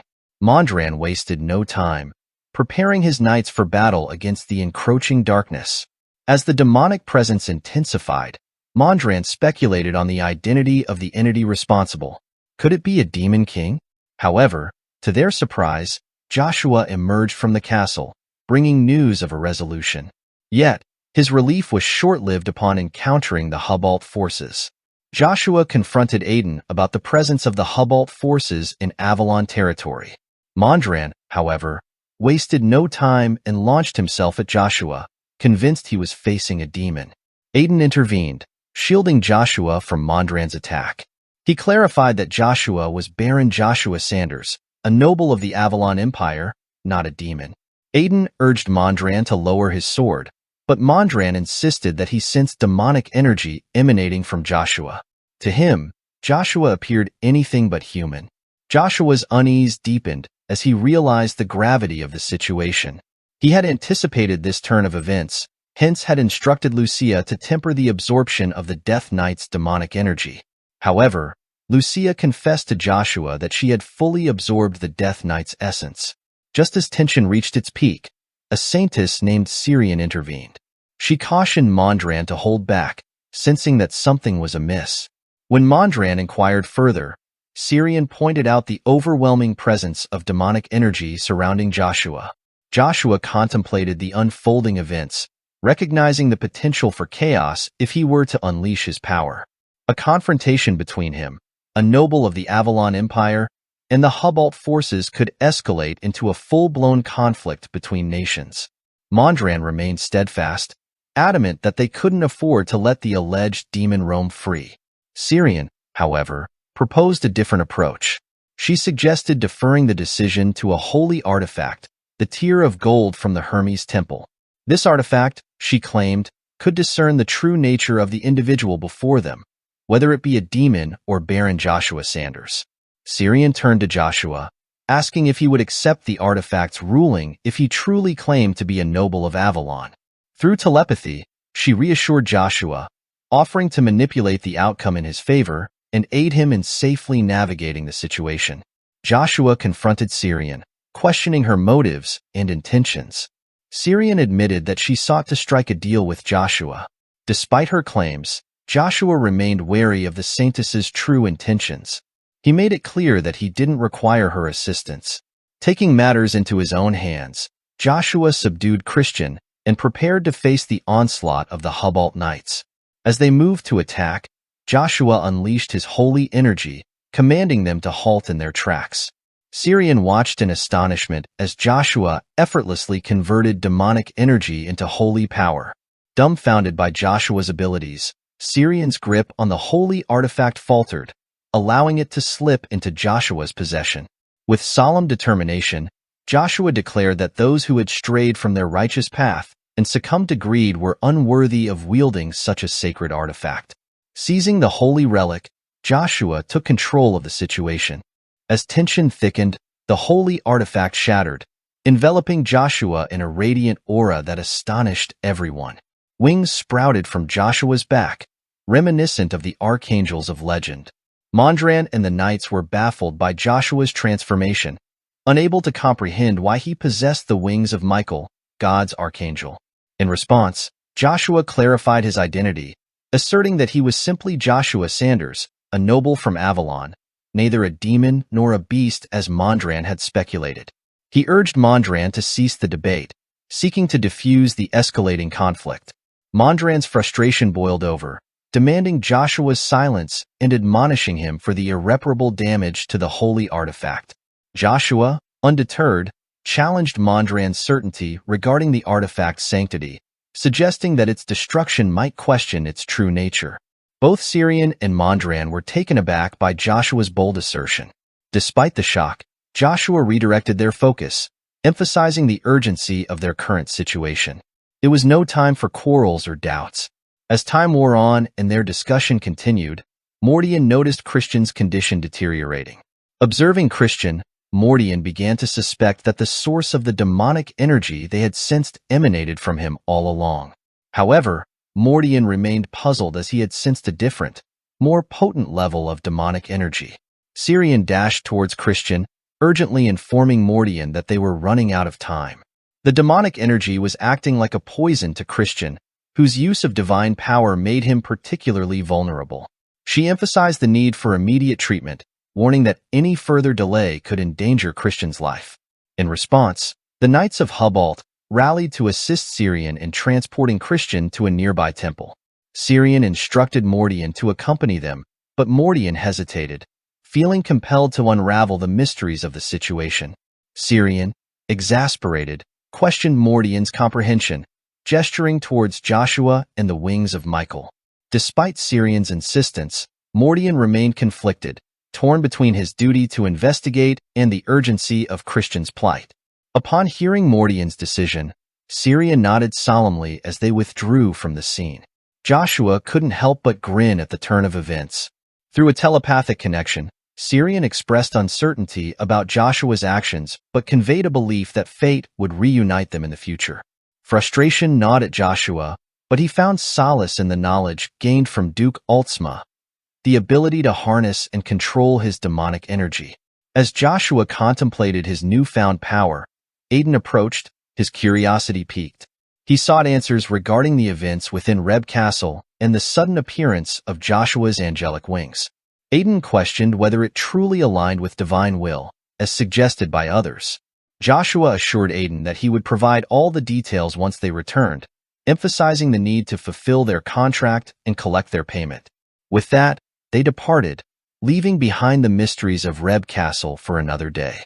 The setting transitions to the majestic magic tower, where Alicia, the ice seat of the Seven Magicians, confronts Ian, the head of the Seven Magicians, regarding his decision to dispatch Magic Tower magicians to the Avalon Empire. Alicia raises concerns about reports of undead in the area, exacerbating tensions already palpable in the Hubalt Empire. She presses Ian on the potential consequences had the Magic Tower intervened. Marcus, the Earth Seat of the Seven Magicians, echoes Alicia's sentiments, emphasizing the Magic Tower's obligation to participate in the Master Wars as their representative. He voices his own reservations and queries. In response, Ian asserts that the selection of the Master Wars representative was based solely on merit, dismissing any doubts about Theta's capabilities. Ian insists that they should not underestimate Theta, hinting at its formidable potential. He suggests that, in terms of sheer ability, Theta surpasses even his own prowess. Alicia urges Ian to place trust in this mysterious prodigy, given his confident assertions. Ian reveals to both Marcus and Alicia that he dispatched the Magic Tower magicians to the Avalon Empire at the request of Evergrant. Alicia, taken aback, questions Ian's decision to heed the call of the traitorous Evergrant, believing Ian to be wise enough to prioritize logic over emotion. Ian reminds Alicia of Evergrant's parting words before leaving the Magic Tower, prompting Alicia to admit she does not recall them due to the passage of time. Ian recounts Evergrant's vow to pursue the trail of that one, who transcended the boundaries of battle mages, stunning Alicia with the revelation. Marcus interjects, expressing skepticism since it has been 2 decades since Zerath Orvis vanished without a trace. Despite the efforts of every nation's leaders, including Terra's king, no clues have surfaced regarding Zerath's whereabouts. Marcus ponders whether Evergrant's actions imply a breakthrough in the search for Zerath Orvis, a renowned battle mage sought even by Terra's royalty.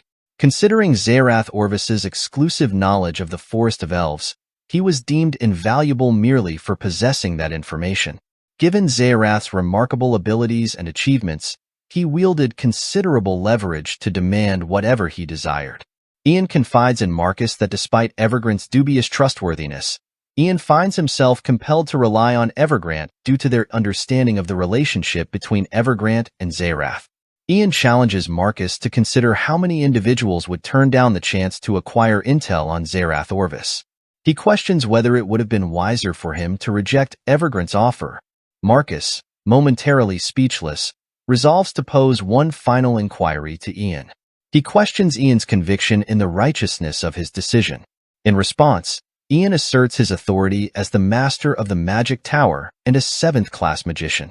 He asks Marcus whether Marcus truly believes Ian would engage in a deal that disadvantaged him. Both Alicia and Marcus were taken aback by the revelation. The scene transitions to a dimly lit room where Evergrant stands in disbelief, his expression mirroring his shock. He finds himself disconnected from Duke Altsma, unable to comprehend the sudden loss of communication. Evergrant entertains the unsettling notion that someone might have vanquished the formidable Death Knight. Frustration gnaws at Evergrant as he reflects on his hastiness, regretting not personally overseeing matters. He cannot fathom the defeat of a master-grade knight and resolves not to repeat past mistakes.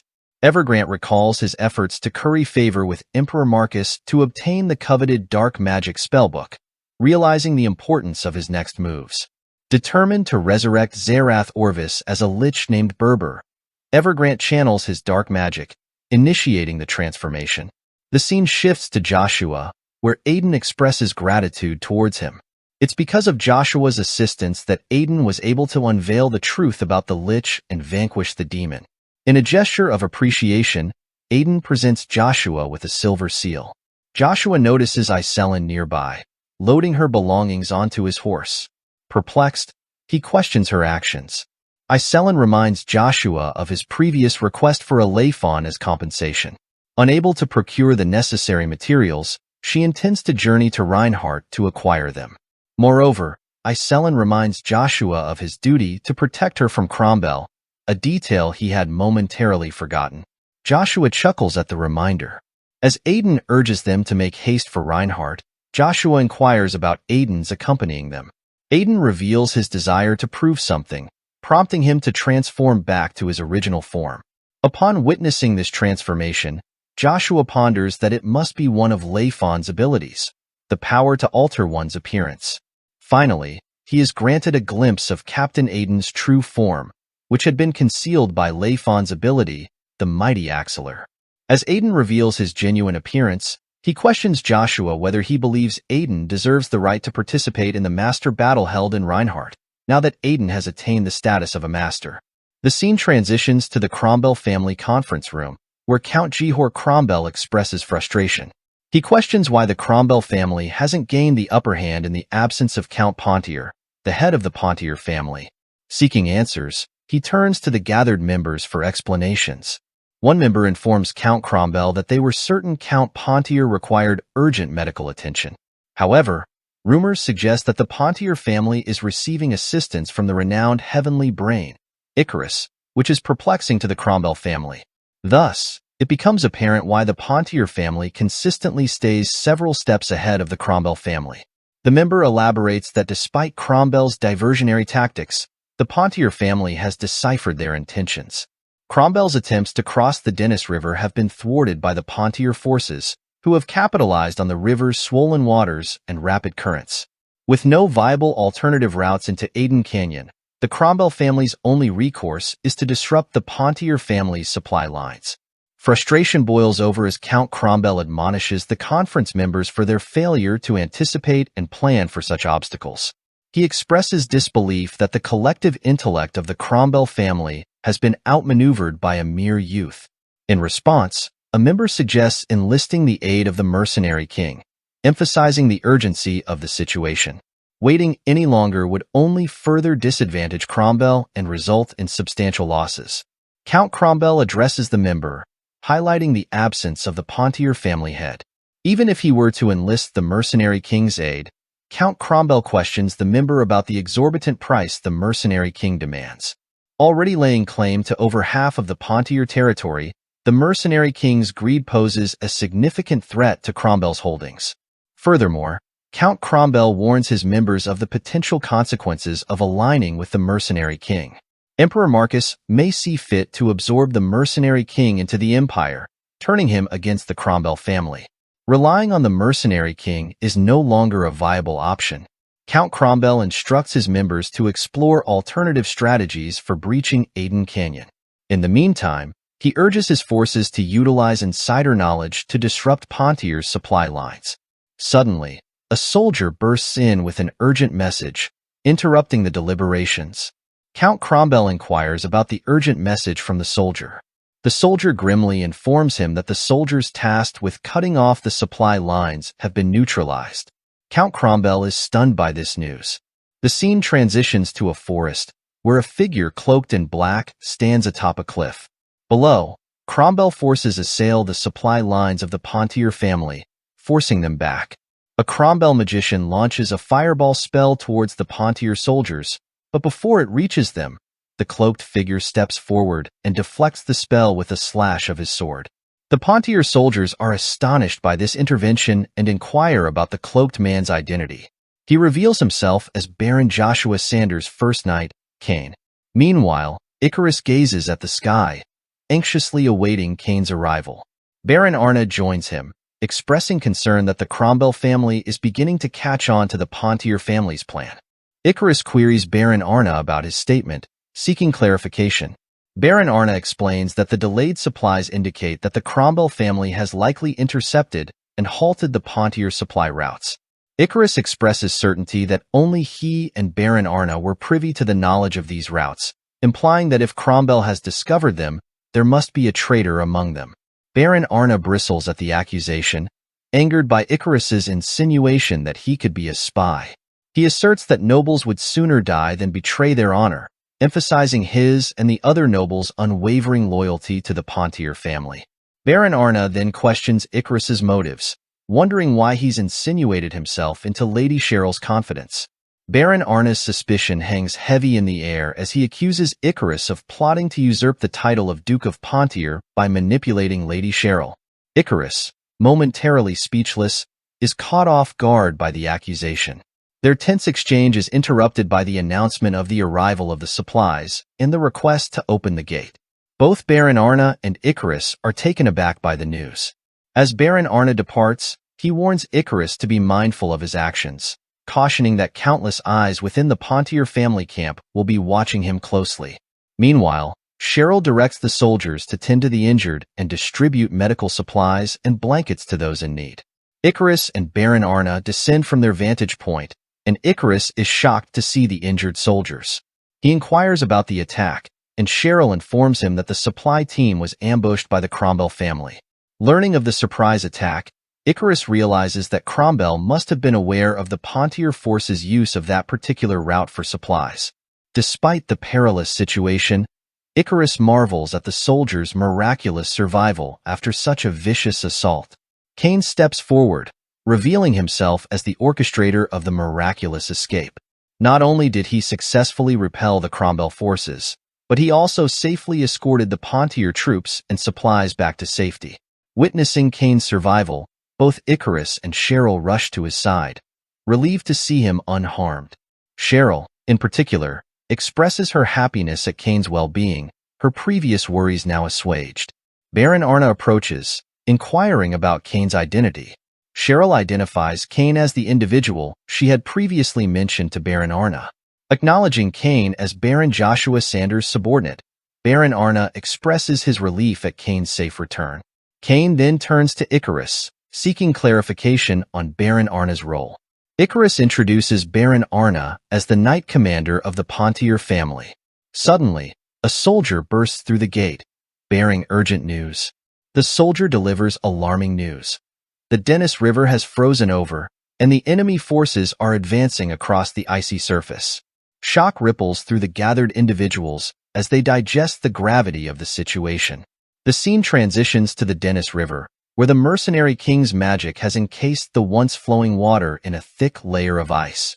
Cromwell forces waste no time, marching across the frozen expanse towards the Pontier territory, ready to launch their attack.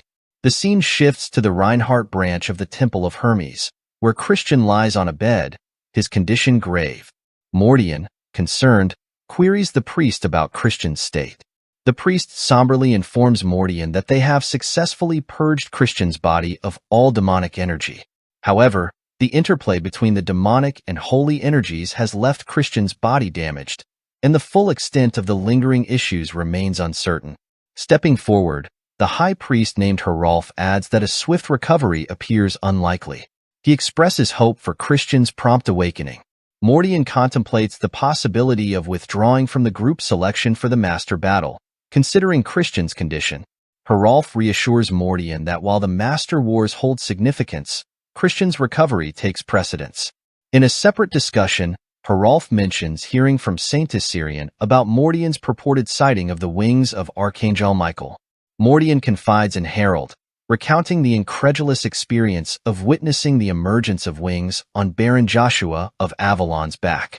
He recalls sensing an overwhelming surge of holy power emanating from Joshua, a phenomenon difficult to reconcile with Joshua's status as a mere knight of a foreign nation, rather than a follower of Hubalt. Furthermore, Mordian expresses astonishment at the presence of demonic energy radiating from Joshua, comparable to that of an actual demon.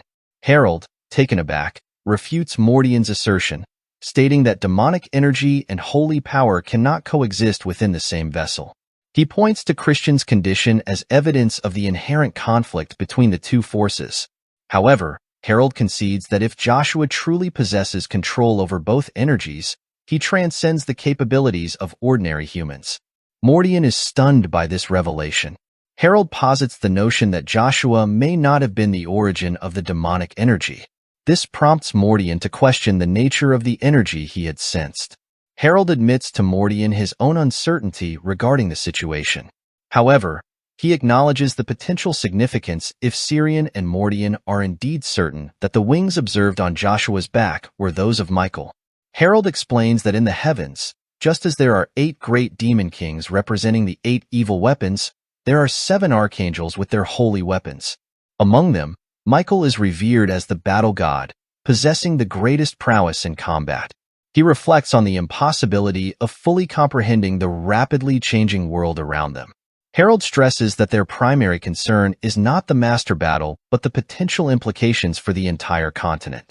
Meanwhile, the scene shifts to the Reinhardt territory, where a festival is underway. Aiden, caught up in the festivities, remarks on the wonderful atmosphere but notices Iselin's somber demeanor. Sensing her distress, Aiden inquires about the cause, and Iselin reveals her sadness at Baron Joshua's abrupt departure due to urgent matters. Iselin expresses frustration to Aiden, lamenting that Joshua had promised to escort her in exchange for a lay fawn, yet he left her stranded. She had believed their relationship had deepened since their initial meeting, but now she wonders if she had been the only one who felt that way. Observing Iselin's annoyance, Aiden realizes she is growing agitated. As the people of Reinhardt recognize Aiden as the Axelar, the giant, the second greatest mercenary, Iselin remarks on his fame. Suddenly, Uravis, the Prince of Thran, emerges from the crowd, eliciting excitement from the gathered crowd. Iselin notes Uravis's popularity, prompting Aiden to explain that Uravis's status as a prince naturally brings attention. Aiden contrasts Uravis's fiery persona with Iselin's, describing Uravis as wielding a blade hotter than the eternal flames of hell. Iselin reminds Aiden that she is not a knight but a magician, and she has no intention of participating in the event anyway. Uravis remarks to Aiden that he exceeds Uravis's expectations of a monster. With a casual stride, Uravis passes by Aiden. Aiden responds by acknowledging that meeting Uravis in person surpasses his own expectations. Uravis smiles, expressing his anticipation for the day they clash blades. The scene transitions to the Reinhardt Master Battle Group drawings, where nobles and candidates have convened. A butler announces that in 30 minutes, they will begin drawing groups for the Master Battle. Participants whose representatives are absent are advised to prepare substitute representatives promptly. Sona Moonterafos, the princess of the Magic Kingdom Terra, eagerly anticipates the commencement of the Master Battle. Slax, the representative of the Mercenary Guild, remarks to Sona that it's his first time encountering a princess in the Master Battle. Sona inquires if this is also Slax's first time attending the event. Slax corrects Sona, explaining that it's not his first time participating. He may even be considered one of the experienced representatives. Sona then asks Slax for his opinion on who might win the Master Battle based on recent accomplishments. Sona is inclined to believe that Uravis stands a good chance, considering his impressive track record. Slax agrees, noting that Uravis seems determined to emerge victorious. Sona emphasizes Uravis's exceptional prowess, citing his defeat of the formidable Beast King, Duke Altsma, as evidence of his superiority. Suddenly, the twins from the Swallow Empire, Tesro Logan and Esro Logan, interject. Tesro accuses Sona of being oblivious to her surroundings, while Esro expresses surprise at Sona's unwavering support for Uravis.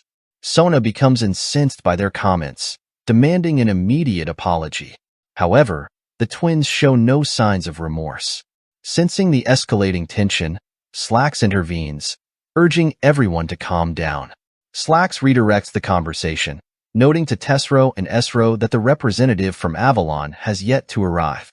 Babel, overhearing their discussion from the background, becomes frustrated upon learning that Lord Joshua Sanders may not attend and that Avalon has sent his supposed brother, Babel Joshua, in his place.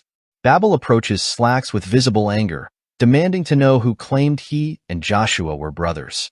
Sensing Babel's agitation, Slax swiftly apologizes for the misunderstanding. As tension lingers, the representative of the Thran Duchy, Lord Uravis, makes his grand entrance. Shortly after, Aiden, the representative of the 10 million mercenaries and known as the Axelar the Giant, arrives as well. The gathered crowd is awestruck by the presence of both Aiden and Uravis. Meanwhile, Tesro and Esro inform Slax that they refuse to acknowledge anyone until they have faced them in battle, including Uravis and Joshua. As everyone gathers, they are shocked to hear that the number 1 representative of the Avalon Empire, Lord Joshua Sanders, has arrived. Sona observes Joshua and realizes that the rumors about his prowess were not exaggerated. Despite his youth, she can sense his strength, comparable to that of Uravis and the Axelar. Babel, upon seeing Joshua, becomes frustrated, but Joshua ignores him and walks past.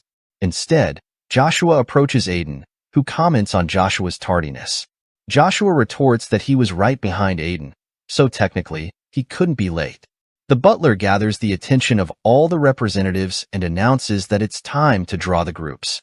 He explains that there are 21 glass balls inside a box, each bearing a different number corresponding to the participants in this year's Master Battle. The butler clarifies that the participant's spot in the competition will be determined by the number drawn from the box. The butler proceeds to outline the tournament format, explaining that participants numbered 1 will face 2, 3 will face 4, and so forth. However, with an odd number of participants at 21, one individual will receive a bye. He emphasizes that the title of Master is not solely determined by fight results. Even during an ongoing match, if at least half of the 6 Masters agree on a participant's worthiness, they will be considered a Master from that point onward. To ensure fairness, 3 Masters from the Empire and 3 from external sources will oversee the event. The butler invites questions, and Aiden queries whether winning duels will yield the same rewards as before. Confirming Aiden's inquiry, the butler states that indeed, the rewards remain unchanged. Additionally, he announces that the event's winner will earn the right to challenge one of the 12 superhumans and 9 stars. Babel's surprise is palpable as the butler continues, revealing that this year's Master Battle winner will be rewarded with the Hammer of Nagasan. The announcement sends shockwaves through all the participants. Uravis ponders the implications, realizing that winning the battle essentially grants ownership of Reinhardt. As a neutral city devoid of national affiliation, Reinhardt boasts considerable wealth, a strategic geographic position, and enough resources to outshine many other nations. Uravis envisions the potential benefits, including safeguarding the Thran territory from interference by the Swallow Empire. He muses on the intriguing turn of events unfolding. Following the revelation, the butler instructs the participants to draw a ball from the box and reveal the number inside. One by one, the participants draw balls from the box until it's Joshua's turn. After a brief moment, the finalized brackets for the event are displayed. Excitement fills the air as all the participants examine the matchups. In Group B, the most anticipated match is between Uravis and Aiden, drawing attention from everyone. Meanwhile, Sona observes that Group A features a duel between 2 powerful magicians, the 4th magician from the Terra Kingdom and the 7th magician from the Magic Tower, known as Therarpian Witsix, the Storm Seat. The opening match pits the first representative, Joshua, against the Crimson Heart Knight of Steel, Babylon, from the Heart Kingdom. The twins resume their criticism of both Joshua and Babylon, but Sona intervenes, urging them to refrain from making baseless assumptions about the outcome of the matches. As they exchange words, Lily's Aphrodite, the representative of the Hubalt nation, enters the scene. Lily's addresses the twins, emphasizing that societal constructs and individual perceptions often distort one's view of the world. Lily's delivers a sobering truth to the twins.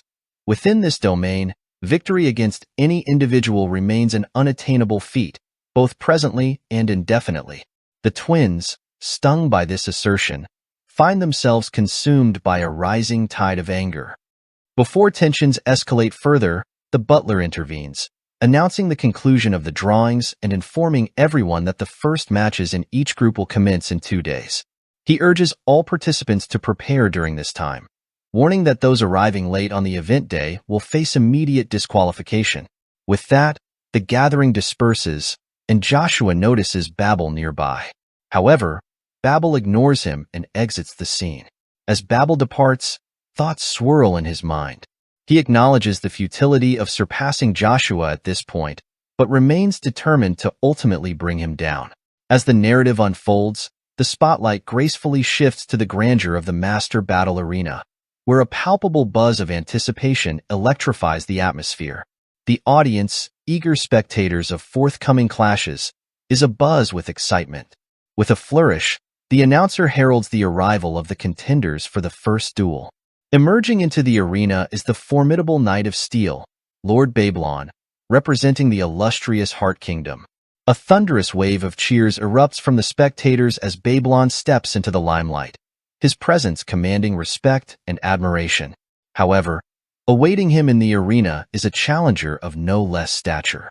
Hailing from the esteemed Avalon Empire is the first representative, Lord Joshua Sanders.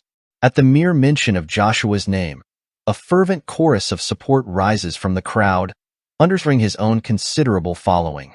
Among the esteemed judges presiding over the event is Windmill, a venerable figure known as the Master of the United Palatine Nations. Observing Joshua's unexpectedly fervent reception, Windmill can't help but express his astonishment to his fellow judges. Puzzled by Joshua's popularity, Windmill voices his concern over the significant gap in age and experience between the two contenders. He queries his colleagues about their expectations for this matchup, pondering how the young Joshua intends to surmount such formidable odds. In response, Hasiki, master of the Pudrum Kingdom, offers a perspective that challenges Windmill's skepticism. Reminding him of Babylon's unquestionable prowess and vast experience, Hasiki suggests that the seasoned knight is undeniably the favorite in this encounter. In the hushed deliberations among the judges, Erden, the third arbiter, aligns his perspective with Hasiki's, concurring that while Joshua may possess skill, his youth remains a notable factor. However, Erden's attention is piqued by the unorthodox choice of weaponry displayed by Joshua. Observing the young contender wielding the oft-overlooked spear, Erden senses an air of mystery surrounding Joshua's tactics, suspecting that there may be more to the young knight than meets the eye. As the duel commences at the announcer's behest, the tension crackles in the air as Joshua and Babylon square off, their gazes locked in a silent exchange of determination. Babylon, breaking the silence, voices his incredulity at Joshua's unconventional weapon choice, questioning whether it's a mere ploy for attention from the audience. With a hint of empathy, Babylon muses on his own past desires for rebellion, before extending a gesture of deference to Joshua, allowing him the first move and urging him to give his all. However, before Babylon can complete his sentence, the arena erupts in motion as Joshua launches himself forward with startling speed, spear aimed with precision. Babylon, caught off guard, barely manages to deflect Joshua's sudden strike, his surprise palpable. As the clash subsides, Babylon grapples with the realization of Joshua's unexpected strength, a testament to the young knight's formidable abilities. As Joshua's arm extends with seemingly effortless strength, Babylon finds himself astounded by the sheer force emanating from the young knight. Doubt creeps into Babylon's mind as he questions whether such power could truly be wielded by someone merely 15 years of age. Observing Babylon's incredulity, Joshua offers a nonchalant explanation, casually mentioning that he only exerted a fraction of his true strength. Perplexed by Babylon's struggle, Joshua queries why the seasoned knight granted him the advantage of the first move if he couldn't handle the consequences. Frustration flickers across Babylon's features as he charges forward, deflecting Joshua's initial strike before attempting to counter. Seizing an opening, Babylon maneuvers to strike from Joshua's right flank, only to be halted by the sight of Joshua's serene smile. In a heartbeat, Joshua's spear connects with Babylon, sending him reeling backward. Though Babylon manages to block the attack, a realization dawns upon him. Joshua's abilities surpass his own expectations. As the duel unfolds, Babylon grapples with the humbling truth that Joshua may indeed be a force to be reckoned with. With a calm resolve, Joshua explains to Babylon that the master duels provide the perfect stage to showcase the prowess of the spear. Undeterred by the events thus far, Joshua boldly declares his intention to conclude the encounter within 10 moves. Babylon's frustration is palpable as he listens to Joshua's confident proclamation. With a steely gaze, he infuses his sword with mana, a silent testament to his resolve. Acknowledging Joshua's strength, Babylon makes it clear that he harbors no intention of succumbing to defeat. With unwavering determination, he vows to unleash his full power, gathering mana into his blade to form an aura of potent energy. The announcer's excitement mounts as Babylon's display of mana manipulation unfolds before their eyes. Observing the surging power enveloping Babylon's sword, the announcer speculates that Babylon has resolved to settle the conflict decisively with Joshua. Meanwhile, Joshua readies himself for the impending clash, gripping his spear, Lucia, with unwavering confidence. In his mind, memories of past glories resurface, titles earned in a previous life, titles like Slayer of the Battlefield and the Undefeated Spear Knight. With a quiet determination, Joshua prepares to etch another victory into his legend. Despite Joshua's efforts, it seemed that instead of the spear garnering acclaim, Joshua's reputation for infamy only continued to burgeon. For Joshua, the absence of recognition for the spear was a source of profound sadness, a stark departure from the solitude he once sought. But now, a change was underway. Joshua was determined to show the world the unrivaled superiority of the spear. With unwavering resolve, Joshua propels his spear, Lucia, toward Babylon with unyielding force. Babylon, undaunted, swings his sword, sending Lucia soaring into the air. Without hesitation, Babylon launches himself at Joshua with relentless determination. In the pivotal moment before Babylon's strike, Joshua's spear returns to his grasp, and with a swift motion, he counterattacks. The clash between the two warriors triggers a resounding explosion, engulfing the arena in a cloud of dust. As the dust settles, Joshua stands victorious, Babylon defeated at his feet. The audience erupts into cheers, acclaiming Joshua's triumph. A smile graces Joshua's lips as he basks in the adulation of the crowd. However, the announcer's voice cuts through the jubilant atmosphere, reminding all present that there is still one matter left to resolve. As the jubilation reverberates throughout the arena, the announcer's voice cuts through the cheers, prompting the judges to offer their assessment of the Avalon Empire's representative.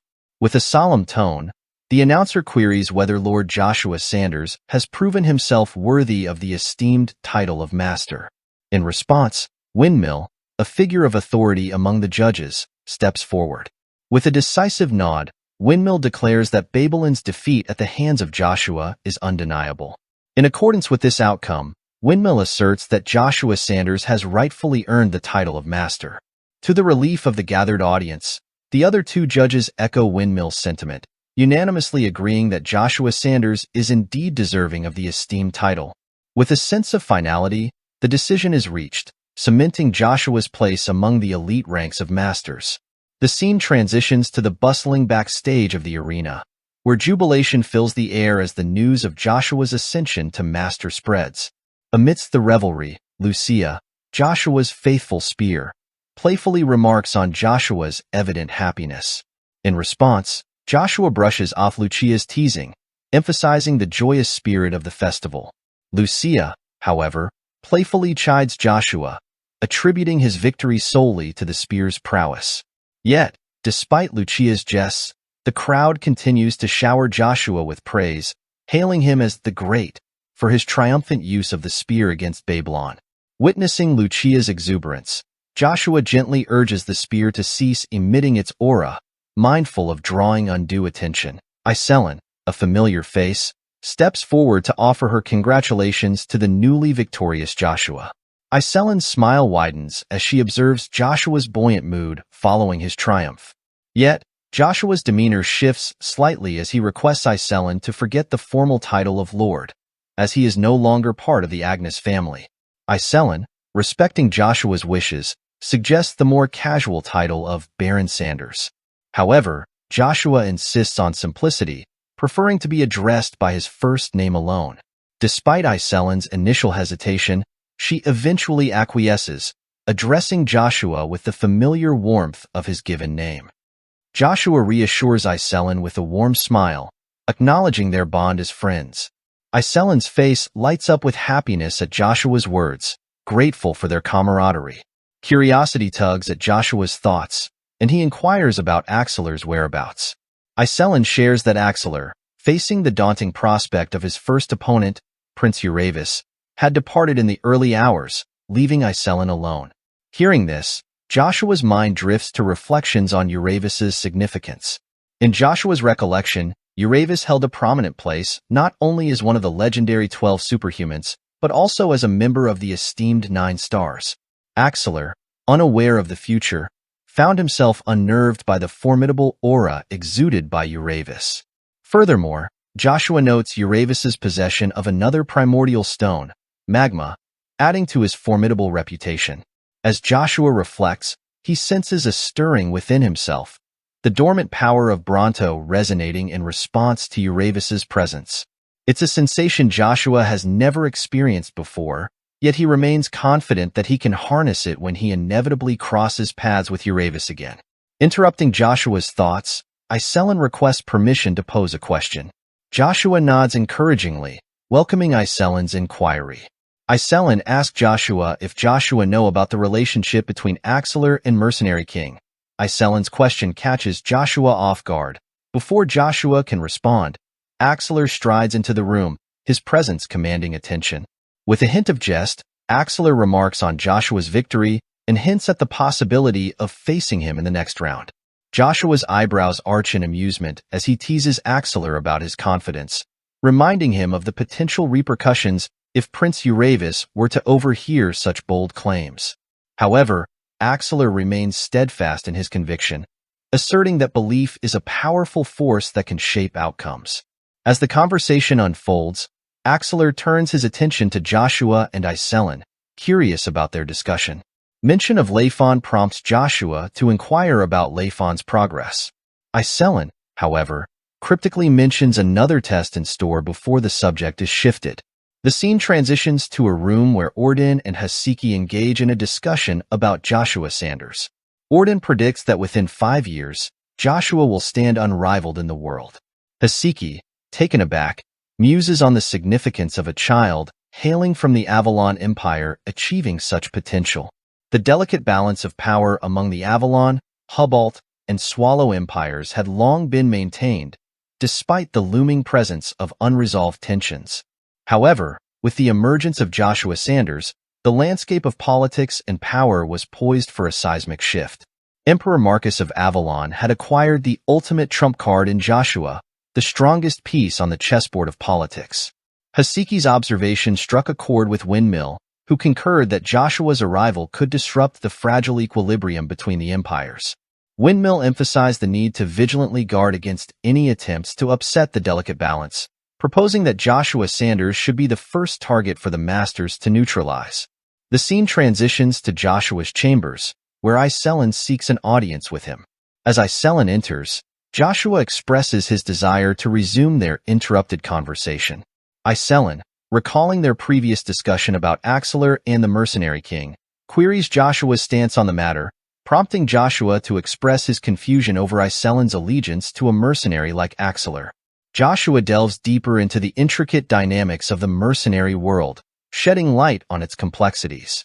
Contrary to the perception of mercenaries as free agents, Joshua reveals the existence of a rigid hierarchy within their ranks. He points to the significance of the mercenary emblem, noting that its classification as silver or gold serves as a tangible representation of a mercenary skill level, a system devised by mercenaries themselves. At the helm of this hierarchical structure reigns the Mercenary King, akin to a monarch ruling over a kingdom. However, Joshua elucidates Axeler's divergence from the established order. By aiding Iselin, a member of the remnants of the Rebrika bloodline opposed to Cromwell, a partner of the Mercenary King, Axeler has defied the Mercenary King's authority. Joshua muses on the implications of Axeler's actions, pondering the nature of Iselin's relationship with the rebellious mercenary. While uncertain of the exact dynamics between Iselin and Axeler, Joshua asserts that Axeler's disdain for the Mercenary King is apparent, evident in his willingness to assist Iselin in opposition to the established mercenary hierarchy. Iselin affirms Joshua's insight, confirming Axeler's animosity towards the Mercenary King. Axeler's discontent with the Mercenary King's influence runs deep, as Iselin reveals. Rumors swirl about the Mercenary King's extensive network, allegedly spanning across the continent with connections to Marquis Cromwell, a staunch ally of Emperor Marcus. Speculations even suggest a clandestine relationship between the Mercenary King and Emperor Marcus, veiled under a shroud of secrecy. Joshua absorbs this information thoughtfully, recognizing the precarious position mercenaries occupy in such political entanglements. While mercenaries traditionally prioritize neutrality to safeguard their profits, the Mercenary King's actions risk implicating the entire guild, an outcome that Axelar vehemently opposes. Sensing Iselin's surprise at his offer of assistance, Joshua reassures him with a smile, affirming their friendship and mutual support. Encouraged by Joshua's pledge, Iselin smiles and tells Joshua Axelar's ambitious plan: to emerge victorious in the master battle and officially challenge the Mercenary King's authority. Observing Axelar's uncharacteristic nervousness, Iselin couldn't help but feel a pang of concern for her friend's prospects. Joshua, sensing Iselin's apprehension, offers a surprising proposition. Would Iselin prefer Joshua to emerge victorious and confront the Mercenary King instead? Taken aback by Joshua's suggestion, Iselin hastens to clarify his intentions. She urges Joshua to heed a sincere warning. Even in victory, Joshua should steer clear of entanglements with the Mercenary King. Iselin's priority is to protect those close to her and move forward, leaving behind the tumultuous past. Moved by Iselin's vulnerability, Joshua envelopes her in a comforting embrace, reassuring her of his steadfast support. With heartfelt sincerity, Joshua promises to remember Iselin's caution and vows never to falter again. As their embrace lingers for a brief moment, Joshua gently encourages Iselin to release him. Embarrassed by the intimate moment, Iselin assures Joshua with a shy smile that it's a promise they'll keep. Joshua offers Iselin a reassuring smile, suggesting that they table their current discussion until after the Master Wars conclude. With a gentle nudge, he prompts Iselin to refocus on the task at hand. Confusion flickers across Iselin's features as she questions Joshua's meaning. Suddenly, Iselin's gaze widens in shock as Joshua begins to remove his armor. Bewildered, Iselin stammers out a question, wondering why Joshua is disrobing. Unfazed by Iselin's surprise, Joshua calmly explains that Iselin had mentioned needing measurements for Leifon. With a determined glint in her eye, Iselin insists that she's more than capable of handling the task himself. The scene shifts to the fourth day of the Master Battle, where the tension is palpable as the match between Theta, the storm seed of the Tarpeion White Sox, and Estello, the esteemed magician of the Terra royalty, commences.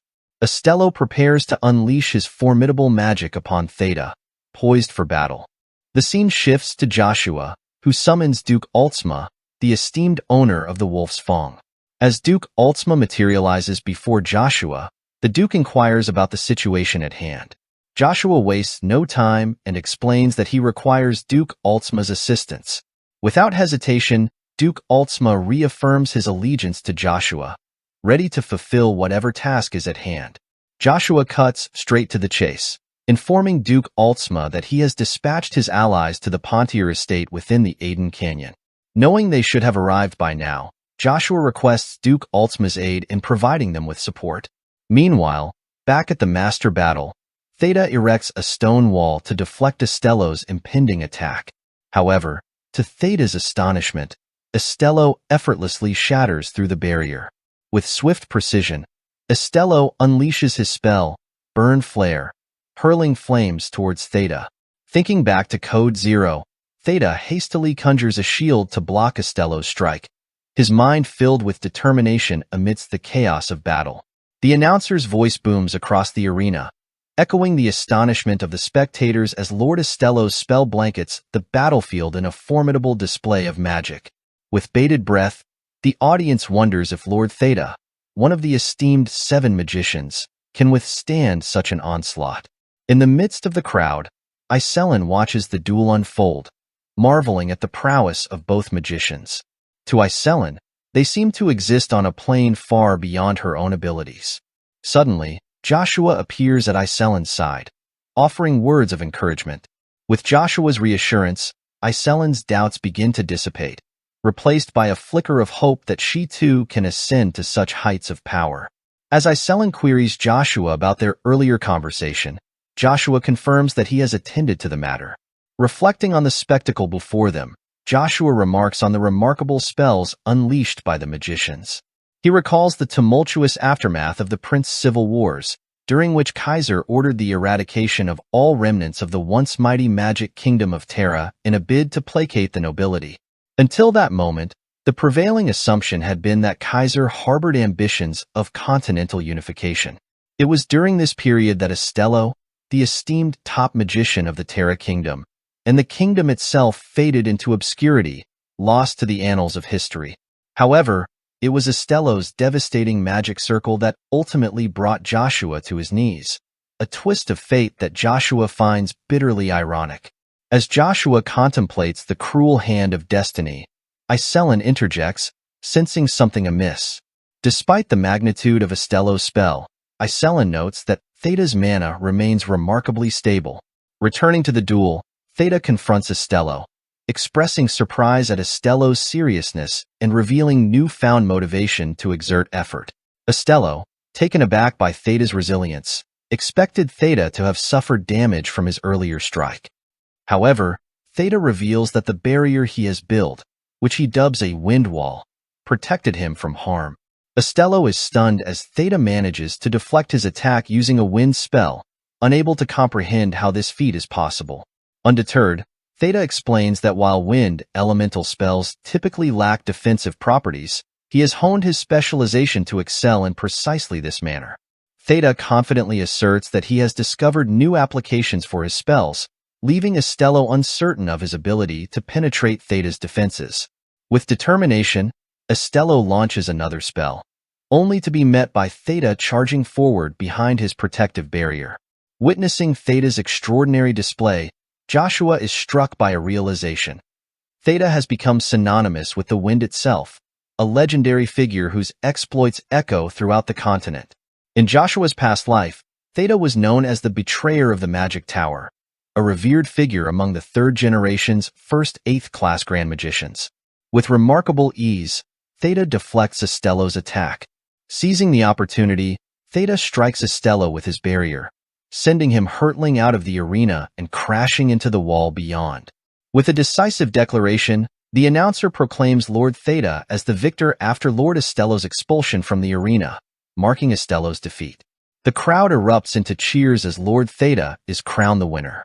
Speculation fills the air as the announcer muses on whether Lord Theta will earn the prestigious title of the first Magic Master in this year's Master Battle. The tension mounts as 5 judges cast their votes in favor of Lord Theta, securing his rightful claim to the title. Meanwhile, Theta reflects on the intensity of the battle, acknowledging Astello's formidable strength and the role of Code Zero, personified by the legendary Joshua. Iselin watches in astonishment as Astello's powerful magic proves futile against Theta's impenetrable barrier. Joshua, noticing Iselin's surprise, inquires about her reaction.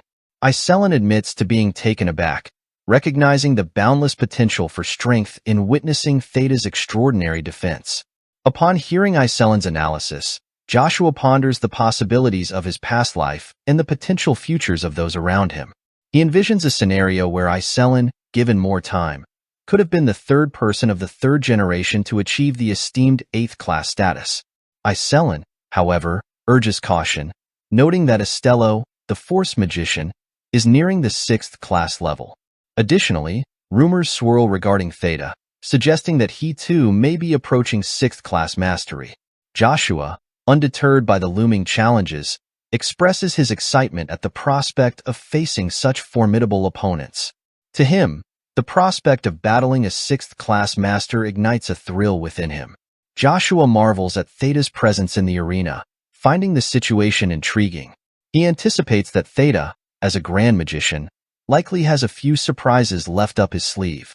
Eager for the challenge, Joshua yearns for the opportunity to engage in combat with Theta, viewing it as a valuable and enriching experience. As the announcer calls for everyone's attention, the anticipation in the arena reaches its peak, setting the stage for the next thrilling bout. With the announcer's proclamation, The anticipation in the arena reaches a fever pitch as the next match commences. Using magic, the arena is swiftly restored to its pristine state, ready for the clash to unfold. Stepping onto the stage are the contenders, Prince Uravis, the Knight of Prominence, and Lord Axelar the Giant, renowned as the second greatest mercenary. As the two adversaries face off, the audience is electrified with excitement, eagerly awaiting the spectacle about to unfold. Meanwhile, Iselin expresses concern for Axelar, hoping he can maintain his composure. Joshua reassures Iselin, expressing confidence in Axelar's resilience and determination. Though Iselin remains apprehensive, Joshua shares in the sentiment, acknowledging the weight of the impending battle. Reflecting on his past experiences, Joshua muses on the outcome of the match, which held significant importance even in his previous life. Despite his certainty in Axelar's prowess, Joshua is intrigued by the possibilities of this new timeline. Back in the arena, Uravis extends a perfunctory gesture of good luck to Axelar. Unfazed, Axelar dispenses with formalities, urging Uravis to focus on the battlefield. With determination etched on his features, Axelar charges forward with unwavering resolve, prepared to meet his opponent head-on. In the midst of their confrontation, Uravis leveled a pointed remark at Axelar, questioning whether he truly believed they stood on equal footing simply because they found themselves pitted against each other.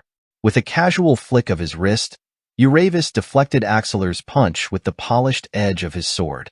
Yet, as the clash unfolded, Uravis couldn't help but acknowledge Axelar's formidable strength, far surpassing his initial estimation.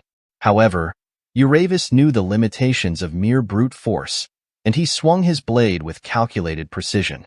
To his astonishment, Axelar erected a shimmering shield of energy upon his arm, effortlessly repelling Uravis's strike. Perplexed, Uravis demanded to know the secret behind Axelar's defense. Nonchalantly, Axelar brushed off Uravis's inquiry, closing in with another attack. Uravis narrowly evaded the blow, his senses heightened by the sudden realization of Axelar's cunning prowess. With a charged momentum, Uravis confronted Axelar once more, remarking on the unexpected depth of his adversary's tactics. Unfazed, Axelar retorted, dismissing Uravis's sense of honor as a knight. To mercenaries like himself, pride held little value compared to the tangible rewards of their trade. In a decisive moment, Uravis planted his sword firmly into the arena floor. As Uravis unleashed his sword's aura, the arena quaked under the searing intensity of the inferno he conjured. Observing the spectacle, the announcer's voice echoed through the tumult, warning of the escalating heat and questioning whether Axelar, the towering figure in the fray, could withstand the onslaught. Meanwhile, amidst the chaos, Joshua's mind churned with recognition. He saw in Uravis's technique a haunting echo of the vision he had witnessed, the fierce battle between the Beast King Altsma and Prince Uravis, where the transfer of control over the Death Knight had hung in the balance. Drawing upon his unique abilities, Joshua delved into the memories of Duke Altsma, reliving the harrowing moment of being ensnared within the molten embrace of magma, powerless to break free. Lucia, ever astute, confronted Joshua with a pointed question. She questioned his decision to dispatch the Death Knight to their allies, despite the inherent vulnerabilities it faced when separated from its master. With a mix of frustration and concern, Lucia admonished Joshua for his apparent lapse in judgment, remarking on the increasing folly she perceived in him with each passing moment they spent together. With a stern tone, Joshua silenced Lucia's words, dismissing them as mere nonsense. Iselin, sensing Joshua's frustration, interjected, explaining that she had employed some cooling magic to counteract the intense heat, fearing Joshua might become overwhelmed. Joshua reassured Iselin, acknowledging that he had indeed been feeling a bit on edge from the sudden shift in temperature. Returning to the heart of the battle, the scene unfolded with Axelar enveloping his fist in a swirling aura. Uravis remained steadfast, taunting Axelar with the promise that he was far from finished, eager to test the limits of his opponent's endurance. In response, Axelar's demeanor shifted, his resolve hardening as he unleashed a devastating blow upon the arena floor, sending shockwaves rippling through the crumbling surface. Unfazed by the chaos erupting around them, Euravus met Axeler's advance head-on, his determination unwavering. The announcer, taken aback by the unfolding spectacle, watched in astonishment as Axeler, the towering giant, bulldozed through the obstacles in his path, determined to breach the defenses of Prince Euravus. Despite the blistering heat and the crumbling arena, Axeler pressed on, closing the distance between herself and her formidable opponent with unwavering resolve. As Axeler closed the distance, his mana-fueled fist hurtled toward Euravus with formidable speed. With precision born of experience, Euravus intercepted the blow with his sword, the clash resonating through the arena. Seizing the moment, Euravus countered, but Axeler leaped skyward, narrowly evading the retaliatory strike. In a swift motion, Axeler's foot connected with Euravus's skull, sending him crashing to the ground. Sensing an opportunity, Axeler unleashed another devastating blow, channeling his mana into a powerful punch that engulfed the arena in a brilliant explosion. Yet, to his astonishment, Euravus emerged unscathed, his resilience defying expectation. With a wry smile, Euravus questioned if that was truly Axeler's final gambit before launching a fierce counterattack. Despite Axeler's efforts to defend, he couldn't conceal his surprise at Euravus's resilience in the face of his most potent strikes. Meanwhile, Iselin's attention shifted to Joshua, seeking insight from her fellow participant. As a magician, she admitted her inability to predict the outcome of the match. Turning to Joshua for perspective, she was taken aback by his troubled demeanor. Concern etched her features as she questioned Joshua's well-being, noting his apparent distress. Joshua waved off Iselin's concern with a reassuring smile, masking the turmoil swirling within his mind. He couldn't shake the feeling that Bronto, his inner power, was spiraling out of control. Lucia's question interrupted his thoughts, prompting him to furrow his brow in confusion. What did she mean by, "has it begun"? With a knowing glint in her eyes, Lucia elaborated, suggesting that the man Joshua referred to as a prince was concealing his true potential. Joshua nodded grimly, acknowledging Euravus's formidable abilities extended beyond mere flames, encompassing the very essence of infernal wrath.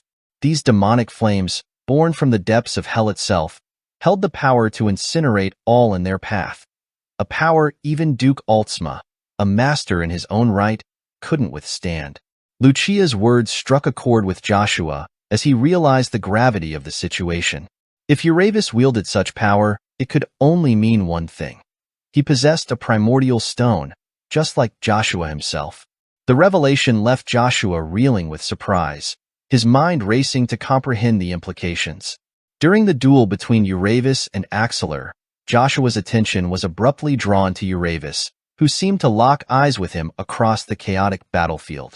Startled by the unexpected connection, Joshua's gaze lingered on Euravus, a sense of unease creeping over him. Lucia's voice pierced the tense atmosphere once more, suggesting that Bronto's energy had caught the attention of the primordial stone. Joshua's brow furrowed in concern as he turned to Lucia, seeking answers amidst the chaos. "Why are the primordial stones reacting to each other?" he asked, his voice edged with apprehension. Lucia's response carried a weight of ancient knowledge. She explained that the primordial stones were believed to be fragments of divinity, originally thought to be singular, not multiple. Joshua's eyes widened in shock at the revelation, his understanding of the situation shifting beneath him. Meanwhile, as the revelation settled in Joshua's mind, the arena bore witness to an astonishing display of power. Euravus's strength surged to unprecedented levels, stunning all who beheld it. Axeler, incredulous, struggled to comprehend the magnitude of power wielded by a mere mortal. With relentless determination, Euravus unleashed a devastating blow upon Axeler, his full force driving the attack forward. In a desperate bid to defend himself, Axeler channeled his own mana, meeting Euravus's onslaught head-on. The collision of their powers sent shockwaves reverberating through the arena, weakening its protective barrier and prompting the audience to retreat to safety. As the dust settled, Axeler lay upon the ground, a wry smile playing across his lips. Despite his status as a revered prince, He couldn't fathom Euryvis's willingness to endanger the spectators. Euryvis reassured Axeler, claiming he had held back, minimizing the potential harm. Axeler's surprise was palpable as he questioned Euryvis's true strength. With a hint of uncertainty, Euryvis admitted even he wasn't certain of the extent of his power. Axeler observed Euryvis with a mix of respect and curiosity, suggesting that Euryvis seemed destined to become a master. Axeler speculated whether Euryvis was now aiming to win the master battle. Euryvis confirmed that winning was indeed his goal, especially for the sake of the Thran kingdom. However, he also hinted that he had his sights set on Joshua Sanders for some reason. The scene shifted to a chamber where healers diligently tended to Axeler's wounds sustained from the intense duel. Despite their efforts, his injuries showed no signs of healing, leaving the healers puzzled and concerned. Recognizing the severity of the situation, the priests suggested bringing in additional help to aid in the healing process. Outside the chamber, Iselin grew increasingly frustrated as the guards refused her entry to see Axeler. She questioned the guards, pointing out that the match was over, so there shouldn't be any reason for her to be barred from entering. The guards explained that it was a precautionary measure to prevent any potential issues by restricting contact between the contestants and outside viewers for the time being. Just as tensions began to rise, Joshua arrived on the scene. Asserting Iselin's status as his companion, he vouched for her and questioned the guards as to why she was being denied access. Despite Joshua's intervention, the guards remained adamant in their refusal. However, their stance quickly shifted when Lord Rian Gigar, the reigning king of Reinhardt and one of the legendary 12 superhumans known as the Lion King, entered the scene. With his authoritative presence, he instructed the guards to allow Joshua and Iselin entry without further delay. The guard, surprised by Lord Rian's unexpected presence, inquired about his visit. Rian explained that he had some matters to attend to within the temple, reassuring the guard that Joshua Sanders, a master acknowledged by Reinhardt, was in good hands and there was no need for concern. Satisfied with Rian's assurance, the guard allowed them entry. As Iselin stepped into the room, her worry etched upon her face, she approached Axeler with trepidation, unsure if he would recognize her. Axeler, though visibly weakened, offered his apologies to Iselin for his defeat. In response, Iselin commended Axeler for his valiant effort in the duel, offering words of encouragement. Meanwhile, observing Axeler's condition, Joshua pondered the aftermath of the intense battle. He recognized that conventional healing methods seemed ineffective against the injuries inflicted by Euryvis's infernal power. Determined to help, Joshua resolved to try something different. Drawing upon his newfound understanding of holy magic, Joshua believed he could tap into its potent healing properties. With a sense of determination, Joshua focused his energy, channeling the holy magic within him. As he invoked the healing spell, ethereal glow enveloped Axeler, instantly mending his wounds. The sudden display of miraculous recovery left both the priests and Iselin astonished. Curiosity piqued, Iselin turned to Joshua, seeking an explanation for his unexpected ability to wield holy magic. Joshua humbly explained to Iselin that he had simply replicated the healing techniques he had observed the priests performing. It was his first time attempting such magic, but the success of his endeavor filled him with a sense of accomplishment. The scene then shifted to Euryvis's chamber, where his knights gathered to congratulate him on his victory. With his triumph, Euryvis had secured the title of master and secured his place in the finals. Now, only one hurdle remained between Euryvis and his ultimate goal, becoming the new king of Reinhardt. Acknowledging the well wishes of his knights, Euryvis reflected on the unexpected turn of events. While he had anticipated earning the title of master, he had not counted on advancing to the finals with just one victory. He expressed surprise at Christian, the champion of Hubalt, forfeiting the match, as he had hoped for a duel with him. Nonetheless, Euryvis found satisfaction in his performance that day. Recalling his duel with Axeler, Euryvis admitted that facing the giant had been an eye-opening experience. Despite Axeler's defeat, Euryvis respected his strength and resilience, acknowledging that even in defeat, Axeler had left an indelible mark on the tournament. Euryvis pondered the possibility of facing Joshua in the final match, considering the rumors surrounding Joshua's abilities. If those rumors held true, then it was more likely that Uravis would confront Joshua rather than Theta in the final showdown. With this in mind, Uravis decided it might be wise to gather some information on Joshua. Turning to his knights, Uravis informed them of his intention to step out for a while. Concerned for his safety, the guards urged him not to venture out alone, offering to escort him. However, Uravis reassured them, instructing them to rest until his return. The scene then shifted to the headquarters of the Reinhardt Moon Door. Uravis marveled at the location of the headquarters, situated amidst the bustling streets. Zero, a member of Moon Door, explained that the organization had become increasingly prominent. Despite typically accommodating Uravis on the top floor, Zero informed him that the leader of Moon Door was currently absent. Understanding the circumstances, Uravis expressed his willingness to work within their constraints. Zero, privy to the information Uravis sought, inquired about the specifics of Uravis's request. Uravis wasted no time, mentioning the rumored million gold price tag Zero's organization had placed on information about Joshua. He expressed his desire for Zero to divulge all they knew about Joshua, offering immediate payment. However, Zero's response caught Uravis off guard. Apologizing, Zero explained that Joshua Sanders was the one individual their organization was reluctant to harm, and therefore, they preferred not to disclose any information about him. Uravis, surprised by this revelation, questioned if Zero was willing to discard such a hefty sum for that principle alone. Zero remained steadfast, revealing that not only had the price increased drastically over the past 5 years due to changing circumstances, but the new price for information on Joshua Sanders was a staggering 100 million gold. As the scene shifted outside, Uravis grappled with the absurdity of the situation. He couldn't shake the feeling that Zero had never intended to share any information about Joshua in the first place. Uravis mulled over the revelation that the Moon Door was unwilling to divulge information about Joshua Sanders. This decision suggested that whatever knowledge the organization possessed about Joshua was of immense value, perhaps even beyond measure. With few options left, Uravis resolved to seek out Joshua himself. Meanwhile, in the chambers of Zero's leader, Zero was questioned about the exorbitant price set for information on Joshua. Zero explained that they had simply followed their leader's directive. The leader reassured Zero, acknowledging that the organization was in dire need of funds. Reflecting on the missed opportunity to gain 1 million gold, Zero couldn't help but lament the financial strain Moon Door had endured over the past 5 years. The immense cost of purging the corrupt elements within the organization had depleted their resources significantly.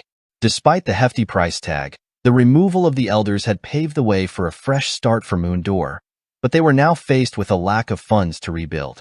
Zero's leader then inquired about the identity of the skilled assassin who had taken down the 3 elders, hinting at the importance of this individual within the organization's plans. Zero informed his leader that while he had heard rumors about the assassin, he lacked specific details. The leader shared that according to hearsay, the assassin aimed to unite all the assassination organizations across the continent. Zero was taken aback by this revelation, deeming it impossible to gather such secretive individuals.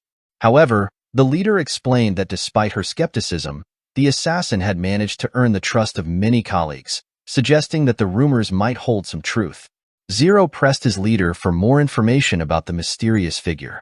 She admitted that nobody knew the assassin's true identity, but they were commonly referred to as the Assassin King. Most notably, this figure had mentioned Joshua Sanders. Shocked by this revelation, Zero asked if the unification of the assassin organizations was aimed at eliminating Joshua Sanders. The leader of Zero expressed uncertainty about the situation but warned that if Joshua became a target for the assassins, Moon Door could lose access to vital information known only to Joshua, like the whereabouts of the elusive Crimson Coin. To prevent this, the leader emphasized the need to keep Joshua's information confidential and ensure it didn't fall into the hands of the Assassin King. The scene then shifted to Axelar training outside.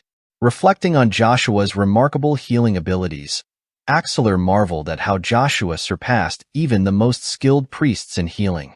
Meanwhile, Iselin found herself lost in thought, a sense of familiarity stirring within her.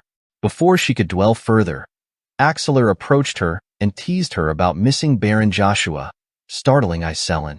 Dismissing his words as nonsense, Iselin tried to deflect the conversation, but Axeler pointed out that Iselin seemed less energetic since Joshua's disappearance. Iselin clarified to Axeler that her distracted state wasn't due to Joshua but rather because of a man she encountered at the temple. Intrigued, Axeler inquired about the man Iselin saw. Iselin described him as resembling a lion, and she overheard the event organizer referring to him as Lord Rian. Realization dawned on Axeler as he confirmed that Iselin had indeed encountered Rian Gigar, known as the Lion King, one of the legendary 12 superhumans. Iselin recalled hearing the name before and pieced together the memory. Axeler suggested that Iselin's encounter with Lord Rian might be coincidental, but Iselin couldn't shake the feeling that it was more significant. She questioned if Rian had come to visit Joshua, considering Joshua's potential challenge to Rian for control over Reinhardt. Axeler proposed that if Joshua were to emerge victorious, he would likely challenge Lord Rian for control, explaining Rian's interest in Joshua. Iselin remained puzzled, wondering why Rian singled out Joshua among all others. Axeler explained to Iselin the reasoning behind Rian being the target of Joshua's challenge. Traditionally, the winner of the master battle ascended to the throne of Reinhardt. However, Axeler noted that winning the people's favor was no easy task. If Joshua were to defeat Rian, known as the Lion King and the current king of Reinhardt, it could garner acknowledgement of Joshua's strength from the populace. Additionally, Rian was considered the most feasible opponent for Joshua to challenge among the 12 superhumans. The scene then shifted to a forest where Theta confronted Joshua, expressing disbelief at Joshua's audacity to approach and speak to Theta, Code Zero. Undeterred, Joshua delivered a warning to Theta, revealing that the current leader of the Magic Tower, Ian Dunpere, would soon meet his end. Evergrant Khan Ashbalt would take Ian's life and assume leadership of the Magic Tower. Upon hearing Joshua's words, Theta grew frustrated, dismissing them as nonsense and warning Joshua not to try to distract him during the competition. Theta unleashed a powerful wind spell, but Joshua effortlessly blocked it, leaving Theta astonished. Refusing to believe Joshua's claims, Continent's first 7th-class magician would soon be brought down by someone who tended to children in the palace. Theta demanded an explanation. Joshua revealed that his sources had informed him about Theta's pursuit of clues regarding the Thunder Seat, leading Theta to cross paths with Joshua. Confirming Joshua's suspicions, Theta acknowledged that he had indeed been chasing leads about the Thunder Seat, which ultimately led him to Joshua. Theta confessed that he had discovered Joshua's involvement in the downfall of the previous Thunder Seat. Despite his efforts to pursue Joshua, Theta had been unable to act once Joshua became an Imperial Knight. Now, presented with the opportunity to confront Joshua outside of Avalon, Theta was determined to seize it. Theta questioned the relevance of Joshua's previous statement, prompting Joshua to reveal that during his 5 years as a knight, he had been investigating Evergrant's activities. He had discovered Evergrant's intentions to rebel and seize control of the Magic Tower, along with information about his accomplices. Joshua admitted that he had initially learned about Evergrant's leadership from Kaiser. Curious about the source of Joshua's information, Theta urged him to depart, dismissing his claims as mere fairy tales. Theta warned Joshua to focus on himself and forget about the Magic Tower, vowing to expose Joshua's actions when the time was right. Undeterred, Joshua extended an offer to Theta. If Joshua's predictions proved true, he would stop Evergrant's rebellion and, in exchange, asked for Theta's support in his bid to become Emperor of the Empire. Theta, taken aback by the proposal, listened as Joshua laid out his terms. The scene unfolds within the opulent quarters of Prince Uravis, where a knight bursts in bearing urgent tidings. With a grave expression, the knight relays to Uravis the startling news. Theta, one of the esteemed 7 magicians, has chosen to forfeit the semi-finals. Shock washes over Uravis at this unexpected revelation. Meanwhile, the narrative shifts to Ian, the venerable master of the Magic Tower, whose countenance is etched with fury upon learning of Theta's decision. Ian's ire is directed squarely at Theta for abandoning the semifinals and defying the principles of Code Zero. Confronting Theta, Ian demands an explanation for Theta's failure to extract a confession from Joshua regarding Bronto. In response, Theta, though understanding of Ian's anger, implores Ian to lend an ear. With a calm demeanor, Theta reveals that Bronto had been under Baron Joshua's possession for 5 years, intricately woven into his affairs. Theta explains how a previous attempt by the Thunder Seat to seize Bronto led to a defensive confrontation initiated by Joshua, resulting in their present predicament. Theta insists it was an act of self-defense, nothing more. Ian's astonishment is palpable as he absorbs Theta's revelation. He incredulously points out that 5 years ago, Baron Joshua would have been merely a child of 10. Theta endeavors to convey to Ian the remarkable feat of a child, defying the might of the Thunder Seat and emerging victorious. Theta confides in Ian, asserting that adhering to the truth is Theta's foremost obligation. Yet, Theta harbors doubts regarding Joshua's credibility, spurred by a prior warning from Marcus of the Earthseat, who sensed an unsettling undercurrent. Prioritizing a return to Avalon for confirmation over the impending master battle, Theta stresses the urgency of their investigation. Sympathizing with Theta's dilemma, Ian acknowledges Theta's reluctance to delve deeper. Encouraging Theta to prioritize their duties, Ian advises Theta to return to the Magic Tower. Ian discloses his intention to convene the 7 magicians, urging Theta to cooperate when called upon. However, Theta hesitates, hinting at personal plans. Ian insists that Theta comply with his directive, emphasizing the importance of appointing a new assistant tower leader. Startled by this unexpected development, Theta questions Ian's rationale for such a decision amidst the vacancy of the Thunder Seat. Curious, Theta inquires about Ian's choice for the position. Ian reveals his candidate, Evergrant Khan Ashbalt. Ian expresses his intention to afford Evergrant an opportunity to prove himself worthy of the role. Theta is taken aback by the news, prompting a shift in the scene to the special guest room on the 5th floor of the Moon Door. Here, the leader of the Moon Door extends congratulations to Joshua for advancing to the finals.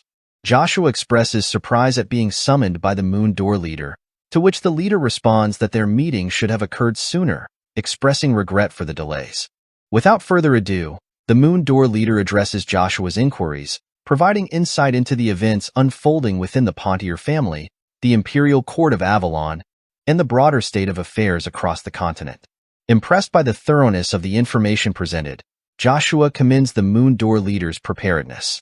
In response, the Moon Door leader suggests that it's only fitting for Joshua to compensate the Moon Door for their services before proceeding. As Joshua recalls the promise made 5 years ago with Zero, the Moon Door leader is confident that Joshua hasn't forgotten their agreement. With a sense of purpose, the Moon Door leader urges Joshua to disclose the whereabouts of the Crimson Coin. Joshua, however, remains steadfast, expressing doubt that even if he were to reveal the coin's location, the Moon Door would possess the capability to act upon it.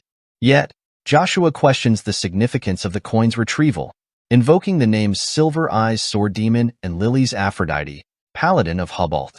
The revelation strikes the Moon Door leader and Lilies with astonishment. Lilies, in particular, admits to pondering the widespread acclaim Joshua has garnered across the continent, finding clarity in this moment. With a deliberate gesture, Lilies removes her mask, signifying a shift in their interaction. Lilies elucidates the evolving importance of the Crimson Coin, now revered as a symbol of the god Hermes by the people of Hubalt. Within the Hubalt Empire, allegiance is divided between the Emperor and the Paladin sect, each vying for control over this sacred artifact. Engaged in a long-standing struggle for control over the Moon Door, the epicenter of information within the continent, Lilies reveals that following a protracted conflict, the Paladin sect emerged triumphant, securing her position within the organization. However, a relic crucial to their cause, the Tear of God, has vanished, or rather, been obliterated. The primary suspect? None other than Joshua. Joshua is taken aback by the revelation, astonished that such a seemingly insignificant crystal held such sacred significance. Lilies discloses that the Paladin sect has been in desperate need of a replacement holy artifact, thus their fixation on obtaining the Crimson Coin, the revered Holy Grail. With a sense of urgency, Lilies implores Joshua to divulge the whereabouts of the Crimson Coin. Joshua admits that the coin currently resides in the possession of the Avalon Imperial family. Lilies is visibly shaken by this revelation, but Joshua reassures her, pledging to devise a plan to retrieve the Crimson Coin. Reluctantly, Lilies acknowledges that she has no choice but to place her trust in Joshua. Seizing the moment, Joshua prompts Lilies to share the information he has been eagerly awaiting. Lilies reveals to Joshua that she's willing to share the information about the Holy Grail, but it comes with a condition. To settle Joshua's debts, a new contract must be formed between them.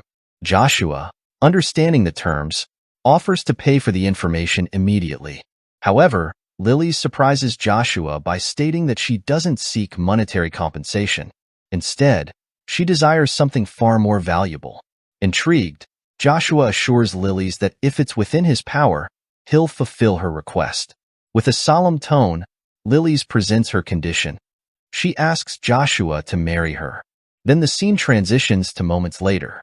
Lilies adjusts her mask, inwardly noting Joshua's lack of a definitive response. Just then, Zero enters the room, informing Lilies that Joshua Sanders has departed. Seeking permission to enter, Zero receives acknowledgement from Lilies and enters the room. Curious, Lilies inquires about any updates regarding the Pontier family from Zero. Zero strides into the room, delivering urgent news to Lilies. The forces of the Pontier family are rapidly advancing towards Aden Canyon, led by the Mercenary King and bolstered by the freezing of the Dennis River orchestrated by the Cromwell family. This unexpected maneuver has caught Lilies off guard. Even more astonishing is the revelation that the Cromwell family utilized a magic scroll imbued with Blizzard, a 7th-class magic. Lilies ponders the existence of such a potent scroll, considering the requisite skill level of the caster to imbue it with such magic. According to her understanding, it would necessitate an 8th-class magician, a feat seemingly beyond reach. Zero confirms Lilies' suspicion, emphasizing the implausibility of such an occurrence, especially considering Ian Perret, the current leader of the Magic Tower and the highest-ranking magician on the continent, is only of the 7th class. Zero speculates that the scroll might be one of the last remaining ancient magic artifacts. Lilies finds it incredulous that the Cromwell family would utilize such a precious and rare item in this manner, signaling the gravity of the situation at hand. Zero informs Lilies of the Cromwell family's apparent desperation to secure a decisive victory over the Pontier family, indicating that victory is imminent. Lilies contemplates the validity of this claim, questioning the true intentions behind the Cromwell family's actions. Meanwhile, the scene shifts to the arena where the announcer heralds the commencement of the finals of the Master Battle to determine the new king of Reinhardt. The contenders are introduced: Baron Joshua Sanders, representing Avalon and hailed as the youngest mana user, and Prince Uravis, the knight of prominence and embodiment of magma. As the match commences, Uravis declares his intention to launch an aggressive assault from the outset. Joshua acknowledges his opponent's determination, expressing his readiness. With a simultaneous charge, they collide in a clash of titans, setting the stage for a fierce confrontation. Prince Uravis, the rightful king of Thran and renowned as one of the Great Nine Stars, possesses a natural prowess in martial arts. His fame is attributed to his mastery of a unique weapon, an instrument that harnesses the primal energy of magma. In the Eastern lands, this weapon is known as the Snake Sword, a formidable tool of destruction. As Joshua endeavors to parry Uravis's relentless assaults, the prince asserts that Joshua's advantage in long-range combat is not exclusive. With the entirety of the arena within Uravis's reach, Joshua realizes the gravity of the situation. This weapon was not a memory passed down from Duke Altsma, and Joshua's surprising the severity of Uravis's intent. Struggling to evade Uravis's strikes, Joshua recognizes the prince's tactic of employing the unconventional sword to unleash unpredictable slashes, disorienting his opponent. Coupled with Uravis's mastery as a swordsman, Joshua acknowledges the daunting challenge ahead. Uravis proves to be a formidable adversary, one that Joshua must confront with all his skill and cunning. Joshua reflects on the discrepancy between the Uravis of his current life and the Uravis from his past. Despite the expectation of Uravis being weaker in this incarnation, Joshua finds himself struggling to contend with his opponent's strength. Feeling cornered, Joshua wonders if he has any other options. Observing Joshua's inner turmoil, Uravis remarks on Joshua's current state, challenging him to engage in the legendary battle spoken of in rumors. With a swift strike infused with the power of magma, Euravus aims to overwhelm Joshua. To his astonishment, Joshua effortlessly deflects the attack, leaving Euravus incredulous. Unable to comprehend how Joshua managed to repel flames capable of vaporizing mana without possessing a primordial stone, Euravus is baffled. A realization dawns upon him. Joshua's presence triggers a familiar sensation within Euravus, one he initially attributed to encountering a worthy adversary. However, it becomes clear that there's more to it. Euravus discloses to Joshua that they share a connection. Their primordial stones resonate with each other, causing the magma to react to Joshua's presence. Euravus reveals to Joshua his astonishment at encountering someone with a similar ability. Determined not to squander this rare opportunity, Euravus expresses his long-held curiosity about pushing the limits of magma's power when faced with a wielder of a primordial stone. He seeks to witness the awakening of magma's true potential, a phenomenon known as magma's awakening. Euravus emphasizes to Joshua the profound power of primordial stones, often referred to as the power of glory, and pledges to demonstrate its might firsthand. The announcer observes Euravus's heightened anticipation for the match, hinting at the escalating tension. As the bout progresses, Euravus taps into his magma powers, transforming into the formidable deity of fire, Inferno incarnate. Despite his newfound strength, Euravus warns Joshua of his struggle to control this overwhelming power. In response, Joshua adopts a confident smile, signaling his readiness to match Euravus's intensity. Drawing upon his own abilities, Joshua harnesses the power of Bronto, showcasing his mastery over it. With a firm resolve, Joshua cautions Euravus that he won't hold back either, setting the stage for an electrifying showdown between equals. Joshua's excitement surges as he charges toward Euravus with undeniable speed. Observing Joshua's approach, Euravus acknowledges his adversary's swiftness but maintains that speed alone won't secure victory against him. Confident in his own abilities, Euravus remains steadfast in his belief that he will emerge as the victor. As Joshua closes the distance between them, he declares that the time for games is over, asserting his strength and launching an attack with his spear. The blow strikes Euravus's shoulder, causing him to create a defensive barrier in response. Sensing the danger, Joshua retreats momentarily. With determination in his eyes, Euravus wields his sword and strikes at Joshua. Amidst the clash, Euravus hears the beckoning voice of magma, urging him to defeat Joshua and claim his primordial stone to ascend to even greater heights. In response, Joshua reveals that he, too, feels the call of his own primordial stone, compelling him to absorb Euravus's powers. In a bold move, Joshua proposes a wager. The loser of their duel must relinquish their primordial stone to the victor and become their follower. Euravus accepts Joshua's proposition eagerly, seeing it as a pathway to solidifying Thran's status as an official kingdom. With determination in his voice, Euravus expresses his hope that Joshua will honor their agreement. With a decisive motion, Euravus unleashes a powerful strike aimed directly at Joshua.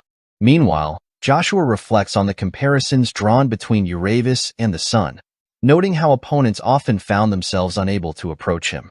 However, Joshua's spear manages to breach Euravus's defenses, a testament to his skill as the unrivaled spear knight.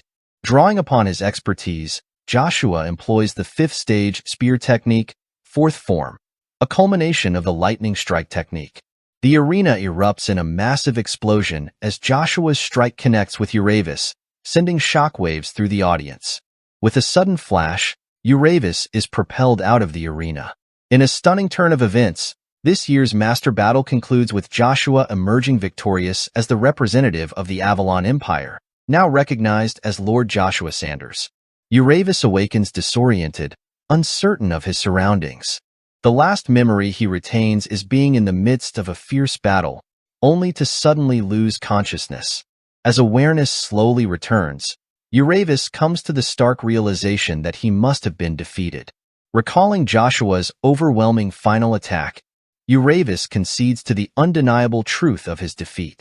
A voice echoes in Euravus's mind, expressing disappointment. Startled, Euravus observes his primordial stone, magma, reacting without his command. Sensing his power draining away, Uravis watches in astonishment as Magma manifests before him. Magma declares that primordial stones do not tolerate defeat, and by acknowledging his loss, Uravis forfeits his right to wield Magma. In a shocking turn of events, Joshua claims Magma for himself. As Uravis abruptly wakes in his bed, he struggles to comprehend the experience. Although he initially considers it a mere dream, the vividness and lingering sense of reality leave him questioning the true nature of what transpired. Bewildered and unsettled, Uravis is left pondering the enigmatic ordeal. Uravis notices a letter resting on the table, bearing Joshua's signature. As he reads its contents, Joshua reaffirms his claim to the primordial stone Magma, fulfilling their agreement. However, Joshua graciously suggests that a single favor from Uravis would suffice as recompense. He expresses hopes for Uravis's swift recovery from any injuries sustained. Amused by Joshua's cleverness, Uravis finds himself unable to suppress a laugh. He marvels at how effectively Joshua has outmaneuvered him. The scene transitions to the grand ceremony of the reward, where Rian-Gigar and Kengetu, Reinhardt King's aide and head of the budget, respectively, oversee the proceedings. The crowd erupts into chants of Joshua's name, hailing him as the new king of a burgeoning era in Reinhardt. As Joshua enters the scene, Kengetu and Rian-Gigar extend their congratulations to him, acknowledging his victory in the master battle and his ascension to the throne. Joshua, however, expresses a need for brevity due to pressing matters. He requests that they forego unnecessary formalities and proceed directly to the essential elements of the traditional coronation ceremony. Kengetu's astonishment is palpable, while Rian-Gigar responds with an air of amusement, welcoming the change from monotony. He suggests they rise, noting the king's busyness, and proceed with the ceremony. However, Kengetu interjects, expressing concern about the repercussions of skipping the coronation. He argues that they are already facing enough pressure, with doubts circulating about the legitimacy of Reinhardt's monarchy. Skipping such an important event would only invite ridicule. Joshua's disappointment is evident as he interrupts them. He questions when Reinhardt began allowing outside influences to dictate its actions, reminding them of its legacy as a realm where merit alone determines one's worthiness to rule. He asserts his own ascent to power through defeating the strongest contenders of their time. With a resolve fueled by principle, Joshua declares his intention to forego the reward if it comes at the cost of compromising his beliefs. Without another word, he turns to leave, leaving his advisors to contemplate his words and their implications. Kengetu steps forward, halting Joshua in his tracks, his expression a mix of urgency and concern. He inquires if Joshua truly intends to decline the position of king. With a solemn tone, Kengetu implores Joshua to reconsider, pledging his allegiance to the will of Nagasin and emphasizing his unwavering commitment to fulfilling that divine mandate. He humbly apologizes if his actions have offended Joshua and implores him to rethink his decision.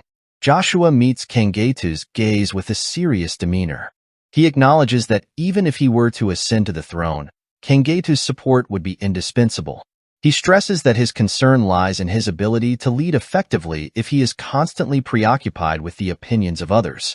Joshua asserts that true leadership requires confidence and conviction, qualities he fears he may lack if he succumbs to external pressures. Surprised by Joshua's steadfast resolve, Kengetu realizes that Joshua's intentions are driven by a genuine desire to enact positive change in Reinhardt. He reflects on his own actions, realizing the error of dishonoring a hero who holds such noble aspirations for their kingdom. With a sense of humility, Kengetu offers a sincere apology to Joshua and earnestly requests his assistance in their shared mission to reform Reinhardt for the better. Joshua reassures Kengetu, urging him not to be bound by tradition. Kengetu nods in agreement, conveying his readiness to move forward. Joshua emphasizes the importance of both parties upholding their promises, pledging to fulfill his duties as the new king of Reinhardt. As the announcement spreads, a wave of joy sweeps through the crowd, each person hopeful that Joshua Sanders will bring about positive change. Rian marvels at Joshua's ability to influence even the most stubborn individuals, sensing the dawn of a new legend. With formalities set aside, Rian addresses the new king, invoking a tradition of the master battle, He hints at a question that has piqued the curiosity of all present. Joshua responds with humility, uncertain if he can provide the answer Rian seeks. Rian, undeterred, reminds Joshua of his status as the master battle victor. Joshua has proven himself worthy of facing the formidable challenge posed by the Great Nine Stars and the 12 Superhumans. Rian, now addressing Joshua as his king, offers him the opportunity to select his opponent. Joshua deliberates briefly before announcing his choice: Barbarian, leader of the 1,000,000 mercenaries, and one of the 12 Superhumans. Axelar and Iselin are taken aback by Joshua's bold decision. Meanwhile, in the Pontier territory, Barbarian engages in combat with Cain, a skilled knight. Impressed by Cain's prowess, Barbarian inquires about his name and lineage. Cain proudly identifies himself as a knight of the noble Sanders family. As Barbarian prepares to deliver a decisive blow, Cain braces himself for what he believes to be his final moments. However, just as Barbarian strikes, Duke Altsma intervenes, shielding Cain from harm. Barbarian, intrigued by this unexpected turn of events, queries Duke Altsma about his identity. With a sense of authority, Duke Altsma declares his intention to escort Cain away from the battlefield. Employing a teleportation spell, Duke Altsma swiftly departs with Cain in tow. Barbarian, impressed by the display of strength and valor, acknowledges Duke Altsma as a worthy adversary. In the depths of the forest, a knight hailing from Reinhard emerges, delivering a message to Barbarian, one of the formidable 12 Superhumans. The missive requests Barbarian's acceptance of a duel challenge issued by the victor of the master battle. Barbarian contemplates the source of the challenge, speculating that perhaps it is Axelar who has finally chosen to confront him. The prospect of facing Axelar in combat stirs a mixture of anticipation and determination within Barbarian. This opportunity presents the perfect moment to settle scores and assert dominance over his long-standing rival. The scene unfolds within the hallowed confines of the Pontier Territory conference room. Icarus, weariness etched into every line of his countenance, anxiously awaits the arrival of Lord Cain. His mind swirls with questions, pondering the absence of news and the looming specter of potential leaks. Cheryl, perceptive as ever, notes Icarus's fatigue, her concern palpable in her gentle words. She urges him to rest, a suggestion met with initial resistance from Icarus, who stubbornly insists on his well-being. Yet Cheryl's persistence wins out, compelling Icarus to acquiesce with a reluctant nod. As the meeting commences, Cheryl assumes her role at the helm, her weariness momentarily forgotten in the face of duty. She directs her inquiries to Count Beardo, seeking an update on the retrieval of the communication orb from her late father's clandestine vault. Count Beardo's response is tinged with astonishment, recounting the serendipitous discovery in an unexpected location. He credits the timely intervention of Duke Pontier for bringing the artifact to light, acknowledging the fortuitousness of the situation. Cheryl, her fatigue momentarily eclipsed by a flicker of relief, echoes his sentiment, acknowledging the miraculous turn of events. Count Cox offers a glimmer of hope amidst the tense atmosphere, heralding the Pontier family's newfound means of external communication. His reassurances to Cheryl, coupled with his confident prediction of Duke Pontier's imminent awakening, momentarily alleviate her concerns. He paints a picture of pride and admiration Duke Pontier would feel upon seeing Cheryl's resilience in the face of adversity, a sentiment that brings a genuine smile to her lips. Amidst this fleeting moment of relief, Count Beardo interjects with more news, the revelation of the mercenary king's sudden disappearance casting a shadow over the room.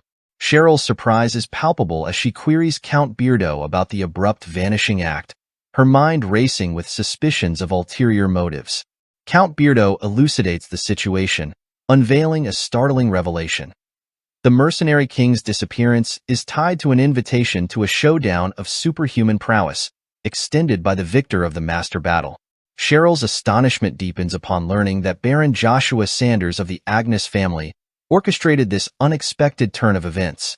Cheryl's emotions swell within her, stirred by the revelation. Icarus, meanwhile, grapples with his own astonishment, his certainty shattered by the unexpected reappearance of Joshua. Determined to safeguard those around him until Joshua's arrival, Icarus resolves to shoulder the responsibility until the pivotal moment arrives. As tension thickens within the conference room, Baron Arna's entrance ignites a tempest of anger. Count Troy's surprise morphs into a plea for calm, but Baron Arna remains resolute, his demeanor fraught with agitation. With a gesture that commands attention, he unveils a shard from Sir Kane's sword, a discovery unearthed by the reconnaissance team under cover of night. Cheryl recoils in shock at the sight, her mind racing with questions about the sorry state of Kane's once mighty blade. Baron Arna's ire is palpable as he insists on revealing the truth to Princess Cheryl, adamant that their actions not be in vain. He casts blame upon Icarus, accusing him of recklessness for pushing Kane into the heart of the enemy's domain, painting him as a traitor bent on unraveling the Pontier strategy from within. The weight of Baron Arna's certainty presses upon the room, urging swift action against the perceived threat posed by Icarus's alleged allegiance to Cromwell. Count Troy interjects, his voice a beacon of reason amidst the mounting turmoil. He implores Baron Arna to pause, urging him to reconsider his assumptions. Count Troy unveils a crucial detail, revealing that Kane's mission was not a reckless foray into enemy territory, but rather a strategic endeavor to secure vital supplies via a clandestine third route. Baron Arna remains unconvinced, citing Icarus's purported admission of directing a team towards the second supply route. Confusion grips the room as Count Troy and Baron Arna stand at odds, each asserting their version of events. It is then that Icarus steps forward, breaking the tension with a startling revelation. In a moment of startling clarity, Icarus confesses to manipulating the information, deliberately disseminating conflicting details to different members of the council. Shock ripples through the assembly as the gravity of Icarus's deception dawns upon them. Cheryl's voice cuts through the silence, her disbelief tinged with a note of betrayal as she demands an explanation from Icarus. Baron Arna's accusation hangs heavy in the air, suggesting that Icarus had insinuated himself into the Pontier family's trust only to exploit it for nefarious ends. Icarus meets Cheryl's gaze, his expression inscrutable as he challenges her with a question. Does she remember his counsel to trust only herself? He recounts the suspicions that had gnawed at him, prompting him to lay a trap for the elusive spy lurking among them. The revelation stuns Cheryl and the council members alike as Icarus unveils the truth behind Kane's supposed mission through the covert fifth supply route, a gambit designed to expose the traitor in their midst. Count Cox slips silently from the room, a subtle movement unnoticed by most. But Icarus's sharp intuition catches the faint rustle of his departure, halting him in his tracks. Count Cox freezes, his facade of innocence crumbling under Icarus's piercing scrutiny. He stammers, shaken by the implication of his actions, as Icarus raises a single, incisive question. Whispers of Count Cox's nocturnal wanderings circulate among the council, prompting Icarus to confront him directly. With a steely gaze, Icarus probes Count Cox's whereabouts, seeking answers to the unsettling reports. Count Cox's response is swift, dismissing the allegations as mere hearsay. He offers a plausible explanation, attributing his nighttime excursion to a bout of insomnia and a solitary stroll. Count Cox rebuffs Icarus's insinuations, asserting his innocence with a mix of indignation and disbelief. Icarus's rebuttal cuts through the tension, revealing that the reported incident wasn't from the previous night as Count Cox assumed.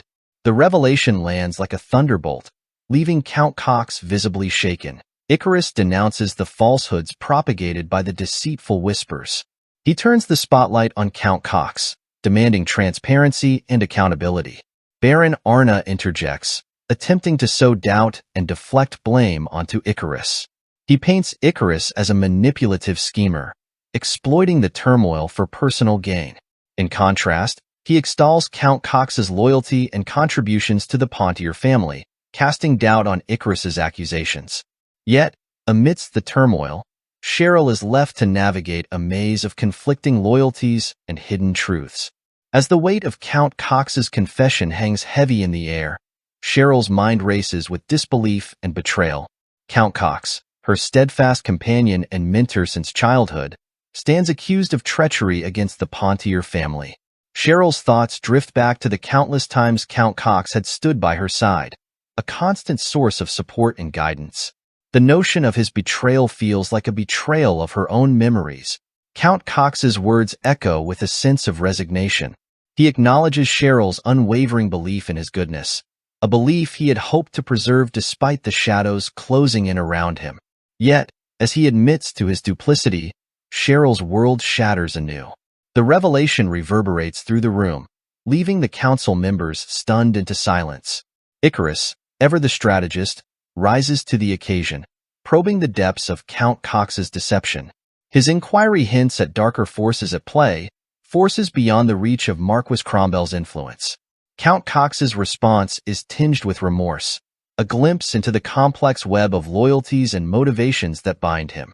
He speaks of the Pontier family with reverence, a testament to the depth of his connection to the noble lineage he had once sworn to protect. Baron Arna's frustration boils over, his voice laden with incredulity as he demands an explanation from Count Cox. He questions the very essence of loyalty and honor, bewildered by Count Cox's betrayal of the Pontier family's trust. Count Cox's response is chilling in its simplicity, devoid of remorse or regret.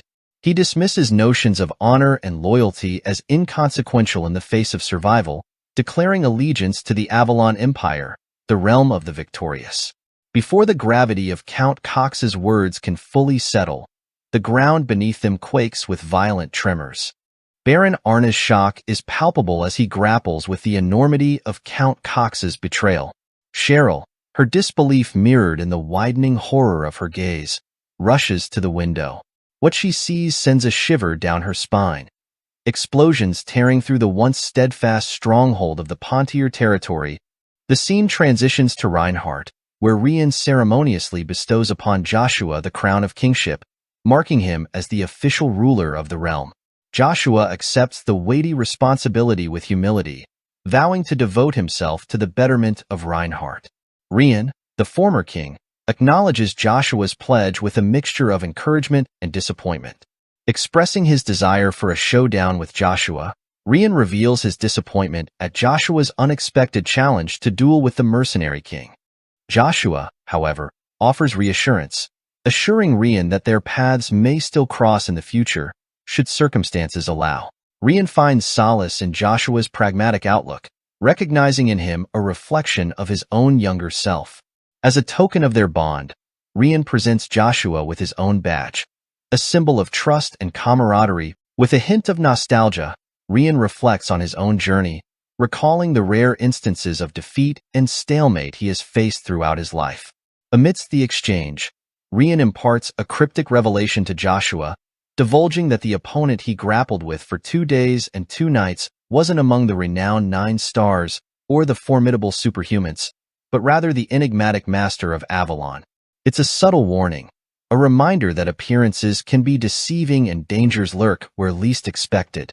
With a somber tone, Rian advises Joshua to remain vigilant not only of those above him but also those around him, emphasizing the importance of understanding one's surroundings. He urges Joshua not to exhaust himself needlessly, to take the time to assess his alliances and surroundings. Joshua absorbs Rian's counsel, acknowledging the wisdom in his words despite the uncertainty of their meaning. Reflecting on Rian's words, Joshua realizes his oversight in neglecting to confer with his allies. With a sense of resolve, he informs Rian of his intention to depart momentarily to rectify his oversight. Though the full implications of Rian's advice elude him, Joshua expresses gratitude for the guidance. Before parting ways, Rian imparts one final instruction: to ensure Joshua's name is inscribed on the tombstone of Nagasan, the royal tomb situated on the edge of Reinhardt.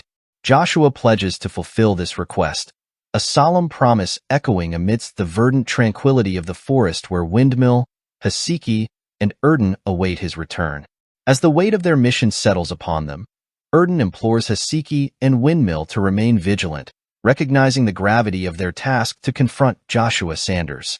Hasiki raises a valid point, questioning the significance of dealing with Joshua if the looming threat of the Swallow Empire still persists.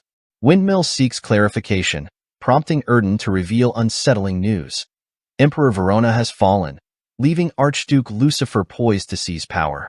The specter of impending conflict looms large as both Lucifer and Marcus vie for supremacy, casting a shadow of uncertainty over the continent. Windmill's frustration simmers beneath the surface as he grapples with the grim reality of impending war. He advocates for a measured approach, emphasizing the importance of tackling challenges one step at a time. However, their deliberations are interrupted by the unexpected arrival of Count Sten, his presence a harbinger of confrontation. Windmill's surprise is evident as he questions Count Sten's motives. Count Sten wastes no time in revealing his intentions, expressing a long-held desire for a one-on-one showdown with Joshua. The tension mounts as the scene transitions to Iselin. Frustration crackles in the air like lightning as she grapples with Joshua's inexplicable decision to challenge the mercenary king against her advice. Axeler, ever the voice of reason, urges Iselin to temper her emotions, confident that King Joshua harbors intentions beyond their understanding. Iselin, though outwardly composed, seethes with a mixture of concern and disbelief. She confides in Axeler, revealing her fear that the mercenary king's true nature surpasses even Joshua's comprehension. As Iselin wrestles with her helplessness, the atmosphere shifts with the sudden arrival of Lilies, the continent's most renowned swordsman. Axeler is taken aback by Lilies' unexpected appearance, prompting him to question the reason behind the esteemed warrior's presence. Through telepathic communication, Lilies reveals that their previous arrangement had been put on hold, but now seeks to reignite their negotiations. Axeler, visibly surprised by Lilies' psychic communication, listens intently, offering a deal tailored to Axeler's benefit. Despite the abruptness of the encounter, Lilies extends a sincere apology for the surprise, emphasizing the advantageous nature of the proposal. With an air of assurance, Lilies assures Axeler that there's no need for concern. Axeler's curiosity piqued, he presses Lilies for details regarding the favorable deal she mentioned.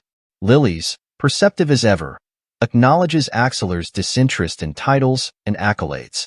However, she insists that in this instance, it's imperative for Axeler to reconsider. Lilies reveals her proposal. Once Joshua successfully topples Barbarian, Lilies desires Axeler to assume the mantle of the mercenary king.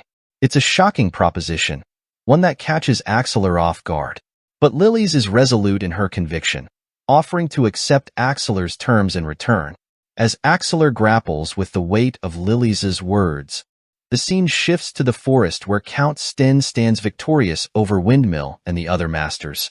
Joshua's arrival interrupts the tense standoff, prompting Count Sten to issue a challenge he's been eagerly awaiting. He beckons Joshua to engage in a one-on-one duel, eager to test his mettle against the renowned warrior. With the stage set for confrontation, the forest echoes with the anticipation of the impending clash. Joshua's mind races as he observes Count Sten's formidable prowess. The realization dawns upon him that Count Sten's skill is not to be underestimated. Having bested 3 masters, he stands as a formidable opponent on par with the legendary superhumans.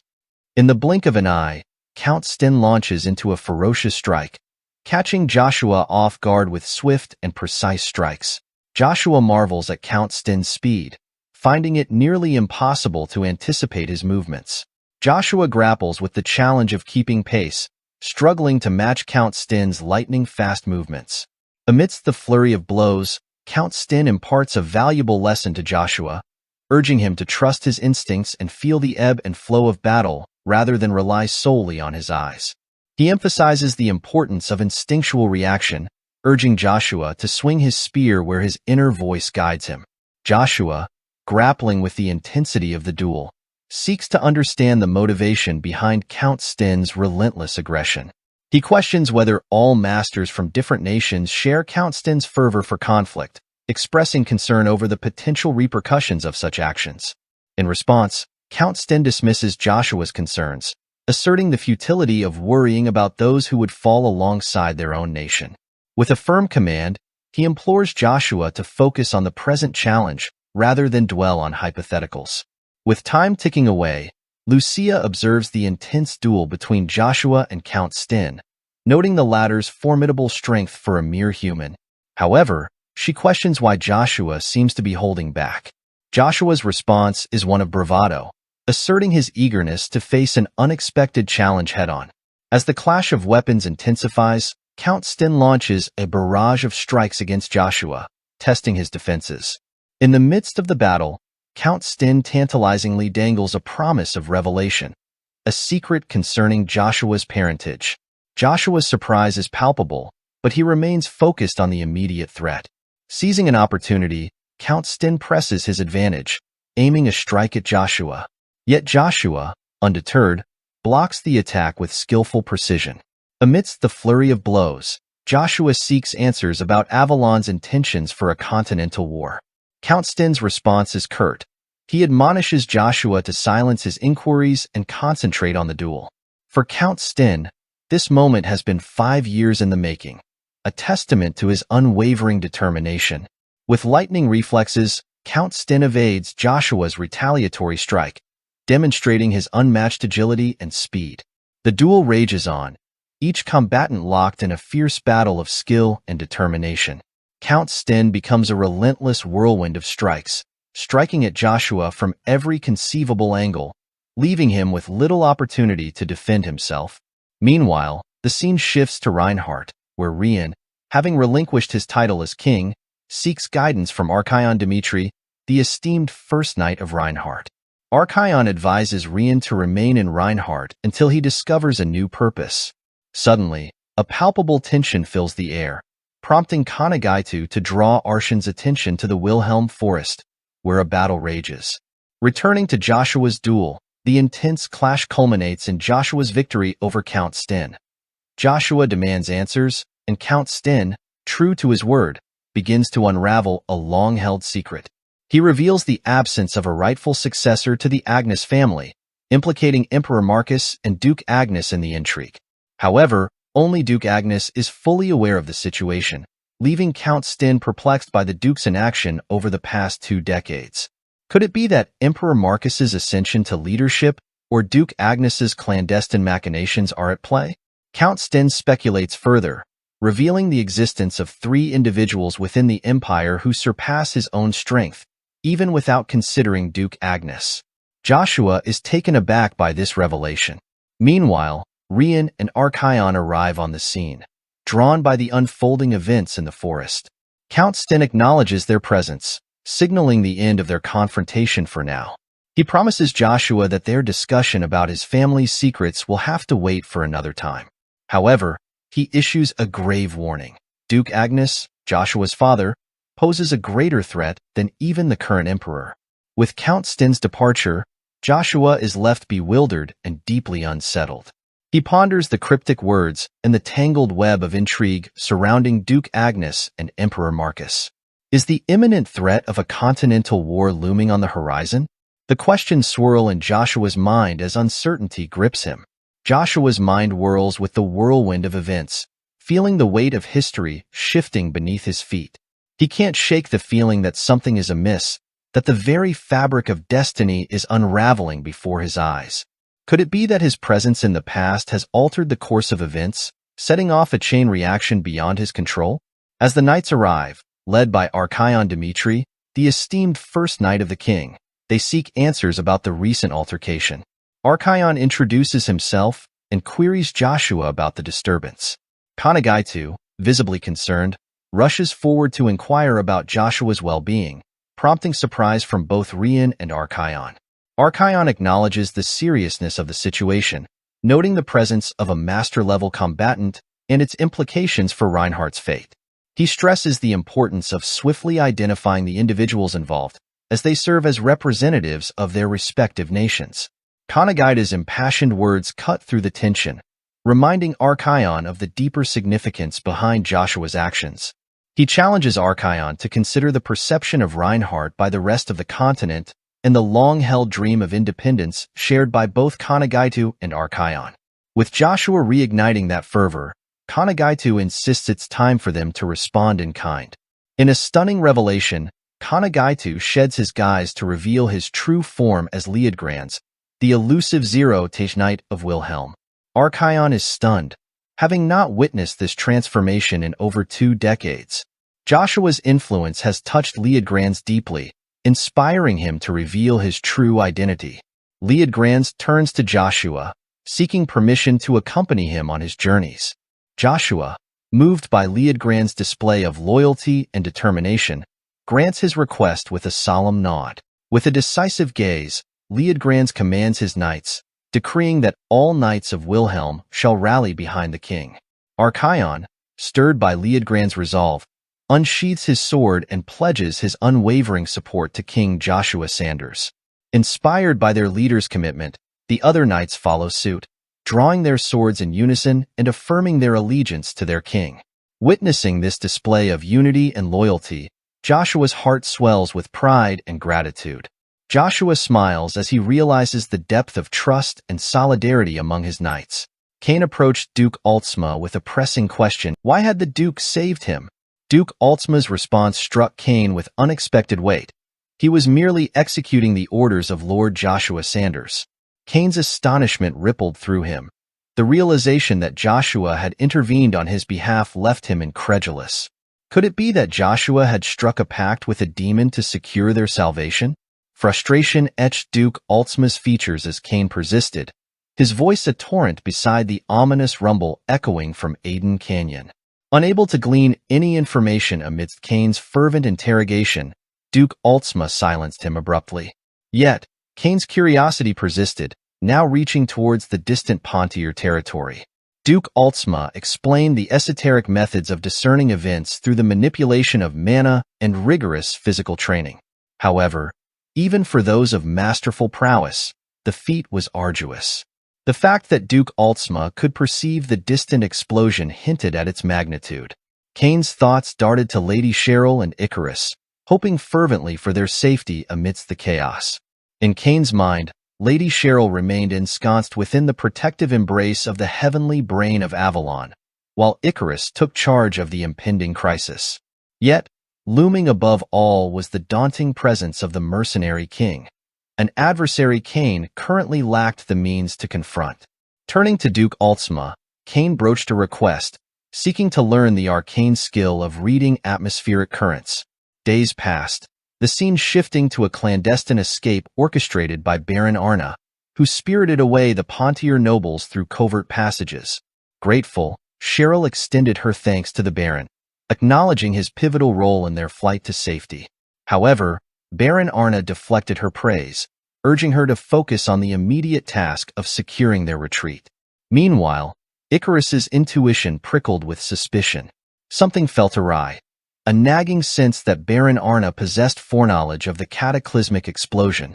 If adversaries lay in wait along their escape route, Icarus realized, their defenses would be compromised, leaving them vulnerable to unseen threats. Icarus harbored a conviction that Baron Arna couldn't possibly be oblivious to the unfolding circumstances. Confronting the Baron, Icarus inquired pointedly about the Pontier Knight's alleged discovery of Sir Cain's sword. Baron Arna's response was guarded, questioning the significance of the inquiry.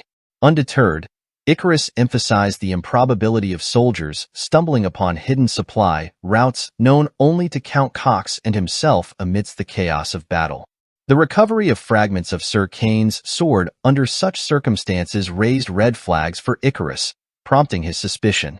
Baron Arna's patience frayed, frustration coloring his retort as he dismissed Icarus's concerns as baseless conjecture. Threats veiled his words, hinting at dire consequences if Icarus persisted. Yet, Icarus remained resolute, pressing the Baron for answers. Pointing out the incongruities in the Pontier force's actions, Icarus probed deeper, questioning how Count Cox's clandestine intentions had eluded detection. In the face of Icarus's unwavering scrutiny, Baron Arna's composure faltered, betraying an underlying unease. Icarus confronted Baron Arna, pointing out the glaring oversight by the escort team and questioning why the leader of the Knights remained exempt from suspicion despite the evidence. Baron Arna bristled at Icarus's accusation, dismissing it as nonsense. Count Beardo intervened, urging restraint and emphasizing the urgency of the Pontier force's escape. Yet, Icarus persisted, questioning whether they were truly free from pursuit, prompting Icarus to highlight the peculiarity of the Pontier force's unscathed passage through Aden Canyon. Baron Arna countered, citing his intimate knowledge of the terrain and secret routes inaccessible to the enemy. Cheryl, however, echoed Icarus's unease, acknowledging the unsettling silence that had blanketed their escape. Even Cromwell's forces remained conspicuously absent, adding to the air of suspicion lingering over their flight to safety. Amidst the ample opportunities for an ambush, Baron Arna reassured Cheryl of their safety, emphasizing their utilization of obscure routes beyond the enemy's reach. Dismissing Cheryl's concerns as fruitless fretting, Baron Arna urged her to trust in his guidance. However, Icarus remained skeptical, sensing Baron Arna's deceit, but recognizing the lack of alternatives for escape. Speculating on Baron Arna's motives, Icarus pondered whether the Baron sought to stall for time. With a sudden outburst, Icarus exposed the hidden soldiers lurking behind the stones, dispelling any illusions of escape. Baron Arna's surprise was palpable as Icarus thwarted his plans once again. Resigned to their fate, Baron Arna declared their impending capture, commanding the Pontier knights to reveal themselves. Aghast at Baron Arna's betrayal, one of the Pontier nobles questioned his sanity, accusing him of treachery for personal gain. Baron Arna addressed the assembled Pontier nobles, echoing Count Cox's sentiments about the futility of standing alongside the Pontier family when Cromwell had promised to preserve his title and wealth. However, the soldiers and nobles staunchly rejected Baron Arna's words, affirming their loyalty to Lady Cheryl and their commitment to fight alongside her until the bitter end. As tensions mounted, Baron Arna and his soldiers moved to take action, but Cheryl stepped forward, interceding. She pledged to fulfill Baron Arna's request, convinced that all he truly sought was her and her father. Yet, Baron Arna remained resolute, declaring his intent to eliminate Icarus and leave no loose ends. Cheryl, determined to spare further bloodshed, proposed a compromise. If Baron Arna pledged to refrain from harming anyone, she would acquiesce to Cromwell's terms. However, the soldiers and nobles of the Pontier family, fueled by their unwavering loyalty, implored Cheryl not to concede, prepared to fight to the bitter end. Cheryl addressed the soldiers and nobles of the Pontier family with a somber acknowledgement of their situation, expressing gratitude for their steadfast protection. However, she asserted her determination to reciprocate their loyalty by safeguarding each and every one of them. Calling for a halt to the escalating conflict, Cheryl sought to bring an end to the turmoil. Baron Arna, acknowledging Cheryl's actions with a measure of respect, offered assurances of safety for her family's soldiers and nobles. Cheryl, though, pressed for a guarantee of their well-being. After Baron Arna's promise, he urged Cheryl to accompany him to Cromwell's family. Just as Cheryl prepared to comply, Cain emerged, warning her not to go with Baron Arna, revealing the presence of Joshua Sanders' first knight. As Baron Arna moved to strike, Cain intervened, swiftly dodging the attack and moving to protect Cheryl, vowing to ensure her safety. Emotion swelled within Cheryl as she reflected on Cain's repeated acts of salvation. Cain, in turn, shifted his focus to Baron Arna and the knights who had betrayed the Pontier family. With steely resolve, Baron Arna vowed to dismantle the Pontier legacy. Icarus, recognizing the formidable opposition they faced, voiced concern about Cain's safety against such a skilled array of knights. Not one to shy away from a challenge, Cain assured Icarus that he didn't intend to face them alone. In a decisive moment, Duke Altsma appeared, ready to lend his strength to Cain's cause.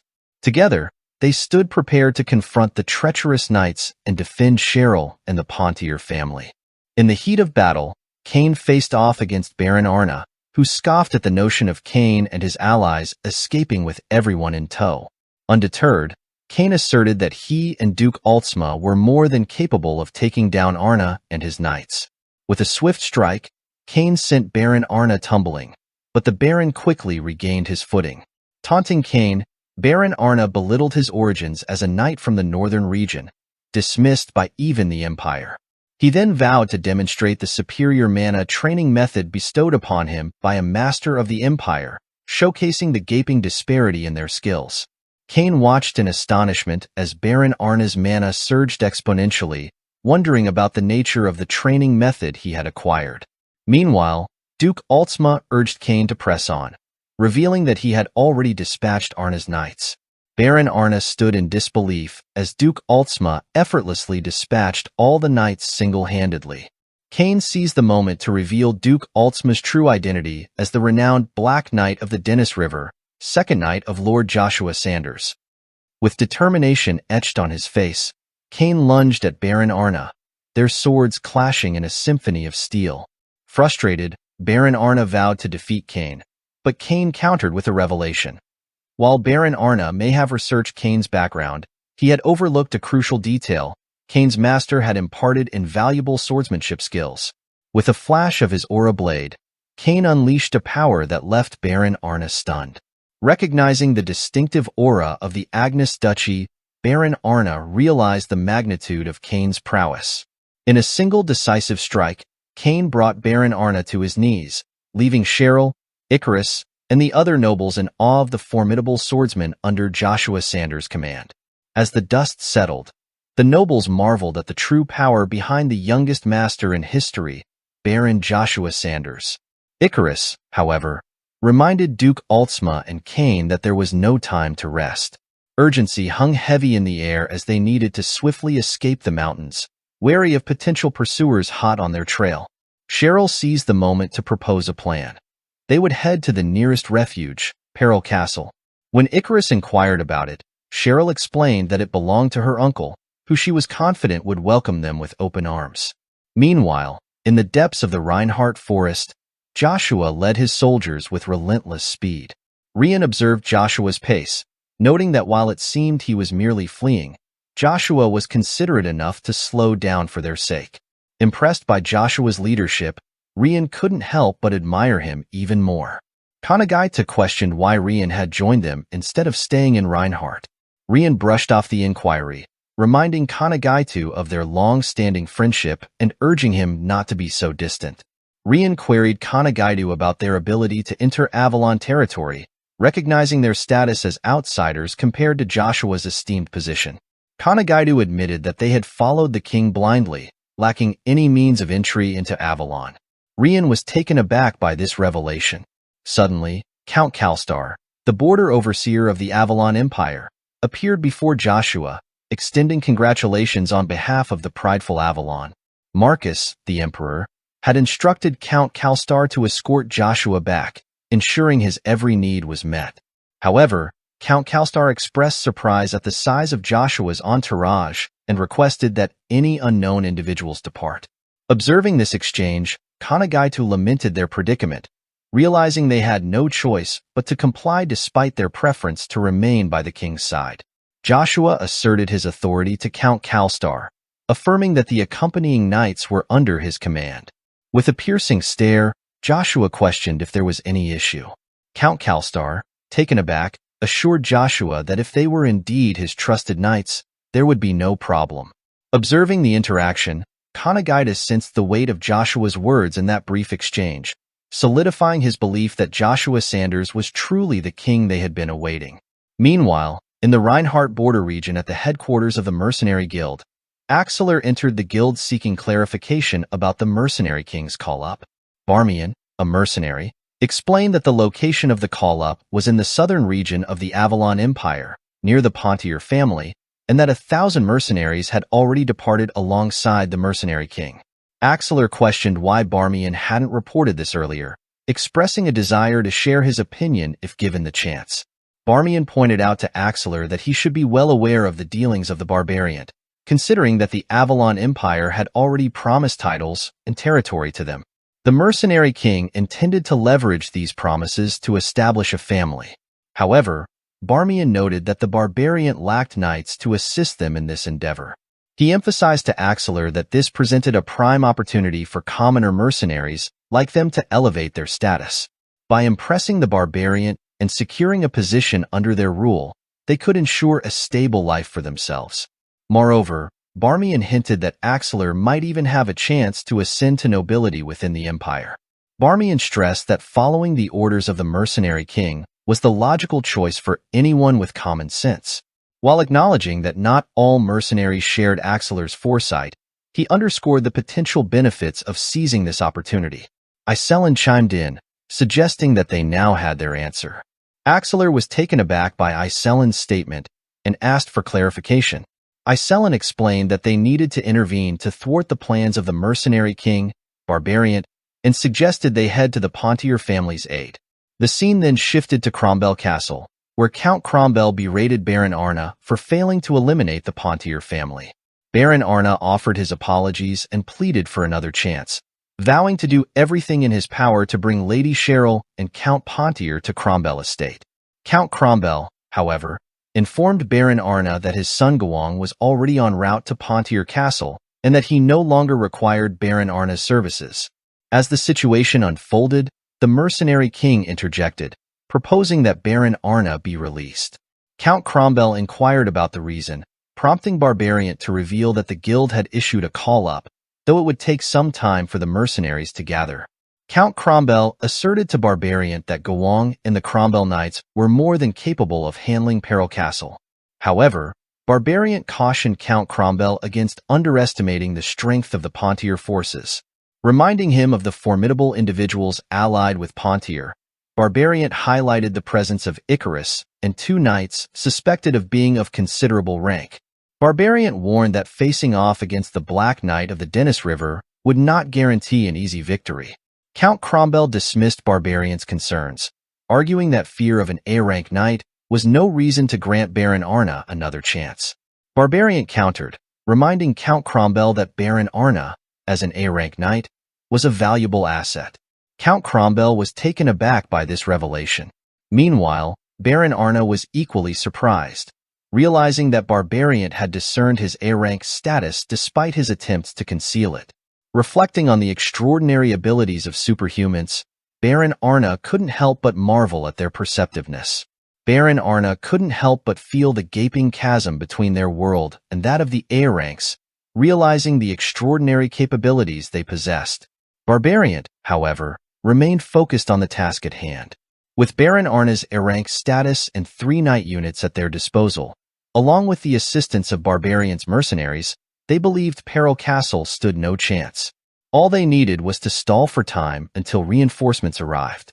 Acknowledging the gravity of the situation, Count Cromwell braced himself for the potential worst-case scenario.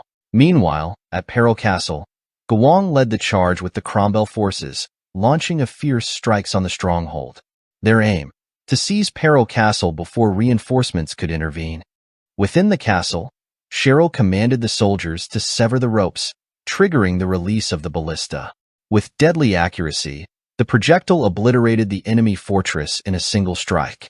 Count Beardo directed attention to halting the advance of the battering ram, assigning the task to Icarus and Cain while they focused on defending the castle walls. At the castle gates, the Cromwell forces exerted themselves, striving to breach the formidable doors of Peril Castle. Icarus and Cain, flanked by Pontier knights, stood resolute before the entrance.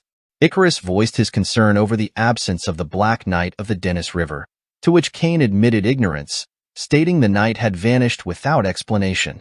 This revelation left Icarus stunned. Suddenly, the castle door shattered, and the Cromwell forces surged forward. However, Icarus's trap sprang into action, obstructing their path and halting their advance. Witnessing the effectiveness of Icarus's strategy, Cain commended him on his impressive feat of stopping the Cromwell forces in their tracks. Icarus's voice cut through the chaos, reminding Cain that their respite was brief, and they needed to fortify their defenses before the next onslaught. Suddenly, an intruder breached their ranks, stunning Cheryl as the knight struck where she and the Pontier forces stood. Cain, too, felt a surge of shock as he sensed the distinctive aura of an aura blade. Before they could react, another knight lunged towards Icarus, but Cain intercepted the attack just in time. The twins, Lu and Ri, A-rank knights of the Cromwell family, launched coordinated strikes, Lu targeting Cheryl and Ri aiming for Icarus and Cain. Cain wasted no time, rallying the Pontier knights to engage Ri in combat. In the midst of the clash, Cain swiftly dispatched several of Cromwell's knights, but Ri persisted, charging at Cain with formidable strength. With deft skill, Cain blocked Ri's relentless strikes. Meanwhile, in the Cromwell camp, Gawang remained composed as he contemplated the imminent fall of Peril Castle and, subsequently, the Pontier family. His calm demeanor was interrupted by the arrival of a soldier bearing urgent news. The soldier's urgent message reached Gawang. informing him that the 3rd Division had requested backup after encountering 100 knights of unknown origin. Guowang pondered the situation, considering that the 3rd Division boasted over 1,000 knights, yet struggled against a mere 100. Displeased, Guowang dismissed the request, asserting that if they couldn't handle such a small number, they didn't deserve their knighthood.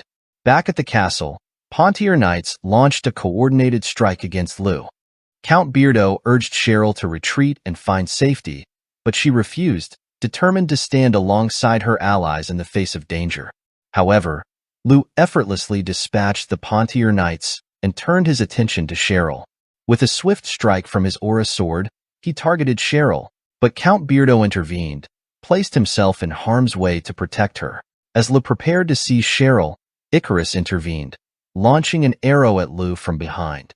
However, Lu effortlessly deflected the projectile. Icarus stood firm in the face of Li's aggression, determined to hold out until the arrival of Lord Joshua Sanders. Unmoved, Lu asserted that the situation remained unchanged regardless of reinforcements. With a swift motion, he aimed his aura blade towards Icarus. However, Cheryl intervened, swiftly striking at Lu with her sword, disrupting his attack on Icarus.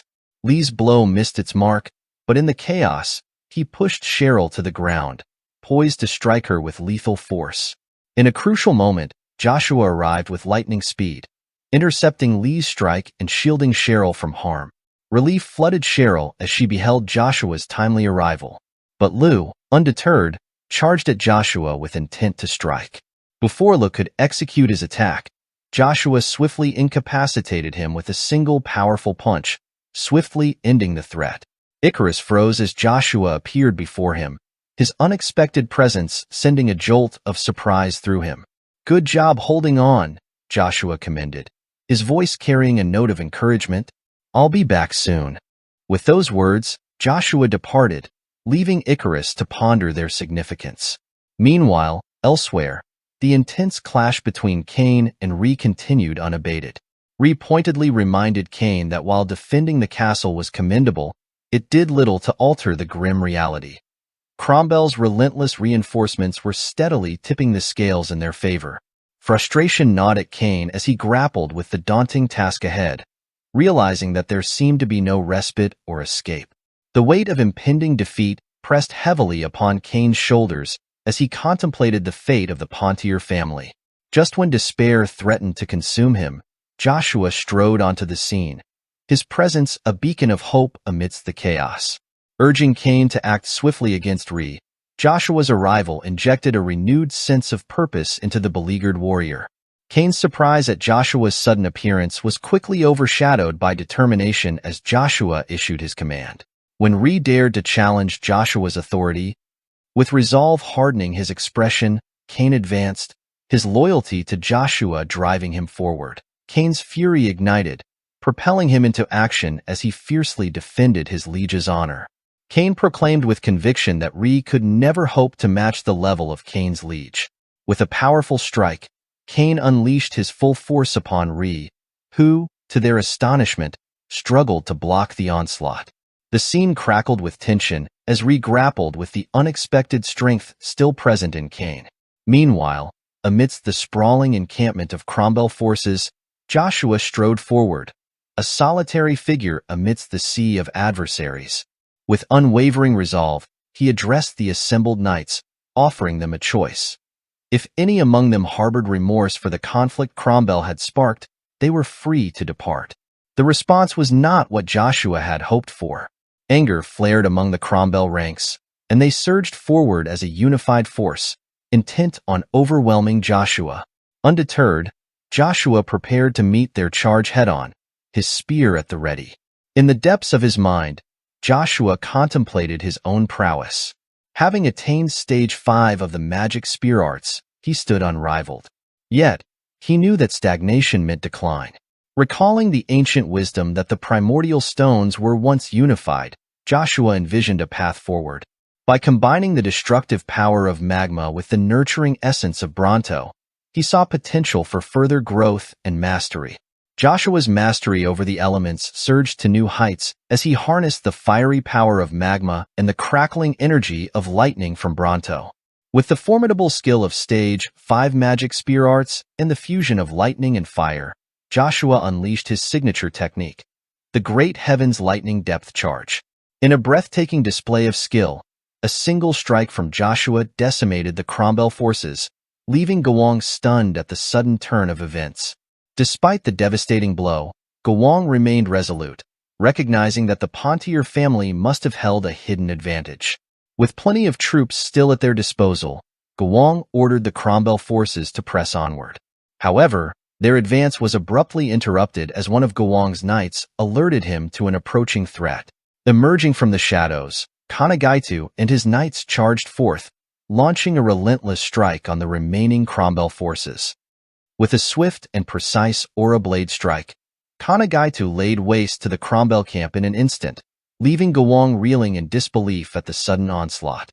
Meanwhile, Icarus turned to Cheryl, noting the unexpected arrival of these knights who seemed to be allies. Cheryl, incredulous at their resilience against the formidable Cromwell forces, could hardly believe what she was witnessing. As the dust settled from his confrontation with Rian, Cain wasted no time in rushing towards Joshua, determined to maintain his position as Joshua's first knight and ward off any potential challengers. Icarus called out to Cain, urging him to regroup first, but Cain's resolve remained unyielding as he bolted from the scene. Meanwhile, in the heart of the Cromwell camp, Gowong issued orders for his knights to unleash a barrage of fire upon the castle. In that critical moment, Joshua emerged, confronting Gowong with a chilling reminder of his fate. Joshua's words cut through the tension as he warned Gowong that he would suffer the same downfall as Varon Shanvillas, another scion of the 12 families who had fallen at Joshua's hands. Shocked by Joshua's sudden appearance, Gowong demanded an explanation, questioning why Joshua was not in Reinhardt as expected. With steely resolve, Joshua rebuked Gowong, accusing the Cromwell family of overstepping their bounds. He made it clear that he had come to rectify their transgressions. In a bold move, Gowong challenged Joshua, questioning how he would handle the repercussions of targeting a member of the Cromwell family when he was not even the Duke of Agnes.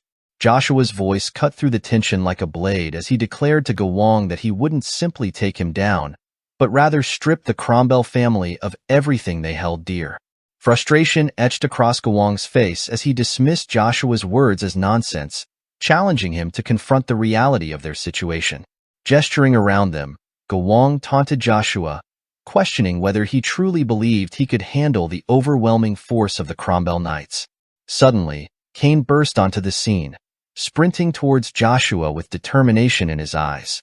The Cromwell knights were taken aback at the sight of Cain, recognizing him as Joshua Sanders' sole and esteemed knight, an A-class warrior. Despite Gowong's attempts to reassure his forces, tension hung thick in the air. Before Gowong could react, Kanagaitu and his knights emerged, swiftly dismantling the Cromwell ranks with precision. Cain joined the fray, effortlessly dispatching the remaining knights. Gowong stood frozen in disbelief as 5,000 of his elite soldiers fell in mere moments, wondering if he was trapped in a surreal dream. Joshua's voice broke through Gowong's daze, urging him to accept the harsh reality before them. It was no dream. Their downfall was imminent, and there was no escaping it. With a tone as cold as ice, Joshua delivered his verdict upon Gowong, declaring that every moment from now on would be akin to a living nightmare for him.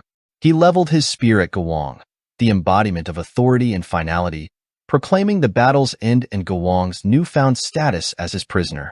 Locking eyes with Gowong, Joshua delivered a final blow, stripping him of his title and power, leaving him to ponder a life devoid of the privileges he once held. Where Gowong was headed now, his family's influence would hold no sway. The scene then shifted to the eerie depths of the Forest of Dark Beings, where a mighty dragon emerged from its cavernous lair, its deafening roar echoing through the shadows. The scene shifted to the bustling halls of the palace, where the air was thick with activity as people hurriedly moved materials and tended to the injured knights. Amidst the chaos, Icarus turned to Cheryl, urging her to depart and attend to Duke Pontier. Cheryl reassured him, explaining that her uncle was currently overseeing her father's care and that there were pressing matters demanding her attention here.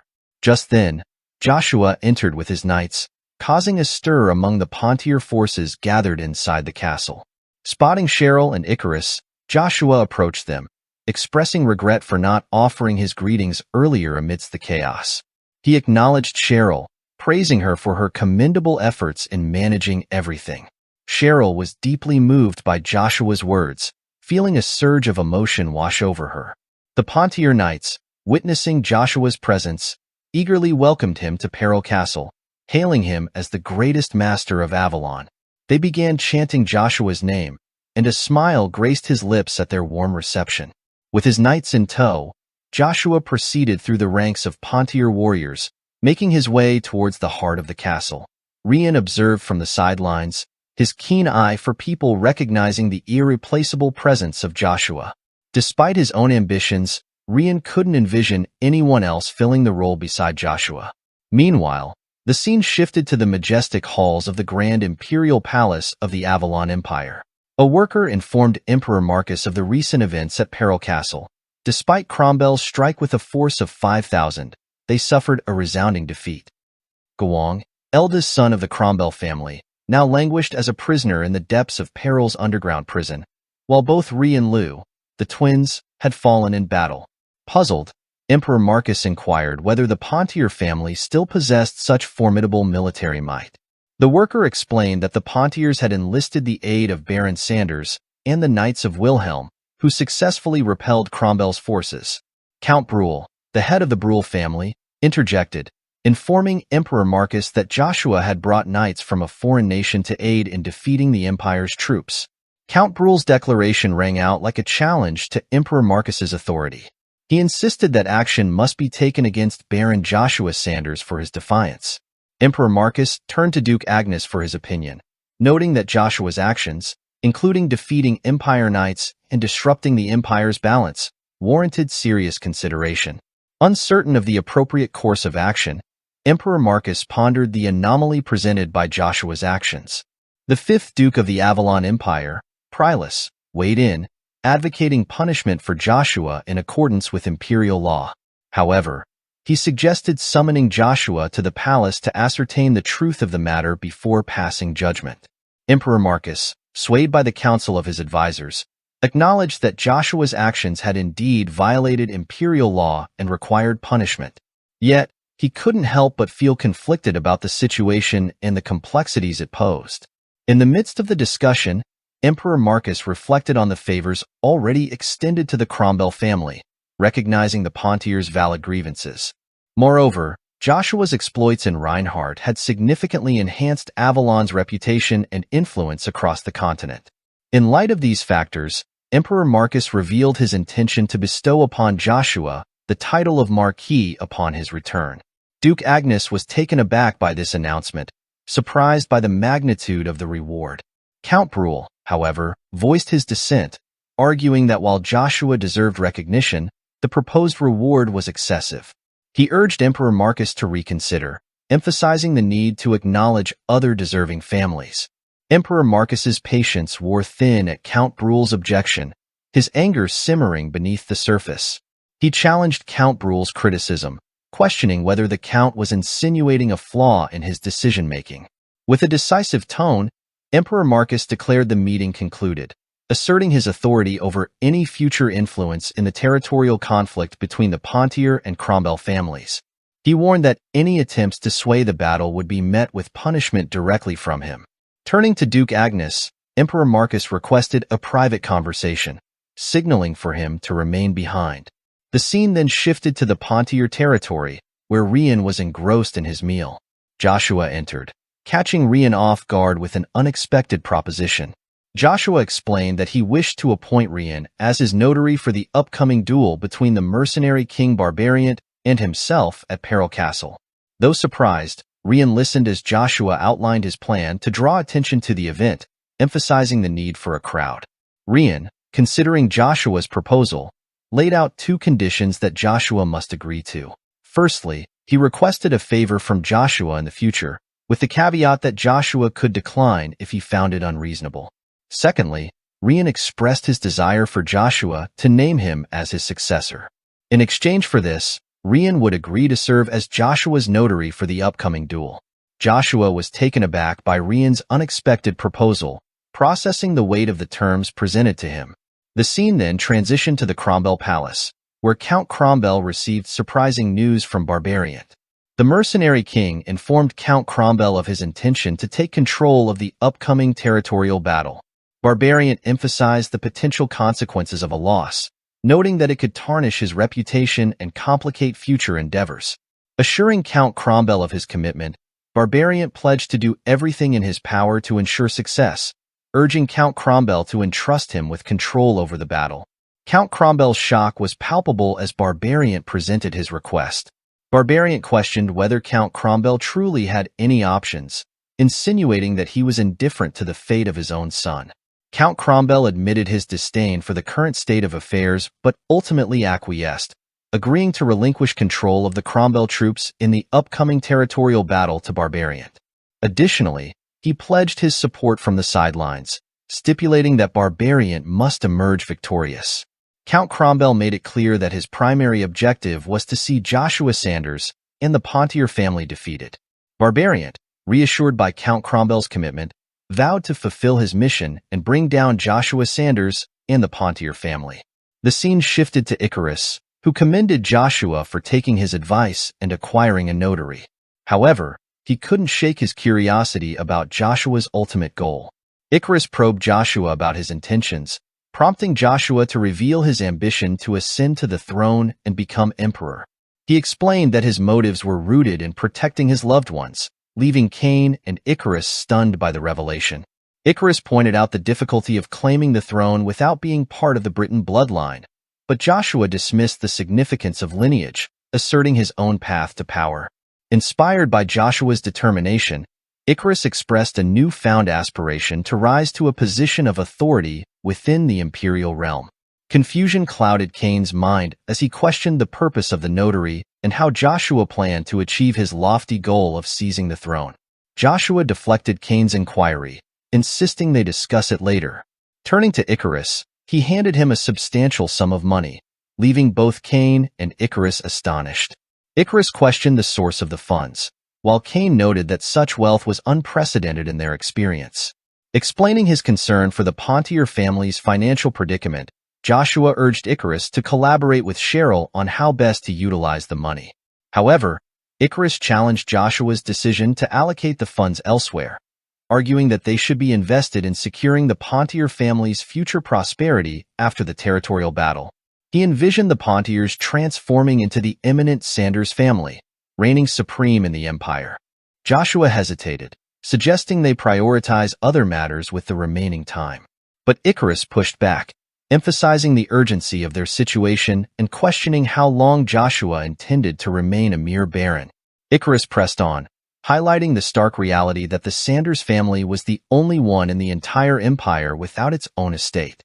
He proposed the construction of a grand estate, complete with people, decorations, and furnishings. Joshua balked at the idea, cautioning Icarus about the exorbitant costs involved. Undeterred, Icarus countered that if Joshua insisted on using the money for battle funds, he demanded a detailed report outlining the rationale behind the decision and how the funds would be allocated. Only after careful review would he consider approving the expenditure. Joshua, taken aback by the level of scrutiny, questioned the need for such thoroughness. Their conversation was abruptly interrupted by the arrival of Pontier knights, who urgently reported an enemy attack. Cheryl was informed of the dire situation, with the suggestion of surrender looming due to the depleted troop numbers from the previous battle. However, Cheryl remained resolute, expressing confidence that with Joshua's presence, they would not allow the castle to fall. Cheryl received alarming news from a soldier. Baron Joshua Sanders had opened the castle doors and ventured onto the battlefield. Shock rippled through her as she processed the gravity of Joshua's decision.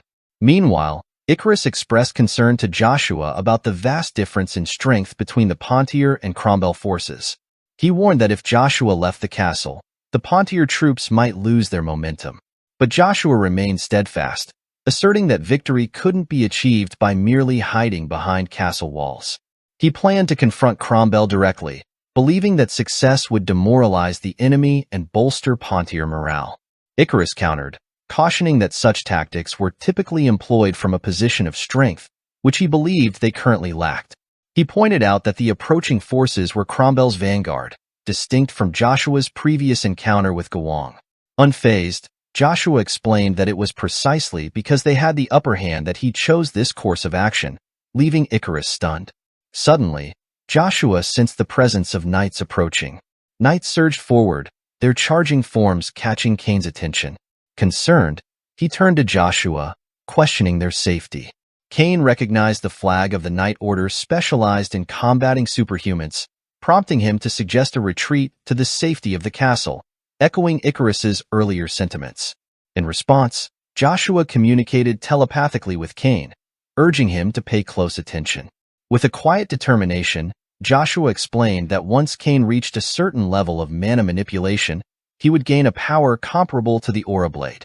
Joshua promised to demonstrate this power to Cain, instructing him to observe closely. With unwavering resolve, Joshua advanced into the heart of the enemy army. As the enemy knights surrounded him and launched their combined strike, Joshua met their strikes with unparalleled skill.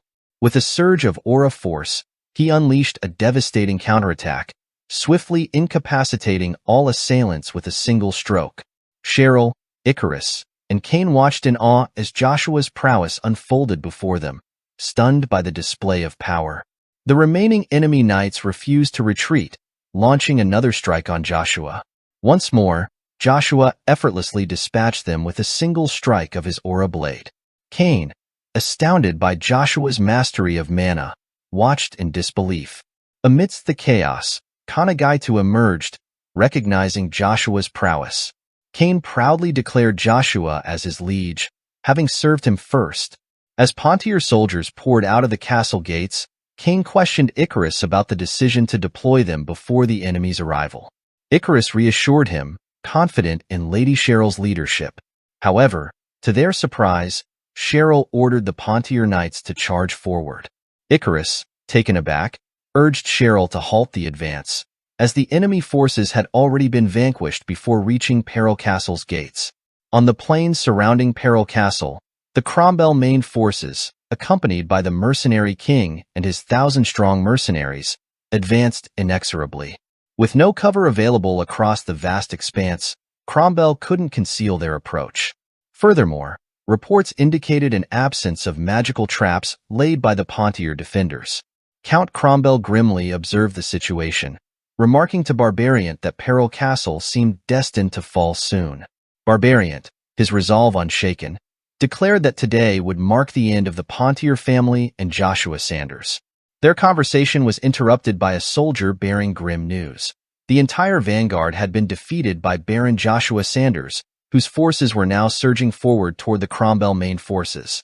Suddenly, Joshua himself appeared before them, standing squarely in front of Barbariant, the mercenary king.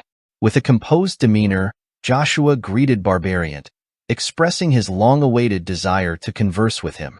Introducing himself as the legendary Spear Knight of Rumors, Joshua Sanders, he left Barbariant and Count Cromwell stunned by his unexpected presence.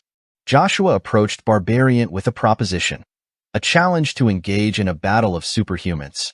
However, Barbariant politely declined, citing his current preoccupation with pressing matters.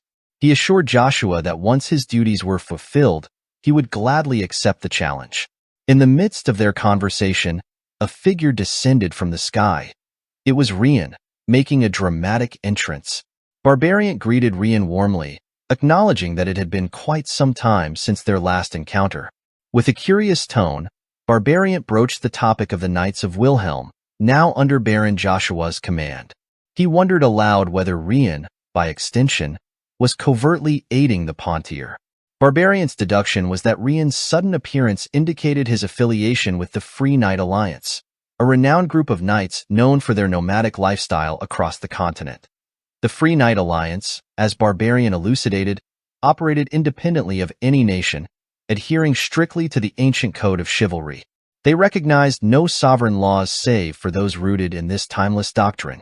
It was known that certain members of the alliance, distinguished for their prowess, were occasionally sought after by nations eager to harness their talents, offering them positions in their service. The leader of the Free Knight Alliance was none other than the former king of Reinhardt, Rian Geiger, also known as the Lion King. Upon his arrival, Rian assured Barbarian not to misunderstand his intentions. He had no desire to partake in the impending fight. Instead, he had come as a neutral party to officiate the battle of the superhumans. Barbarian, taken aback by this revelation, questioned how he could trust Rian's words, considering the lengths he had gone to for such a seemingly minor role. Rian, his expression grave, reminded Barbarian of his dismissal of the battle request from the Master Duel's victor. He suggested that if Barbarian wished to maintain his esteemed position among the 12 superhumans, he ought to adhere to tradition. In response, Barbarian proposed holding the battle of the superhumans on the spot. However, he added a twist. The outcome would determine the outcome of the territorial conflict. The victor would claim dominion over both the Pontier and Cromwell family territories. Upon hearing this, Count Cromwell voiced his objection, questioning the authority Barbarian held in making such a decisive declaration.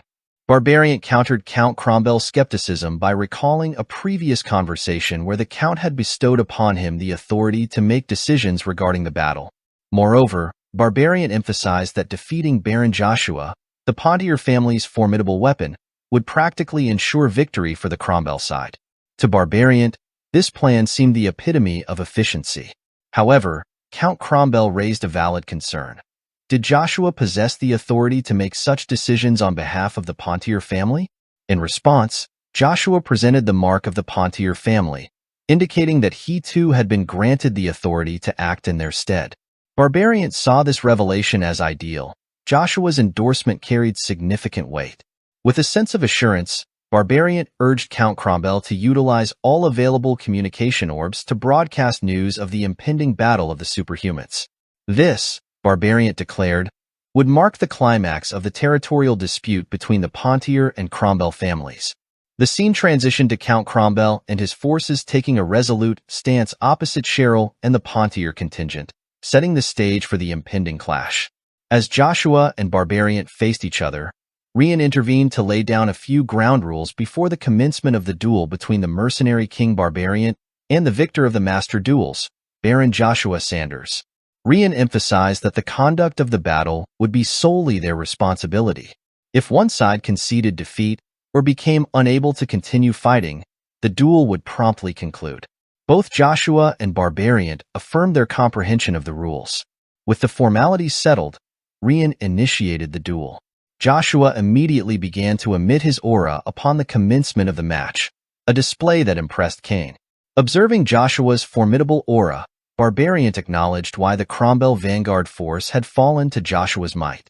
However, Barbarian assured Joshua that such power wouldn't be sufficient to overcome him. He explained to Joshua that the properties of mana were inherent from birth, and the aura derived from it followed the same principles.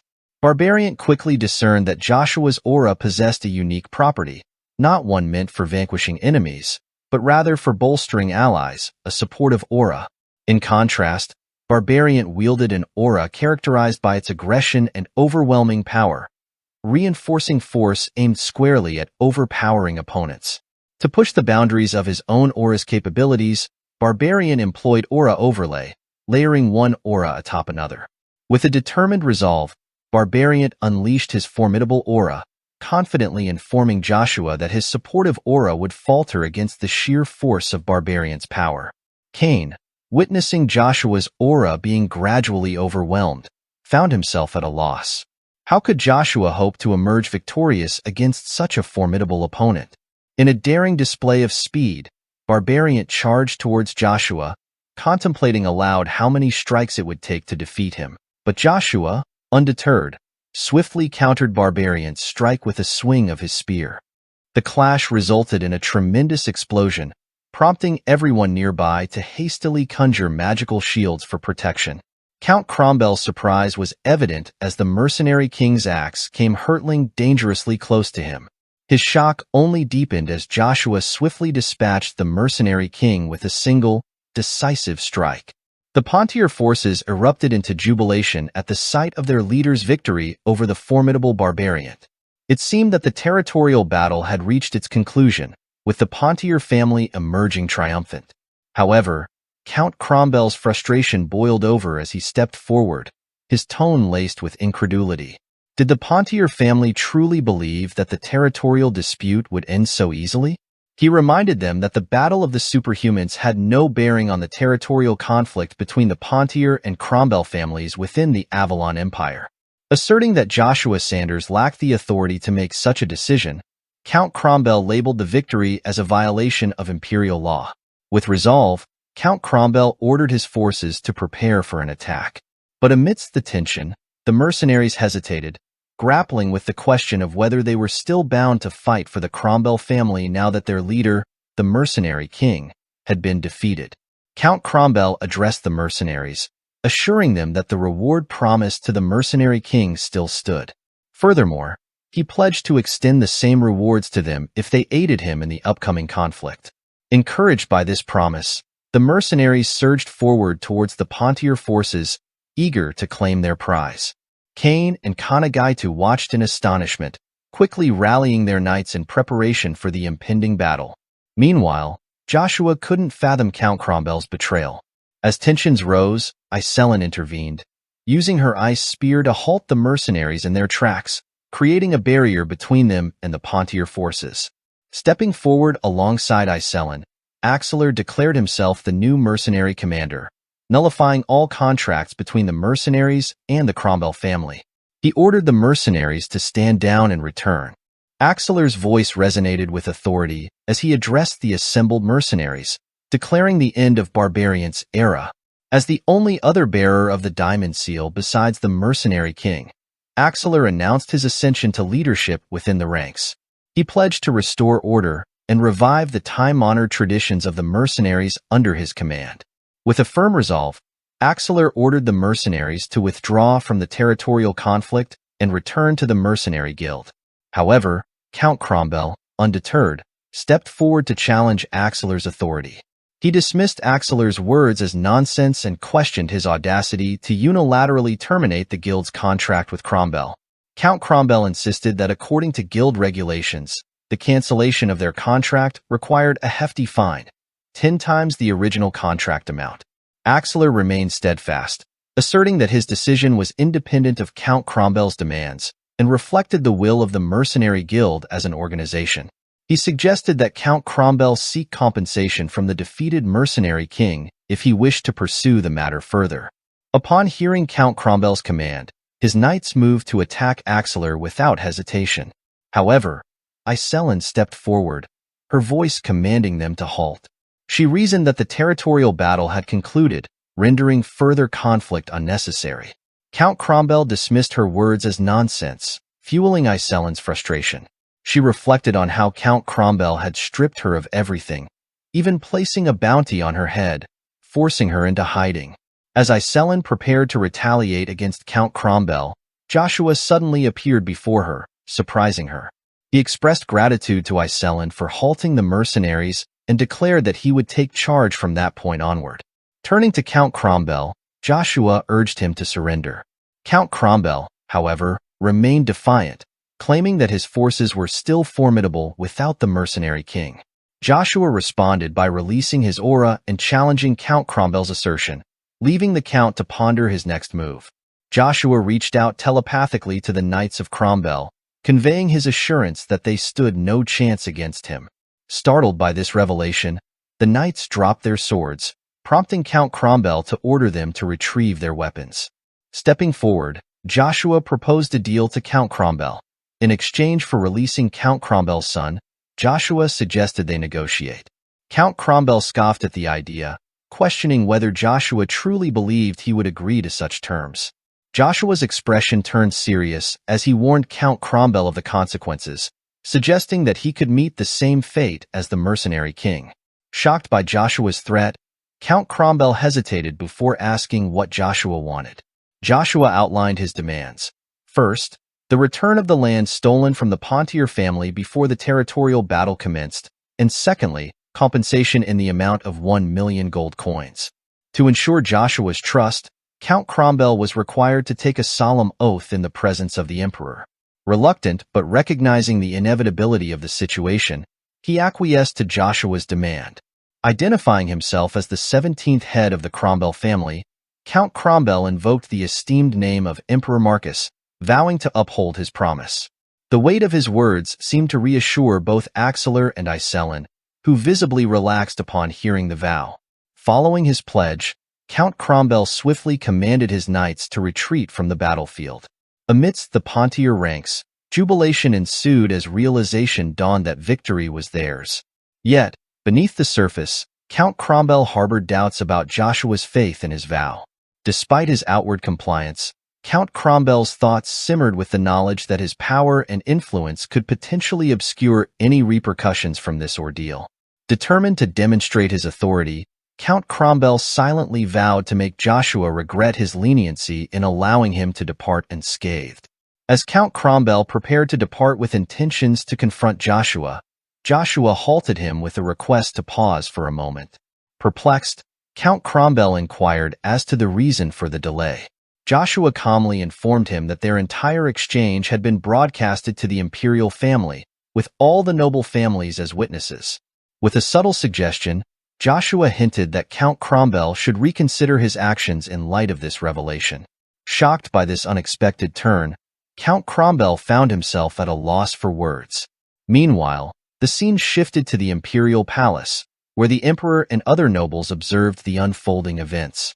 Emperor Marcus, taken aback by Count Cromwell's behavior, never anticipated such a letdown. He resolved to reward Joshua generously upon his return for his role in exposing Count Cromwell's actions. The focus then shifted to Peril Castle, where Iselin's magical display illuminated the sky with breathtaking fireworks. Cheryl approached Iselin, expressing joy at seeing her in high spirits once more. Iselin expressed her gratitude to Cheryl for the invitation, as the atmosphere buzzed with enjoyment among the gathered guests. As Joshua entered, Icarus was visibly surprised, wondering aloud about Joshua's sudden departure, assuming he was resting. Sensing the concern from Cain and Kanagaitu, Joshua assured them there was an urgent matter to attend to. Addressing Cain directly, Joshua entrusted him with a specific task, to head to the Pontier Castle in the Aden Canyon at noon. Cain, puzzled by the request given recent events, sought clarification. Icarus intervened, shedding light on Joshua's intentions to confront the traitors, starting with Count Cox. Realizing the gravity of the situation, Cain acknowledged Joshua's strategy to thwart the traitors before they could regain their footing. Turning to Kanagaitu and Archaon, Joshua delivered unexpected news. He requested them to lead the Knights of Wilhelm back to Reinhardt. Kanagaita's surprise was evident as he questioned the reasoning behind this decision, wondering why they shouldn't head to Aden Canyon instead. Icarus stepped in, explaining the imminent danger facing Reinhardt, emphasizing the urgency of their return. Icarus further elaborated on the potential ramifications of the Knights of Wilhelm's presence in Avalon instead of Reinhardt. He emphasized that once news of this relocation spread across the Empire, it could be interpreted by other powers as a vulnerability ripe for exploitation, potentially leading to attacks on Reinhardt. Kanagaitu, grappling with the implications, questioned whether the Emperor of Avalon was deliberately overlooking the presence of the Wilhelm Knights, and if he was indeed the mastermind behind the mercenary king and Count Cromwell. Icarus confirmed Kanagaita's suspicions, suggesting that Emperor Marcus might seize the opportunity to assert control over Reinhardt, particularly given that the winner of the master duel hailed from his empire. This revelation left Kanagaita stunned, burdened by the weight of potential consequences. However, Icarus offered reassurance, indicating that Joshua's forthcoming decision held the power to alter the continent's trajectory, offering a glimmer of hope amidst uncertainty. A tide of change is poised to sweep across the continent, with Joshua at its epicenter, holding the fate of the land in his hands. This pivotal moment prompts Icarus to ponder the nature of Joshua's forthcoming decision, recognizing its potential to shape the course of events. When Joshua finally speaks, he reveals his choice, though his words remain unheard for the readers. Nevertheless, the reactions of Icarus, Cain, and the others betray their astonishment at Joshua's decision. The scene transitions gracefully, focusing on Icarus and Cain as they make their way toward Cheryl's office, the weight of recent events heavy on their minds. Cain voices his pondering, wondering aloud about the reasoning behind Lord Joshua's recent decision. In response, Icarus offers reassurance, affirming his commitment to following Joshua's lead, whatever the underlying motives may be. However, before delving deeper into their discussion, Icarus reminds Cain of the importance of staying focused on their current responsibilities. Upon their arrival at Cheryl's office, they are met with her inquisitive gaze. Icarus takes the lead, expressing gratitude to Cheryl for her willingness to hear them out. Cain then proceeds to explain the urgency of their visit, detailing Joshua's instructions regarding the handling of Count Cox and the other traitors. However, given the involvement of the Pontier family in this matter, Icarus felt it necessary to seek Cheryl's counsel beforehand. Cheryl's initial shock at this revelation quickly gives way to a resolute response. She emphasizes the importance of dealing with the traitors swiftly and decisively, leaving no room for leniency, especially considering the suffering they have inflicted upon others. As discussions revolve around the rejuvenated Pontier family, Cheryl finds herself in alignment with Joshua's recent decision. With a graceful bow, she beckons for the assistance of both Icarus and Cain, emphasizing the importance of their collective efforts. Cain and Icarus readily assure Cheryl, promising to shoulder the responsibilities at hand. Inquisitiveness overtakes Cain as he ventures to inquire about the significance of the mark Cheryl bestowed upon Lord Joshua in their youth. Though Icarus initially balks at the question's impertinence, Cain's persistence leads Cheryl to chuckle softly. She recounts how the mark was her subtle attempt to garner Joshua's attention when he seemed oblivious to her presence. Yet, amidst the laughter, Cheryl's expression turns contemplative as she admits to grappling with her own feelings of uncertainty. Unsure whether she truly desires Joshua's affection or simply wishes to spurn him, Cheryl seeks solace in sharing her doubts with Icarus. She wonders aloud if he could comprehend the sentiment of regarding Joshua as almost divine. Cain, sensing Cheryl's vulnerability, offers words of reassurance, affirming her feelings and providing a comforting presence in the midst of her introspection. Cheryl voices her opinion, suggesting that considering the circumstances, marriage isn't quite fitting at the moment, especially as she anticipates being occupied in the near future. She swiftly redirects the conversation, urging both Icarus and Cain to join her in dealing with the traitors. Upon hearing this, Icarus queries whether Cheryl intends to accompany them. With a solemn expression, Cheryl assures him that she will indeed be joining them. She emphasizes her personal commitment to ensuring that the traitors meet their deserved fate.